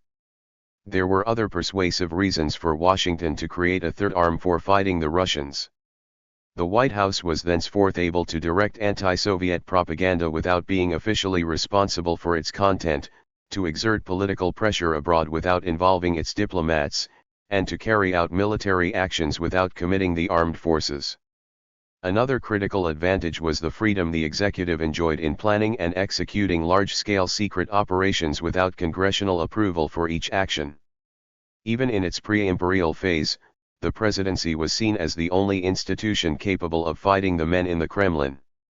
The effect of this decision was to create an organization similar to the wartime Office of Strategic Services. We now had a peacetime secret agency involved in both intelligence and covert action. President Truman's role in making this vital decision has been obscured by his apparent denunciation of covert operations years later. The critical remarks he supposedly made in a syndicated article that appeared on December 22, 1963, have often been quoted. "I never had any thought when I set up CIA that it would be injected into peacetime cloak and dagger operations." In a conversation with President Truman the following April, the then CIA Director Allen Dulles brought up the President's published statement, and recalled to him some of Truman's own decisions authorizing covert operations in Italy, Greece, Turkey, and the Philippines. After reading the article, Truman expressed puzzlement and said, in effect, that the story was all wrong and gave a very unfortunate impression. Apparently, the article had been written by David Noyes, his former White House assistant, and not read by the president himself, who was then in his 80s. Covert action operations cover a broad front, dropping arms and money to guerrilla groups, supplying funds to a political party or leader, subsidizing a labor union, funding an editor or giving him an outline for an editorial, supporting an ostensibly private radio or magazine, supplying an airline ticket, taking a man to dinner. Conventionally, and bureaucratically, they fall into three types of action.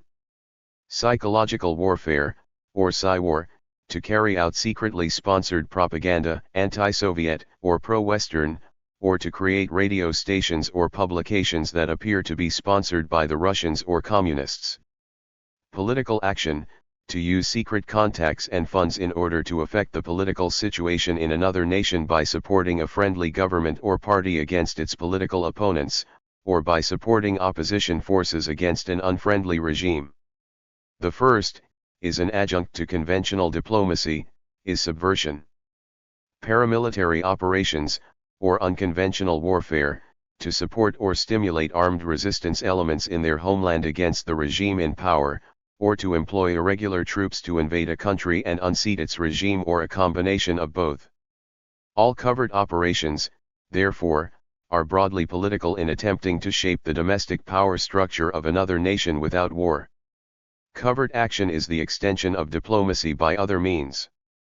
Covert operations became an integral part of the counteroffensive against Soviet expansionism. Two forms of action were called for: a positive program to build up anti-communist elements and an aggressive effort to weaken the communists both inside and outside the Soviet orbit. The first tactic, a kind of benign intervention, sought victory, in George Kennan's words, within ourselves in our Western world. The second sought to fight the communists on their home ground, simple subversion. Both reflected the underlying nature of America's overall containment policy, to stop the fire from spreading, not to put it out. Covert, like open, political action was therefore fundamentally defensive. In practical terms, the new Action Charter of 1948 called for operations designed to contain, or retard, the spread of communism in the free world by supporting non-communist governments threatened by a communist takeover and by strengthening democratic political parties, labor unions, and cultural organizations. Counter-Soviet propaganda by funding anti-Soviet groups and publications and building up democratic international front groups. Fight the communist regimes on their own terrain by supporting resistance movements inside the orbit and by weakening the loyalty of their citizens through radio broadcasts, leaflets, and Western literature.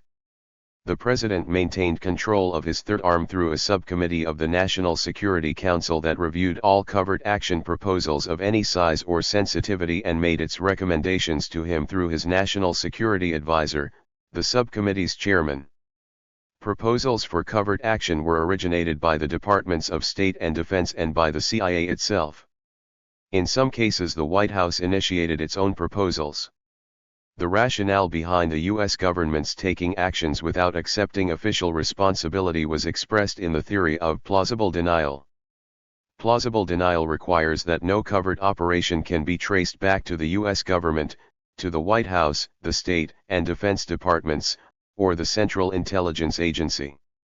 It means that an operation, even if it is blown, can be denied as an officially sponsored act without the government's being caught in a barefaced lie. This deniability was sought in a variety of ways. Funds were passed to foreigners through secret contacts. Private organizations were established, both in the United States and abroad, ostensibly by private citizens with private money, and funds funneled to them through dummy foundations and benefactors. Official Americans participating in unofficial actions acted as private citizens. Proposed covert operations were equipped with cover stories supplying an innocuous explanation. The aim always was to find proxies. Stalin himself was a great practitioner of plausible denial. In 1933, negotiating for recognition with President Roosevelt, he disclaimed any responsibility for the Third Communist International in the face of hard fact. He and his successors to this day deny any responsibility for the direction of communist parties they subsidize and whose leaders they openly haul to Moscow for periodic international congresses. However implausible, these denials serve to simplify Soviet diplomatic relations with other countries, including the United States. President Truman's covert action operations rarely came to public notice in his day, and plausible denial required little more than no comment.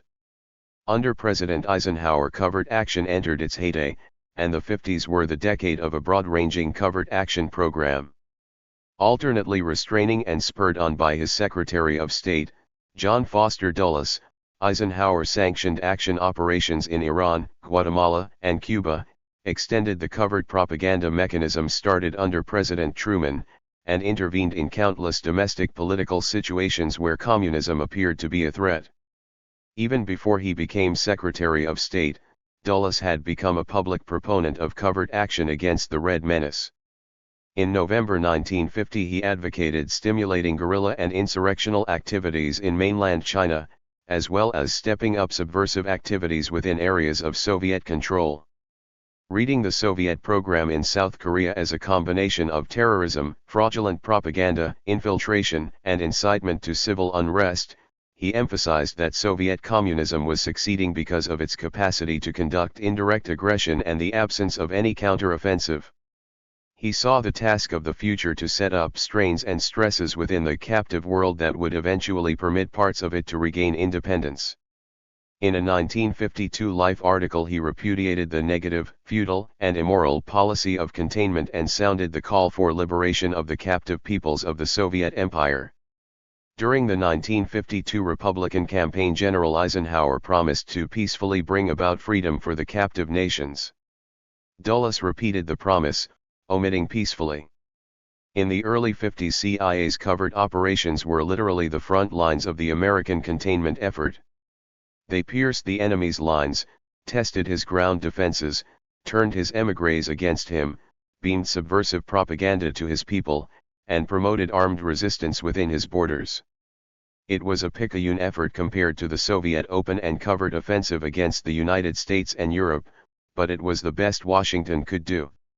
As the 50s went on, more and more covert operations were assigned to CIA because state and defense did not want to do them in the open, or because the simplest and fastest way to get something done was to assign the job to the secret arm. The mood of the White House in the mid-50s is best reflected in a top-secret report submitted by the Second Hoover Commission to President Eisenhower in September 1954. It urged the continued desirability of an aggressive covert psychological, political, and paramilitary organization more effective, more unique, and if necessary, more ruthless than that employed by the enemy. We are facing an implacable enemy whose avowed objective is world domination by whatever means and at whatever cost. There are no rules in such a game. We must learn to subvert, sabotage, and destroy our enemies by more clever, more sophisticated, and more effective methods than those used against us. The next year, a National Security Council directive reaffirmed the executive's commitment to covert operations. It instructed the CIA to continue creating problems for international communism, to reduce its strength and its control worldwide, and to increase the capacity and the will of peoples and nations to resist international communism. It specifically reaffirmed CIA's authority to develop underground resistance and facilitate covert and guerrilla operations. By 1953 there were almost 50 covert propaganda and political action operations in Europe and the Third World.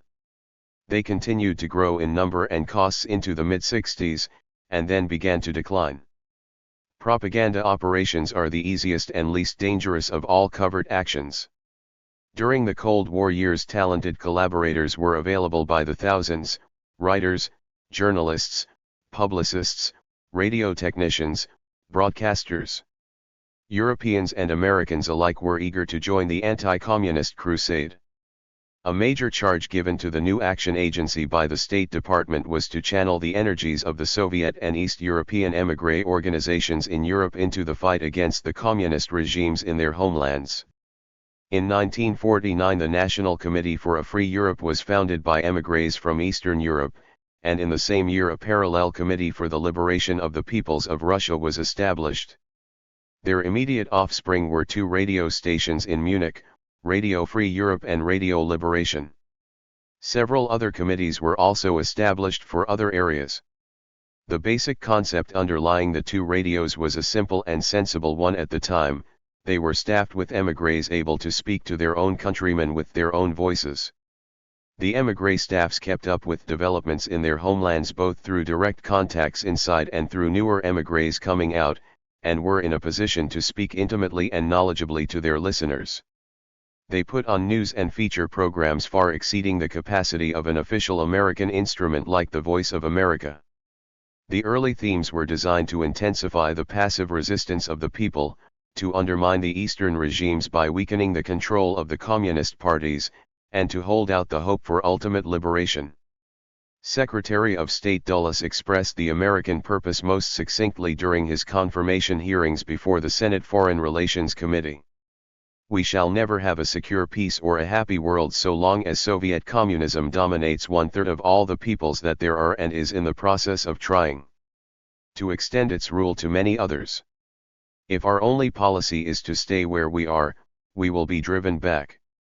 It is only by keeping alive the hope of liberation that we will end this terrible peril that dominates the world. But all of this can be done and must be done in ways which will not provoke a general war. Those who do not believe that results can be accomplished by moral pressures, by the weight of propaganda, just do not know what they are talking about. As the mild thaw set in after Stalin's death, Washington began to recognize that the Soviet Union and Eastern Europe were more likely to change by a slow evolutionary process and not by a dramatic shift of power. The radios dwelt less on liberation and more on themes inviting social and political change. The Soviet response to the two radios was expensive jamming, propaganda against reactionary émigré groups, diplomatic pressure to stop the imperialists from broadcasting on foreign soil, and KGB efforts to penetrate the radio staffs and disrupt the émigré groups. Although the Soviet response, as well as a growing number of letters from listeners, can be cited as evidence for the success of these anti-Soviet propaganda actions, no judgment is possible on their practical effect. Many persons inside the orbit were no doubt encouraged by contact with the outside world, and some sections of the population, especially in Eastern Europe, were reinforced in their opposition to their regimes, but no tangible long-term effect of these propaganda operations on the political or social evolution of these societies can be measured. The basic ambivalence underlying these propaganda operations was highlighted by the Hungarian Revolution in 1956. To cover its military intervention, the Soviet Union followed a familiar line. The Hungarian uprising was a bourgeois counter-revolution fomented by capitalist agents aimed at destroying the achievements of the new socialist state. It charged that RFE, the tool of the Western imperialists, had helped incite the mobs by advocating liberation and anti-Soviet attitudes. At the same time in Europe and the United States, many people criticized American policy for inciting the captive peoples of Eastern Europe to revolt and then failing to back them up with arms. A post-mortem examination of RFE broadcasts in the period preceding the revolution uncovered no evidence of direct incitement to revolt, but it was clear that the steady barrage of assurances that the West was firmly opposed to the continuing communist exploitation of subject peoples could not fail to give RFE's listeners the hope that the United States would come to their aid if they did revolt. This ambivalence in American policy toward Eastern Europe has survived to this day. Official acceptance of the status quo in Eastern Europe paired with an annual congressional resolution on Captive Nations Day. Anti-Soviet émigré organizations in Western Europe were also given support to produce a broad variety of publications from flyers and leaflets to magazines and journals, some of them of high intellectual caliber addressed to a sophisticated audience.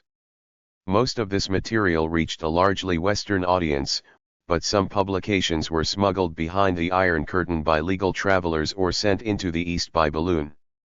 A more systematic program was carried out by CIA within Western Europe itself, in effect as a covert annex to the Marshall Plan. The war had devastated the cultural and intellectual life of Europe as much as it had destroyed its industrial establishment. CIA's financial support was devoted to reviving the cultural groups that had survived the war. Subsidies were given to publications, meetings, congresses. Individual authors and artists were given help. Books were underwritten, travel grants supplied, lecture tours arranged.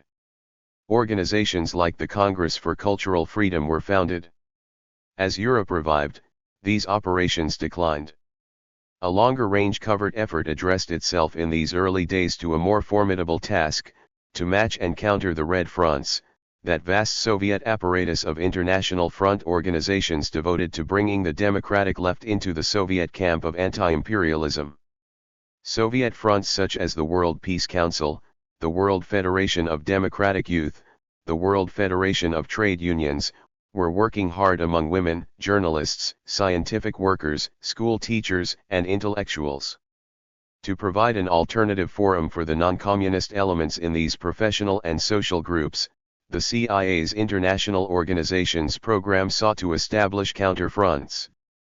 Some of these democratic fronts survived to become viable organizations, others did not. A substantial effort was devoted to students, always a prime target for both Soviet and Communist Party organizing work. In 1946 a group of American students attended the First World Student Congress in Prague, and the following year organized the National Students Association to represent American students in the World Forum. The NSA was prepared to join the International Union of Students established after the meeting in Prague, but when its pro-communist bias became clear after it refused to condemn the 1948 communist coup in Czechoslovakia, the NSA joined with other non-communist student groups to form a second international, the International Student Conference. This counterfront soon developed a fairly rigid Cold War program against the Soviet-sponsored International Union. NSA's international operations were funded by a number of foundations that enabled it to sponsor annual international relations seminars, to provide scholarships for foreign students, and to send its international representatives on foreign tours. Other related projects provided funds for American student delegations to attend the communist-sponsored World Youth Festivals and counter their strictly Soviet and anti-American line on the scene. American participation ranged from challenging speakers and debating on the floor to running a fleet of buses from a festival site in Vienna to the Hungarian border to show fellow students from the Third World the barbed wire and watchdogs that kept the happy Hungarians inside their socialist paradise. Most of these operations abroad required the cooperation of American citizens and private organizations at home. In the late 40s and the 50s thousands of Americans volunteered their services. Prominent men formed the committees that sponsored the radios and supported the activities of émigrés and cultural and political organizations in Europe, the Middle East, and Asia. Many volunteered to staff the fronts. Labor and student organizations accepted funds in order to increase their capacity to work on behalf of their fellow students and fellow workers in Europe. None of these recruits were agents in the usual sense. They were willing collaborators in the anti-communist crusade of the time. Only a few were aware of the CIA connection, and of these only a handful were on the CIA payroll. The principal challenge to the covert operators in concealing official sponsorship of all these actions lay in keeping secret the source of the funds involved.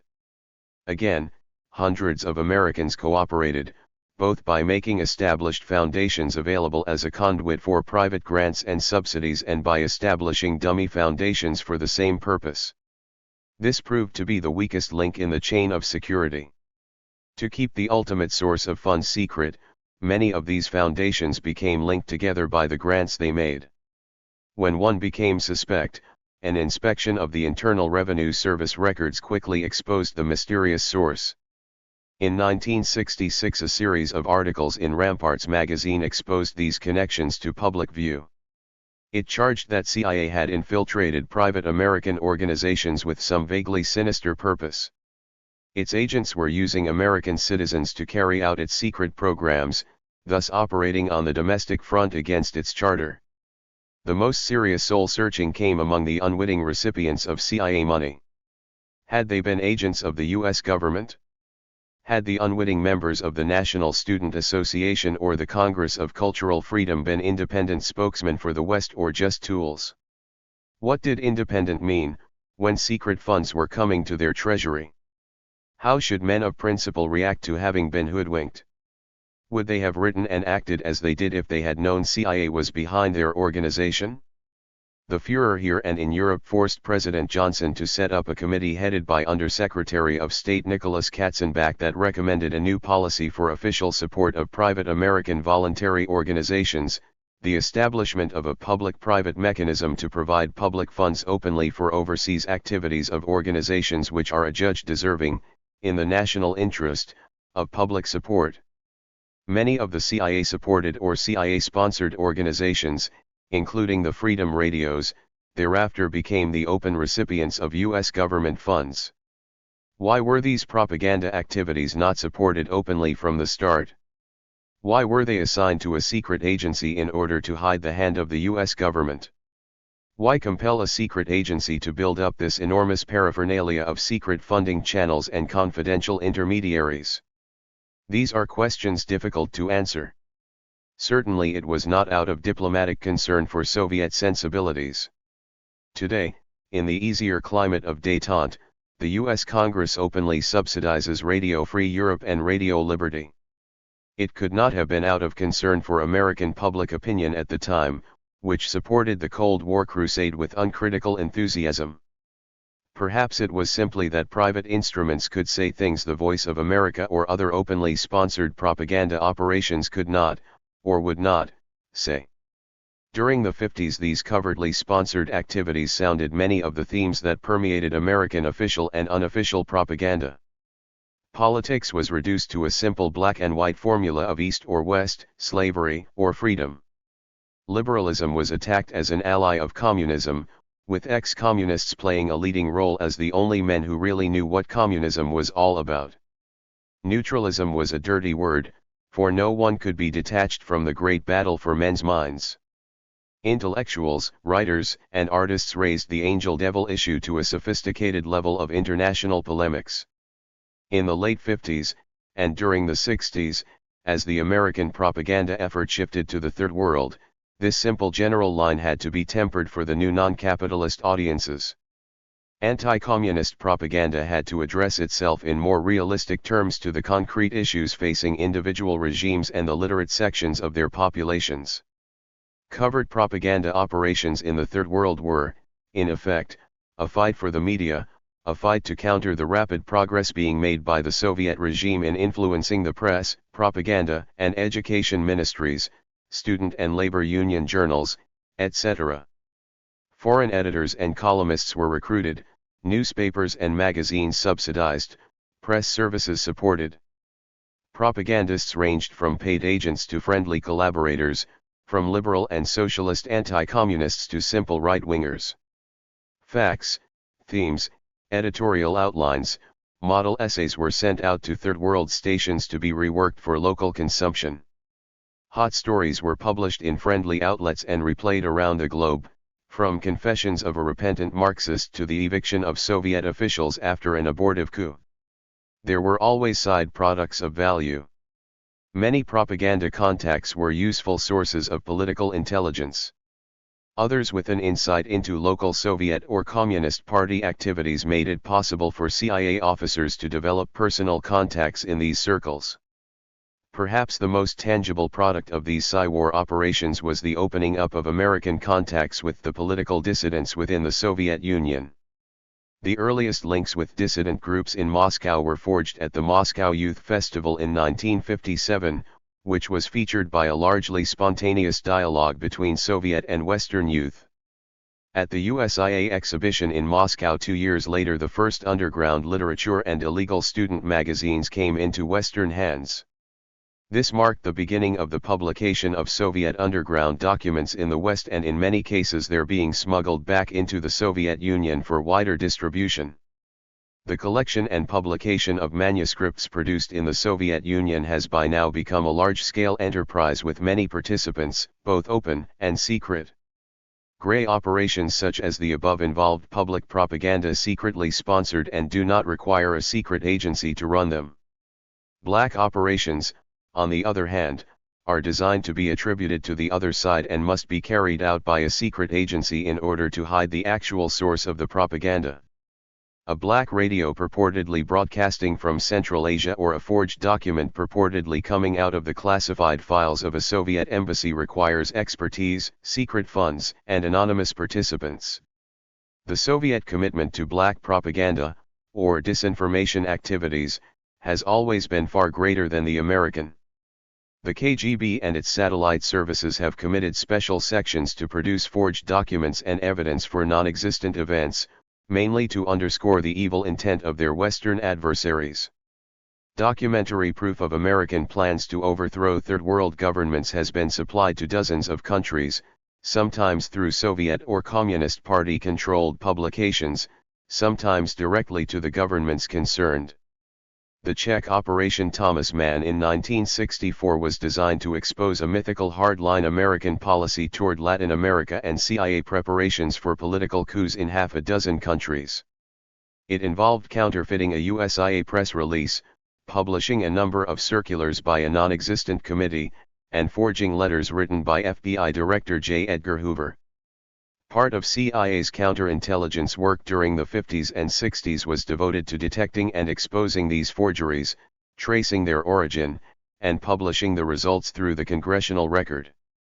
CIA's own disinformation activities have been far more limited and have generally concentrated on narrower targets, the improper antics of a senior official in the local Soviet embassy or the sinister purposes of a Cuban agent in a Latin American country.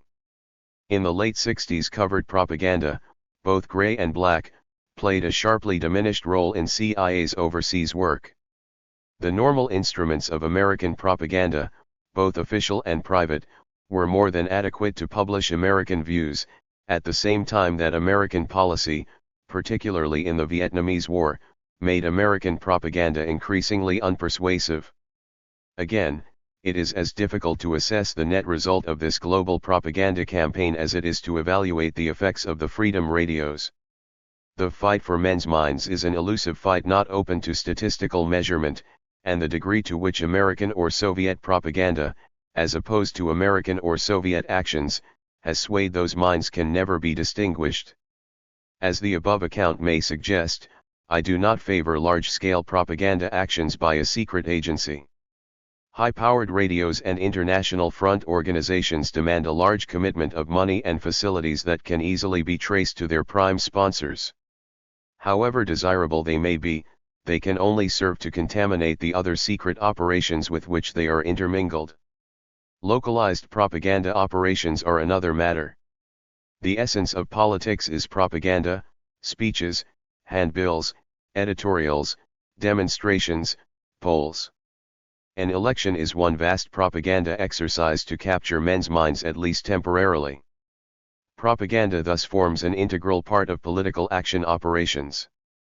Such national operations, whether in Europe or the Third World, are easier to keep secret, and their effects can be measured by the votes cast.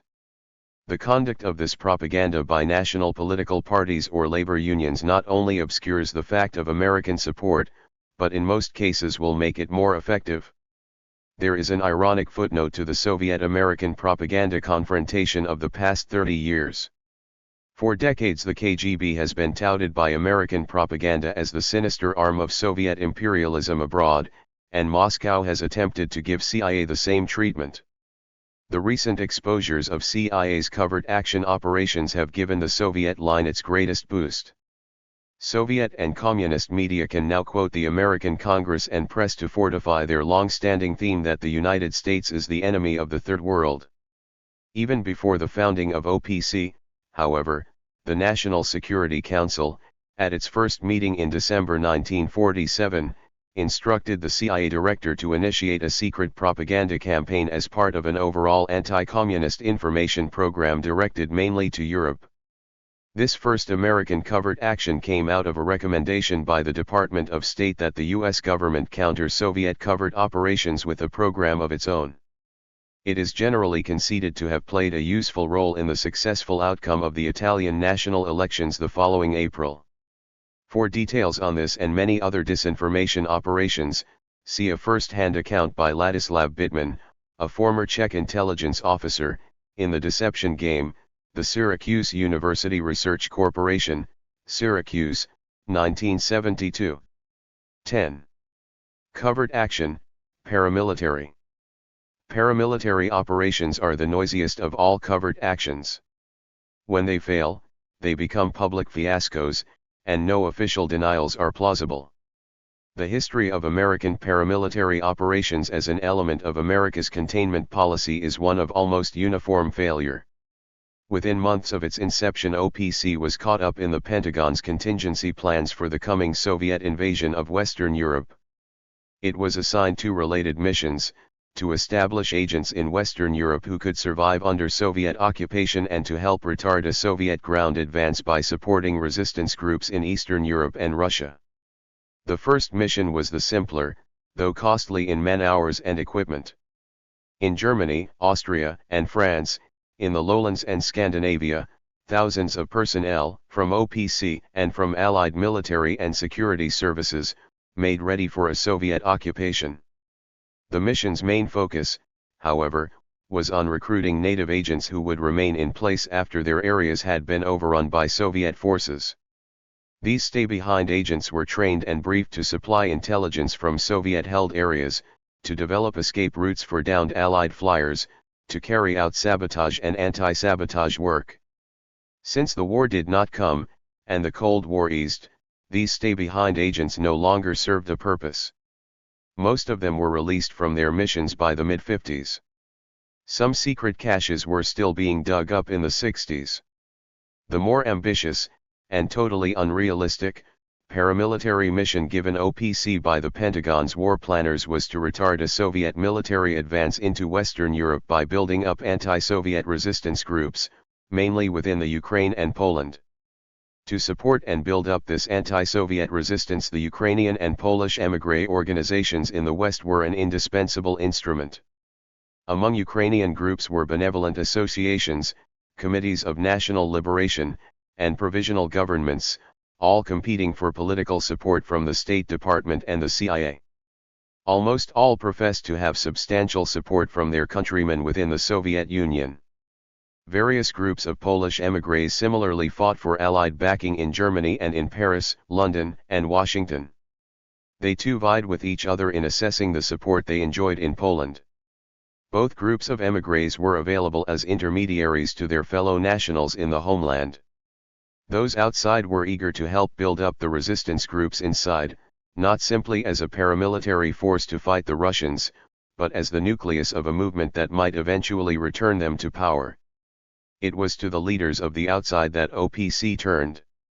The effort faced multiple built-in hazards: the fragmentary communications with the inside groups, many of them channeled through the outside leaders who had some self-interest in exaggerating their strength, the formidable structure of internal security both within the Ukraine and Poland as the post-war disorganization was repaired, and the existence of Soviet and Polish agents within the outside emigration.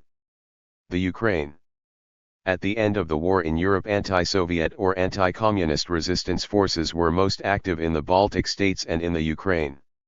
In Lithuania, the partisans, amounting at one time to perhaps 30,000, remained active from 1944 until 1952, and some CIA contact was maintained with them until they were totally suppressed in a large-scale mopping up in 1952. The largest anti-Soviet forces, some 30 to 40,000 men, formed the Ukrainian Resistance Army in the Soviet and Polish Ukraine. Organized into military units, operating out of the forests and mountains, they carried out guerrilla warfare operations against the Soviet reoccupation forces, raiding military and militia posts, collecting intelligence on the enemy, and distributing anti-regime propaganda.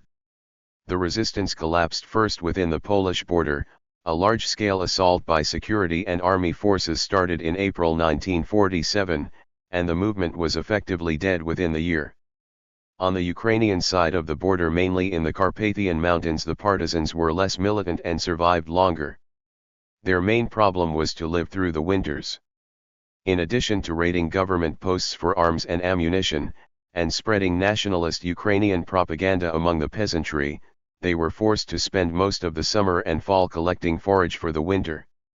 Once snow fell, they lived the entire winter in underground caves and shelters around the clock to avoid leaving telltale footprints for the security patrols. The winter toll was high. By 1950, when the OPC planners examined the resistance potential in the Ukraine as a behind-the-lines counter to a Soviet military action against Western Europe, it was clear that the Ukrainian guerrillas could play no serious paramilitary role. The CIA had made its first contacts with the Ukrainian resistance, as noted earlier, in the fall of 1949, when 2 couriers were airdropped into the Carpathians. It continued to maintain contact both by radio and by couriers coming out of the Ukraine at irregular intervals with up-to-date reports on the declining resistance situation. Only a large-scale military supply effort would have been of any use to the resistance fighters, and that the war planners were unprepared to carry out. The resistance survived as a decreasingly effective but still organized movement in the Ukraine until 1953, when security troops in regimental strength carried out a final pitched battle with air and artillery support. 2 CIA-trained radio operators remained with these forces until the end, in November 1953. Neither in the Baltic states nor in the Ukraine did American support have any measurable military effect in helping these undergrounds to survive. It served them in only 2 respects, by giving them a line to their fellow countrymen in the outside world, and by keeping up their morale, a human, if not a political, plus. Poland. The most substantial and disastrous paramilitary effort inside the Soviet orbit was carried out in Poland. The Polish situation in the summer of 1950 appeared much more hopeful to the war planners, though hard information on internal developments was sparse. Poland lay directly across the line of advance for Soviet troops moving from the east into Western Europe, and there, if anywhere, the Soviet advance could be retarded. Further, the Polish emigration in the West was strong and influential. 2 organized instruments were available: the recently established coalition of émigré Poles, the Polish Political Council in London, and the Freedom and Independence Movement. When claimed the greatest support within Poland itself, some 500 active members, 20,000 partially active, and 100,000 men available for action in the event of war. When outside was chosen as the instrument for a retardation program inside. It called for Win Inside to satisfy urgent intelligence requirements, to establish paramilitary units, and to prepare for sabotaging and slowing up any Soviet military advances into Western Europe. Communications were established in the summer of 1950 and maintained for more than 2 years. Money, military supplies, and radio equipment were airdropped to assist the leaders inside in organizing and equipping the fighting brigades that the Pentagon hoped would slow up a Soviet advance, an advance that had been made more likely in the minds of the military planners by the outbreak of the Korean War. Even while the operation was in progress, Win Inside had become a target for counter-espionage investigation, but it was not until December 1952 that the extent of government control of Win Inside became clear. The Polish radio announced with great fanfare on December 27 to 28 that its security forces had ended an operation whose leaders had confessed that the British and Americans had supported an uprising against the Polish government. The subsequent investigation showed that, in actual fact, the Polish UB had been in control of Win Inside from 1947 and had deliberately provoked the British and American services to supply the resistance organization with support. The UB succeeded by building up a careful scenario. After cleaning up the legitimate Win groups during 1946-47, the UB captured a Win leader by the name of Sienko who agreed to cooperate with the UB as a double agent. Sometime later the first courier in 3 years from Win Outside arrived in Poland, met Sienko in a UB safe house, and accepted him as a legitimate Win representative. Win Inside maintained contact with Win Outside mainly by letters from family to friends outside, by occasional meetings between the two sides, and by a Win Inside courier to the west who did not know Win was controlled by the UB. The UB, through its controlled channel, prodded Win Outside to get in touch with the Americans, and followed every phase of the negotiations. It was able to keep track of Win American personnel, plans, and operations. Every agent, dollar, and radio dispatched into Poland ended up in UB hands. The reason for timing the exposure in December 1952 is not clear. Stalin may have ordered it to implicate the CIA in anti-Soviet plots and later to charge the Americans with a hand in several plots he was concocting in Moscow. It is also possible that the Russians were concerned that President Eisenhower might overestimate the armed potential of the satellite countries in his professed policy of liberation. In any event, the Win fiasco brought despair to the anti-Soviet emigration, rich fodder to the communist propaganda machine, and a sharp jolt to the paramilitary planners in the CIA and the National Security Council. Albania. 1952 marked the end of another abortive paramilitary operation into Eastern Europe, an effort not simply to support existing resistance elements, but a positive intervention designed to unseat a communist regime. By 1949, Albania had become an attractive target for the military planners in Washington. The rebels in Greece were on their last legs, Tito had isolated himself from Moscow, and the Russians were working hard to stabilize the shaky Hakha regime in Tirana. The tide in the Balkans appeared to be running against Moscow. Albania looked soft, and a breakthrough there might unsettle the other satellites.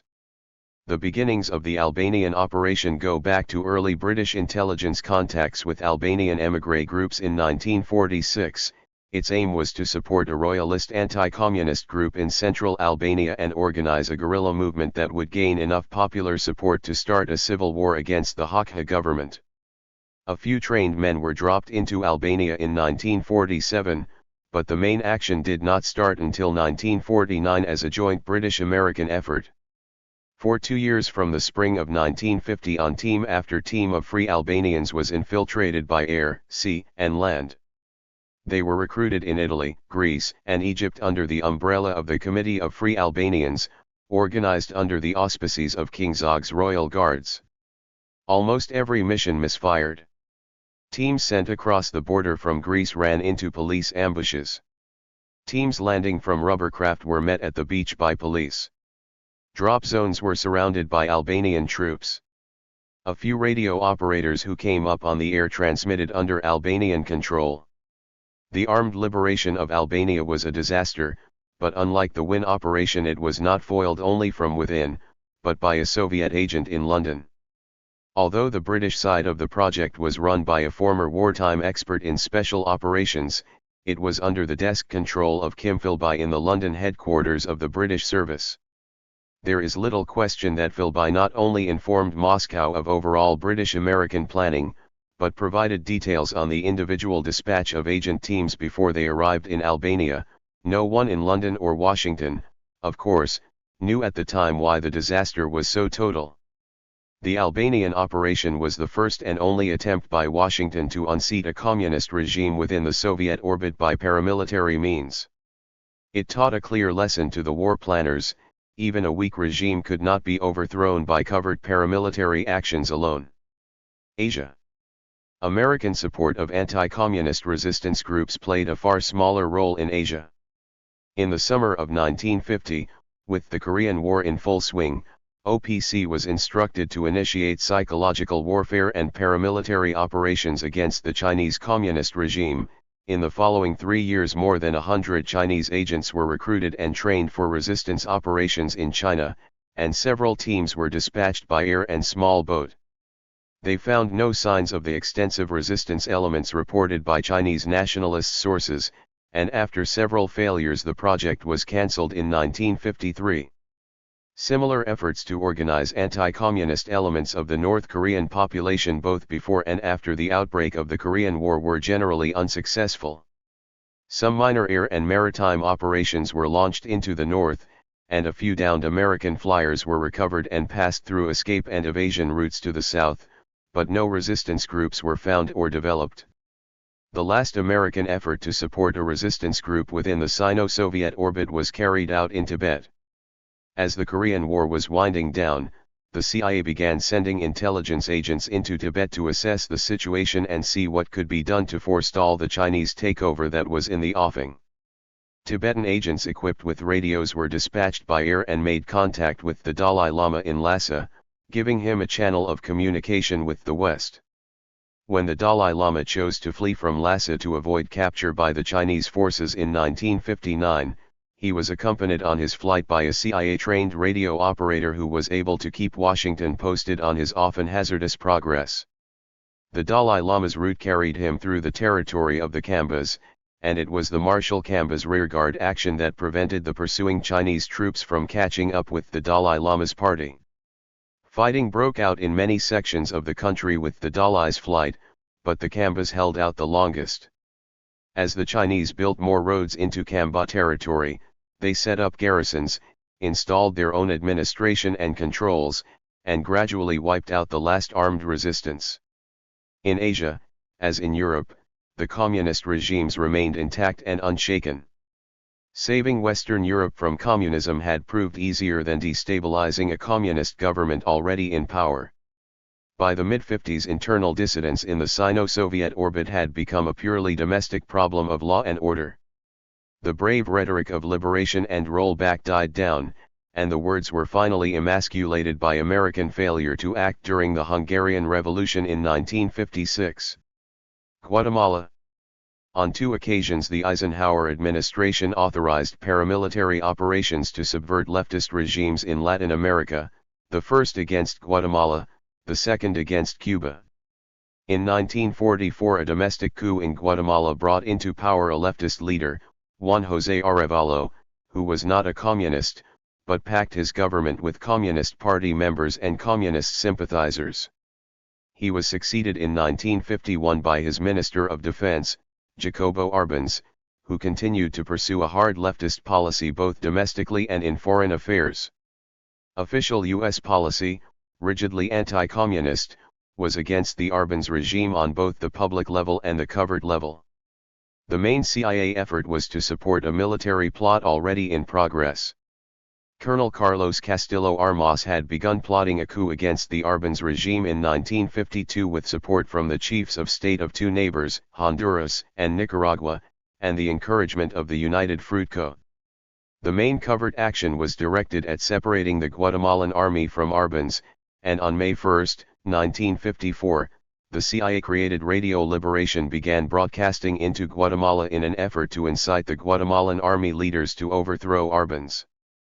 The propaganda campaign highlighted the semi-public military preparations going on in Honduras, actual and fictional arms drops and border intrusions into Guatemala, and direct appeals to the Guatemalan military officers. On June 1, Arbenz security forces rounded up Colonel Castillo's intelligence and action supporters inside Guatemala and arrested and tortured anti-Arbenz suspects throughout the country. Castillo's paramilitary action took place on June 17 to 18, when his forces, about 450 men, organized in shock teams, crossed into Guatemala from Honduras. Assisted by radio broadcasts and air strafing, they forced Arbenz to ask for asylum in the Mexican embassy on June 25. 2 days later he resigned.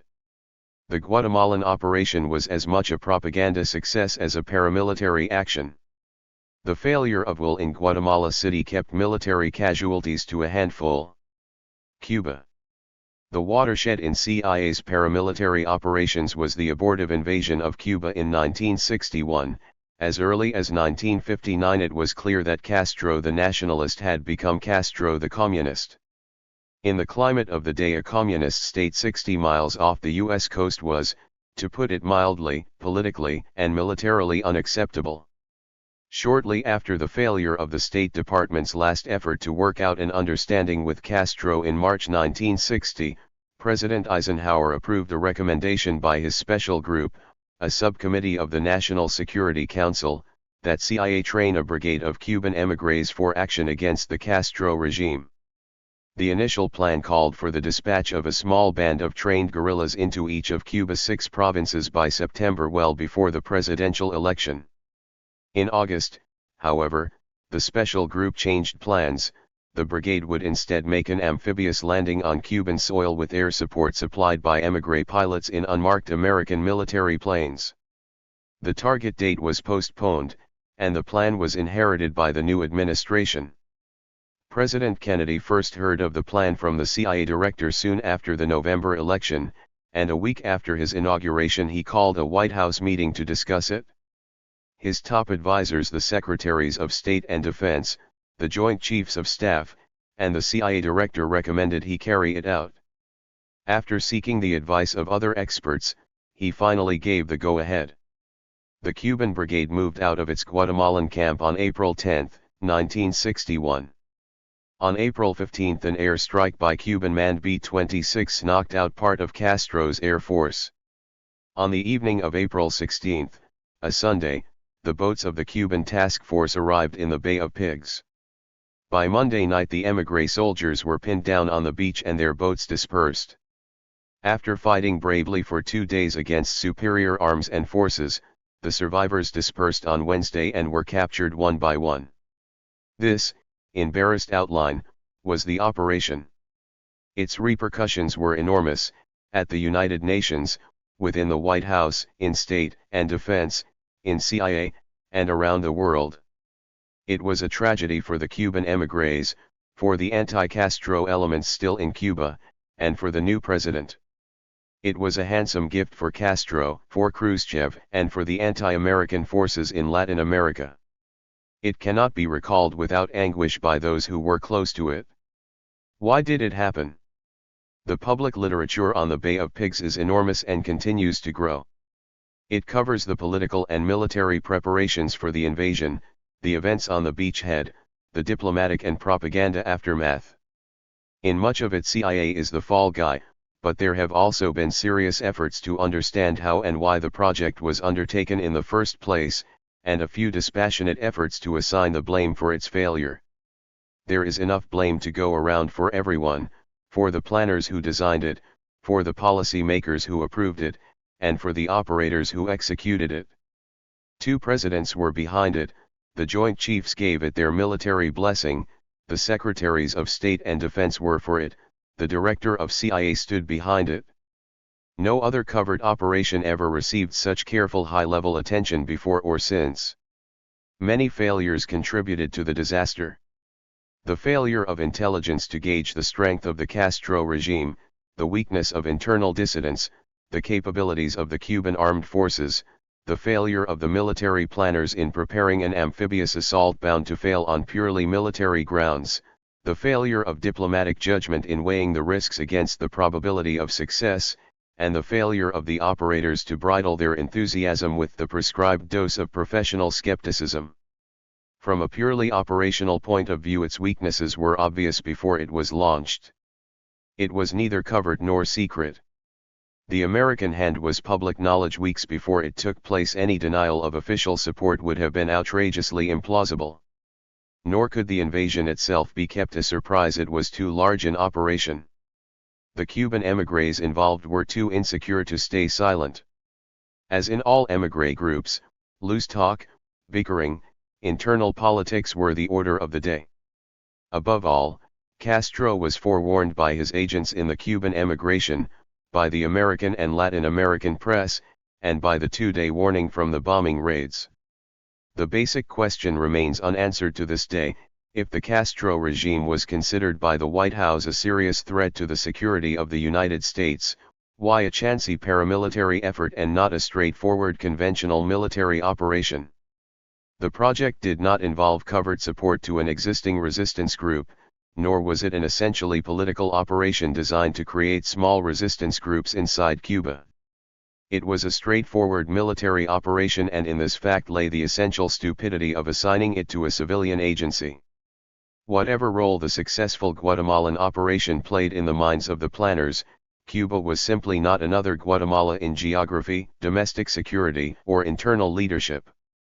The fig leaf for official armed intervention was available, to use Cuban threats to our Guantanamo naval base, just as President Johnson later used the safety of American civilians as an excuse for his invasion of the Dominican Republic. If the Pentagon had carried out the operation, it would have been a guaranteed success. President Kennedy would have avoided disaster. There would have been no Cuban Missile Crisis. The ifs of history are easy, and tempting to work out. The failure of the invasion did not bring an end to American paramilitary actions against Cuba. A special review committee was established by President Kennedy after the Cuban fiasco to re-evaluate our paramilitary programs. The committee labeled Castro a real menace capable of eventually overthrowing the elected governments in any one or more of weak Latin American republics and urged that the situation be reappraised and new anti-Castro actions be embarked on. A major result of this reappraisal was Operation Mongoose, a broad program of covert action designed to overthrow Castro. It was placed under the direction of an army general and closely controlled by an enlarged special group. The new Mongoose program envisaged an open revolt and the overthrow of the regime by the Cubans themselves rather than through an outside effort. 32 planning tasks were assigned to state, defense, and CIA that included the collection of intelligence, the defection of Cuban leaders, propaganda operations, attacks on regime leaders, and sabotage, and involved the use of professional anti-Castro émigrés, labor leaders, youth and church groups, and gangster elements. The special group failed to approve most of the specific action plans brought before it, and the program concentrated mainly on the collection of intelligence. Operation Mongoose was abandoned following the Cuban Missile Crisis that fall. A new top policy group then took over the task of working out an American program toward Cuba, and among other actions, in June 1963, it approved a sabotage program by trained Cuban agents against industrial and transportation targets. The new program had a more modest objective than Operation Mongoose. It was designed to nourish a spirit of resistance and disaffection which could lead to significant defections and other byproducts of unrest. Agents and weapons were infiltrated into Cuba, commando raids were carried out, and small-scale sabotage missions were executed on Cuban terrain.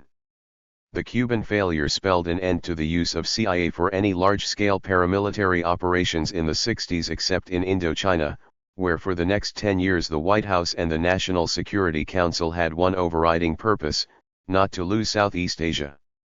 CIA joined defense and state in this latest and most expensive venture in military containment. Indochina. No facet of CIA's intelligence or operations functions was ignored in the fight for Indochina. Intelligence agents were dispatched by sea, air, and land into communist-held areas. Operators worked on the Chinese target, the North Vietnamese target, the Pathet Lao target, the Viet Cong target.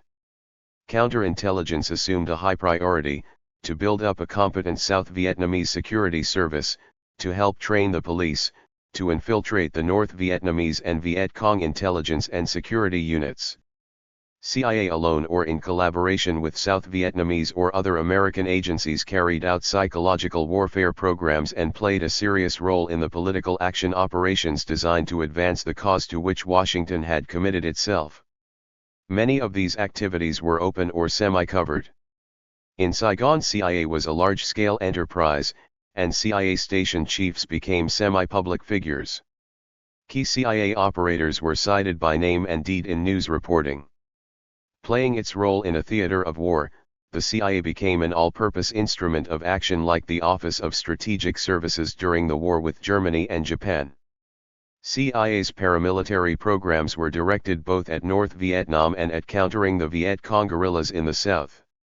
In the mid-50s, CIA infiltrated sabotage teams into North Vietnam, helped build up the Vietnamese Special Forces, and trained South Vietnamese soldiers and hill tribesmen in unconventional warfare. As the war escalated, the American military command played a steadily greater role in directing covert action operations, from commando raids to secret air strikes. In Laos, the CIA carried the main burden of creating a secret army designed to evade the Geneva Agreement of 1954, officially neutralizing the country. To counter the expanding power of the communist Pathet Lao troops backed by Hanoi, CIA was directed to recruit, arm, and supply the Miao tribesmen both for guerrilla operations in communist-dominated areas and for conventional warfare against the Pathet Lao. This demanding assignment was carried out by a handful of CIA case officers in the field with a high degree of efficiency and courage. Their successful performance is not lessened by the eventual failure of our overall policy in Indochina. Angola. One of the most recent public debates on our paramilitary ventures has centered around a simple but large-scale guerrilla supply operation in Africa in 1975. By the early 60s, Africa had become a contested battleground. Various countries, the Soviet Union, China, East Germany, and the United States, supplied moral support, training, money, and arms, particularly to the anti-Portuguese rebel groups.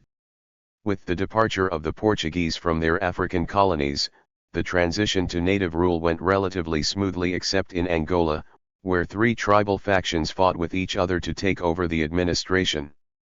The Soviet-supported MPLA, after a slow start, threatened to become the victor. After establishing a de facto government in the Angolan capital, Luanda, the MPLA began receiving large-scale military aid from the Soviet Union and at least 10,000 Cuban troops from Havana. To counter the MPLA, the White House again resorted to its covert arm. Starting in January 1975, President Ford instructed the CIA to supply secretly some $25 million worth of military equipment to two anti-MPLA factions via the neighboring country of Zaire. When this supply operation was exposed the following winter, Congress prohibited any further covert support. Disregarding the wisdom of our intervention, its belated timing, and the complex diplomatic and political factors involved, the Angolan affair again raised the broader policy question: was the use of the covert arm essential or desirable? The personnel and equipment that flowed into Luanda to support the MPLA were ferried in not under the auspices of the KGB, but by Soviet and Cuban ships and airplanes. Moscow openly supplied military aid to support a national liberation movement that became a government recognized by many African states.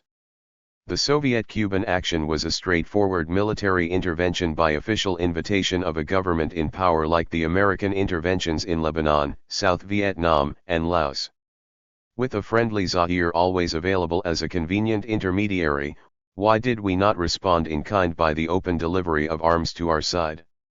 It must have been perfectly clear to the President and his advisors, particularly in the post-Watergate, post-Vietnam atmosphere of the day, that the large-scale delivery of equipment to Zaire, Angola would not be kept secret. Why then use CIA to cover an effort that was bound to become public? Why make plausible denial so ridiculous? There appears to be only one explanation. The President and Secretary of State Henry Kissinger were concerned that the Congress would not agree with their Angolan policy and would not vote the required funds. Secret funds and secret delivery provided the easy way out. The use of covert action, not to achieve a foreign purpose in secret, but to evade congressional scrutiny, degrades the covert instrument into a domestic political tool. Angola underlines the lesson that should have been learned from the Bay of Pigs and the secret army in Laos: large-scale paramilitary operations do not belong in a secret agency. Do they belong anywhere? That the United States must keep a paramilitary capability in being for wartime use is not questioned by most observers. It is also arguable that unconventional warfare may be essential in any regional conflicts that the United States may participate in short of all-out war with a major power. And one can foresee possible situations that might demand a small-scale paramilitary action, such as the Israelis carried out on the Entebbe airport in Uganda to free hijacked hostages. An inescapable requirement for a civilian agency to carry out paramilitary operations in peacetime is an enormous infrastructure to support them year in, year out. Just as the covert propaganda operations in the 50s compelled the CIA to establish scores of front organizations, cover companies, and dummy foundations, the paramilitary program of the 60s demanded an extensive network of CIA-owned companies to provide essential cover. CIA's air companies were an integral part of these actions, whether supplying guerrilla forces in Laos or moving Cuban émigrés to their training bases or ferrying arms to Angola, and they in turn required holding companies, ground maintenance facilities, and fronts for secret recruiting. Another facet of this infrastructure is the secret procurement of arms, the maintenance of large secret dumps of non-US military equipment, outdoor bases for parachute and sabotage training, and a staff of specialized personnel not qualified by experience for secret intelligence operations and therefore unsuitable for transfer to CIA's major and continuing mission. The proper place for maintaining these men and facilities is the Department of Defense. All three of our armed services already have appropriate personnel, equipment, and training facilities in being. All that is needed to make defense effective in covert paramilitary operations is to convert a small section of its command structure into a special operating unit that can be given authority to move funds, personnel, and equipment outside the system of bureaucratic command. At the same time, Congress would be placed directly within the decision-making process for paramilitary as well as military operations abroad, and the burden of proof that covert military action is required would rest with the President. Years ago some attempt was made to split the paramilitary functions, small-scale operations assigned to the CIA, larger-scale operations to defense. The division of labor, even if it could be worked out in practical terms, makes no sense. All that CIA requires for espionage operations into a denied area is a few specialists and a limited amount of equipment to dispatch by air or sea a small number of intelligence agents equipped with radios. A small staff of CIA paramilitary experts can stay in touch with the Department of Defense and participate in such war planning as may be required by the Joint Chiefs of Staff. With the reduction over the last decade of CIA's large-scale propaganda operations and the removal of the paramilitary function, CIA's secret operations might again become secret, more effective, and less controversial. Alleged assassination plots involving foreign leaders. An interim report of the Select Senate Committee on Intelligence, November 1975, p. 173. On the assassination attempts against Castro, see below pages 196 to 201. 11. Covert action, political. In the field of overseas political action, the Soviet regime has the greatest advantage over the U.S. government, for it has been dedicated to global political action since its inception. It enjoys an enormously varied set of instruments to support its national purposes abroad, not only the communist parties, both legal and underground, but also its international fronts, especially in labor, friendship societies, subsidized periodicals and newspapers, solidarity groups, etc. These instruments permit Moscow to carry out most of its political action programs without using its covert arm, the first chief directorate of the KGB. Without such instruments at its command, Washington has been forced to use the CIA for its covert actions abroad, a slender instrument at best. Covert political action in its broadest sense involves the use of secret contacts and secret funds to affect the power and policies of another nation. It is uniquely different from espionage and counter-espionage operations in that it is designed to advance the agent's own interests, the increase of his political influence or that of his organization. It is naturally easier to give money to a politician or labor leader to help him achieve his purposes than to convince a man to be a spy or to double him against his KGB case officer. Political action contacts can range from the chief of state to the leader of a political party, from a cabinet minister to the secretary of a labor union, from the chief of a security service to an influential cleric. The funds involved can range from a token payment or service to large-scale funding for an election campaign. In its most dramatic form, covert political action can culminate in a coup or counter-coup. In its most sensational form too can involve the assassination of a foreign political leader. Like paramilitary operations, covert political actions can be carried out in support of a friendly government or against its domestic opposition. Covert support of a regime or party in power I will label benign. It ordinarily has the blessing of the government. Covert support of a domestic opposition against an unfriendly government is clearly subversive. It is, in the short and long run, designed to replace a regime in power. Western Europe. The earliest political action operations after the founding of OPC were strictly benign. CIA's political action under President Truman was designed to strengthen the European political structure. Substantial funds were secretly delivered to various political leaders both to assist them in strengthening their party organizations and to increase their election funds. Labor operations, first started under the influence of the Economic Cooperation Administration, helped consolidate and strengthen non-communist unions. American unions were encouraged to assist their fellow workers in Europe and to support anti-communist labor federations. The threat of a possible communist takeover in Italy in 1948 led President Truman to consider the use of American power to prevent it. Among the recommendations made to him by the National Security Council were to counter communist propaganda in Italy, to detach the left-wing socialists from the communists, and to assist the pro-Western Christian Democratic Party. This program, authorized in February 1948, some 6 months before the establishment of OPC, helped at least in some part in defeating the Communists in the April 1948 elections. From that day to this, the Communist Party of Italy has been viewed by Washington as the major political threat to the democratic regimes in Europe. For the next 20 years, several $1 million were passed annually to Democratic Party and Labor leaders to support their organizing and election efforts. It was a modest counter to the Soviet effort. In the mid and late 60s, the annual Soviet subsidy to the Italian party ranged between $8 and $12 million, most of it passed through a complex of commercial and banking facilities. In countering the communist insurgencies in Greece and the Philippines, the CIA played only a secondary role. Counterinsurgency has always been a total U.S. government effort. It has involved the State Department's diplomacy, its official propaganda, economic aid and technical assistance, military aid, and the commitment of the armed forces. CIA's role in these early ventures in counterinsurgency focused on the training and logistic support of the internal security services, on providing advice for domestic propaganda programs, and on supplying experts on land reform, economic policy, or electioneering. In these benign interventions, the CIA worked with the host government in close coordination with the other U.S. agencies involved.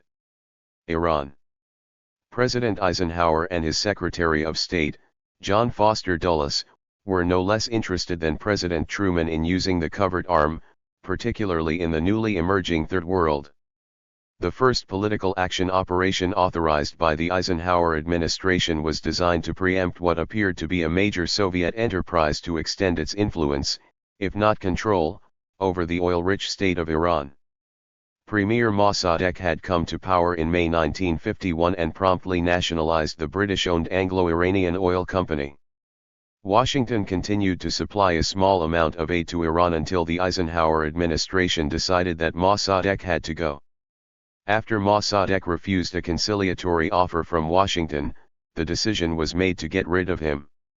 The August 1953 coup, directed by a small group of CIA operators working out of a basement in Tehran, was preceded by a propaganda campaign with a simple theme: if Mossadegh's anti-Shah regime remains in power, the Soviet Union and the Iranian communists will take over the country. The fight was won in the streets. The demonstrations by supporters of Mossadegh and the Today Party against the impending coup were countered by hiring Iranians to lead the anti-Mossadegh mobs, and the U.S. military mission in Tehran supplied the anti-Mossadegh army with American equipment that helped turn the tide of street fighting. Mossadegh was forced from office and was replaced by a General Zahedi. A new oil agreement followed. The rationale for this first U.S. sponsored subversion of a government outside the Soviet orbit illustrates the readiness with which Washington confused nationalism with communism. Mossadegh organized his national front mainly on the oil issue, and refused to legalize the Today Party or to accept its cooperation. A strange man, Mossadegh was nonetheless no communist. During the years that followed, the CIA was called upon, mainly by the Department of State, to use its influence on countless occasions.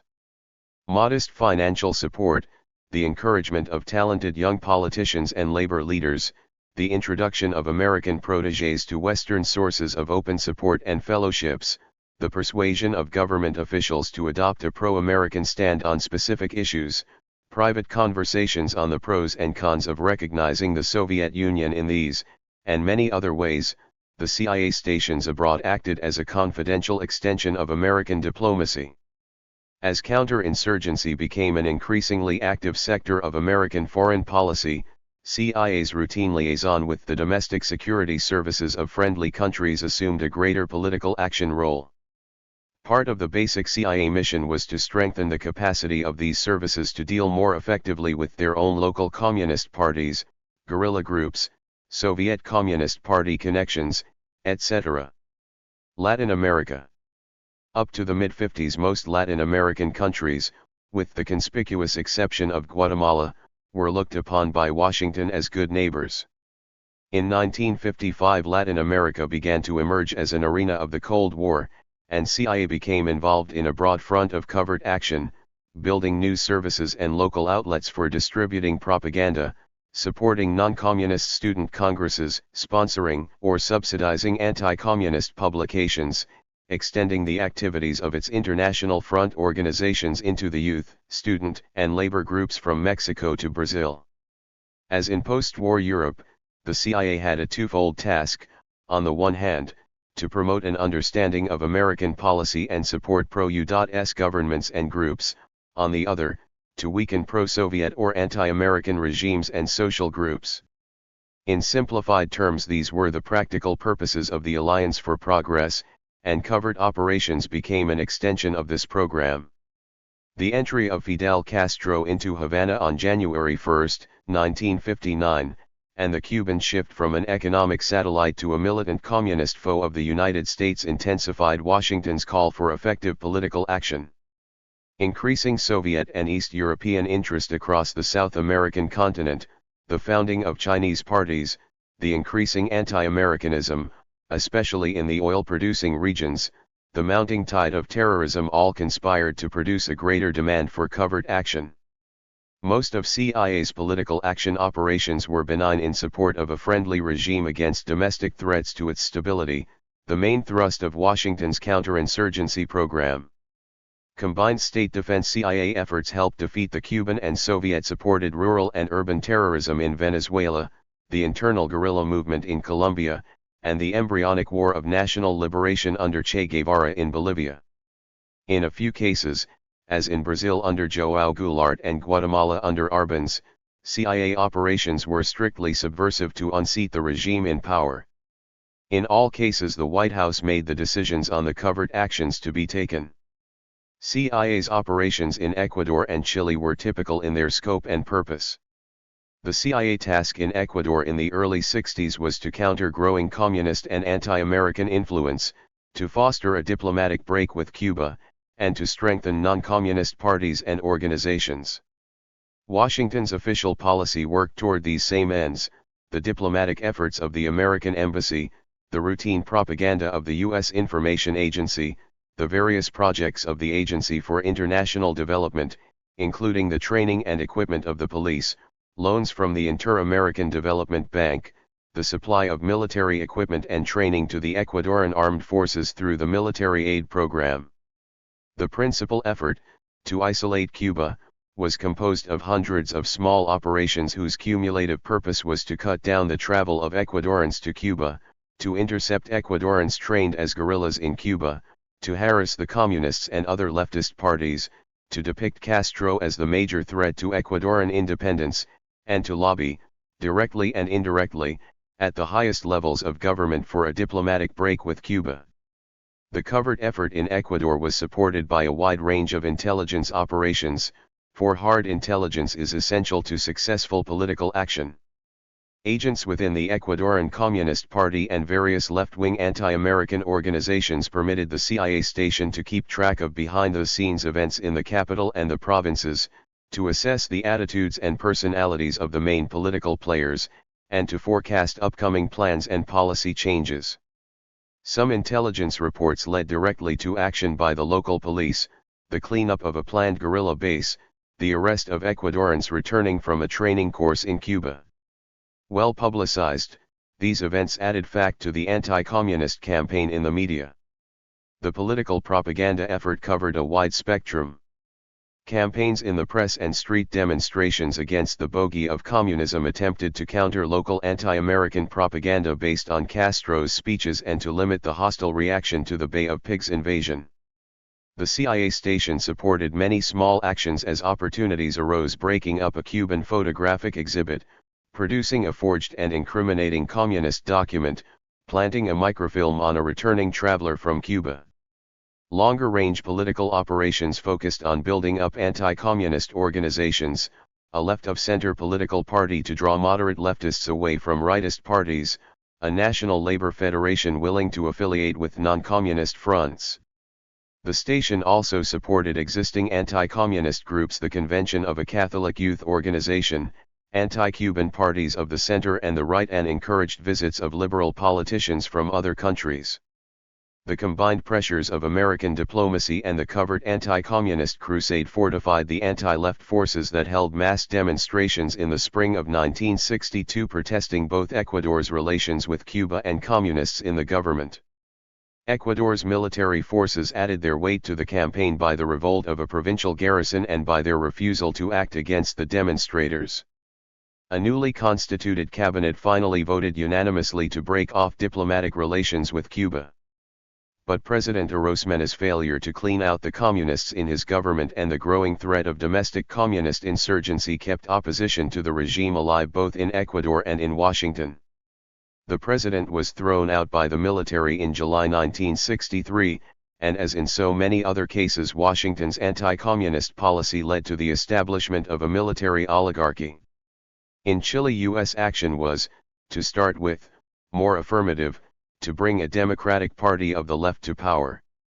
That effort succeeded, then led to the party's electoral ouster by a radical left coalition, and ultimately to its ouster by a military coup. In Chile, the covert arm was used by 3 presidents over a period of 15 years to prevent the election of a radical left government in the oldest democracy south of the border. From the beginning of the Alliance for Progress up to 1973, the CIA was authorized to spend more than $12 million to support the moderate left, mainly the Christian Democrats, against a leftist coalition of parties under the leadership of Salvador Allende.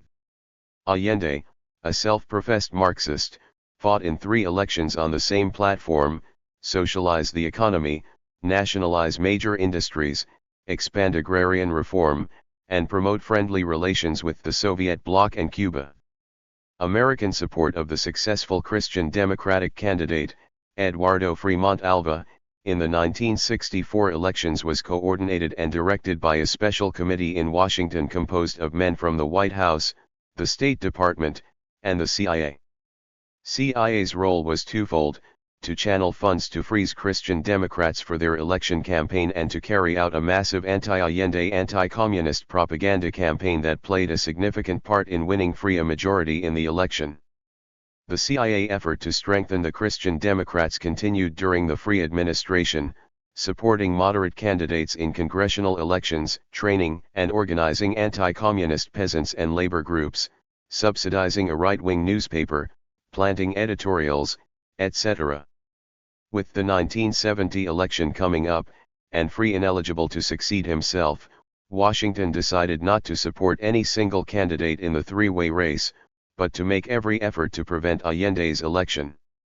The result was another high-pitched propaganda campaign, accompanied by efforts to split some of the pro-Allende forces.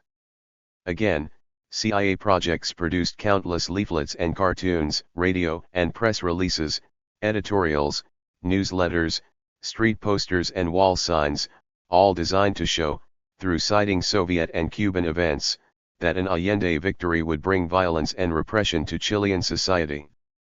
Allende's failure to win a majority in the September election put the final choice between the 2 front-runners, Allende and a conservative candidate, into the hands of the Congress.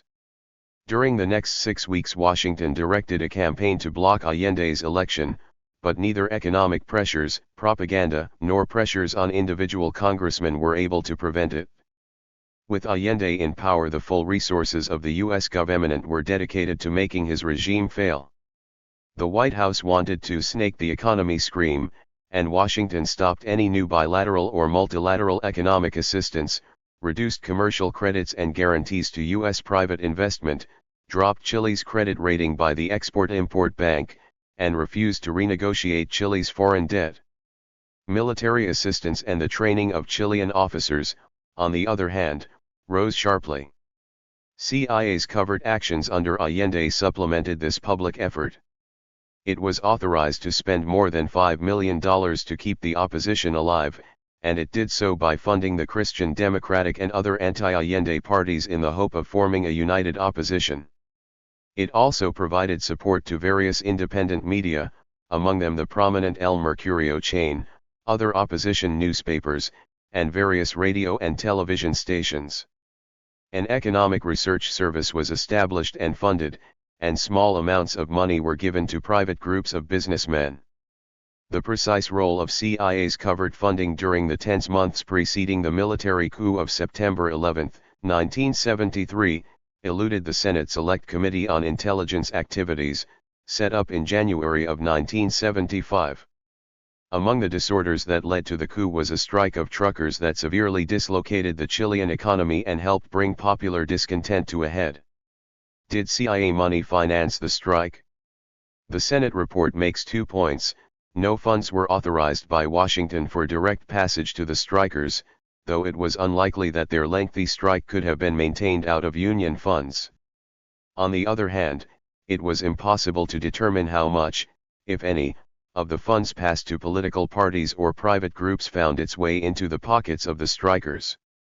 There is no evidence that the CIA, the American embassy in Santiago, or the military attaché played any direct role in the military coup that ousted Allende and led to his death. The coup leader, General Pinochet, planned his coup in the greatest secrecy, and carried it out under cover of an Independence Day parade. Not only did no American assist or encourage his plans, but CIA was not able to recast the exact timing of the coup because only a few Chileans knew about it. It is an open question whether Allende's regime would have fallen from its own failures without any American intervention. In the event, the American effort at containing communism in Chile succeeded, at least in the short run, but at the price of its replacement by a repressive and murderous military junta enjoying American support. A benign effort to support moderate political groups in a democratic society thus evolved into a program of open and covert subversion against a government in power. Coups and assassinations. The political scene of the post-war world has been highlighted by hundreds of coups, or changes in government by force, mainly in the Near East, Africa, and Latin America. In most cases these have been the outcome of strictly domestic political, social, or racial rivalries. In some cases outside governments have played a role, directly by supporting the coup plotters or the regime in power, indirectly by pursuing policies favoring one or the other side. In only a few cases has the Soviet regime or the American government intervened directly to unseat a government in power. Placing the responsibility for a coup attempt on an outside power is among the cloudiest questions the historian faces. Moscow clearly engineered the Communist Party coup in Czechoslovakia in 1948. Washington clearly engineered the anti-Mossadegh coup in Iran in 1953. In almost every other case the fact or the degree of foreign complicity in internal political coups cannot be firmly fixed on the basis of the available evidence. The plotting and execution of any coup is normally carried out in secret, and the exact affiliations of the coup plotters, their sources of inspiration or support, often remain buried even after a coup has succeeded. When it fails, the execution of the leaders most often precludes their interrogation by dispassionate investigators.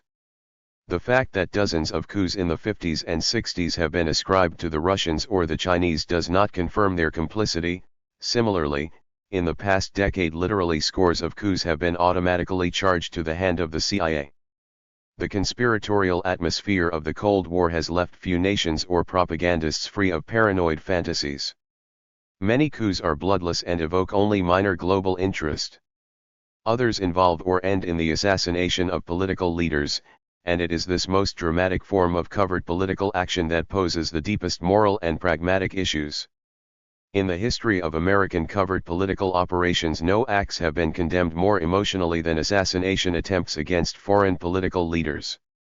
Two fundamentally different questions are involved: the deliberate attempt by a president to kill a foreign leader by hired hands, and American support of a foreign coup that results in the murder of a chief of state. In the latter case, the responsibility for the murder, often the identity of the assassin, is not clear and must be judged in each instance. For the first 15 years of the Cold War there was no talk of assassination in Washington. Even in those sometimes hysterical times I knew of no one at any level who seriously proposed that X or Y be wiped out to advance the national interest. Then, Between 1959 and 1962, the White House, the National Security Council and its special group, and members of the cabinet talked seriously about killing foreign leaders and, in 2 cases, authorized the CIA to arrange their murder. Both the Congolese leader Patrice Lumumba and Cuban Premier Fidel Castro were seen at the highest levels in Washington as grave enough threats to the nation's security to justify their elimination. The plan to kill Lumumba evolved in the fall of 1960, but did not go beyond the preparatory stage. Some vials of poison were brought by courier to the Leopoldville station, and several agents were brought on the scene who might be successful in administering it. Domestic events quickly forestalled any attempt. Ousted by his Congolese rivals, Lumumba placed himself under United Nations control. He was kidnapped and killed by his Congolese enemies in February 1961. The determination of the Eisenhower administration early in 1960 to work covertly against the Castro regime in Cuba led not only to the Bay of Pigs invasion, but also to high-level and low-level discussions of assassinating Castro. Plans to kill Castro continued into President Kennedy's administration. It is a historical irony, for which we can be grateful, that this most sensitive action project was executed by CIA with the greatest ineptitude. Most of these plans to kill Castro ranged from the vague to the weird. The first, in July 1960, authorized the CIA station in Havana to employ one of its intelligence agents to arrange an accident to Castro's brother Raúl. The order was quickly rescinded. Others, bright ideas rather than worked-out plans, involved the preparation of a box of cigars impregnated with poison, the rigging of an exotic seashell with an explosive device to be placed in Castro's favorite skin diving area, the gift of a diving suit dusted on the inside with a skin contaminant. A more persistent effort was made to enlist the services of several American underworld figures connected with a Cuban gambling syndicate in a scheme to poison Castro.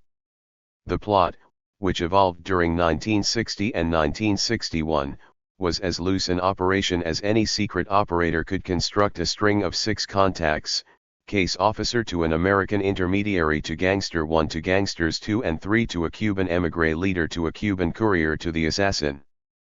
Poison pills were delivered to Gangster 1 in early 1961, he passed them eventually to a Cuban who claimed to have a contact inside a restaurant frequented by Castro. The pills and some money were reportedly passed to the Cuban leader in March 1961 and later returned. Under no circumstances could the case officer determine exactly what happened to the pills when he was at least 5 steps removed from the Cuban agent who agreed to carry out the operation. The next effort contracted the loose chain of command by eliminating the 3 surplus cutouts, the American intermediary and Gangsters 2 and 3. The operation then stood, CIA case officer to Gangster 1 to the Cuban émigré leader.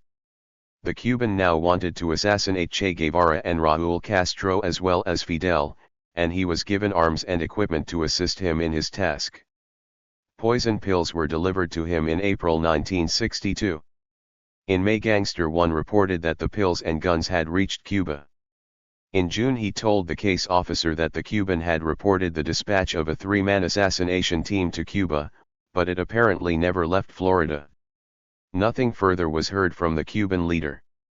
The operation, such as it was terminated in February 1963.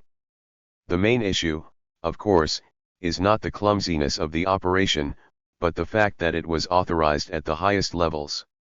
How can we explain this resort to assassination as a tool of foreign diplomacy? Although it can be written off as a temporary aberration, it was the aberration of at least one president and a broad array of our top civilian and military leaders at the time. In 1959 the communist threat was still very much alive in the minds of President Eisenhower, the Congress, the press, and the citizenry. In a mere 5 years the Soviet thrust into the back alleys of the Third World appeared to be making great strides, notably in Indochina and Africa.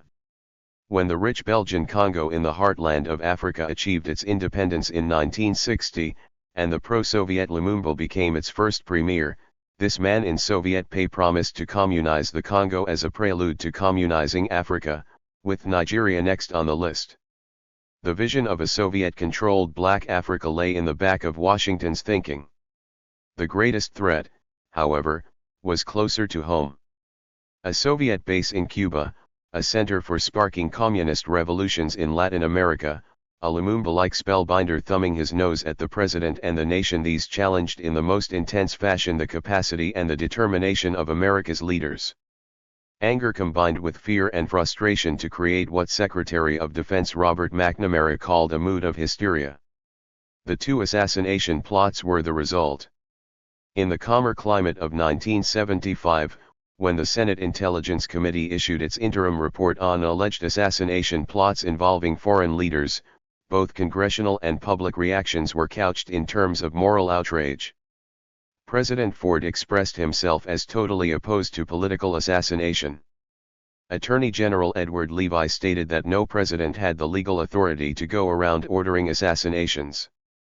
For most Americans, assassination was morally inexcusable and ugly business, sordid, reprehensible, wrong in terms of the morality of our country, our way of life, and the things we believe in. The moral issue is a crucial one, but it has sometimes been confused in public discussion. Tyrannicide has been blessed by Greek writers and medieval Catholic theologians as the only means of ridding a people of an oppressive dictator, a proposition that should have some appeal even in a modern democratic nation. That the German Jews or the German generals were justified in plotting Hitler's murder, that Dominicans were justified in killing their tyrant, Trujillo, or the Haitians their tyrant Duvalier, these are at least open moral questions even by professed American standards of morality. To kill a man who kills is the final resort of men who do not want to be killed. Tyrannicide, however, involves the murder of a dictator by his own people. When a foreign nation makes that decision for another society, it is unequivocally wrong by any moral standard. The determination to kill a foreign leader in its own interest is not only a sign of moral and political impotence, but an arrogant assertion of one nation's right to control the destinies of all humanity. Even pragmatically, assassination is an expensive gamble with another man's life. What guarantee is there that his murder will actually serve the nation's interest? If Hitler had been killed by the British or French in the mid-30s, would Goering or Goebbels have prevented World War II? If Castro had been eliminated in the early 60s, would his brother Raúl have moderated the Cuban threat to American security? The citizens of each nation have the right to take this gamble by killing their own tyrant for better or worse. Foreign intervention by murder is a crime against them. The indirect involvement of the U.S. government in the assassination of foreign leaders poses a much murkier question and mainly a pragmatic one. To what extent was Washington responsible for the murders of such men as Diem, Trujillo, Allende, all of them killed by their own fellow citizens? Several grades of complicity can be operationally distinguished. The most direct complicity is involved in cases where Washington actively supports an individual or dissident group that intends to kill a political leader. Three questions arise: is Washington clear about the intention to assassinate? Does it encourage the killing? Does it help with guns or explosives? On May 30, 1961, the Dominican dictator, General Rafael Trujillo Molina, was ambushed and murdered on a country road. Official American policy was hostile to Trujillo, diplomatic relations had been broken off, and official interest had been expressed in getting Trujillo out of office. CIA had developed contacts with anti-Trujillo groups both inside and outside the Dominican Republic and supplied an inside group with money and arms. The group killed Trujillo with the arms supplied by CIA. Was Washington responsible for Trujillo's death? Yes and no. It encouraged the group's activities, knew its intentions, and supplied it with arms. Yet it did not control the group and therefore could not dictate its actions. Nor did Washington officially or unofficially encourage the murder itself. What it did do was to establish an unrealistic yes and no policy, to encourage the removal of the Trujillo regime but to dissociate itself from any political assassination that might occur. Events did not permit such a simple separation of purposes. The case of Amlash, a senior Cuban official recruited by CIA in another abortive assassination attempt, illustrates the same level of complicity. An intelligence agent to start with, Amlash's high rank made him a potential leader in an anti-Castro coup. He himself determined that the execution of Castro was an essential first step in bringing off a coup. He was promised a cache of arms inside Cuba and was offered a ballpoint pen rigged with a hypodermic needle as a poisoning device. In short, he was assisted in his attempt. After President Kennedy's assassination in November 1963, it was decided that he would be given no further help. Nonetheless, in early 1965 Amlash was placed in contact with a Cuban émigré leader, and the two worked out a joint plan for a coup that would start with killing Castro. Had Castro been killed by Amlash, American complicity would have been even more direct than in the case of Trujillo. A lesser degree of complicity is involved in the support of a dissident or opposition group that plans a political coup with no clear or apparent intent to kill the leader in power. Whatever the actual plan of the coup leaders may be, the essential question is, did Washington know, or should it have known, that the coup would involve an assassination? The deaths of South Vietnamese Premier Diem and Chilean President Allende are cases in point. In 1963 the administration determined that Diem must be replaced, and its actions led to a situation in which a group of anti-Diem generals began actively plotting against him. U.S. policy toward the plotters might be described as active acquiescence. No attempt was made to stop the coup, and in effect American officials gave the generals a green light. The coup occurred on November 1, and in its course Diem was killed. Whether or not on the orders of the generals is not known. No American official, in Washington or Saigon, ordered Diem killed or knew that he would be killed. The killing was a Vietnamese act. The American connection with the death of President Allende is even more remote. The military coup that unseated him was not promoted by Washington, nor were the Chilean generals given any official or unofficial go-ahead. However, Allende died, and the circumstances of his death are not clear. His suicide or murder was a Chilean act. A third level of complicity is more tenuous: inaction in Washington when it learns of a planned coup or assassination attempt through its intelligence channels. What responsibility does the U.S. government have to warn foreign leaders of planned attempts against their regimes or lives? Hundreds of coup attempts and dozens of assassination plans have been reported by CIA agents over the years. These reports have all been passed to the Department of State or the White House, among others, for such action as they might wish to take. In dozens of cases, when the reports appeared reliable, they were passed to friendly governments as a warning of hostile action. Similar reports about actions planned against unfriendly governments are not normally passed to them. The judgment in each case is a pragmatic one: what serves the U.S. interest? A policy of selective inaction is difficult to place on the moral spectrum. A fourth level of complicity is based upon a simple thesis, popular among some revisionist historians, that the U.S. government is responsible for the acts of regimes it actively supports, be they allies, clients, or puppets. Washington can accordingly be saddled with the responsibility for the repressive acts of the Greek colonels, the practice of torture by the Brazilian military regime, or the iron cages of South Vietnam. The thesis is pure nonsense.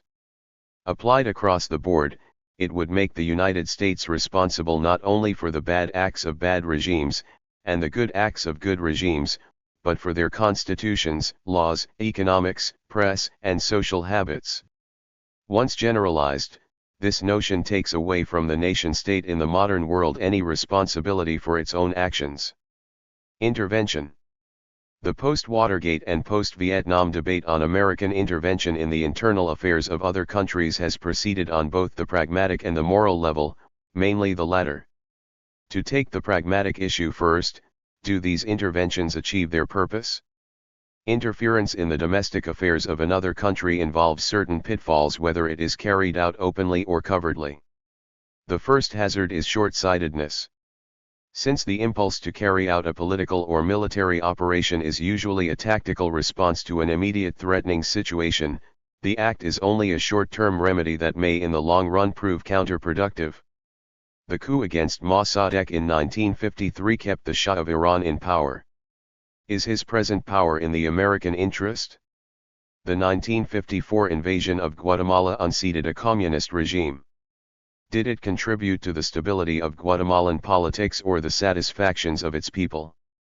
Was the Dominican intervention and American opposition to the political forces of the left in the Dominican or American interest? These are all questions fitfully argued by political historians. They cannot be resolved even with the passage of time. Even a successful intervention achieves only a momentary purpose. A second hazard underlies the choice of the good guys on whose behalf the Americans intervene. The effect of many of our interventions has been the establishment of dictatorial regimes whose policies have not advanced the interests of their people. These must be weighed against their contributions to the American national interest, and there is no scale to weigh them on. Here the moral issue intrudes, and it is the moral question that became the staple of public debate both in and outside Congress during the Year of Intelligence. The question is one of broad principle: is it right for the United States to interfere in the domestic affairs of another country? Intervention is one of the vaguer terms in the international political vocabulary. Each major industrial nation, communist or capitalist, interferes in the affairs of dozens of other states with its diplomacy, military and economic aid, propaganda instruments, etc. These are normal and acceptable international practices between governments, for they are, for the most part, open to public view. The line between open and covert political action, however, cannot be drawn with precision in all cases.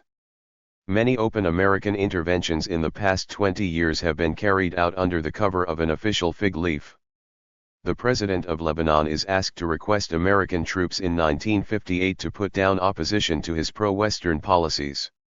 The President of South Vietnam is asked to request U.S. advisors, then troops. American intervention is open and official.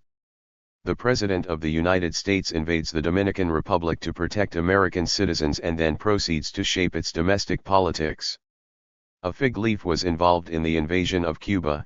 Its purpose was to establish, for however short a time, a provisional government on Cuban soil that could then request official U.S. intervention. Perhaps the issue should be rephrased: is it right to interfere secretly? Secret talks and pressures are a part of diplomacy. The American ambassador or his labor attaché have private talks with political or labor leaders. Native journalists are briefed off the record to take a U.S. line. Persuasion and cajolery enter into unofficial talks with government officials to break off diplomatic relations with Havana, or to refuse a Soviet friendship pact, or to line up with an American position in the United Nations. Secrecy in itself cannot be the main index to immoral behavior. Perhaps the issue is narrower: is it right to interfere with money? We have bribed civilian governments to give us military bases with outright grants and loans. We have bribed military governments with military equipment and subsidies to fight the communists. We use much of our foreign aid to achieve political, not humanitarian, purposes. Money, in the form of cash or materiel, led not only to the European and Japanese revival, but to the shaping of foreign governments that would support American foreign policy goals. The use of money for pragmatic purposes is not in itself either good or bad. The morality of covert political action operations must focus on an ever narrower question: is it right to interfere by passing money secretly? Here the line between covert action and diplomacy becomes very fine indeed. Is it right to give a confidential subsidy to a chief of state for establishing a presidential bodyguard, to give money and equipment for strengthening the internal security service of a friendly state, to pay for the services of a constitutional advisor? Is it right to give a foreign head of government money he will use for his party in an electoral campaign, to give money to a politician who does not happen to be president, to subsidize the career of a promising political leader? When is a travel grant or a fellowship abroad proper or improper? What kind of help to foreign journalists, labor leaders, or students is proper, what improper? There are no simple answers to these questions. It can be argued that benign interventions are good, subversive interventions bad, but that is no longer a moral, but a pragmatic, judgment. It can be argued that all interventions not open to public observation are bad, but that is nonsense. It can be argued that all covert operations are illegal, unconstitutional, un-American, immoral, and improper, but that is an assertion of principle that can itself be argued. In this standing argument of morality versus pragmatism, I have sometimes thought that Americans often profess a virtue they do not possess. Do our county and state governments operate on moral principles? Does business thrive on honesty and openness? Is there no industrial espionage? No confidential deals and agreements? No bribery of foreign officials to sell airplanes? No deception in advertising or political rhetoric? Perhaps we demand more of our foreign policy makers than we do of ourselves. The world we live in is not a moral world. It is a world of more power and less power, of more goods and less goods, of greater security and lesser security, a world in which war is the final immorality. Nations are inevitably committed to the motto, better bad than dead. In this world, American foreign policy has been and will continue to be pragmatic to contain Soviet power. The pragmatic test is success or failure, and up to now that policy has been a failure in both our open and covert political action. The fault lies not in the instruments, but in the ways they have been employed and the ends to which they have been directed. Coups, assassination attempts, political subsidies, election operations have been sufficiently publicized in the past several years to equate covert political action in the public mind with dramatic, large-scale enterprises. Yet at the heart of political action, Soviet, or American, are the thousands of confidential friendships with indigenous leaders who are in a position to affect decisions in their own societies. During the past 10 years, the KGB has been making friends of this sort among the power elites of the West, politicians of the center and the right, non-communist labor leaders, bankers and industrialists, journalists and legislators. These contacts range from secret to confidential. Some are on the Soviet payroll, the personal assistant to former West German Chancellor Willy Brandt, or the key European negotiator on a Soviet truck assembly plant project. Some have been bribed with promises of business opportunities in East-West trade. These agents give Moscow a useful instrument for affecting the attitudes and decisions of other governments on matters of Soviet concern, to lobby for a European Security Conference, or to press for favorable terms in trade or loan negotiations. These friends do not spy nor otherwise break the law. CIA's agents of influence serve the same purpose, to affect the decisions of foreign governments or private institutions in the American interest. They are an extension into the secret arena of the confidential contacts of ambassadors, attaches, and proper diplomats, a quiet companion to American diplomacy. They serve many purposes: to dissuade a government from buying Soviet arms, to stimulate a chief of state to all-out support of an anti-narcotics program, to ease out a fanatically anti-American cabinet minister. They can serve as intermediaries for channeling to the right recipient in the government intelligence reports that will be more effective if the American hand does not show. They have been helpful in straightening out a border conflict short of war and in bringing to a regime's notice the seeds of insurrection in a remote area. These confidential collaborators around the globe are the main day-in day-out instruments of covert political action. They can produce no spectacular successes or failures. They can be employed as instruments for an affirmative American foreign policy as they have been for containment. Up to now, Washington has bungled the job of covert political action by relying far too much on great enterprises. A more modest employment of his third arm can help the president execute our purposes abroad with greater efficiency and maximum secrecy. American actions in Chile are reviewed in a separate publication of the Senate Select Committee on Intelligence Activities, Covert Action in Chile 1963 to 1973. 12. The CIA at home. The open activities of CIA at home cover a wide range. Among the services of common concern that CIA performs for the intelligence community is the open collection of information on foreign countries from cooperative American citizens and companies. Through some 40 field offices scattered throughout the country, CIA officers openly keep in touch with local business firms, academic institutions, and prominent individuals active in the foreign field, and secure information that comes to their attention in the normal course of their business, reports from overseas branch officers, international conferences, tourist observations, etc. These field offices have standing information requirements from all government agencies and often receive specific intelligence requests that can be serviced by putting questions to their American contacts. When they receive tips from established contacts on Americans allegedly involved in espionage or drug trafficking, these are routinely reported to the FBI. There is nothing clandestine about these contacts, and no payment is involved. These CIA officers are not trained to spy, and the Americans who volunteer their information are not spies by any definition. Contacts with American citizens or organizations in support of the agent work of the Operations Directorate, on the other hand, are uniformly secret, and their substance kept highly confidential. Both the open and secret directorates of the CIA are, unfortunately, housed together in the overlarge structure of the CIA headquarters in Langley, Virginia.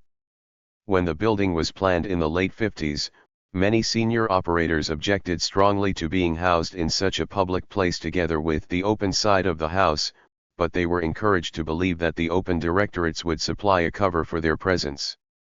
Ironically, while CIA has come to stand in the minds of most people for secret operations, the daily trek of thousands of cars and dozens of buses in and out of the headquarters compound provides a public display of a secret agency that is unique in the Western world.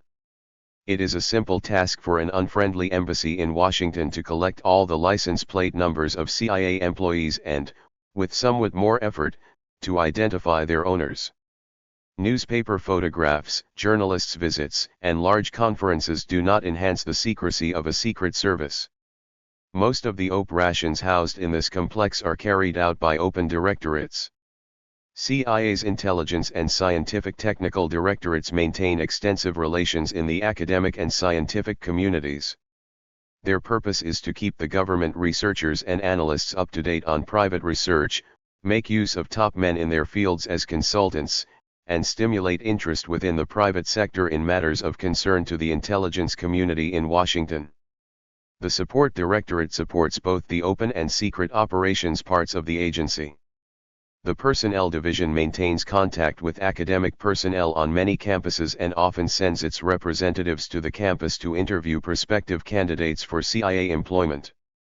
Its academic contacts recommend students at undergraduate or graduate level who appear to be qualified for any branch of CIA work, scientific research, political or economic analysis, photo analysis, administration, and potential case officers for the Operations Directorate.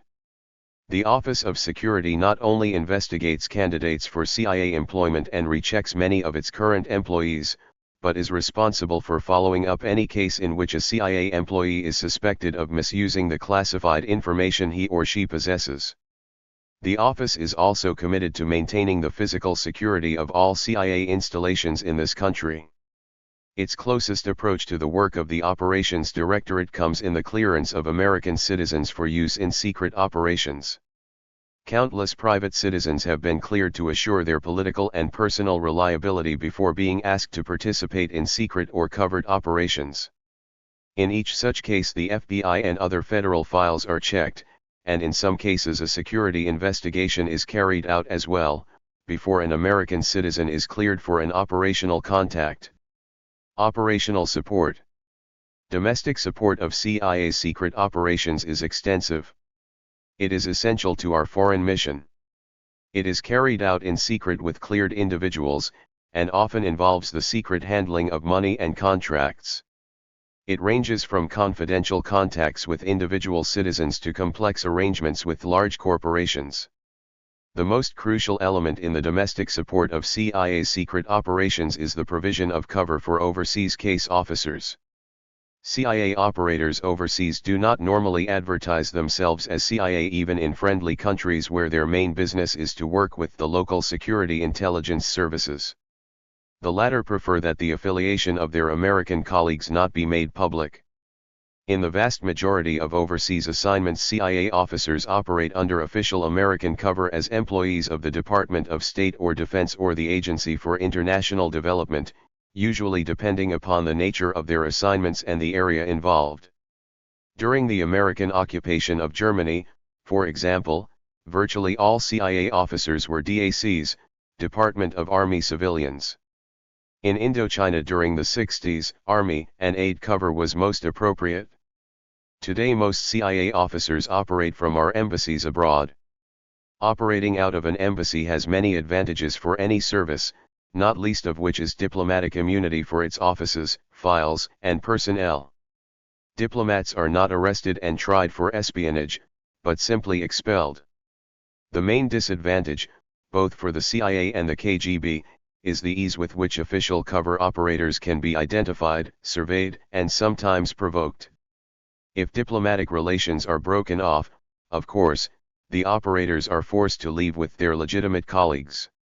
Non-official cover operators acting as ordinary American citizens on business abroad makes a less obvious target for suspicion and often permits access to circles not open to the local embassy.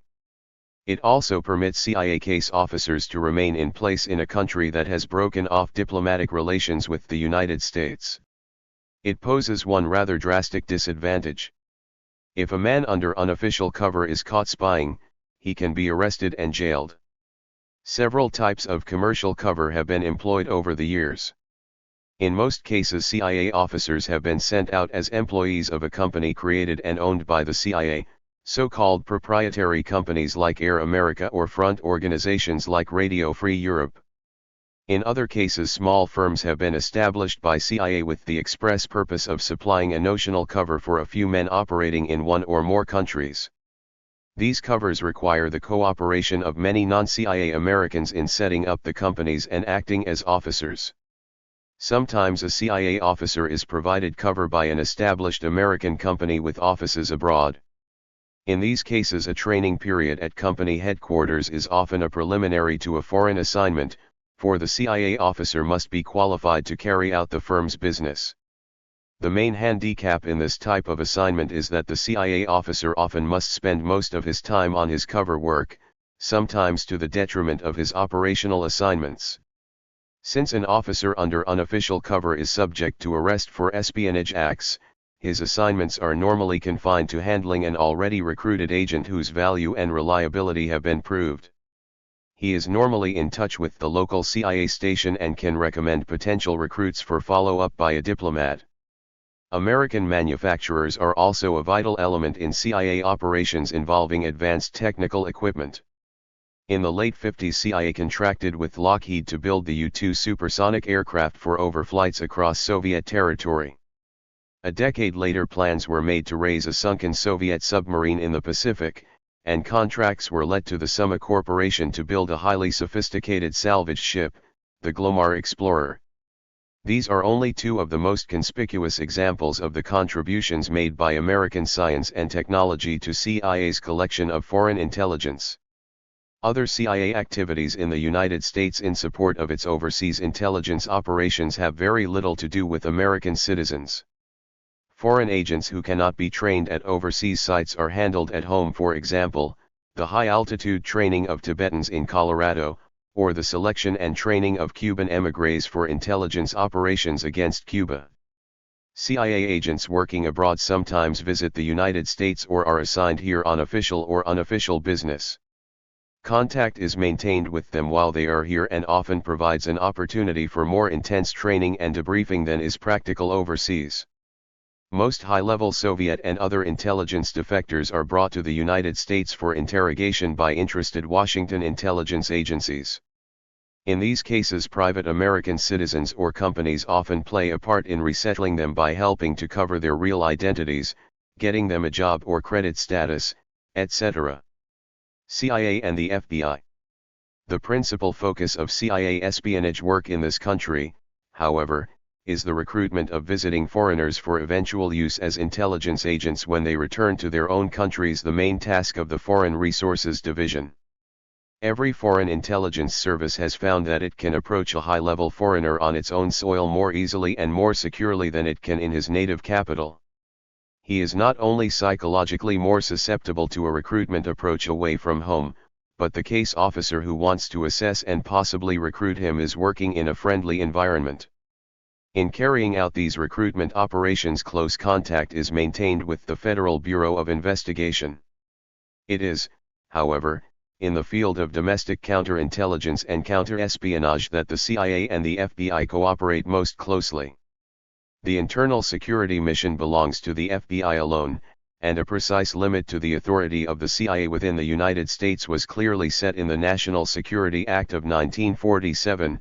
The agency shall have no police, subpoena, law enforcement powers, or internal security functions. Nonetheless, since counterintelligence knows no national boundaries, the CIA has been able to contribute substantially to the Bureau's internal security mission. It is a practical truism in any country that the Internal Security Service must have the cooperation of its Foreign Intelligence Service to carry out its task effectively.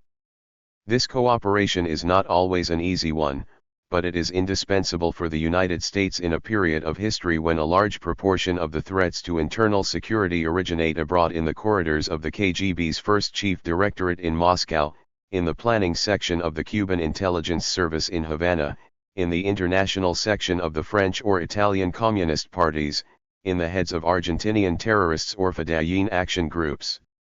The pattern of CIA-FBI cooperation is clearest in the most specific form of counterintelligence, counterespionage. Here the targets are persistent and easily identified, the actions of any hostile intelligence service directed against the American interest. For 30 years the CIA and the FBI have worked closely together against the Soviet and East European intelligence services, especially the KGB, exchanging information about Soviet intelligence officers and providing each other with leads to suspect agents. In the last 15 years the volume of hostile espionage operations against the American target has climbed perceptibly. During the 60s KGB officers were making more than 200 approaches a year to Americans stationed abroad. In the late 60s more than 300 KGB officers were stationed in New York City. The line of demarcation between the two agencies in counterintelligence work is by statute quite clear. The investigation of suspect Americans or foreigners is the exclusive province of the FBI within the physical confines of the U.S. The CIA has the exclusive responsibility for counterintelligence and counterespionage work abroad. The only confusion that may arise is when a CIA agent, say a KGB agent doubled by the CIA, comes to the United States. In such cases his handling must be worked out between the two agencies, for in most cases an agent cannot simply be turned over from one case officer to another without a loss of trust. CIA-FBI cooperation in counterespionage matters is mostly a one-way street from the CIA to the FBI. Since the great majority of Soviet, East European, and Cuban espionage operations against the United States are mounted overseas, the CIA has naturally been able to supply more leads for the FBI to follow up in the United States than conversely. When the CIA station in Vienna reports from an agent source the dispatch of a Soviet illegal, or staff officer under private cover, to the United States, the FBI takes over his surveillance at the point of entry. When an American technician in Italy is recruited by the KGB for the purpose of getting computer data from his home office, the follow-up in Italy is CIA's job, on his return to his headquarters, that of the FBI. When an embassy file clerk in Tokyo is approached by a young KGB officer and agrees to accept his proposition under the direction of the CIA station, the FBI is informed of the case when she is about to return to Washington. The FBI can then request that the operation be terminated overseas, or it can elect to take over the handling of the double agent in Washington. Cooperation between the two agencies on counterespionage is even closer when the CIA is able to provide a means of access to a Soviet or East European intelligence officer stationed in the United States. In one such case, a naturalized American citizen whom the CIA was preparing for an assignment in Latin America had at one time in his life abroad come to know a secret KGB courier who was about to make a 3-day stop in New York City en route to Mexico. The CIA agent was quickly brought from Pittsburgh to New York, and elaborate arrangements were made to create a chance meeting at the airline terminal. With both FBI and CIA officers watching closely, the agent ran into his old acquaintance at the airline counter and exchanged hasty but warm greetings. The two agreed to meet again at the courier's next stop, and another possible counterintelligence source was established. This and similar counter-espionage operations against foreigners offer a simple model for counterintelligence operations against American citizens who are FBI targets. The basic operating rule is the same: investigating American communists, dissidents, or terrorists within the United States is the FBI's job. Supporting these FBI operations abroad is the job of the CIA. Here again, FBI-CIA liaison is mostly a one-way street, but since the targets are Americans on the domestic scene, the main flow of leads is from the FBI to the CIA for action overseas. Since World War II, the FBI has made countless requests for action on American communist leaders traveling abroad to determine whom they visited, what instructions they received, what funds they might bring back. Other FBI targets have been reported on by CIA during their attendance at peace congresses and other Soviet front meetings in Europe and Cuba. In the 60s, these requests mounted and broadened in scope as the militant activities of the New Left, the intensifying civil rights movement, and anti-war demonstrations created widespread turmoil on the American scene both on and off campus. In 1968, the White House put direct pressure on CIA to increase its coverage of dissident groups abroad, and in mid-1968 CIA established a special group within the counterintelligence staff for recording and coordinating all information on the foreign connections of American dissidents. During the next 5 years, this effort, labeled Operation Chaos, became the central repository of all information on American dissidents from the FBI, the National Security Agency, Army Intelligence, and from CIA agents and liaison services abroad. Some 300,000 names were computer indexed, and some 7,000 personality files set up on Americans active in or connected with the dissident movement. Regular reports were sent to the FBI and, on priority matters, to the White House and Secretary of State. The Chaos Unit also worked closely with CIA's Office of Current Intelligence in responding to the continuing White House requests for overall assessments of the international connections of American dissidents. These studies, focused on the peace movement, student dissent, and revolutionary protest movements, came up with an unequivocal message: domestic dissidence was a strictly American affair. There was simply no evidence for overseas direction or guidance of these movements, no communist control or financial support, although, of course, communist propaganda highlighted and encouraged the American radical movements. These reports, however, apparently did not weaken President Nixon's conviction that foreigners must somehow be involved. More than half of the extensive Chaos files consisted of memoranda from the FBI listing individuals of interest to them, some with specific indications of their planned foreign travel, and requests for CIA reports on their activities abroad. A leading anti-war militant makes a trip to Paris, apparently to visit the North Vietnamese delegation. The FBI wants to know, whom does he meet? What do they talk about? Does he make any other contacts? A Black Panther on the run flees to Algiers. Does he plan to return? With whom is he in touch? Does he make any contacts with African revolutionaries? These requests ran into the hundreds. They were often easy to satisfy with the help of friendly foreign security services who had as great an interest as the FBI in running down the international connections of their militant and revolutionary groups.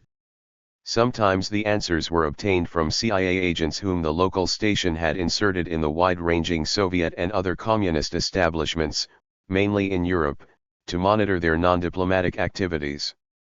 CIA sources within the New Left groups in Europe were relatively thin, since the profusion of such non-communist groups as the proletarian socialist parties and the Trotskyists, Maoists, and Castroites that grew up in the 60s had not yet become a priority for CIA agent operations. After all, those most directly concerned were the German, French, and British internal security services.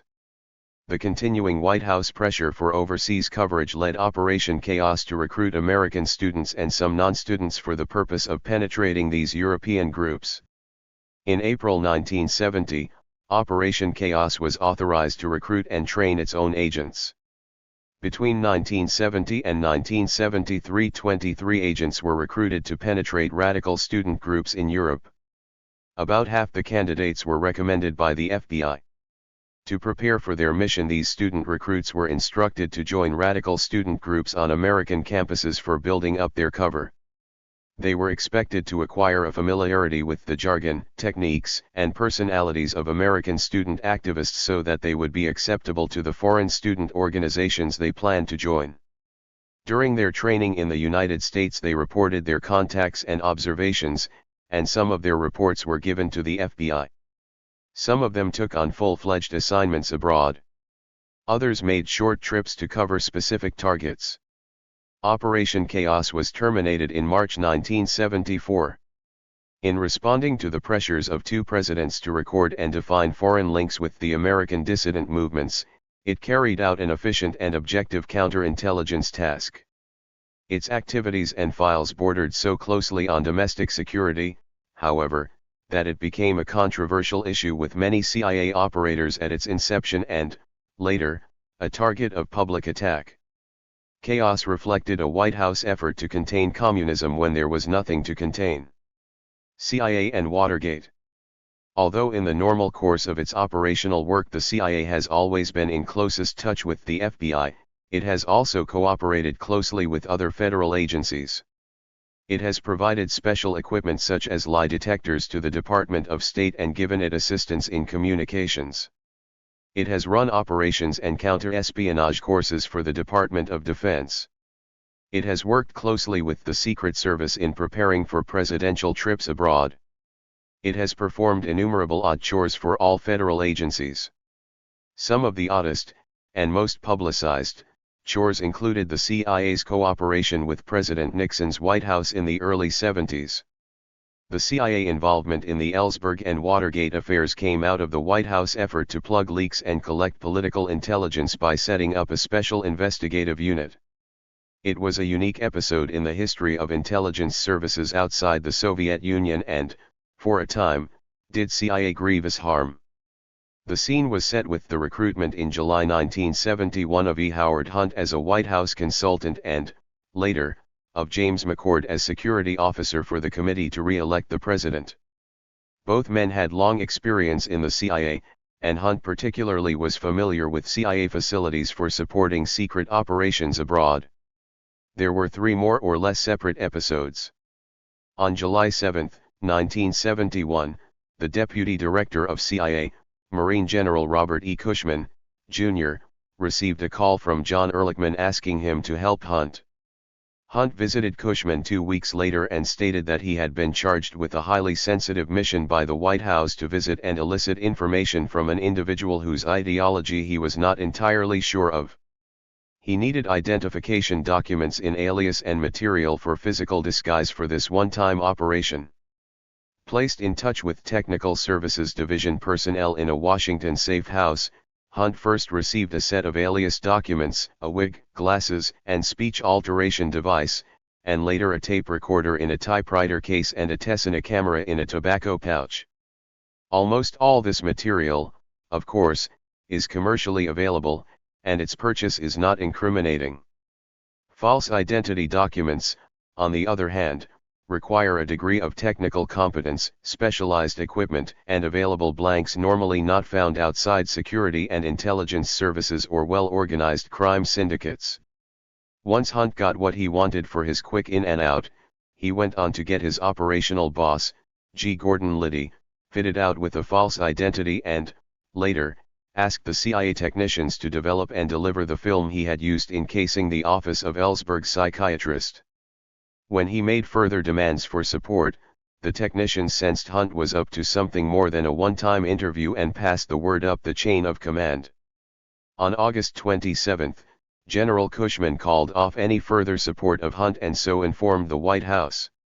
How culpable or indiscreet was Cushman in acceding to Hunt's original requests? On the face of it, Hunt's initial demands were modest, though unusual, and implied nothing more than a taped, incognito interview in a sensitive White House matter supervised by Ehrlichman, the man in charge of stopping high-level government leaks. Even if Cushman had been an experienced professional operator or had felt no obligation to respond automatically to a White House request, it is hard to fault him for being insufficiently cautious. He could not know what the plumbers were up to, nor had he any suspicion of their targeting on Dr. Ellsberg. He simply complied with a direct White House request dealing with national security, however much that term has been abused since.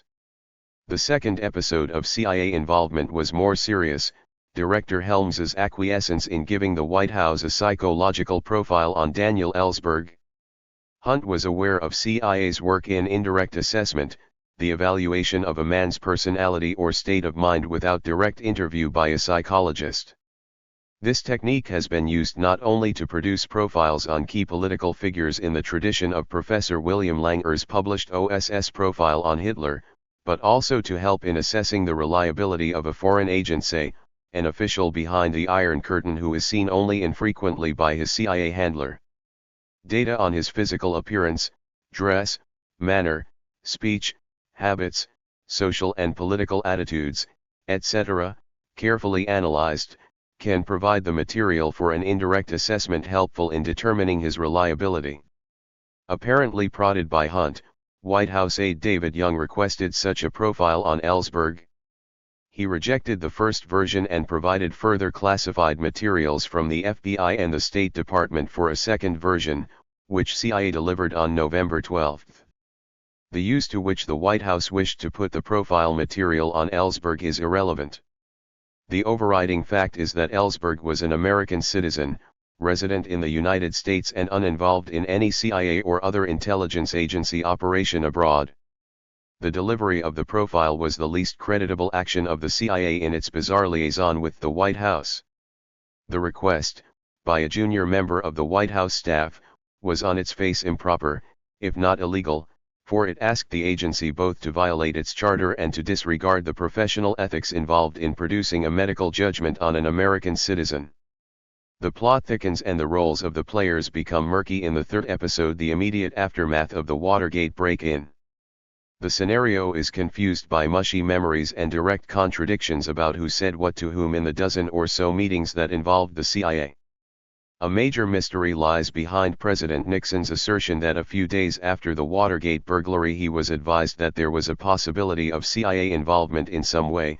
If this means anything, it means that CIA directly or indirectly participated in the break-in. Who so advised the president? His own staff? Was suspicion aroused because of Hunt's and McCord's involvement? Yet the key White House staffers knew Hunt was a White House employee, knew what McCord's job was, and knew within hours of the break-in that Liddy had played a managerial role. Why, above all, would the CIA want to break into the Democratic National Committee headquarters? And, more practically, why did the president not call Director Helms at once and ask him? One can only conclude that CIA was being set up as a scapegoat for the Watergate break-in, and it did not stop at the mere arousal of public suspicion. There apparently was a serious proposal in the initial cover-up discussions to give CIA the credit for the break-in, but according to President Nixon's special counsel John Dean it was rejected. Dean nonetheless made several panicky efforts to involve CIA, sounding out Deputy Director Lt.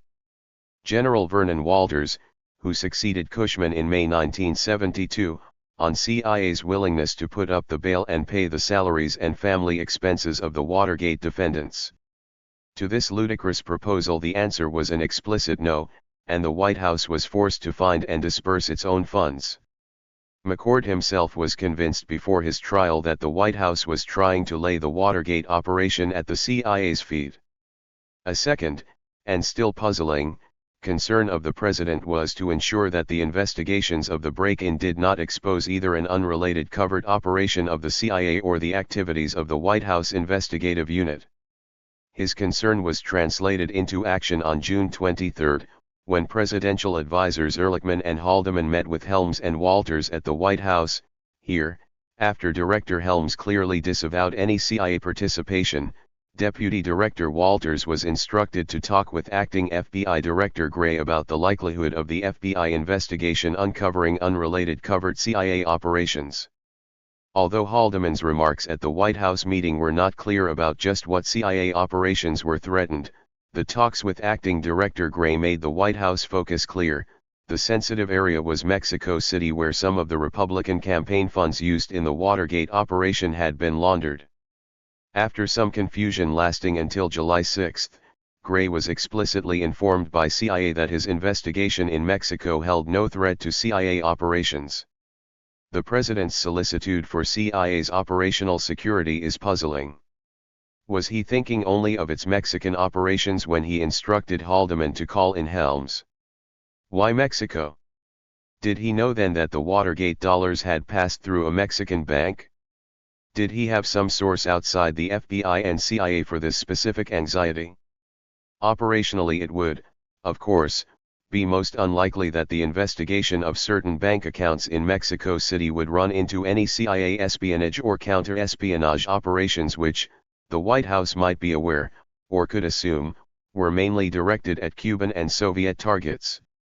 If, by any odd chance, an FBI investigator had stumbled on a CIA agent, did not the White House know that the FBI would immediately inform the CIA and not broadcast the news? It is now clear that CIA was being used in a diversionary tactic to limit or at least slow up the FBI investigation of Watergate. An ironic aspect of CIA involvement in the Ellsberg and Watergate affairs is that none of these episodes directly involved the Operations Directorate, the only CIA component capable of carrying out espionage or counter-espionage operations of any sort. The CIA White House connection was on the highest bureaucratic level and involved, within CIA, only its support staffs, the Technical Services Division, the Medical Division, and the Office of Security.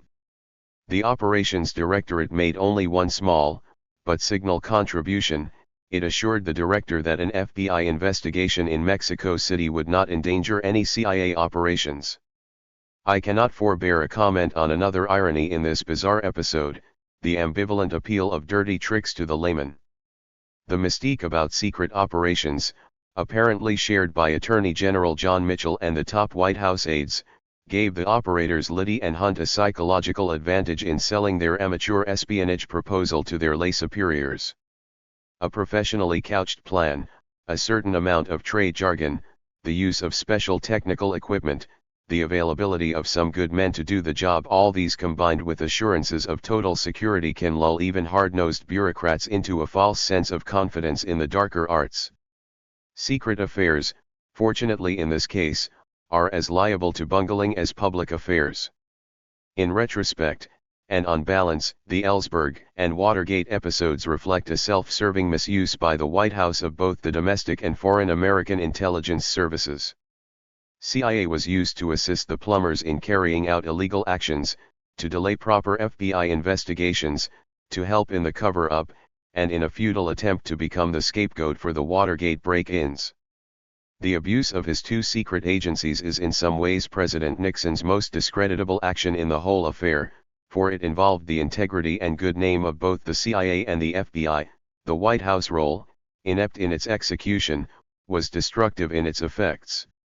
It did not, and could not, work and served only to discredit both intelligence agencies and to raise public and congressional suspicion about the role of secret operations within the United States. That suspicion reached unparalleled heights within a few months of President Nixon's resignation, when CIA was accused of large-scale domestic spying. 13. The CIA at bay. In May 1973, spurred by the agency's involvement in Watergate, the new director, James R. Schlesinger, compiled a list of present or past CIA activities that might be construed to be outside the legislative charter of this agency. This long document of actual or possible abuses, based on the reports of CIA's own employees, was properly passed to one of the House Oversight Committees on Intelligence. On December 22, 1974, the New York Times Sunday edition came out with a 4-column headline on its front page. Huge CIA operation reported in U.S. against anti-war forces, other dissidents in Nixon years. The first 3 paragraphs of the following article by Seymour M. Hersh read: The Central Intelligence Agency, directly violating its charter, conducted a massive illegal domestic intelligence operation during the Nixon administration against the anti-war movement and other dissident groups in the United States according to well-placed government sources. An extensive investigation by the New York Times has established that intelligence files on at least 10,000 American citizens were maintained by a special unit of the CIA that was reporting directly to Richard Helms, then the Director of Central Intelligence and now the Ambassador to Iran. In addition, the sources said, a check of the C.I.A.'s domestic files ordered last year by Mr. Helms's successor, produced evidence of dozens of other illegal activities by members of the CIA inside the United States, beginning in the 1950s, including break-ins, wiretapping, and the surreptitious inspection of mail. The lengthy article continued with various charges of domestic spying made by unnamed sources, comments by government officials and congressmen, a section on the counterintelligence staff, rumors about mysterious burglaries after Watergate, etc. The extent of CIA's domestic spying was not specified, and the only actual figures included were those of 10,000 files on American citizens and dozens of other illegal activities. The reaction to the Times article was intense and extensive, and events began moving rapidly. 2 days after its appearance, Schlesinger's successor, CIA Director William Colby, made a report on CIA's domestic activities to President Ford, and on January 5, 1975, the President appointed a commission under Vice President Rockefeller to investigate the charges. A single sensational news report started the year of intelligence in Washington. Its substance is worth a second look in the light of the facts brought out in the later investigations.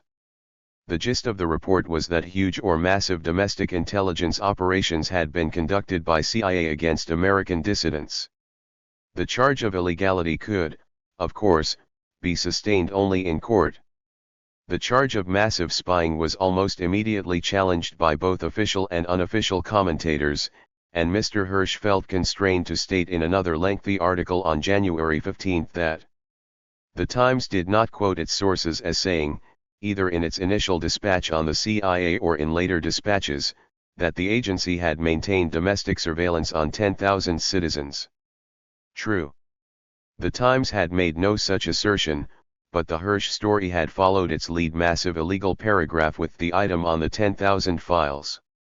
The reader could hardly fail to interpret the second paragraph as evidence for the first, since no other facts or purported facts were included in the story to sustain the massive spying charge. The 10,000 was clearly the figure that created the headline and the intense public response. Actually, the figure of 10,000 files was both too low and too high. As noted in the previous chapter, more than 300,000 names and organizations were indexed in the computerized files of Operation Chaos, and personal dossiers existed on 7,200 American citizens. The number of files, however, had no connection with the number of Americans on whom the CIA was spying in this country or abroad. A counterintelligence file is simply a record on a person or organization of actual or potential counterintelligence interest. It does not imply an investigation or an agent operation. More than half of the 7,200 personal files consisted of a single piece of paper, a memorandum from the FBI giving the name and identifying data of an American dissident or militant * on whom the FBI wanted information from CIA's overseas sources. In some cases the FBI request spelled out as well the travel plans of the citizen and asked for information on the contacts he made abroad.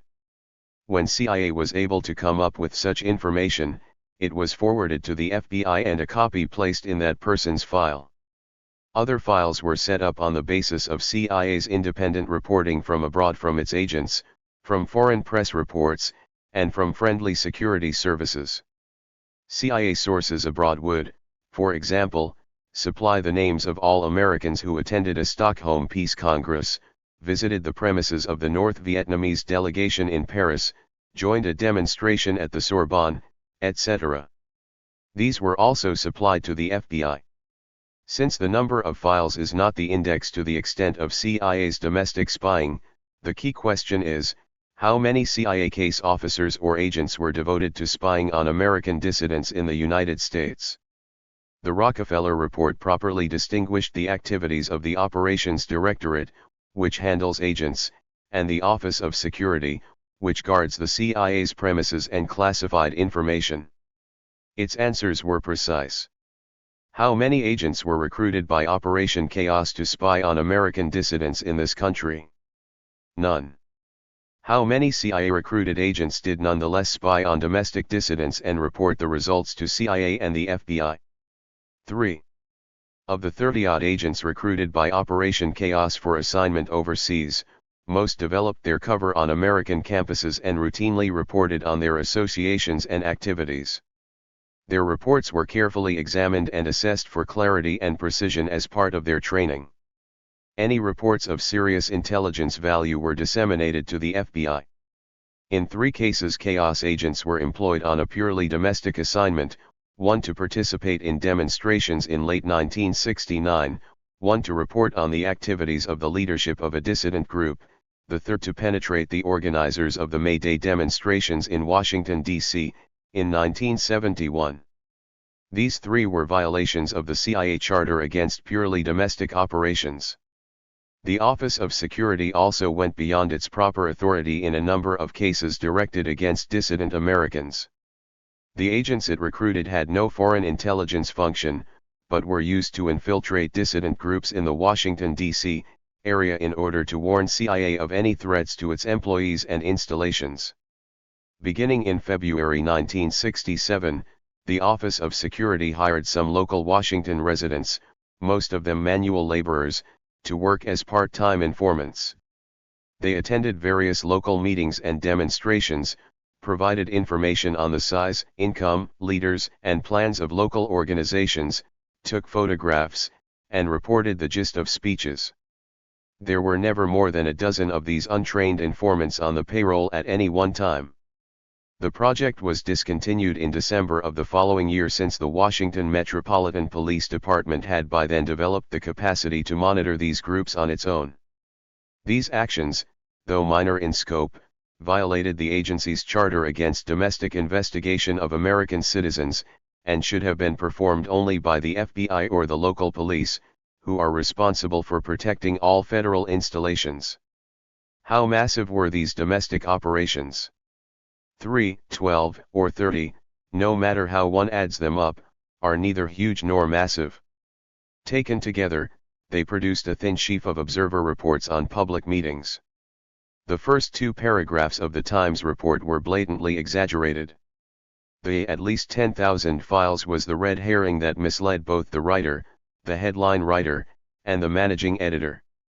Apparently the Times had access to the report of abuses supplied to the House Oversight Committee by CIA. What the Times reporter unfortunately did not get was the actual number of cases cited in the CIA Repo RT. A second report by Mr. Hirsch a week later in the Sunday edition of December 29 illustrates another hazard an investigative reporter faces in exploring a field in which he has no first-hand knowledge. He can be duped by a walk-in. In this article, Mr. Hirsch printed a long confession by a purported CIA ex-agent detailing his 4 years of work in the late 60s and early 70s spying on radical groups in New York City. It was an important story, for it was the one and only statement by an actual participant in domestic spying to appear in the extensive Times coverage of the issue. The ex-agent charged that he and his fellow agents had not only infiltrated student activist groups, but had participated in telephone wiretaps and break-ins. He included such James Bond romance as the employment of boom microphones to overhear distant conversations.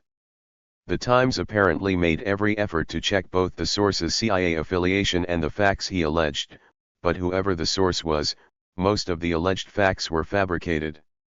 The Rockefeller Commission found no evidence that any of the agents or CIA officers involved with any of the dissident operations employed or directed the domestic use of any personal or electronic surveillance, wiretaps or unauthorized entries against any dissident group or individual. The Times did not feel it appropriate to have their ex-agent source appear before the Commission.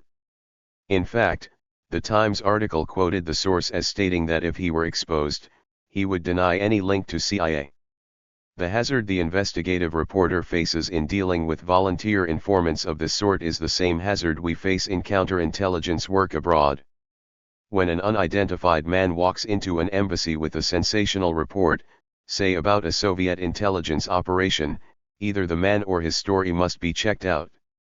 Normally, the story cannot be checked without compromising the source or exposing a secret operation. Often the only recourse is to subject the source to close questioning, determine his address, jobs, friends, etc., and check him out. The acceptance of his story often rests upon the judgment of the case officer questioning him. The counterintelligence operator has one advantage over the reporter: he feels no compulsion to rush into print before he is sure one way or the other. Other domestic abuses. This is not, of course, to dismiss CIA's actual abuses. Although the initial publicity on CIA's domestic operations focused on its work against dissidents, the subsequent investigations covered operational abuses against other American citizens. Some involved the use of agents, as in the work of CIA's Office of Security; others did not, as in the mail intercept program. All were included in the May 1973 CIA report listing potential flap items. All were stopped before they were exposed. Most of the special investigations carried out by the Office of Security over the years have been directed against current or former CIA employees who were suspected of security breaches, leaks, improper behavior, association with known or suspected foreign intelligence personnel. It conducted almost 100 personal surveillances, some 30 wiretaps, 30 microphone installations, and a dozen surreptitious entries. In 5 cases it investigated non-CIA personnel. On 3 occasions between 1967 and 1972, security personnel surveyed newspaper reporters to help determine the source of classified intelligence leaks, and on 2 occasions, in 1959 and 1962, it tapped the telephones of 3 reporters. These CIA actions against non-CIA persons were clearly improper. The CIA's mail intercept program was far more extensive and lasted more than 20 years from 1952 to 1973. It involved both mail cover and mail opening. The mail intercepted was mainly correspondence from the Soviet Union and other communist countries to addressees in the United States, mostly to American citizens, written by various correspondents, both American and foreign. The mail openings had 3 purposes: to glean from these letters intelligence information on internal Soviet matters. In the early 50s our knowledge of what was going on within the Soviet Union was enormously limited, and any information, even on a local scene, helped fill the gaps. These items of intelligence were turned over to the Soviet analysts in CIA and elsewhere. To detect Americans or non-Americans in this country who were being developed by Soviet intelligence services as possible sources of information. These counterintelligence leads were of principal interest to the FBI, the main consumer of the mail cover and mail opening information. To examine correspondence for Soviet censorship techniques, particularly those employed to uncover secret writing.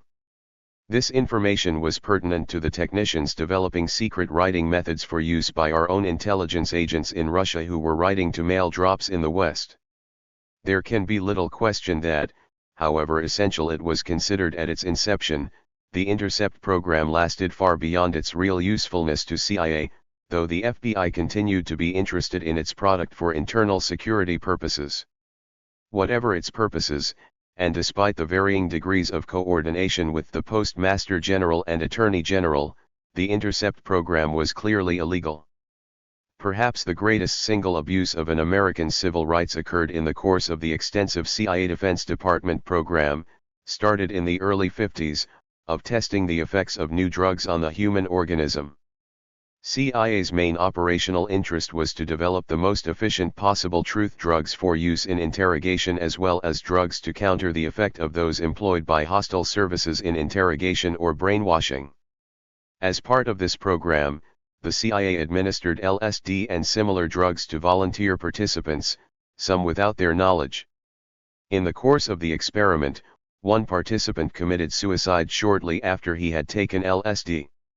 The failure of the agency to inform his family of this fact I consider its most irresponsible act. The overall merits of the program itself may be questioned, but technically it fell within the boundaries of ethical as well as legal scientific research.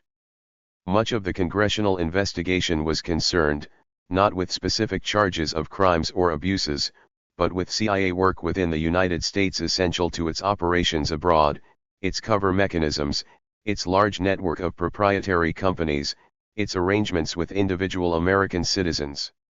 Another large sector of congressional interest was CIA's covered operations abroad, which, however unpalatable to the Congress or the public, were fully authorized by the President or the National Security Council. Nonetheless, many of these proper and legal activities, as they came to light from congressional leaks and investigative reporting, were portrayed as further examples of CIA's improper if not illegal behavior. Public reaction. As the year of intelligence proceeded, the constant stream of revelations about this hitherto most secret agency created a heightened climate of public concern. Each new exposure was labeled shocking, sordid, unsavory.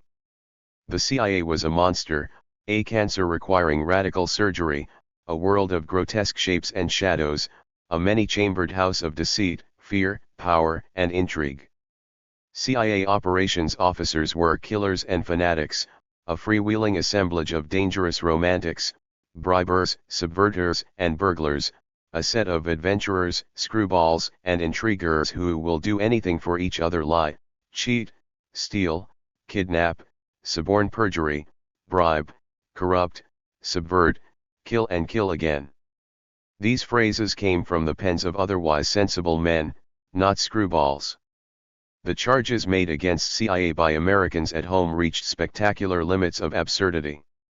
The CIA penetrated the White House. The CIA used police departments to spy on American citizens. The CIA was responsible for a whole series of mysterious burglaries and break-ins in the Washington area after Watergate. The saddest charge: CIA must have had something to do with the assassination of President Kennedy. They were more than matched by the anti-CIA barrage overseas. A review of German blondes in black leather boots entertaining in a Lisbon nightclub was another CIA plot, according to the Portuguese Communist Party. An outgoing Prime Minister of Australia charged the opposition that ousted him with CIA links. In Brazil, an innocent missionary was arrested as a CIA agent. In Peru, the president and the Cuban ambassador jointly determined that the United States was planning to overthrow the regime. In Great Britain, of all places, some Labour members of Parliament demanded that CIA officers in the London station be thrown out, although their leader conceded he knew of no CIA wrongdoing in England. The effect on operations. No federal agency can be attacked with such vigor and heat without suffering ill effects. The most obvious is the morale of its employees, who see their careers dismissed as an evil occupation, who see their embattled leaders vainly trying to defend the good name of the agency. A good self-image is a key ingredient in efficient performance. The ill effects are much more tangible with a secret agency, above all a foreign intelligence service.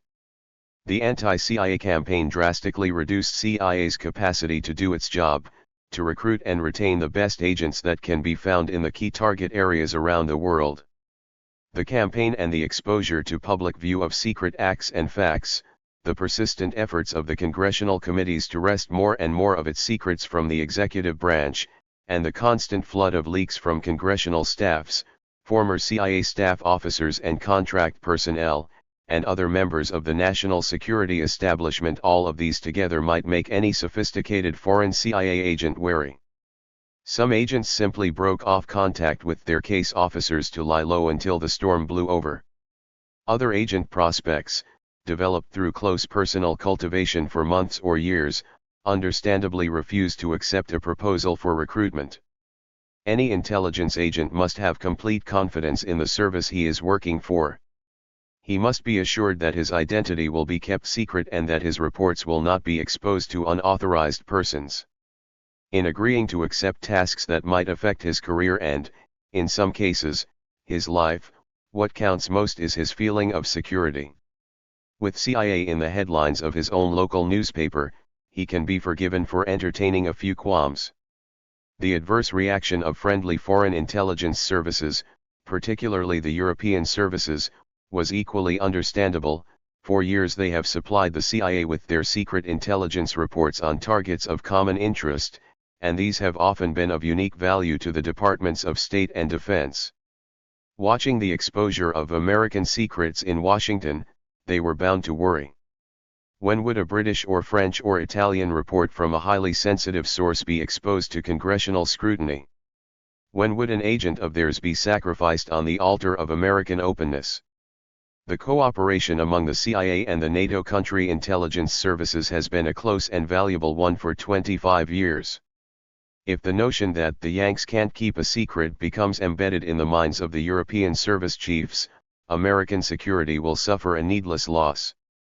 In Moscow, of course, the KGB was laughing. The constant effort of Soviet propaganda to depict the CIA as the main repressive instrument of American imperialism was now strengthened by quotable items from the American press. Not only was America, the much vaunted free democracy, a police state, but its nefarious efforts to unseat progressive regimes abroad underlined its stand against progress for humanity in the Third World. KGB officers were now in a position to warn off potential recruits for American intelligence by underlining the suicidal nature of such work and proffering the more secure alternative of working for the Russians. In the secret world, the American connection became suspect. Another loss cannot be gauged. Over the years, some of the most valuable sources on Soviet espionage have been disaffected members of the KGB and GRU who have walked in to cast their lot with the West. They have been assured, until recently, that the CIA would handle them with the utmost discretion, arrange conditions for safe interrogation, and resettle them securely with a new identity and a new start in life. What confidence can a potential defector now have that his identity will be safeguarded and his life protected? Perhaps his only recourse is to place himself in the hands of a more reliable service like the British SIS. It is this atmosphere of unreliability that will plague the CIA for some years to come in its work abroad. The American public's confidence in CIA is desirable, but not essential to its performance. The morale of CIA headquarters personnel is an element in its efficiency, but not crucial. The price we pay abroad, however, is the same price we pay for Watergate and Vietnam: the loss of confidence in America's capacity to act effectively. CIA and the President. In an unguarded moment, Senator Church, the chairman of the Senate Select Committee on Intelligence Activities, labeled CIA a rogue elephant rampaging out of control. If there is one clear fact that emerges from the reports of his own committee, as well as the Rockefeller Commission, it is that the CIA has operated since 1947 under the direct control of the President and his National Security Advisor. CIA is an instrument of the White House, and it would be odd indeed if any president let his Director of Central Intelligence go off on his own to engage in secret actions deeply affecting the nation's diplomacy and security, any more than he would give the Secretaries of State or Defense license to do whatever they wanted to. The facts that emerged from these numerous committee reports are clear. Operation Chaos was established at the direct request of the White House. Plans for assassinating foreign leaders were carried out at the express direction of the President or his appointed representative. Every major covert action project from Radio Free Europe to the 1975 intervention in Angola was the result of a presidential instruction. The report of the House Select Committee on Intelligence, completed in January 1976, but never officially released, simply states: all evidence in hand suggests that the CIA, far from being out of control, has been utterly responsive to the instructions of the President and the Assistant to the President for National Security Affairs. And, as Secretary of State Kissinger assured the Congress in November 1975, every operation is personally approved by the President. Nonetheless, the CIA has been uniformly blamed for America's covert operations. How much of the blame should be assigned to the President and his policy makers, how much to the CIA? The CIA should be blamed only for faulty execution, not for the efficient carrying out of bad policies.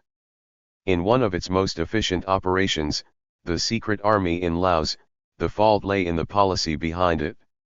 In the worst covert disaster, the Bay of Pigs, the CIA must share the blame with the White House, the Secretary of State, and the Joint Chiefs of Staff. Yet the CIA is bound to be the fall guy for every covert operation that misfires or is exposed. The reasons are not hard to find. Since covert operations are mounted to avoid official responsibility, it is the normal practice for governments in Moscow, Paris, or Washington to disregard or disavow them when they are exposed.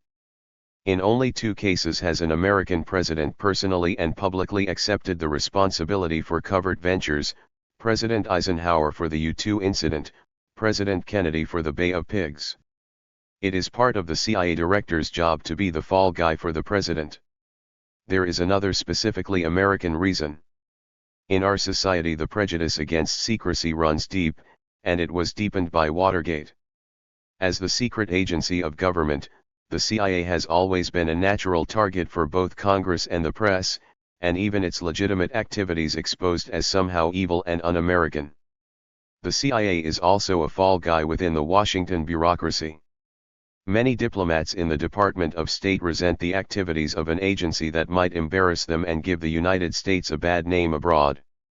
The FBI opposed the creation of another intelligence agency in the first place and bitterly resented having to relinquish its wartime responsibility for operations in South America.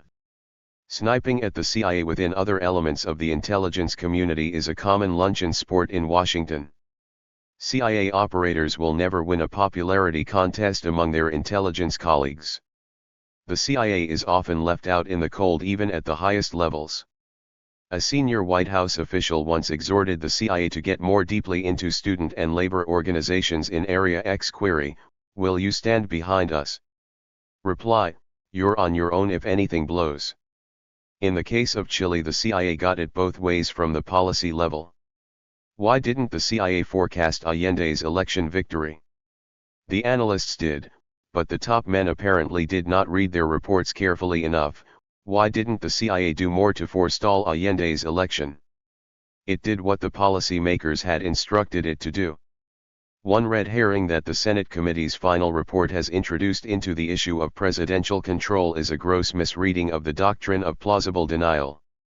It suggests that the president might be purposefully kept in ignorance of a covert operation in order that he might honestly deny it.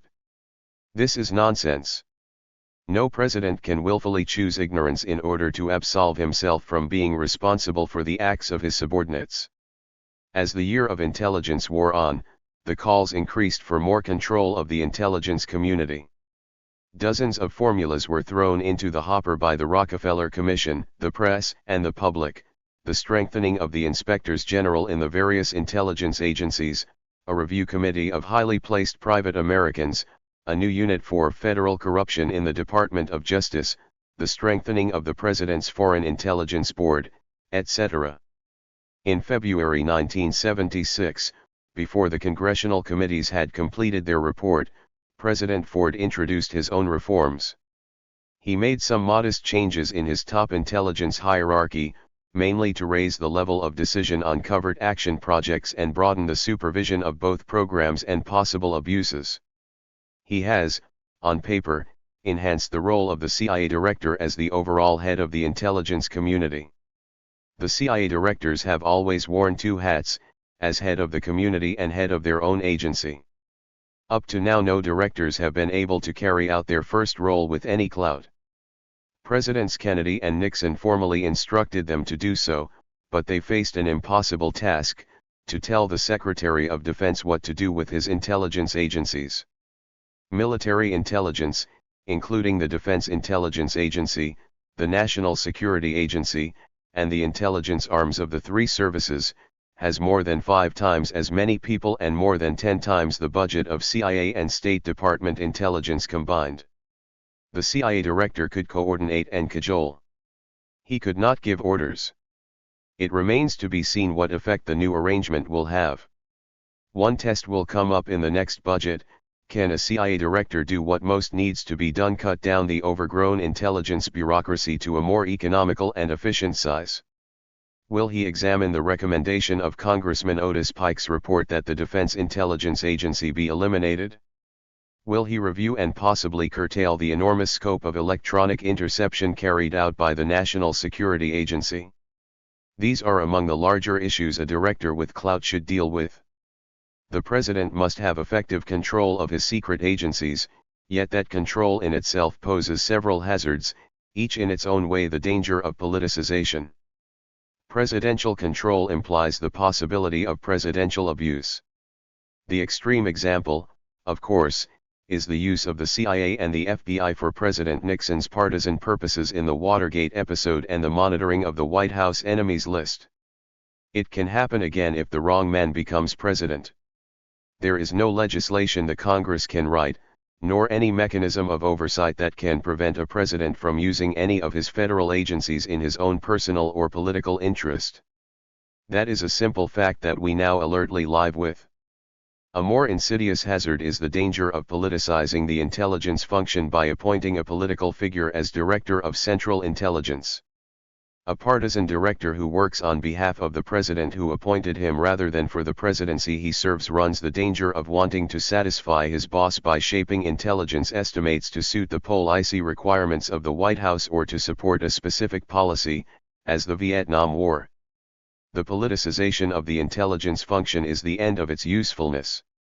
When there is pressure on intelligence collectors and analysts to give the man what he wants, their reading of events in active policy areas will be subtly skewed, or they will avoid distasteful projections of alternative courses of action, or they will fail to send directly to the White House disconcerting or unpalatable agent reports.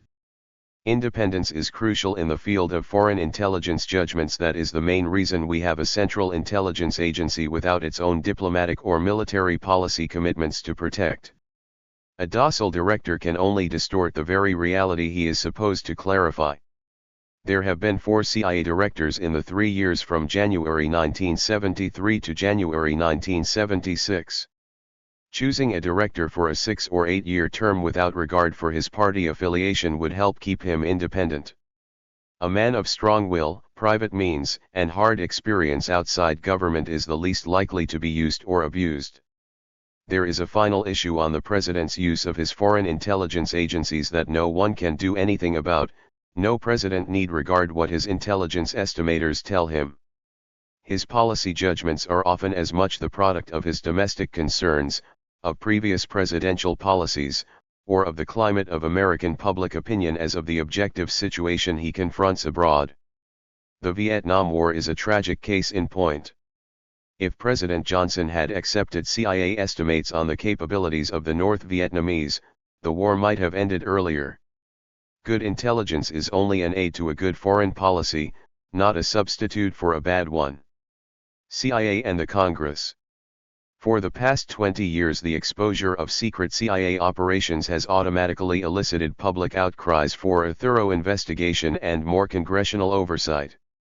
During the year of intelligence the Congress conducted the most thorough and broad-ranging investigation of the intelligence community in its history. It has done so at a price. The Rockefeller Commission's inquiry into CIA's domestic activities was conducted in closed hearings, leaks were minimal, and its final report was a precise and balanced record of the facts and a concrete list of recommended actions.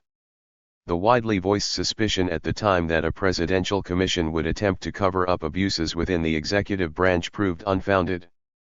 The Senate Intelligence Committee, on the other hand, found it desirable to hold many of its hearings in public session. The committee initially planned first to hold a series of 3 or 4 open sessions devoted to acquainting the press and the public with the basic facts about the intelligence agencies they were investigating, and only then taking up the abuses. These educational sessions would have served the public well by clarifying the organization, the essential jargon, and the normal activities of such mysterious agencies as the CIA, the DIA, and the NSA. The exposure of abuses, however, took precedence over education in the open hearings. Whatever the political or publicity concerns involved in drawing up the agenda for these open hearings, their effect was to create a distorted picture of the normal activities of the intelligence agencies involved. They exaggerated the sinister and immoral aspects of these agencies in a public mind already made wary by the entire post-Watergate atmosphere. They failed to balance the good and the bad, to place past acts in their historical context, to give some right of reply to government officials who sat at the witness table like criminals in the dock. The open hearings, and the committee's final reports, also exposed countless details of highly, and properly, classified secret information that were not essential to the purposes of the inquiry. The texts of internal memoranda, excerpts from coded cable communications, thinly veiled agent identities, staff and program cryptonyms, the mechanics of specified operations in named foreign countries. Much of this could have been avoided without affecting the committee's findings or recommendations. There is no good reason to hold open hearings on intelligence agencies. No other democracy indulges in this expensive practice. The systematic pursuit of an investigation, the cool balancing of judgments, can best be pursued in private without violating either government secrets or personal dignity. Drama, sensationalism, political posturing, half-facts, non-facts can all be avoided. The final report can give the public the deliberate, unvarnished exposure of the facts it deserves. The rest is expensive theater. For many Americans, our sustained self-criticism and self-laceration are more than justified in spite of the damage done. Others find the price too high. We can be smug about the capacity of our democracy to survive self-inflicted blows, but we cannot be smug about the price the nation pays in reducing American capacity to be effective in the world. The final judgment must be a practical one. What future profit will come from the year of intelligence? Will the Congress finally play its proper role as overseer of the President's secret agencies? How far can a congressional committee, or 2 committees, or 6 committees, go in guiding, controlling, or second-guessing the White House in running its secret business? The ideal congressional instrument for oversight is a joint Senate-House committee with exclusive jurisdiction over both the civilian and military intelligence agencies. Given the congressional facts of life, the jealousy of committee and subcommittee chairmen for their present prerogatives, the reluctance of congressmen to join permanent committees that provide no forum for personal exposure to the public, the ideal solution is impractical. The Senate has already established a single oversight committee for the CIA, but it shares responsibility for the FBI and the military intelligence agencies with other Senate committees. If the House follows suit, the CIA's secret operations will be overseen by 2 committees, a solid step forward. How effective can these committees be? The answer is different for each category of secret operations. For espionage, counterespionage, and covert action operations vary in the degree of secrecy with which they are carried out, and therefore the degree to which they can or should be subject to congressional oversight. They are also generated within the executive branch in sharply different ways. Covert action operations like the anti-Allende program in Chile or the supply of arms to the Angolan rebels are the most accessible to congressional scrutiny. Action projects are generated at the White House or National Security Council level and are part of the bureaucratic record. A legislative requirement that action operations be cleared with the Congress is unlikely to be disregarded by any president. Since these action operations are a part of American foreign policy, and should be evaluated in that light, it is my personal view that they should be cleared with the Senate Foreign Relations Committee rather than a less qualified overall oversight committee, but the latter is unlikely to agree. Ordinary political action on a small scale, minor support of individuals or running agents of influence, is bound to remain within the discretion of the executive. It is this ground level of political action that cannot, and should not, be open to name-by-name scrutiny by the committees. It makes no sense for an oversight committee to second-guess the State Department or CIA on who should or should not be on the list of America's secret political contacts, for it has nothing to contribute in the way of expertise or political judgment, and its knowledge can only jeopardize their security. Congress faces similar, even greater limitations, in overseeing espionage operations overseas. The requirements for foreign intelligence, both open and secret, are generated within the intelligence community as a whole. The main priorities are set by the White House and the Departments of State and Defense directly or through the analysts within the various intelligence staffs throughout the government. These information objectives come out of the strategic and tactical concerns of the diplomatic and military policy makers, and reflect their needs. The only function of intelligence is to serve those needs. Congress is not only incapable of overseeing secret intelligence operations, but it can be argued that they are none of its business. This is an axiom in the European democracies. Congress can determine how much money is to be spent on intelligence collection, and it can be informed of the requirements and the results by the executive. Yet such briefings will naturally reflect the executive's estimates of its own performance, and the Congress is bound to accept this self-evaluation, for it will have no basis for questioning these judgments. Nor can it ride herd on individual intelligence operations, however politically sensitive. It is up to the executive to decide whether the recruitment of a high-level agent in Moscow will affect détente adversely, or whether the possible embarrassment involved in the penetration of a friendly foreign office is justified by the information to be gathered. Only in such large-scale technical intelligence operations as the U-2 and the Glomar Explorer can the Congress justifiably demand some degree of prior consent. It is conceivable that a standing committee might send a handful of investigators into the halls of the CIA and the DIA to ferret out less expensive intelligence operations to which they or their bosses might take exception, but the loss in security would hardly be compensated for by any improvements in the quality of intelligence collection. Foreign counterintelligence operations are even more impenetrable to oversight or control. They are, to start with, almost completely self-generated, for they normally arise out of the actions of other intelligence services. A KGB officer cultivates the society of an American embassy clerk, or a native walks in to announce that he is a Soviet agent and wants to work for the Americans. In short, a CIA station reacts to events. Only in the rarer cases of shaping a recruitment attempt directed at a presumably susceptible Soviet or East European intelligence officer does a station take the initiative. There is no policy level in Washington at which a congressional committee can grapple with these operations. Nor can the maximum security required to conduct them against a vigilant hostile service be compromised without degrading or destroying them. Once the need to know is extended to Congress, and counterintelligence files are scanned for the names of targets and agents, the counter-effort becomes a farce. Even within these limits, the Congress can be far more effective than it has been in the past. It can legislate clearer authorities and charters, it can define precise limits to domestic surveillance by any agency, and above all it can determine the size and shape of the intelligence community. The heart of the intelligence problem in Washington is the enormous size of the intelligence bureaucracy. It is no secret that the entire federal government is too large, too confused, and too inefficient, but these vices are especially telling in the intelligence function.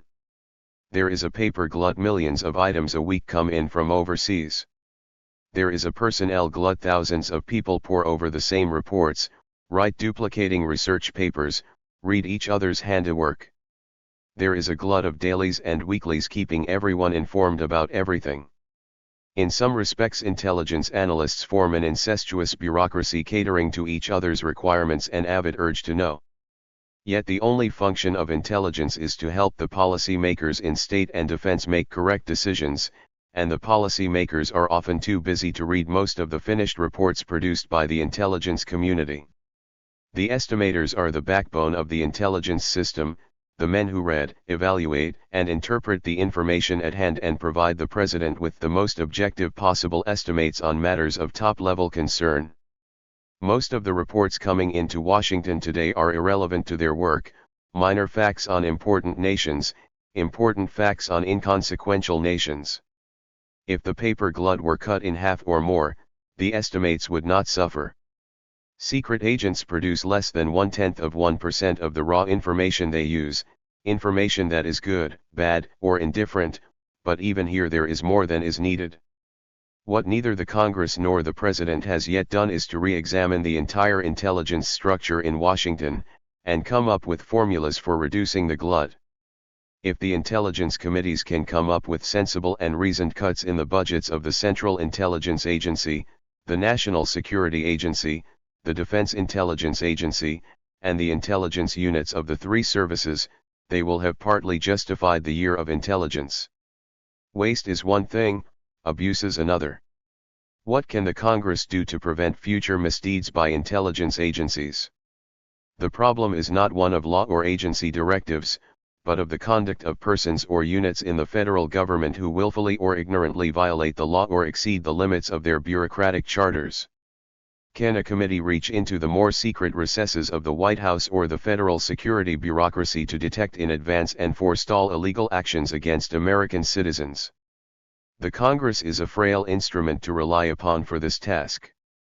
The operations of the White House plumbers, the Pentagon's wholesale compilation of dossiers on American civilians, the FBI's extensive program of investigation and harassment of American dissidents, the CIA's participation in several incidents of domestic surveillance all eluded the attention of Congress while they were going on. An oversight committee can review gross expenditures, scan policy instructions, and put searching questions to senior officials. It cannot detect infractions of policy or law by errant federal officials in Los Angeles, New York, or Washington. There is a practical solution, one that is coming into vogue in other sectors of our society. It is to approach the problem from the bottom up rather than from the top down. A counterintelligence ombudsman in Washington could well serve as the overseer of our guardians. He should be a man of character and experience, a well-known figure with an established reputation, someone like Professor Samuel Dash of Watergate fame. He would require only a small staff of investigators and a well-publicized address and telephone number. The ombudsman, or his staff, would be available to any federal employee in the White House or in any intelligence or investigative agency who has reason to suppose that he, his boss, or his agency is carrying out an action that is improper or illegal. This system would permit a lowly clerk or a presidential appointee, discreetly and without threat of retribution, to blow the whistle on what offends his sense of legality. He can make his complaint in the full confidence that he will be taken seriously and his charges investigated. The Ombudsman offers the same opportunity to any American citizen whose rights are violated by a federal intelligence agency. The improper targets of domestic investigation or harassment have a right to be heard, and at no cost to them. Crank complaints are inevitable, but a bright investigator can winnow these out without wasting time. An ombudsman of this sort could work under the authority of the Senate Judiciary Committee or of a Joint Committee on Intelligence if one were to be set up. Why an ombudsman, and not the committee itself? Both the man in a classified job and the put-upon citizen are much more likely to trust a known individual than any anonymous committee of part-time members. Leaks to the press are not addressed to the management of a newspaper, but to a known journalist of proven discretion. They will also know their complaints will not be caught up in the maelstrom of politics and publicity-prone legislators, for only an apolitical ombudsman can act without regard for what party occupies the White House or runs the committee. If internal security matters are to be kept out of politics, a neutral ombudsman might help.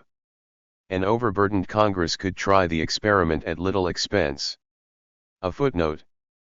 The year of intelligence in Washington ended with the murder of the CIA station chief in Athens, gunned down on his doorstep. The killers have not been identified and the motivation for the killing is unknown, but it is hard to isolate Richard Welch's murder from the climate of public opinion abroad engendered by the CIA spectacular in Washington and fortified by the Soviet and communist propaganda apparatus, the vituperative journalism of local extremist groups on the left, and the systematic publication of CIA officers' names and addresses by both foreign and American anti-CIA professionals. As a former station chief, now safely retired on my farm in Virginia, I may be forgiven for a few personal thoughts about my own country inspired by the pointless death of a colleague. There is a passage in the Senate Committee's interim report on alleged assassination plots involving foreign leaders that justifies the minutely detailed exposure of these plots.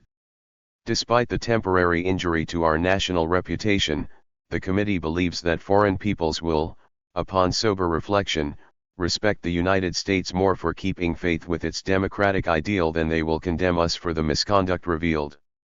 We doubt that any other country would have the courage to make such disclosures. I find this statement incredibly naive, if not childlike. Who are these foreign peoples whose respect America has won? The Cubans, Russians, or Chinese? The Germans and Italians?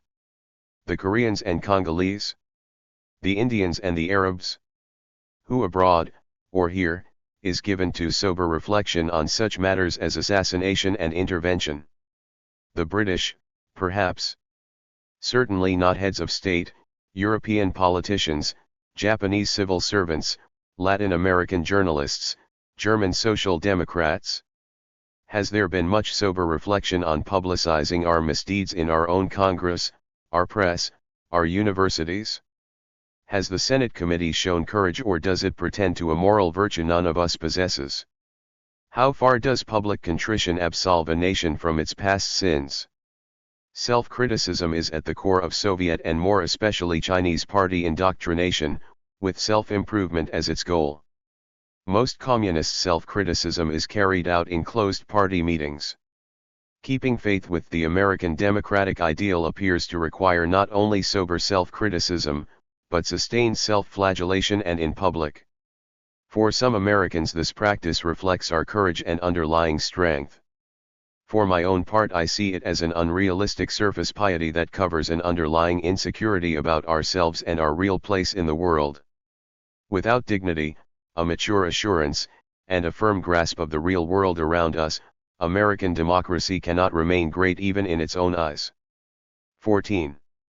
The future of secret operations.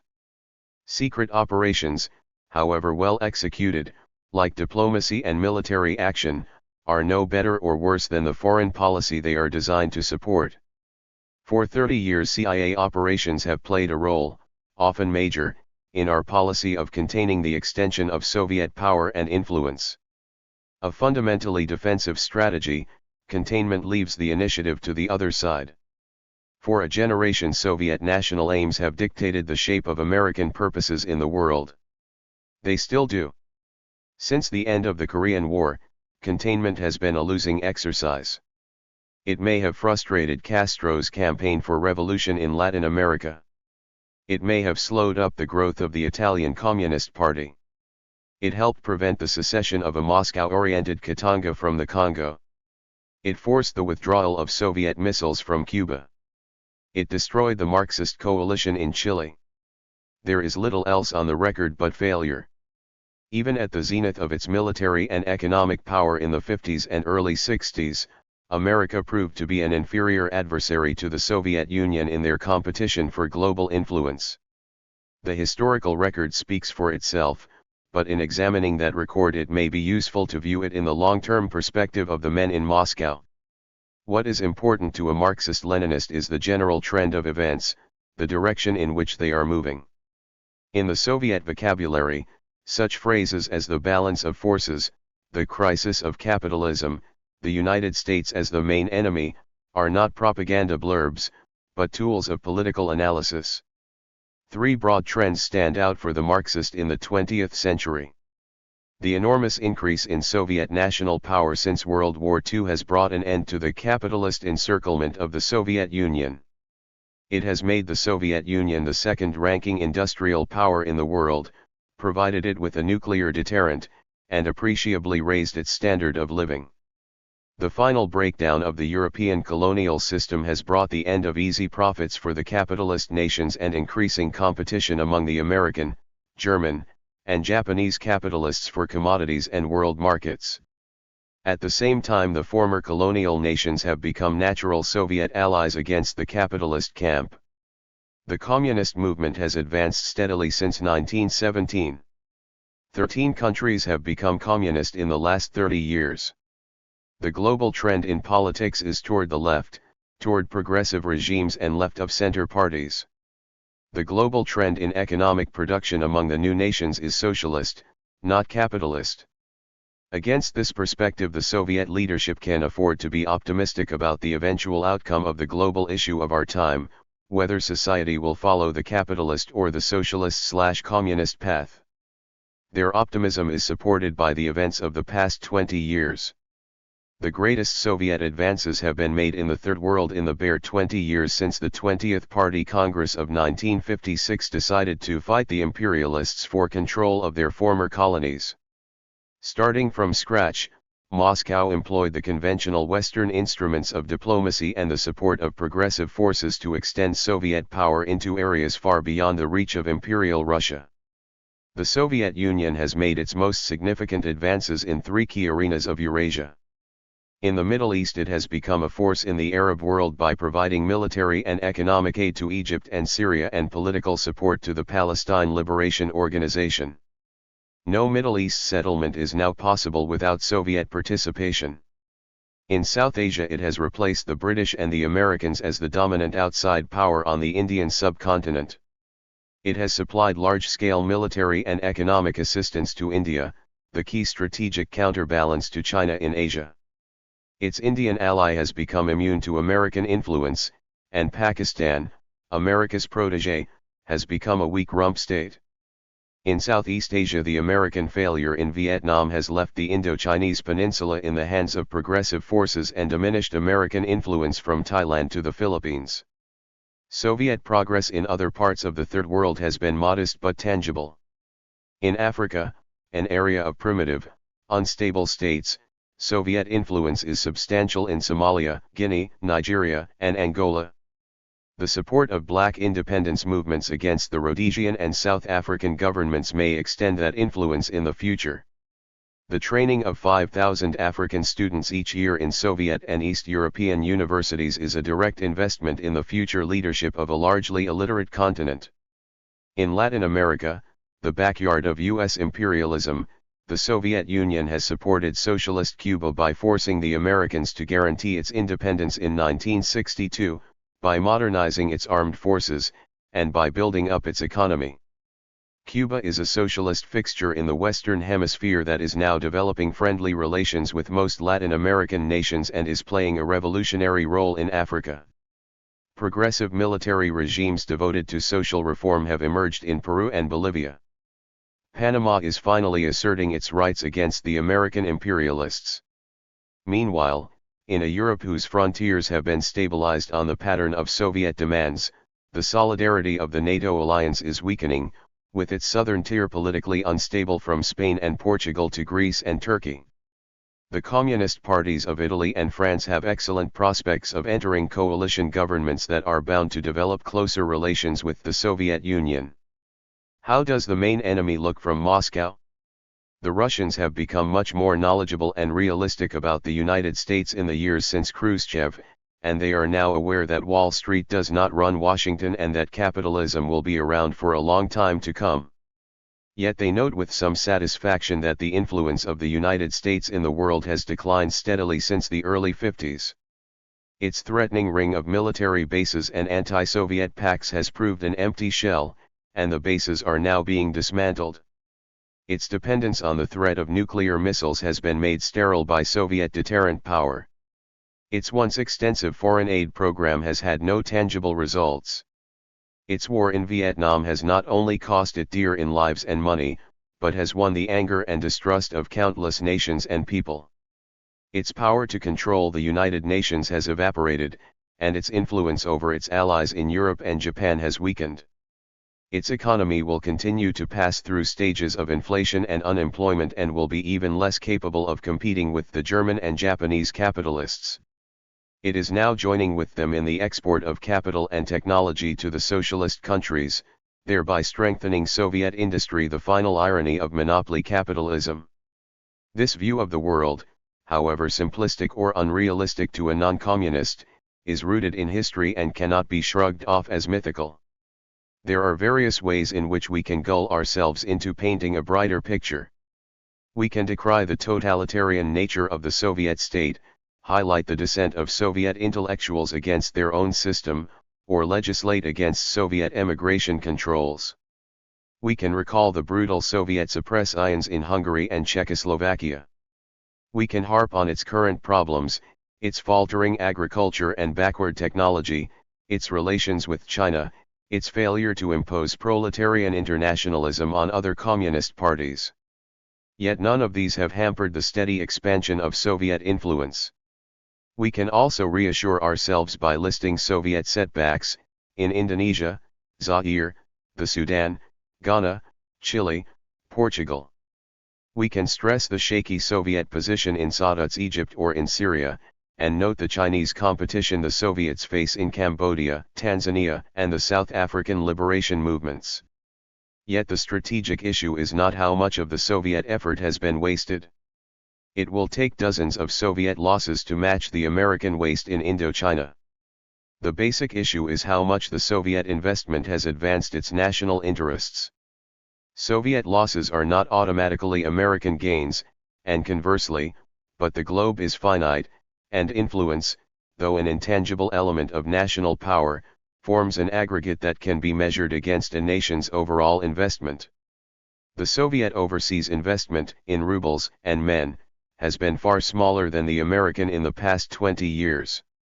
Its return has been far greater. Nor can we assume that the Soviet setbacks are permanent. After being ousted from Indonesia by an abortive communist revolution, Moscow returned to the scene in 1976 with a technical and financial aid program. After fighting for years to save Guyana from Marxism, Washington recently heard its former protege, Prime Minister Burnham, announce on the 10th anniversary of its independence a policy of total nationalization led by his Marxist-Leninist party. Will Egypt's pro-Western policy outlive Sadat? Will the military dictatorship in Chile survive? One overriding tact emerges from this overview of the Soviet-American confrontation: the world is fundamentally an arena of economic and political forces. The Russians, as good Marxists, have known this all along and have harnessed these forces to their own national interests, the drives of nationalism, tribalism, and religion, the wars of national liberation against European occupiers, the crucial significance of raw materials, the powerful drives for economic development and against starvation and poverty. If interdependence means anything, it means economic interdependence both in the production of goods and of industrial pollution. Only today are Americans beginning to realize that we live in an economic rather than a military world. For 30 years we have been committed to a policy of military strength, military alliances, and military bases. Even today our principal commitment is to a high defense budget and not much else. Yet the Soviet Union has achieved its successes without directly confronting American military power. Given the mutual deterrence of nuclear capabilities on both sides, the day-to-day Soviet-American competition plays itself out in countless diplomatic, political, and economic small-scale actions.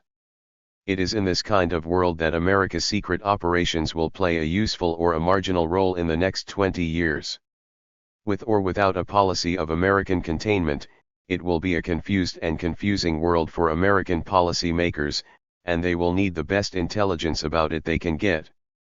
One simple confrontation will remain unchanged: CIA's counterespionage effort against the persistent Soviet intelligence effort.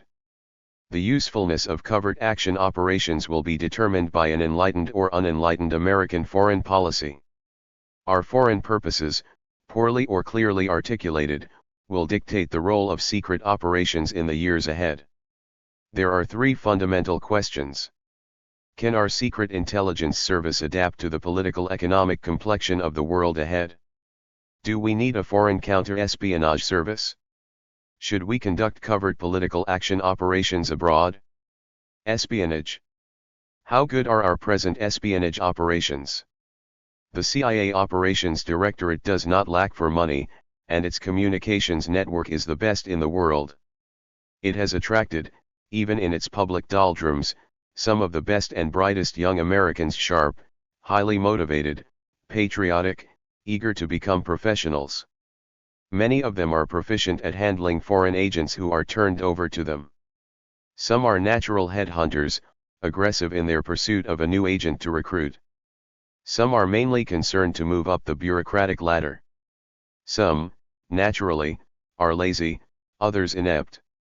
Yet they have been, as a group, the most competent, hard-working, and zestful men in the federal bureaucracy. Its greatest weakness, as I have noted, is its size. I am firmly convinced that the American service is too big, too bureaucratized, and too tactical in its intelligence targets to give American policy makers what they need. I recall a discussion in the early 50s held in Washington with several of our British colleagues. How can a professional secret service avoid becoming just another government bureaucracy? The main conclusion: keep it small. In that we have, in good American fashion, failed. Relatively modest and independent in its beginnings as the Office of Special Operations, the service doubled, then tripled in size. It went the way of the entire intelligence community, a large bureaucracy with large staffs, interminable coordination, and countless echelons of decision-making. The lethargy and timidity normal to a civil service bureaucracy exact a particularly heavy cost in an intelligence service, whose main business is taking chances based on personal judgment. A service is as good as its agents, and its agents are as good as the competence and initiative of the case officer on the spot. Faced with a hyper-cautious, if not anxious, headquarters, the case officer soon learns not to take chances. He plays it safe by keeping the bread and butter agents he has and not invading dangerous new ground like the local foreign office or security service. The service suffers. As it grew, the service also became more and more closely integrated into the civil service bureaucracy that is the Central Intelligence Agency. Relatively independent at its inception, with its own administrative support structure, it gradually became dependent on the CIA for its logistics, staff recruitment and training, personnel and accounting procedures, etc.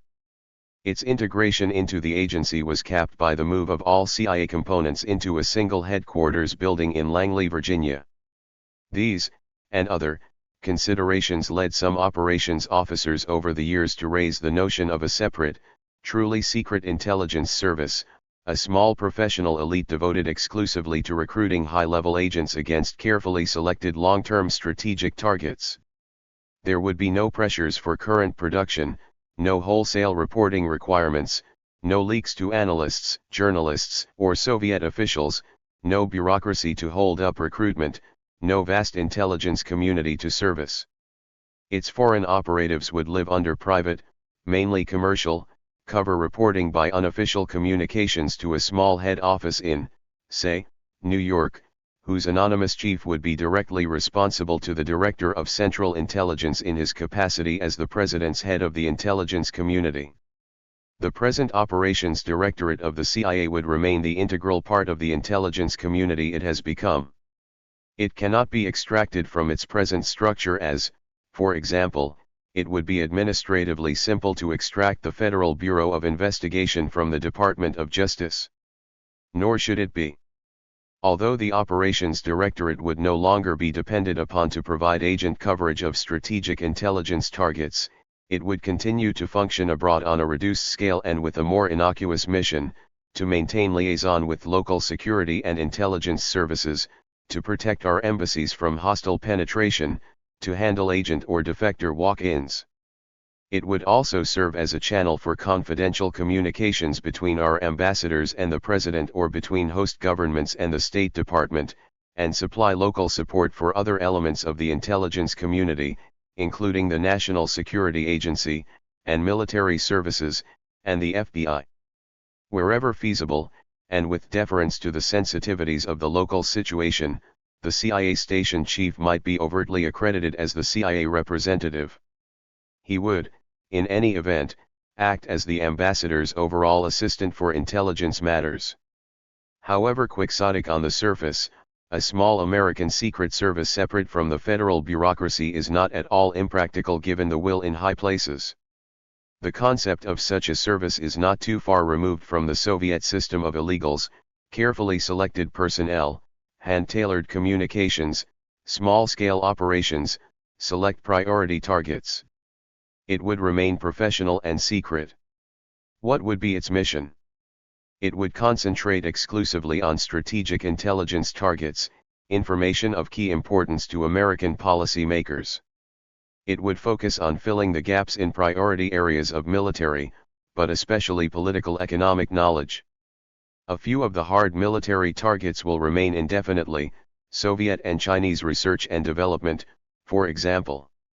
Our satellites can monitor Soviet compliance with the SALT pacts, but agents will be needed on the ground to test compliance with any agreements reached on the mutual reduction of armed forces in Europe. Some old and new political targets will be high on the agenda, the content of Moscow-Peking communications, Tokyo's relations with Moscow and Peking, the Moscow-New Delhi-Peking triangle, the Bonn-Moscow connection, the evolving relations among the Arab countries.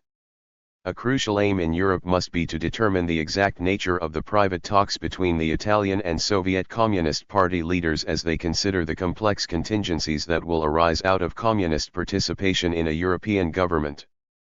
Secret coverage of strategic economic targets offers problems of another sort, for in the political economic world we now inhabit, some essential operations will involve delicate and diplomatically sensitive contacts. Much of the secret information our government requires exists in the capitals and corporate headquarters of friendly countries.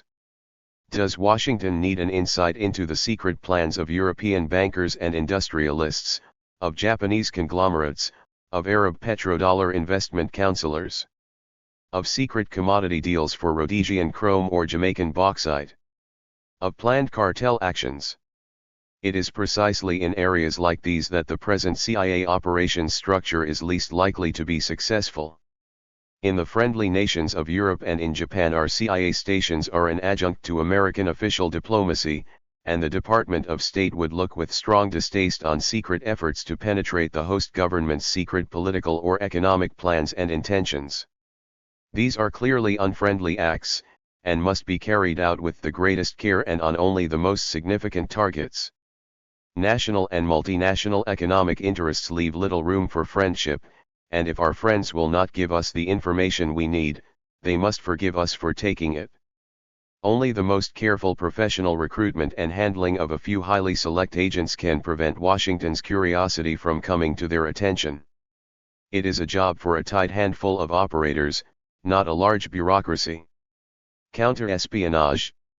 Counterespionage work is the rock bottom of any secret intelligence service. If it were determined that American policymakers no longer require secret intelligence on foreign targets, and that American covert action would be totally outlawed, there would still be a need for overseas counterespionage operations. If they were banned, there would be little hope of protecting the nation's genuine secrets. What is most needed is a strengthening of our overseas counterespionage effort. A damaging fallout from the year of intelligence was the weakening of the long tradition of a strong counterintelligence staff at CIA headquarters. The activities of the KGB were almost totally disregarded in the elaborate 1975 investigations. Yet they are a part of the world we live in, and if we take seriously the protection of our own national secrets, they require serious attention. The Western world is not at present undermined by Soviet intelligence or action operations, but its military, diplomatic, and business establishments are on the way to being riddled by Soviet spies and agents of influence. Not only does the greater East-West intercourse of our day facilitate the Soviet Union's recruitment of Westerners, but the entrance of any communist party in Europe into a coalition government will broaden Soviet capacity to get the intelligence it wants without going through the tedious process of recruiting strangers. 3 steps are essential to improving the American counterespionage effort.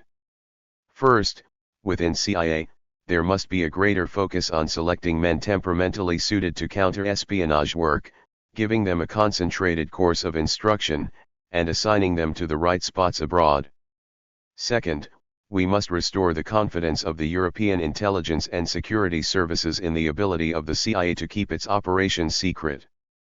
KGB operations do not observe national frontiers, and effective counterespionage work depends to a great extent on the cooperation of many services, their files, and their investigative capacity. Their confidence can be restored only by a period of quiet in Washington. Third, and most concretely, we must put the cooperation between the CIA and the FBI on a clear and consistent procedural footing. The transmission to the FBI of CIA leads on suspect persons planning to enter the country poses no serious problem. The FBI is informed and takes appropriate action. The confusion conies out of the movement of CIA recruited Soviet agents to the United States from their overseas location. In some cases these agents are turned over to the FBI. In some cases the FBI will not be equipped with either the language or the area knowledge required to handle the agent effectively. In other cases, agents will refuse to be turned over to a new handler, frequently a traumatic experience. Each case must be decided on its own merits, and no guidelines can cover them all. It should be the task of the CIA director in his new role as head of the intelligence community to adjudicate any FBI-CIA differences. The line between foreign and domestic counterespionage is often not simple, since no rigid division is possible in operations that run across frontiers. Even a modicum of common interest in being effective against a joint enemy can guarantee that no Soviet agent profits from American rivalry. Covert action. The conspicuous failures of America's past covert actions can be attributed both to their nature and their purpose. Large-scale paramilitary and propaganda operations cannot be kept secret. Covert political actions can. All, however, have been the instruments of a containment policy that has failed across the board. The failures of covert actions, from the Bay of Pigs to the intervention in Angola, are in great part failures of American diplomacy. If American diplomacy changes to a forward strategy, if America's positive purposes can be articulated, covert political action can play a useful role as one alternative for the National Security Council to weigh in responding to any emergency action required overseas. The President has insisted that he retain this option, and after a brief debate in October 1974 on an amendment forbidding the CIA to carry out any covert operations, the Senate supported him by defeating the amendment 68-14. Political action, benign or subversive, was for the first time officially sanctioned by the Congress. It is now only common sense to insist that any specific political action operation be thoroughly worked out by the executive and assessed on 3 counts. It will be undertaken only in situations of crucial importance to the American interest. It will be evaluated by intelligence analysts and working-level policy people in the Department of State to assess the likelihood of its success, the dangers involved, and the price for failure or publicity, and, finally, it will not run into severe objections from congressional committees to which it will be referred. Congress should not have a veto on covert action decisions, but its reactions must be taken into account as a measure of popular American support. The lessons of the past are clear. No president should look upon his third arm as a means of achieving large-scale effects. It cannot be casually or whimsically employed to achieve a convenient short-term purpose. It cannot be a mechanism for evading congressional scrutiny. The proponents of political action are regularly called upon to cite hypothetical situations that might require secret actions to protect serious American interests. Whatever situations are constructed will be clearly open to challenge, the facts of a future moment are bound to be fuzzy, and the alternatives arguable. Yet I will venture a few scenarios in which covert action might be justified, at least as a preliminary to open military action. The most persuasive scenario is the imminent threat of a hostile government coming to power on our borders. A radical left coalition threatens a takeover of Mexico in a democratic election. Its program is the expropriation of all American-owned properties without compensation, friendship pacts with Moscow, Peking, and Havana, a people's army equipped with Soviet weaponry. This rather hairy scenario raises some vital questions for Washington. Do we support the government in power covertly to avoid the reaction open support would elicit? Do we make secret contact with the leftists to make a deal before or after they win? Do we send in troops before the election at the government's request, or intervene militarily after the anti-American regime is installed? Or do we just sit tight and remain vigilant? A second and more realistic scenario hinges not on our national security, but our vital economic interests. In the Near East, the United States emerges as the sole supporter of Israel, and Arab hostility leads to the threat of another oil embargo. Shall we try to persuade the Shah of Iran to adopt an anti-Arab position, perhaps to act as our proxy in taking control of the oil fields in the Persian Gulf by playing the political action game with the ruling groups of the Arab sheikdoms? A less vital threat to our oil supply would emerge from the coming to power of a radical anti-American regime in Venezuela. Do we try to make a deal with the leftists covertly, at least to start? Do we take any covert political action to ensure the continued supply of chrome from a black Rhodesia that threatens to boycott its sale to the United States if we do not withdraw our investments in South Africa? However unlikely these scenarios, we cannot forecast what will happen in the economic world to threaten our prosperity. 2 political fantasies will serve to round out these futuristic dramas. As the Peking-Tokyo axis strengthens, a failing Japanese economy and increasing Chinese support of the Japanese socialists and communists threatens to bring in a radical anti-American regime. We are faced with the prospect of Japan's becoming an industrial adjunct to the Populous People's Republic of China, and a severance of military ties with the United States. Do we exclude covert action? After Marshal Tito's death, Moscow increases its support of pro-Soviet factions in Yugoslavia, and supplies them with money and arms to start a civil war. Do we intervene, openly or covertly? Whatever use the White House may decide to make of its scaled-down third arm, political action is a cheap instrument measured against our more open expenditures. There is, for example, no overhead in maintaining a CIA ability for political action. The same men who run espionage and counter-espionage operations can, on instruction, be covert operators. It is their intelligence task to develop agent relationships with well-placed persons in any society of interest. They are continually in touch with leaders of the political opposition, including communists, and with rebel or radical groups in the Third World. If and when the White House decides to embark on a political action operation, the needed contacts will for the most part already exist in the field, and the intelligence officer becomes an action officer.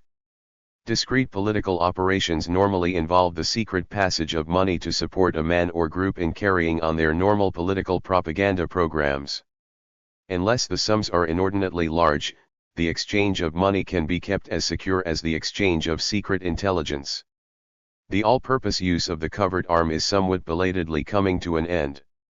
Covert propaganda operations no longer serve a tangible purpose, even vaguely justifying their continuance by CIA or the Department of State.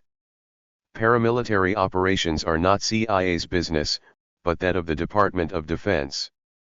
Political action, half-brother to political espionage, can be a useful, if minor, standby for American diplomacy. The United States at a crossroads. Can America's foreign policy shift from the automatic reactions of containment to a policy of positive action in the world? Can we shape a clear national purpose that will contribute to our security and prosperity? Can we create, for the first time in our history, an American foreign policy and pursue it with the vigor and persistence exhibited by our competitors in Moscow? The lessons of recent history are clear. The Soviet Union cannot be contained by a large American defense budget or by a single-minded, if not simple-minded, anti-communist political and military strategy. Yet residues of the Cold War still distort our thinking. 4 Cold War myths are still alive and well. The simple concept or the Soviet Union as a mainly military threat to the security of the United States has survived détente.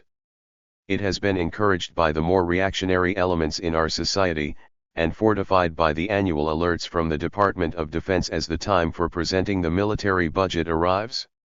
It is fortified by columnists, both foreign and American, who have made their careers out of taking an apprehensive look at events in Moscow. A parallel myth, the bogey of international communism, has survived 30 years of national communism. The splits between Belgrade and Moscow and between Peking and Moscow are only the most spectacular. Tensions exist between Moscow and other communist parties in power, and are not likely to diminish as proletarian internationalism weakens in the face of the party's national interests. The key communist party in the non-communist world, the Italian, has asserted its right to a national policy, to follow its own road to socialism, and there is no reason to believe that the French party will not follow suit. The communist monolith has been steadily giving way to the same force of nationalism that Moscow has exploited so effectively in the Third World. A subordinate myth, the domino theory, is still with us. It distorted our thinking about Vietnam. First Cuba, then a Marxist Chile, were seen in Washington as the spearhead of a shift towards socialism in Latin America. The White House saw Angola as the spearhead of revolution in southern Africa. The domino theory reflects only our visceral reflexes, not the reality of unique nation-states. A final myth is a more subtle product of the black and white mentality, that capitalism is an essential part of democracy. It is an updated version of the old equation between communism and socialism: communists are socialists, and socialists are communists. That social democrats, or democratic socialists, can run a multi-party political system and preserve democratic rights is attested to by the Scandinavian countries, Venezuela, pre-Allende Chile, and the Federal Republic of Germany. If socialist democracies have a better future than capitalist democracies in the rest of the world, it would contribute to the interests of true freedom for America to give them wholehearted support.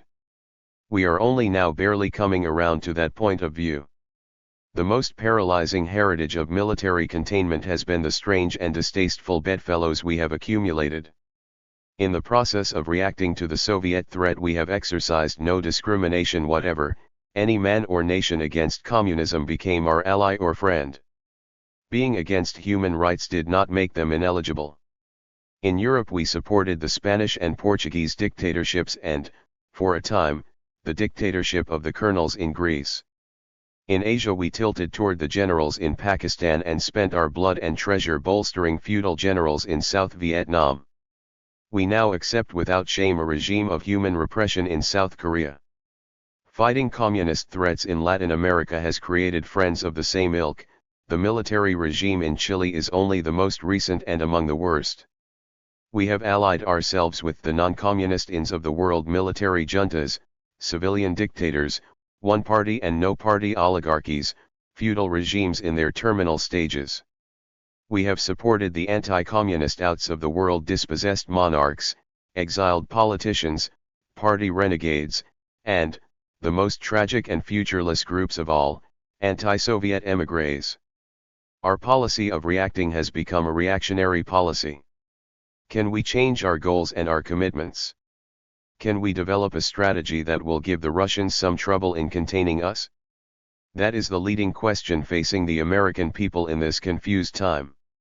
A national consensus on American aims abroad was fragmented by the war in Vietnam.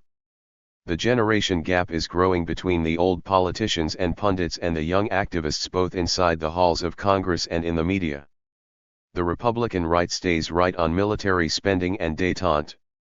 The Democrats, working to stabilize a domestic consensus, speak with a dozen voices on all overseas issues except Israel.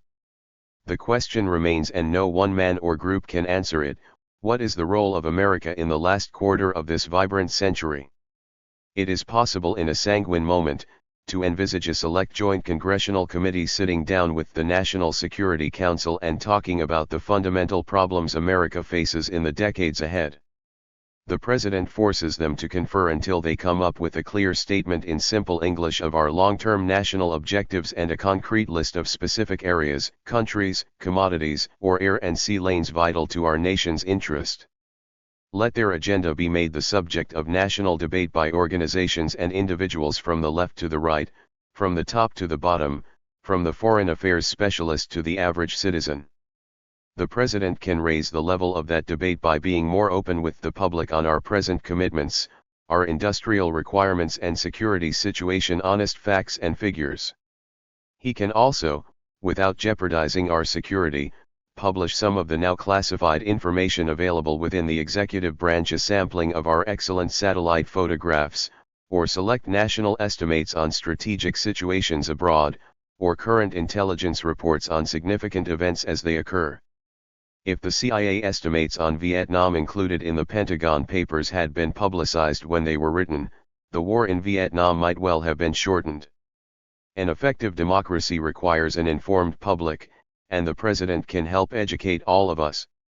If we decide to maintain a policy of global intervention, we can at least apply the broadest lesson of the past: neither covert nor open actions can show long-term profit if they run against the grain of history. If they are designed simply to slow powerful forces of inevitable change, they will be wasted for a minor short-term advantage.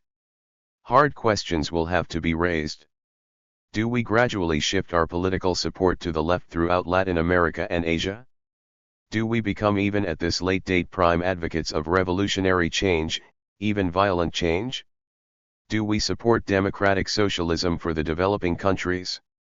Do we develop closer relations with the Italian communists or the French left to bring their own interests closer into line with ours?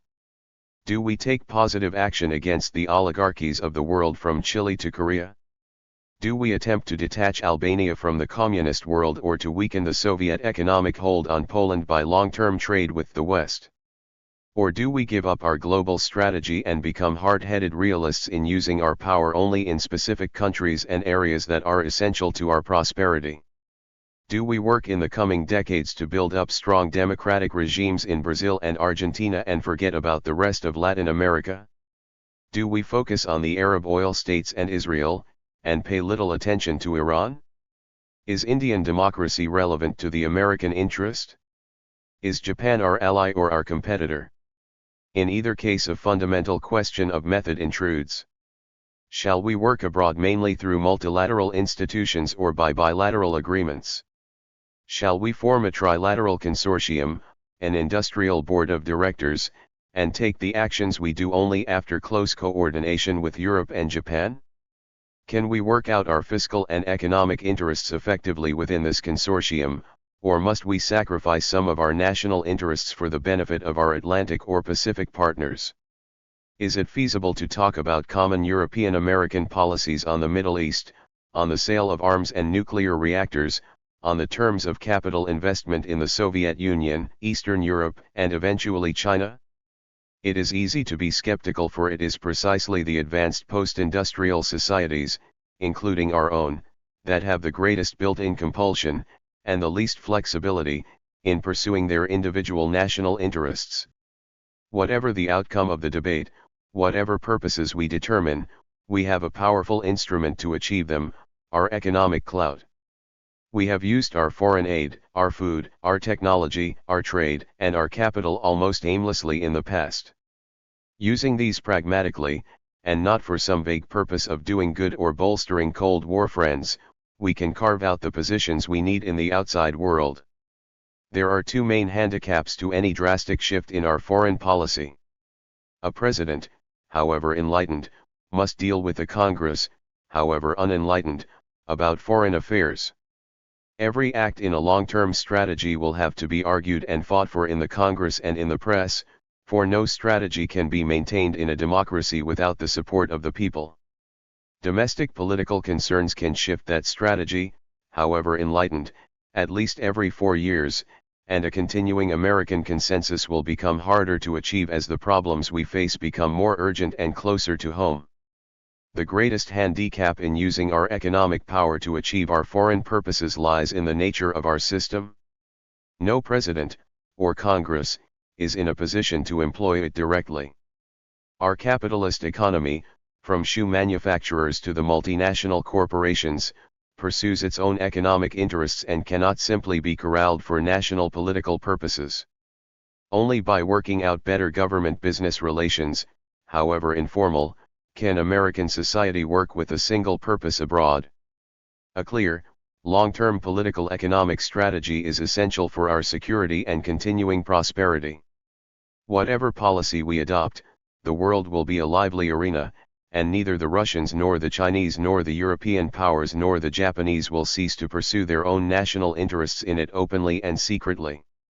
Whatever we do or do not do, ignorance of their intentions and their behind-the-scene actions can only handicap the pursuit of our national interests, and secret intelligence can at the least keep us alert to the hidden realities of world affairs. Whatever we decide to do, our diplomacy can only profit from intelligent use of covert actions for our political and economic goals. Perhaps there is yet time to force the Russians to react to our actions in select countries and areas of our own choosing. Containing the Russians has been a failure. A greater failure would be to be contained by the Russians.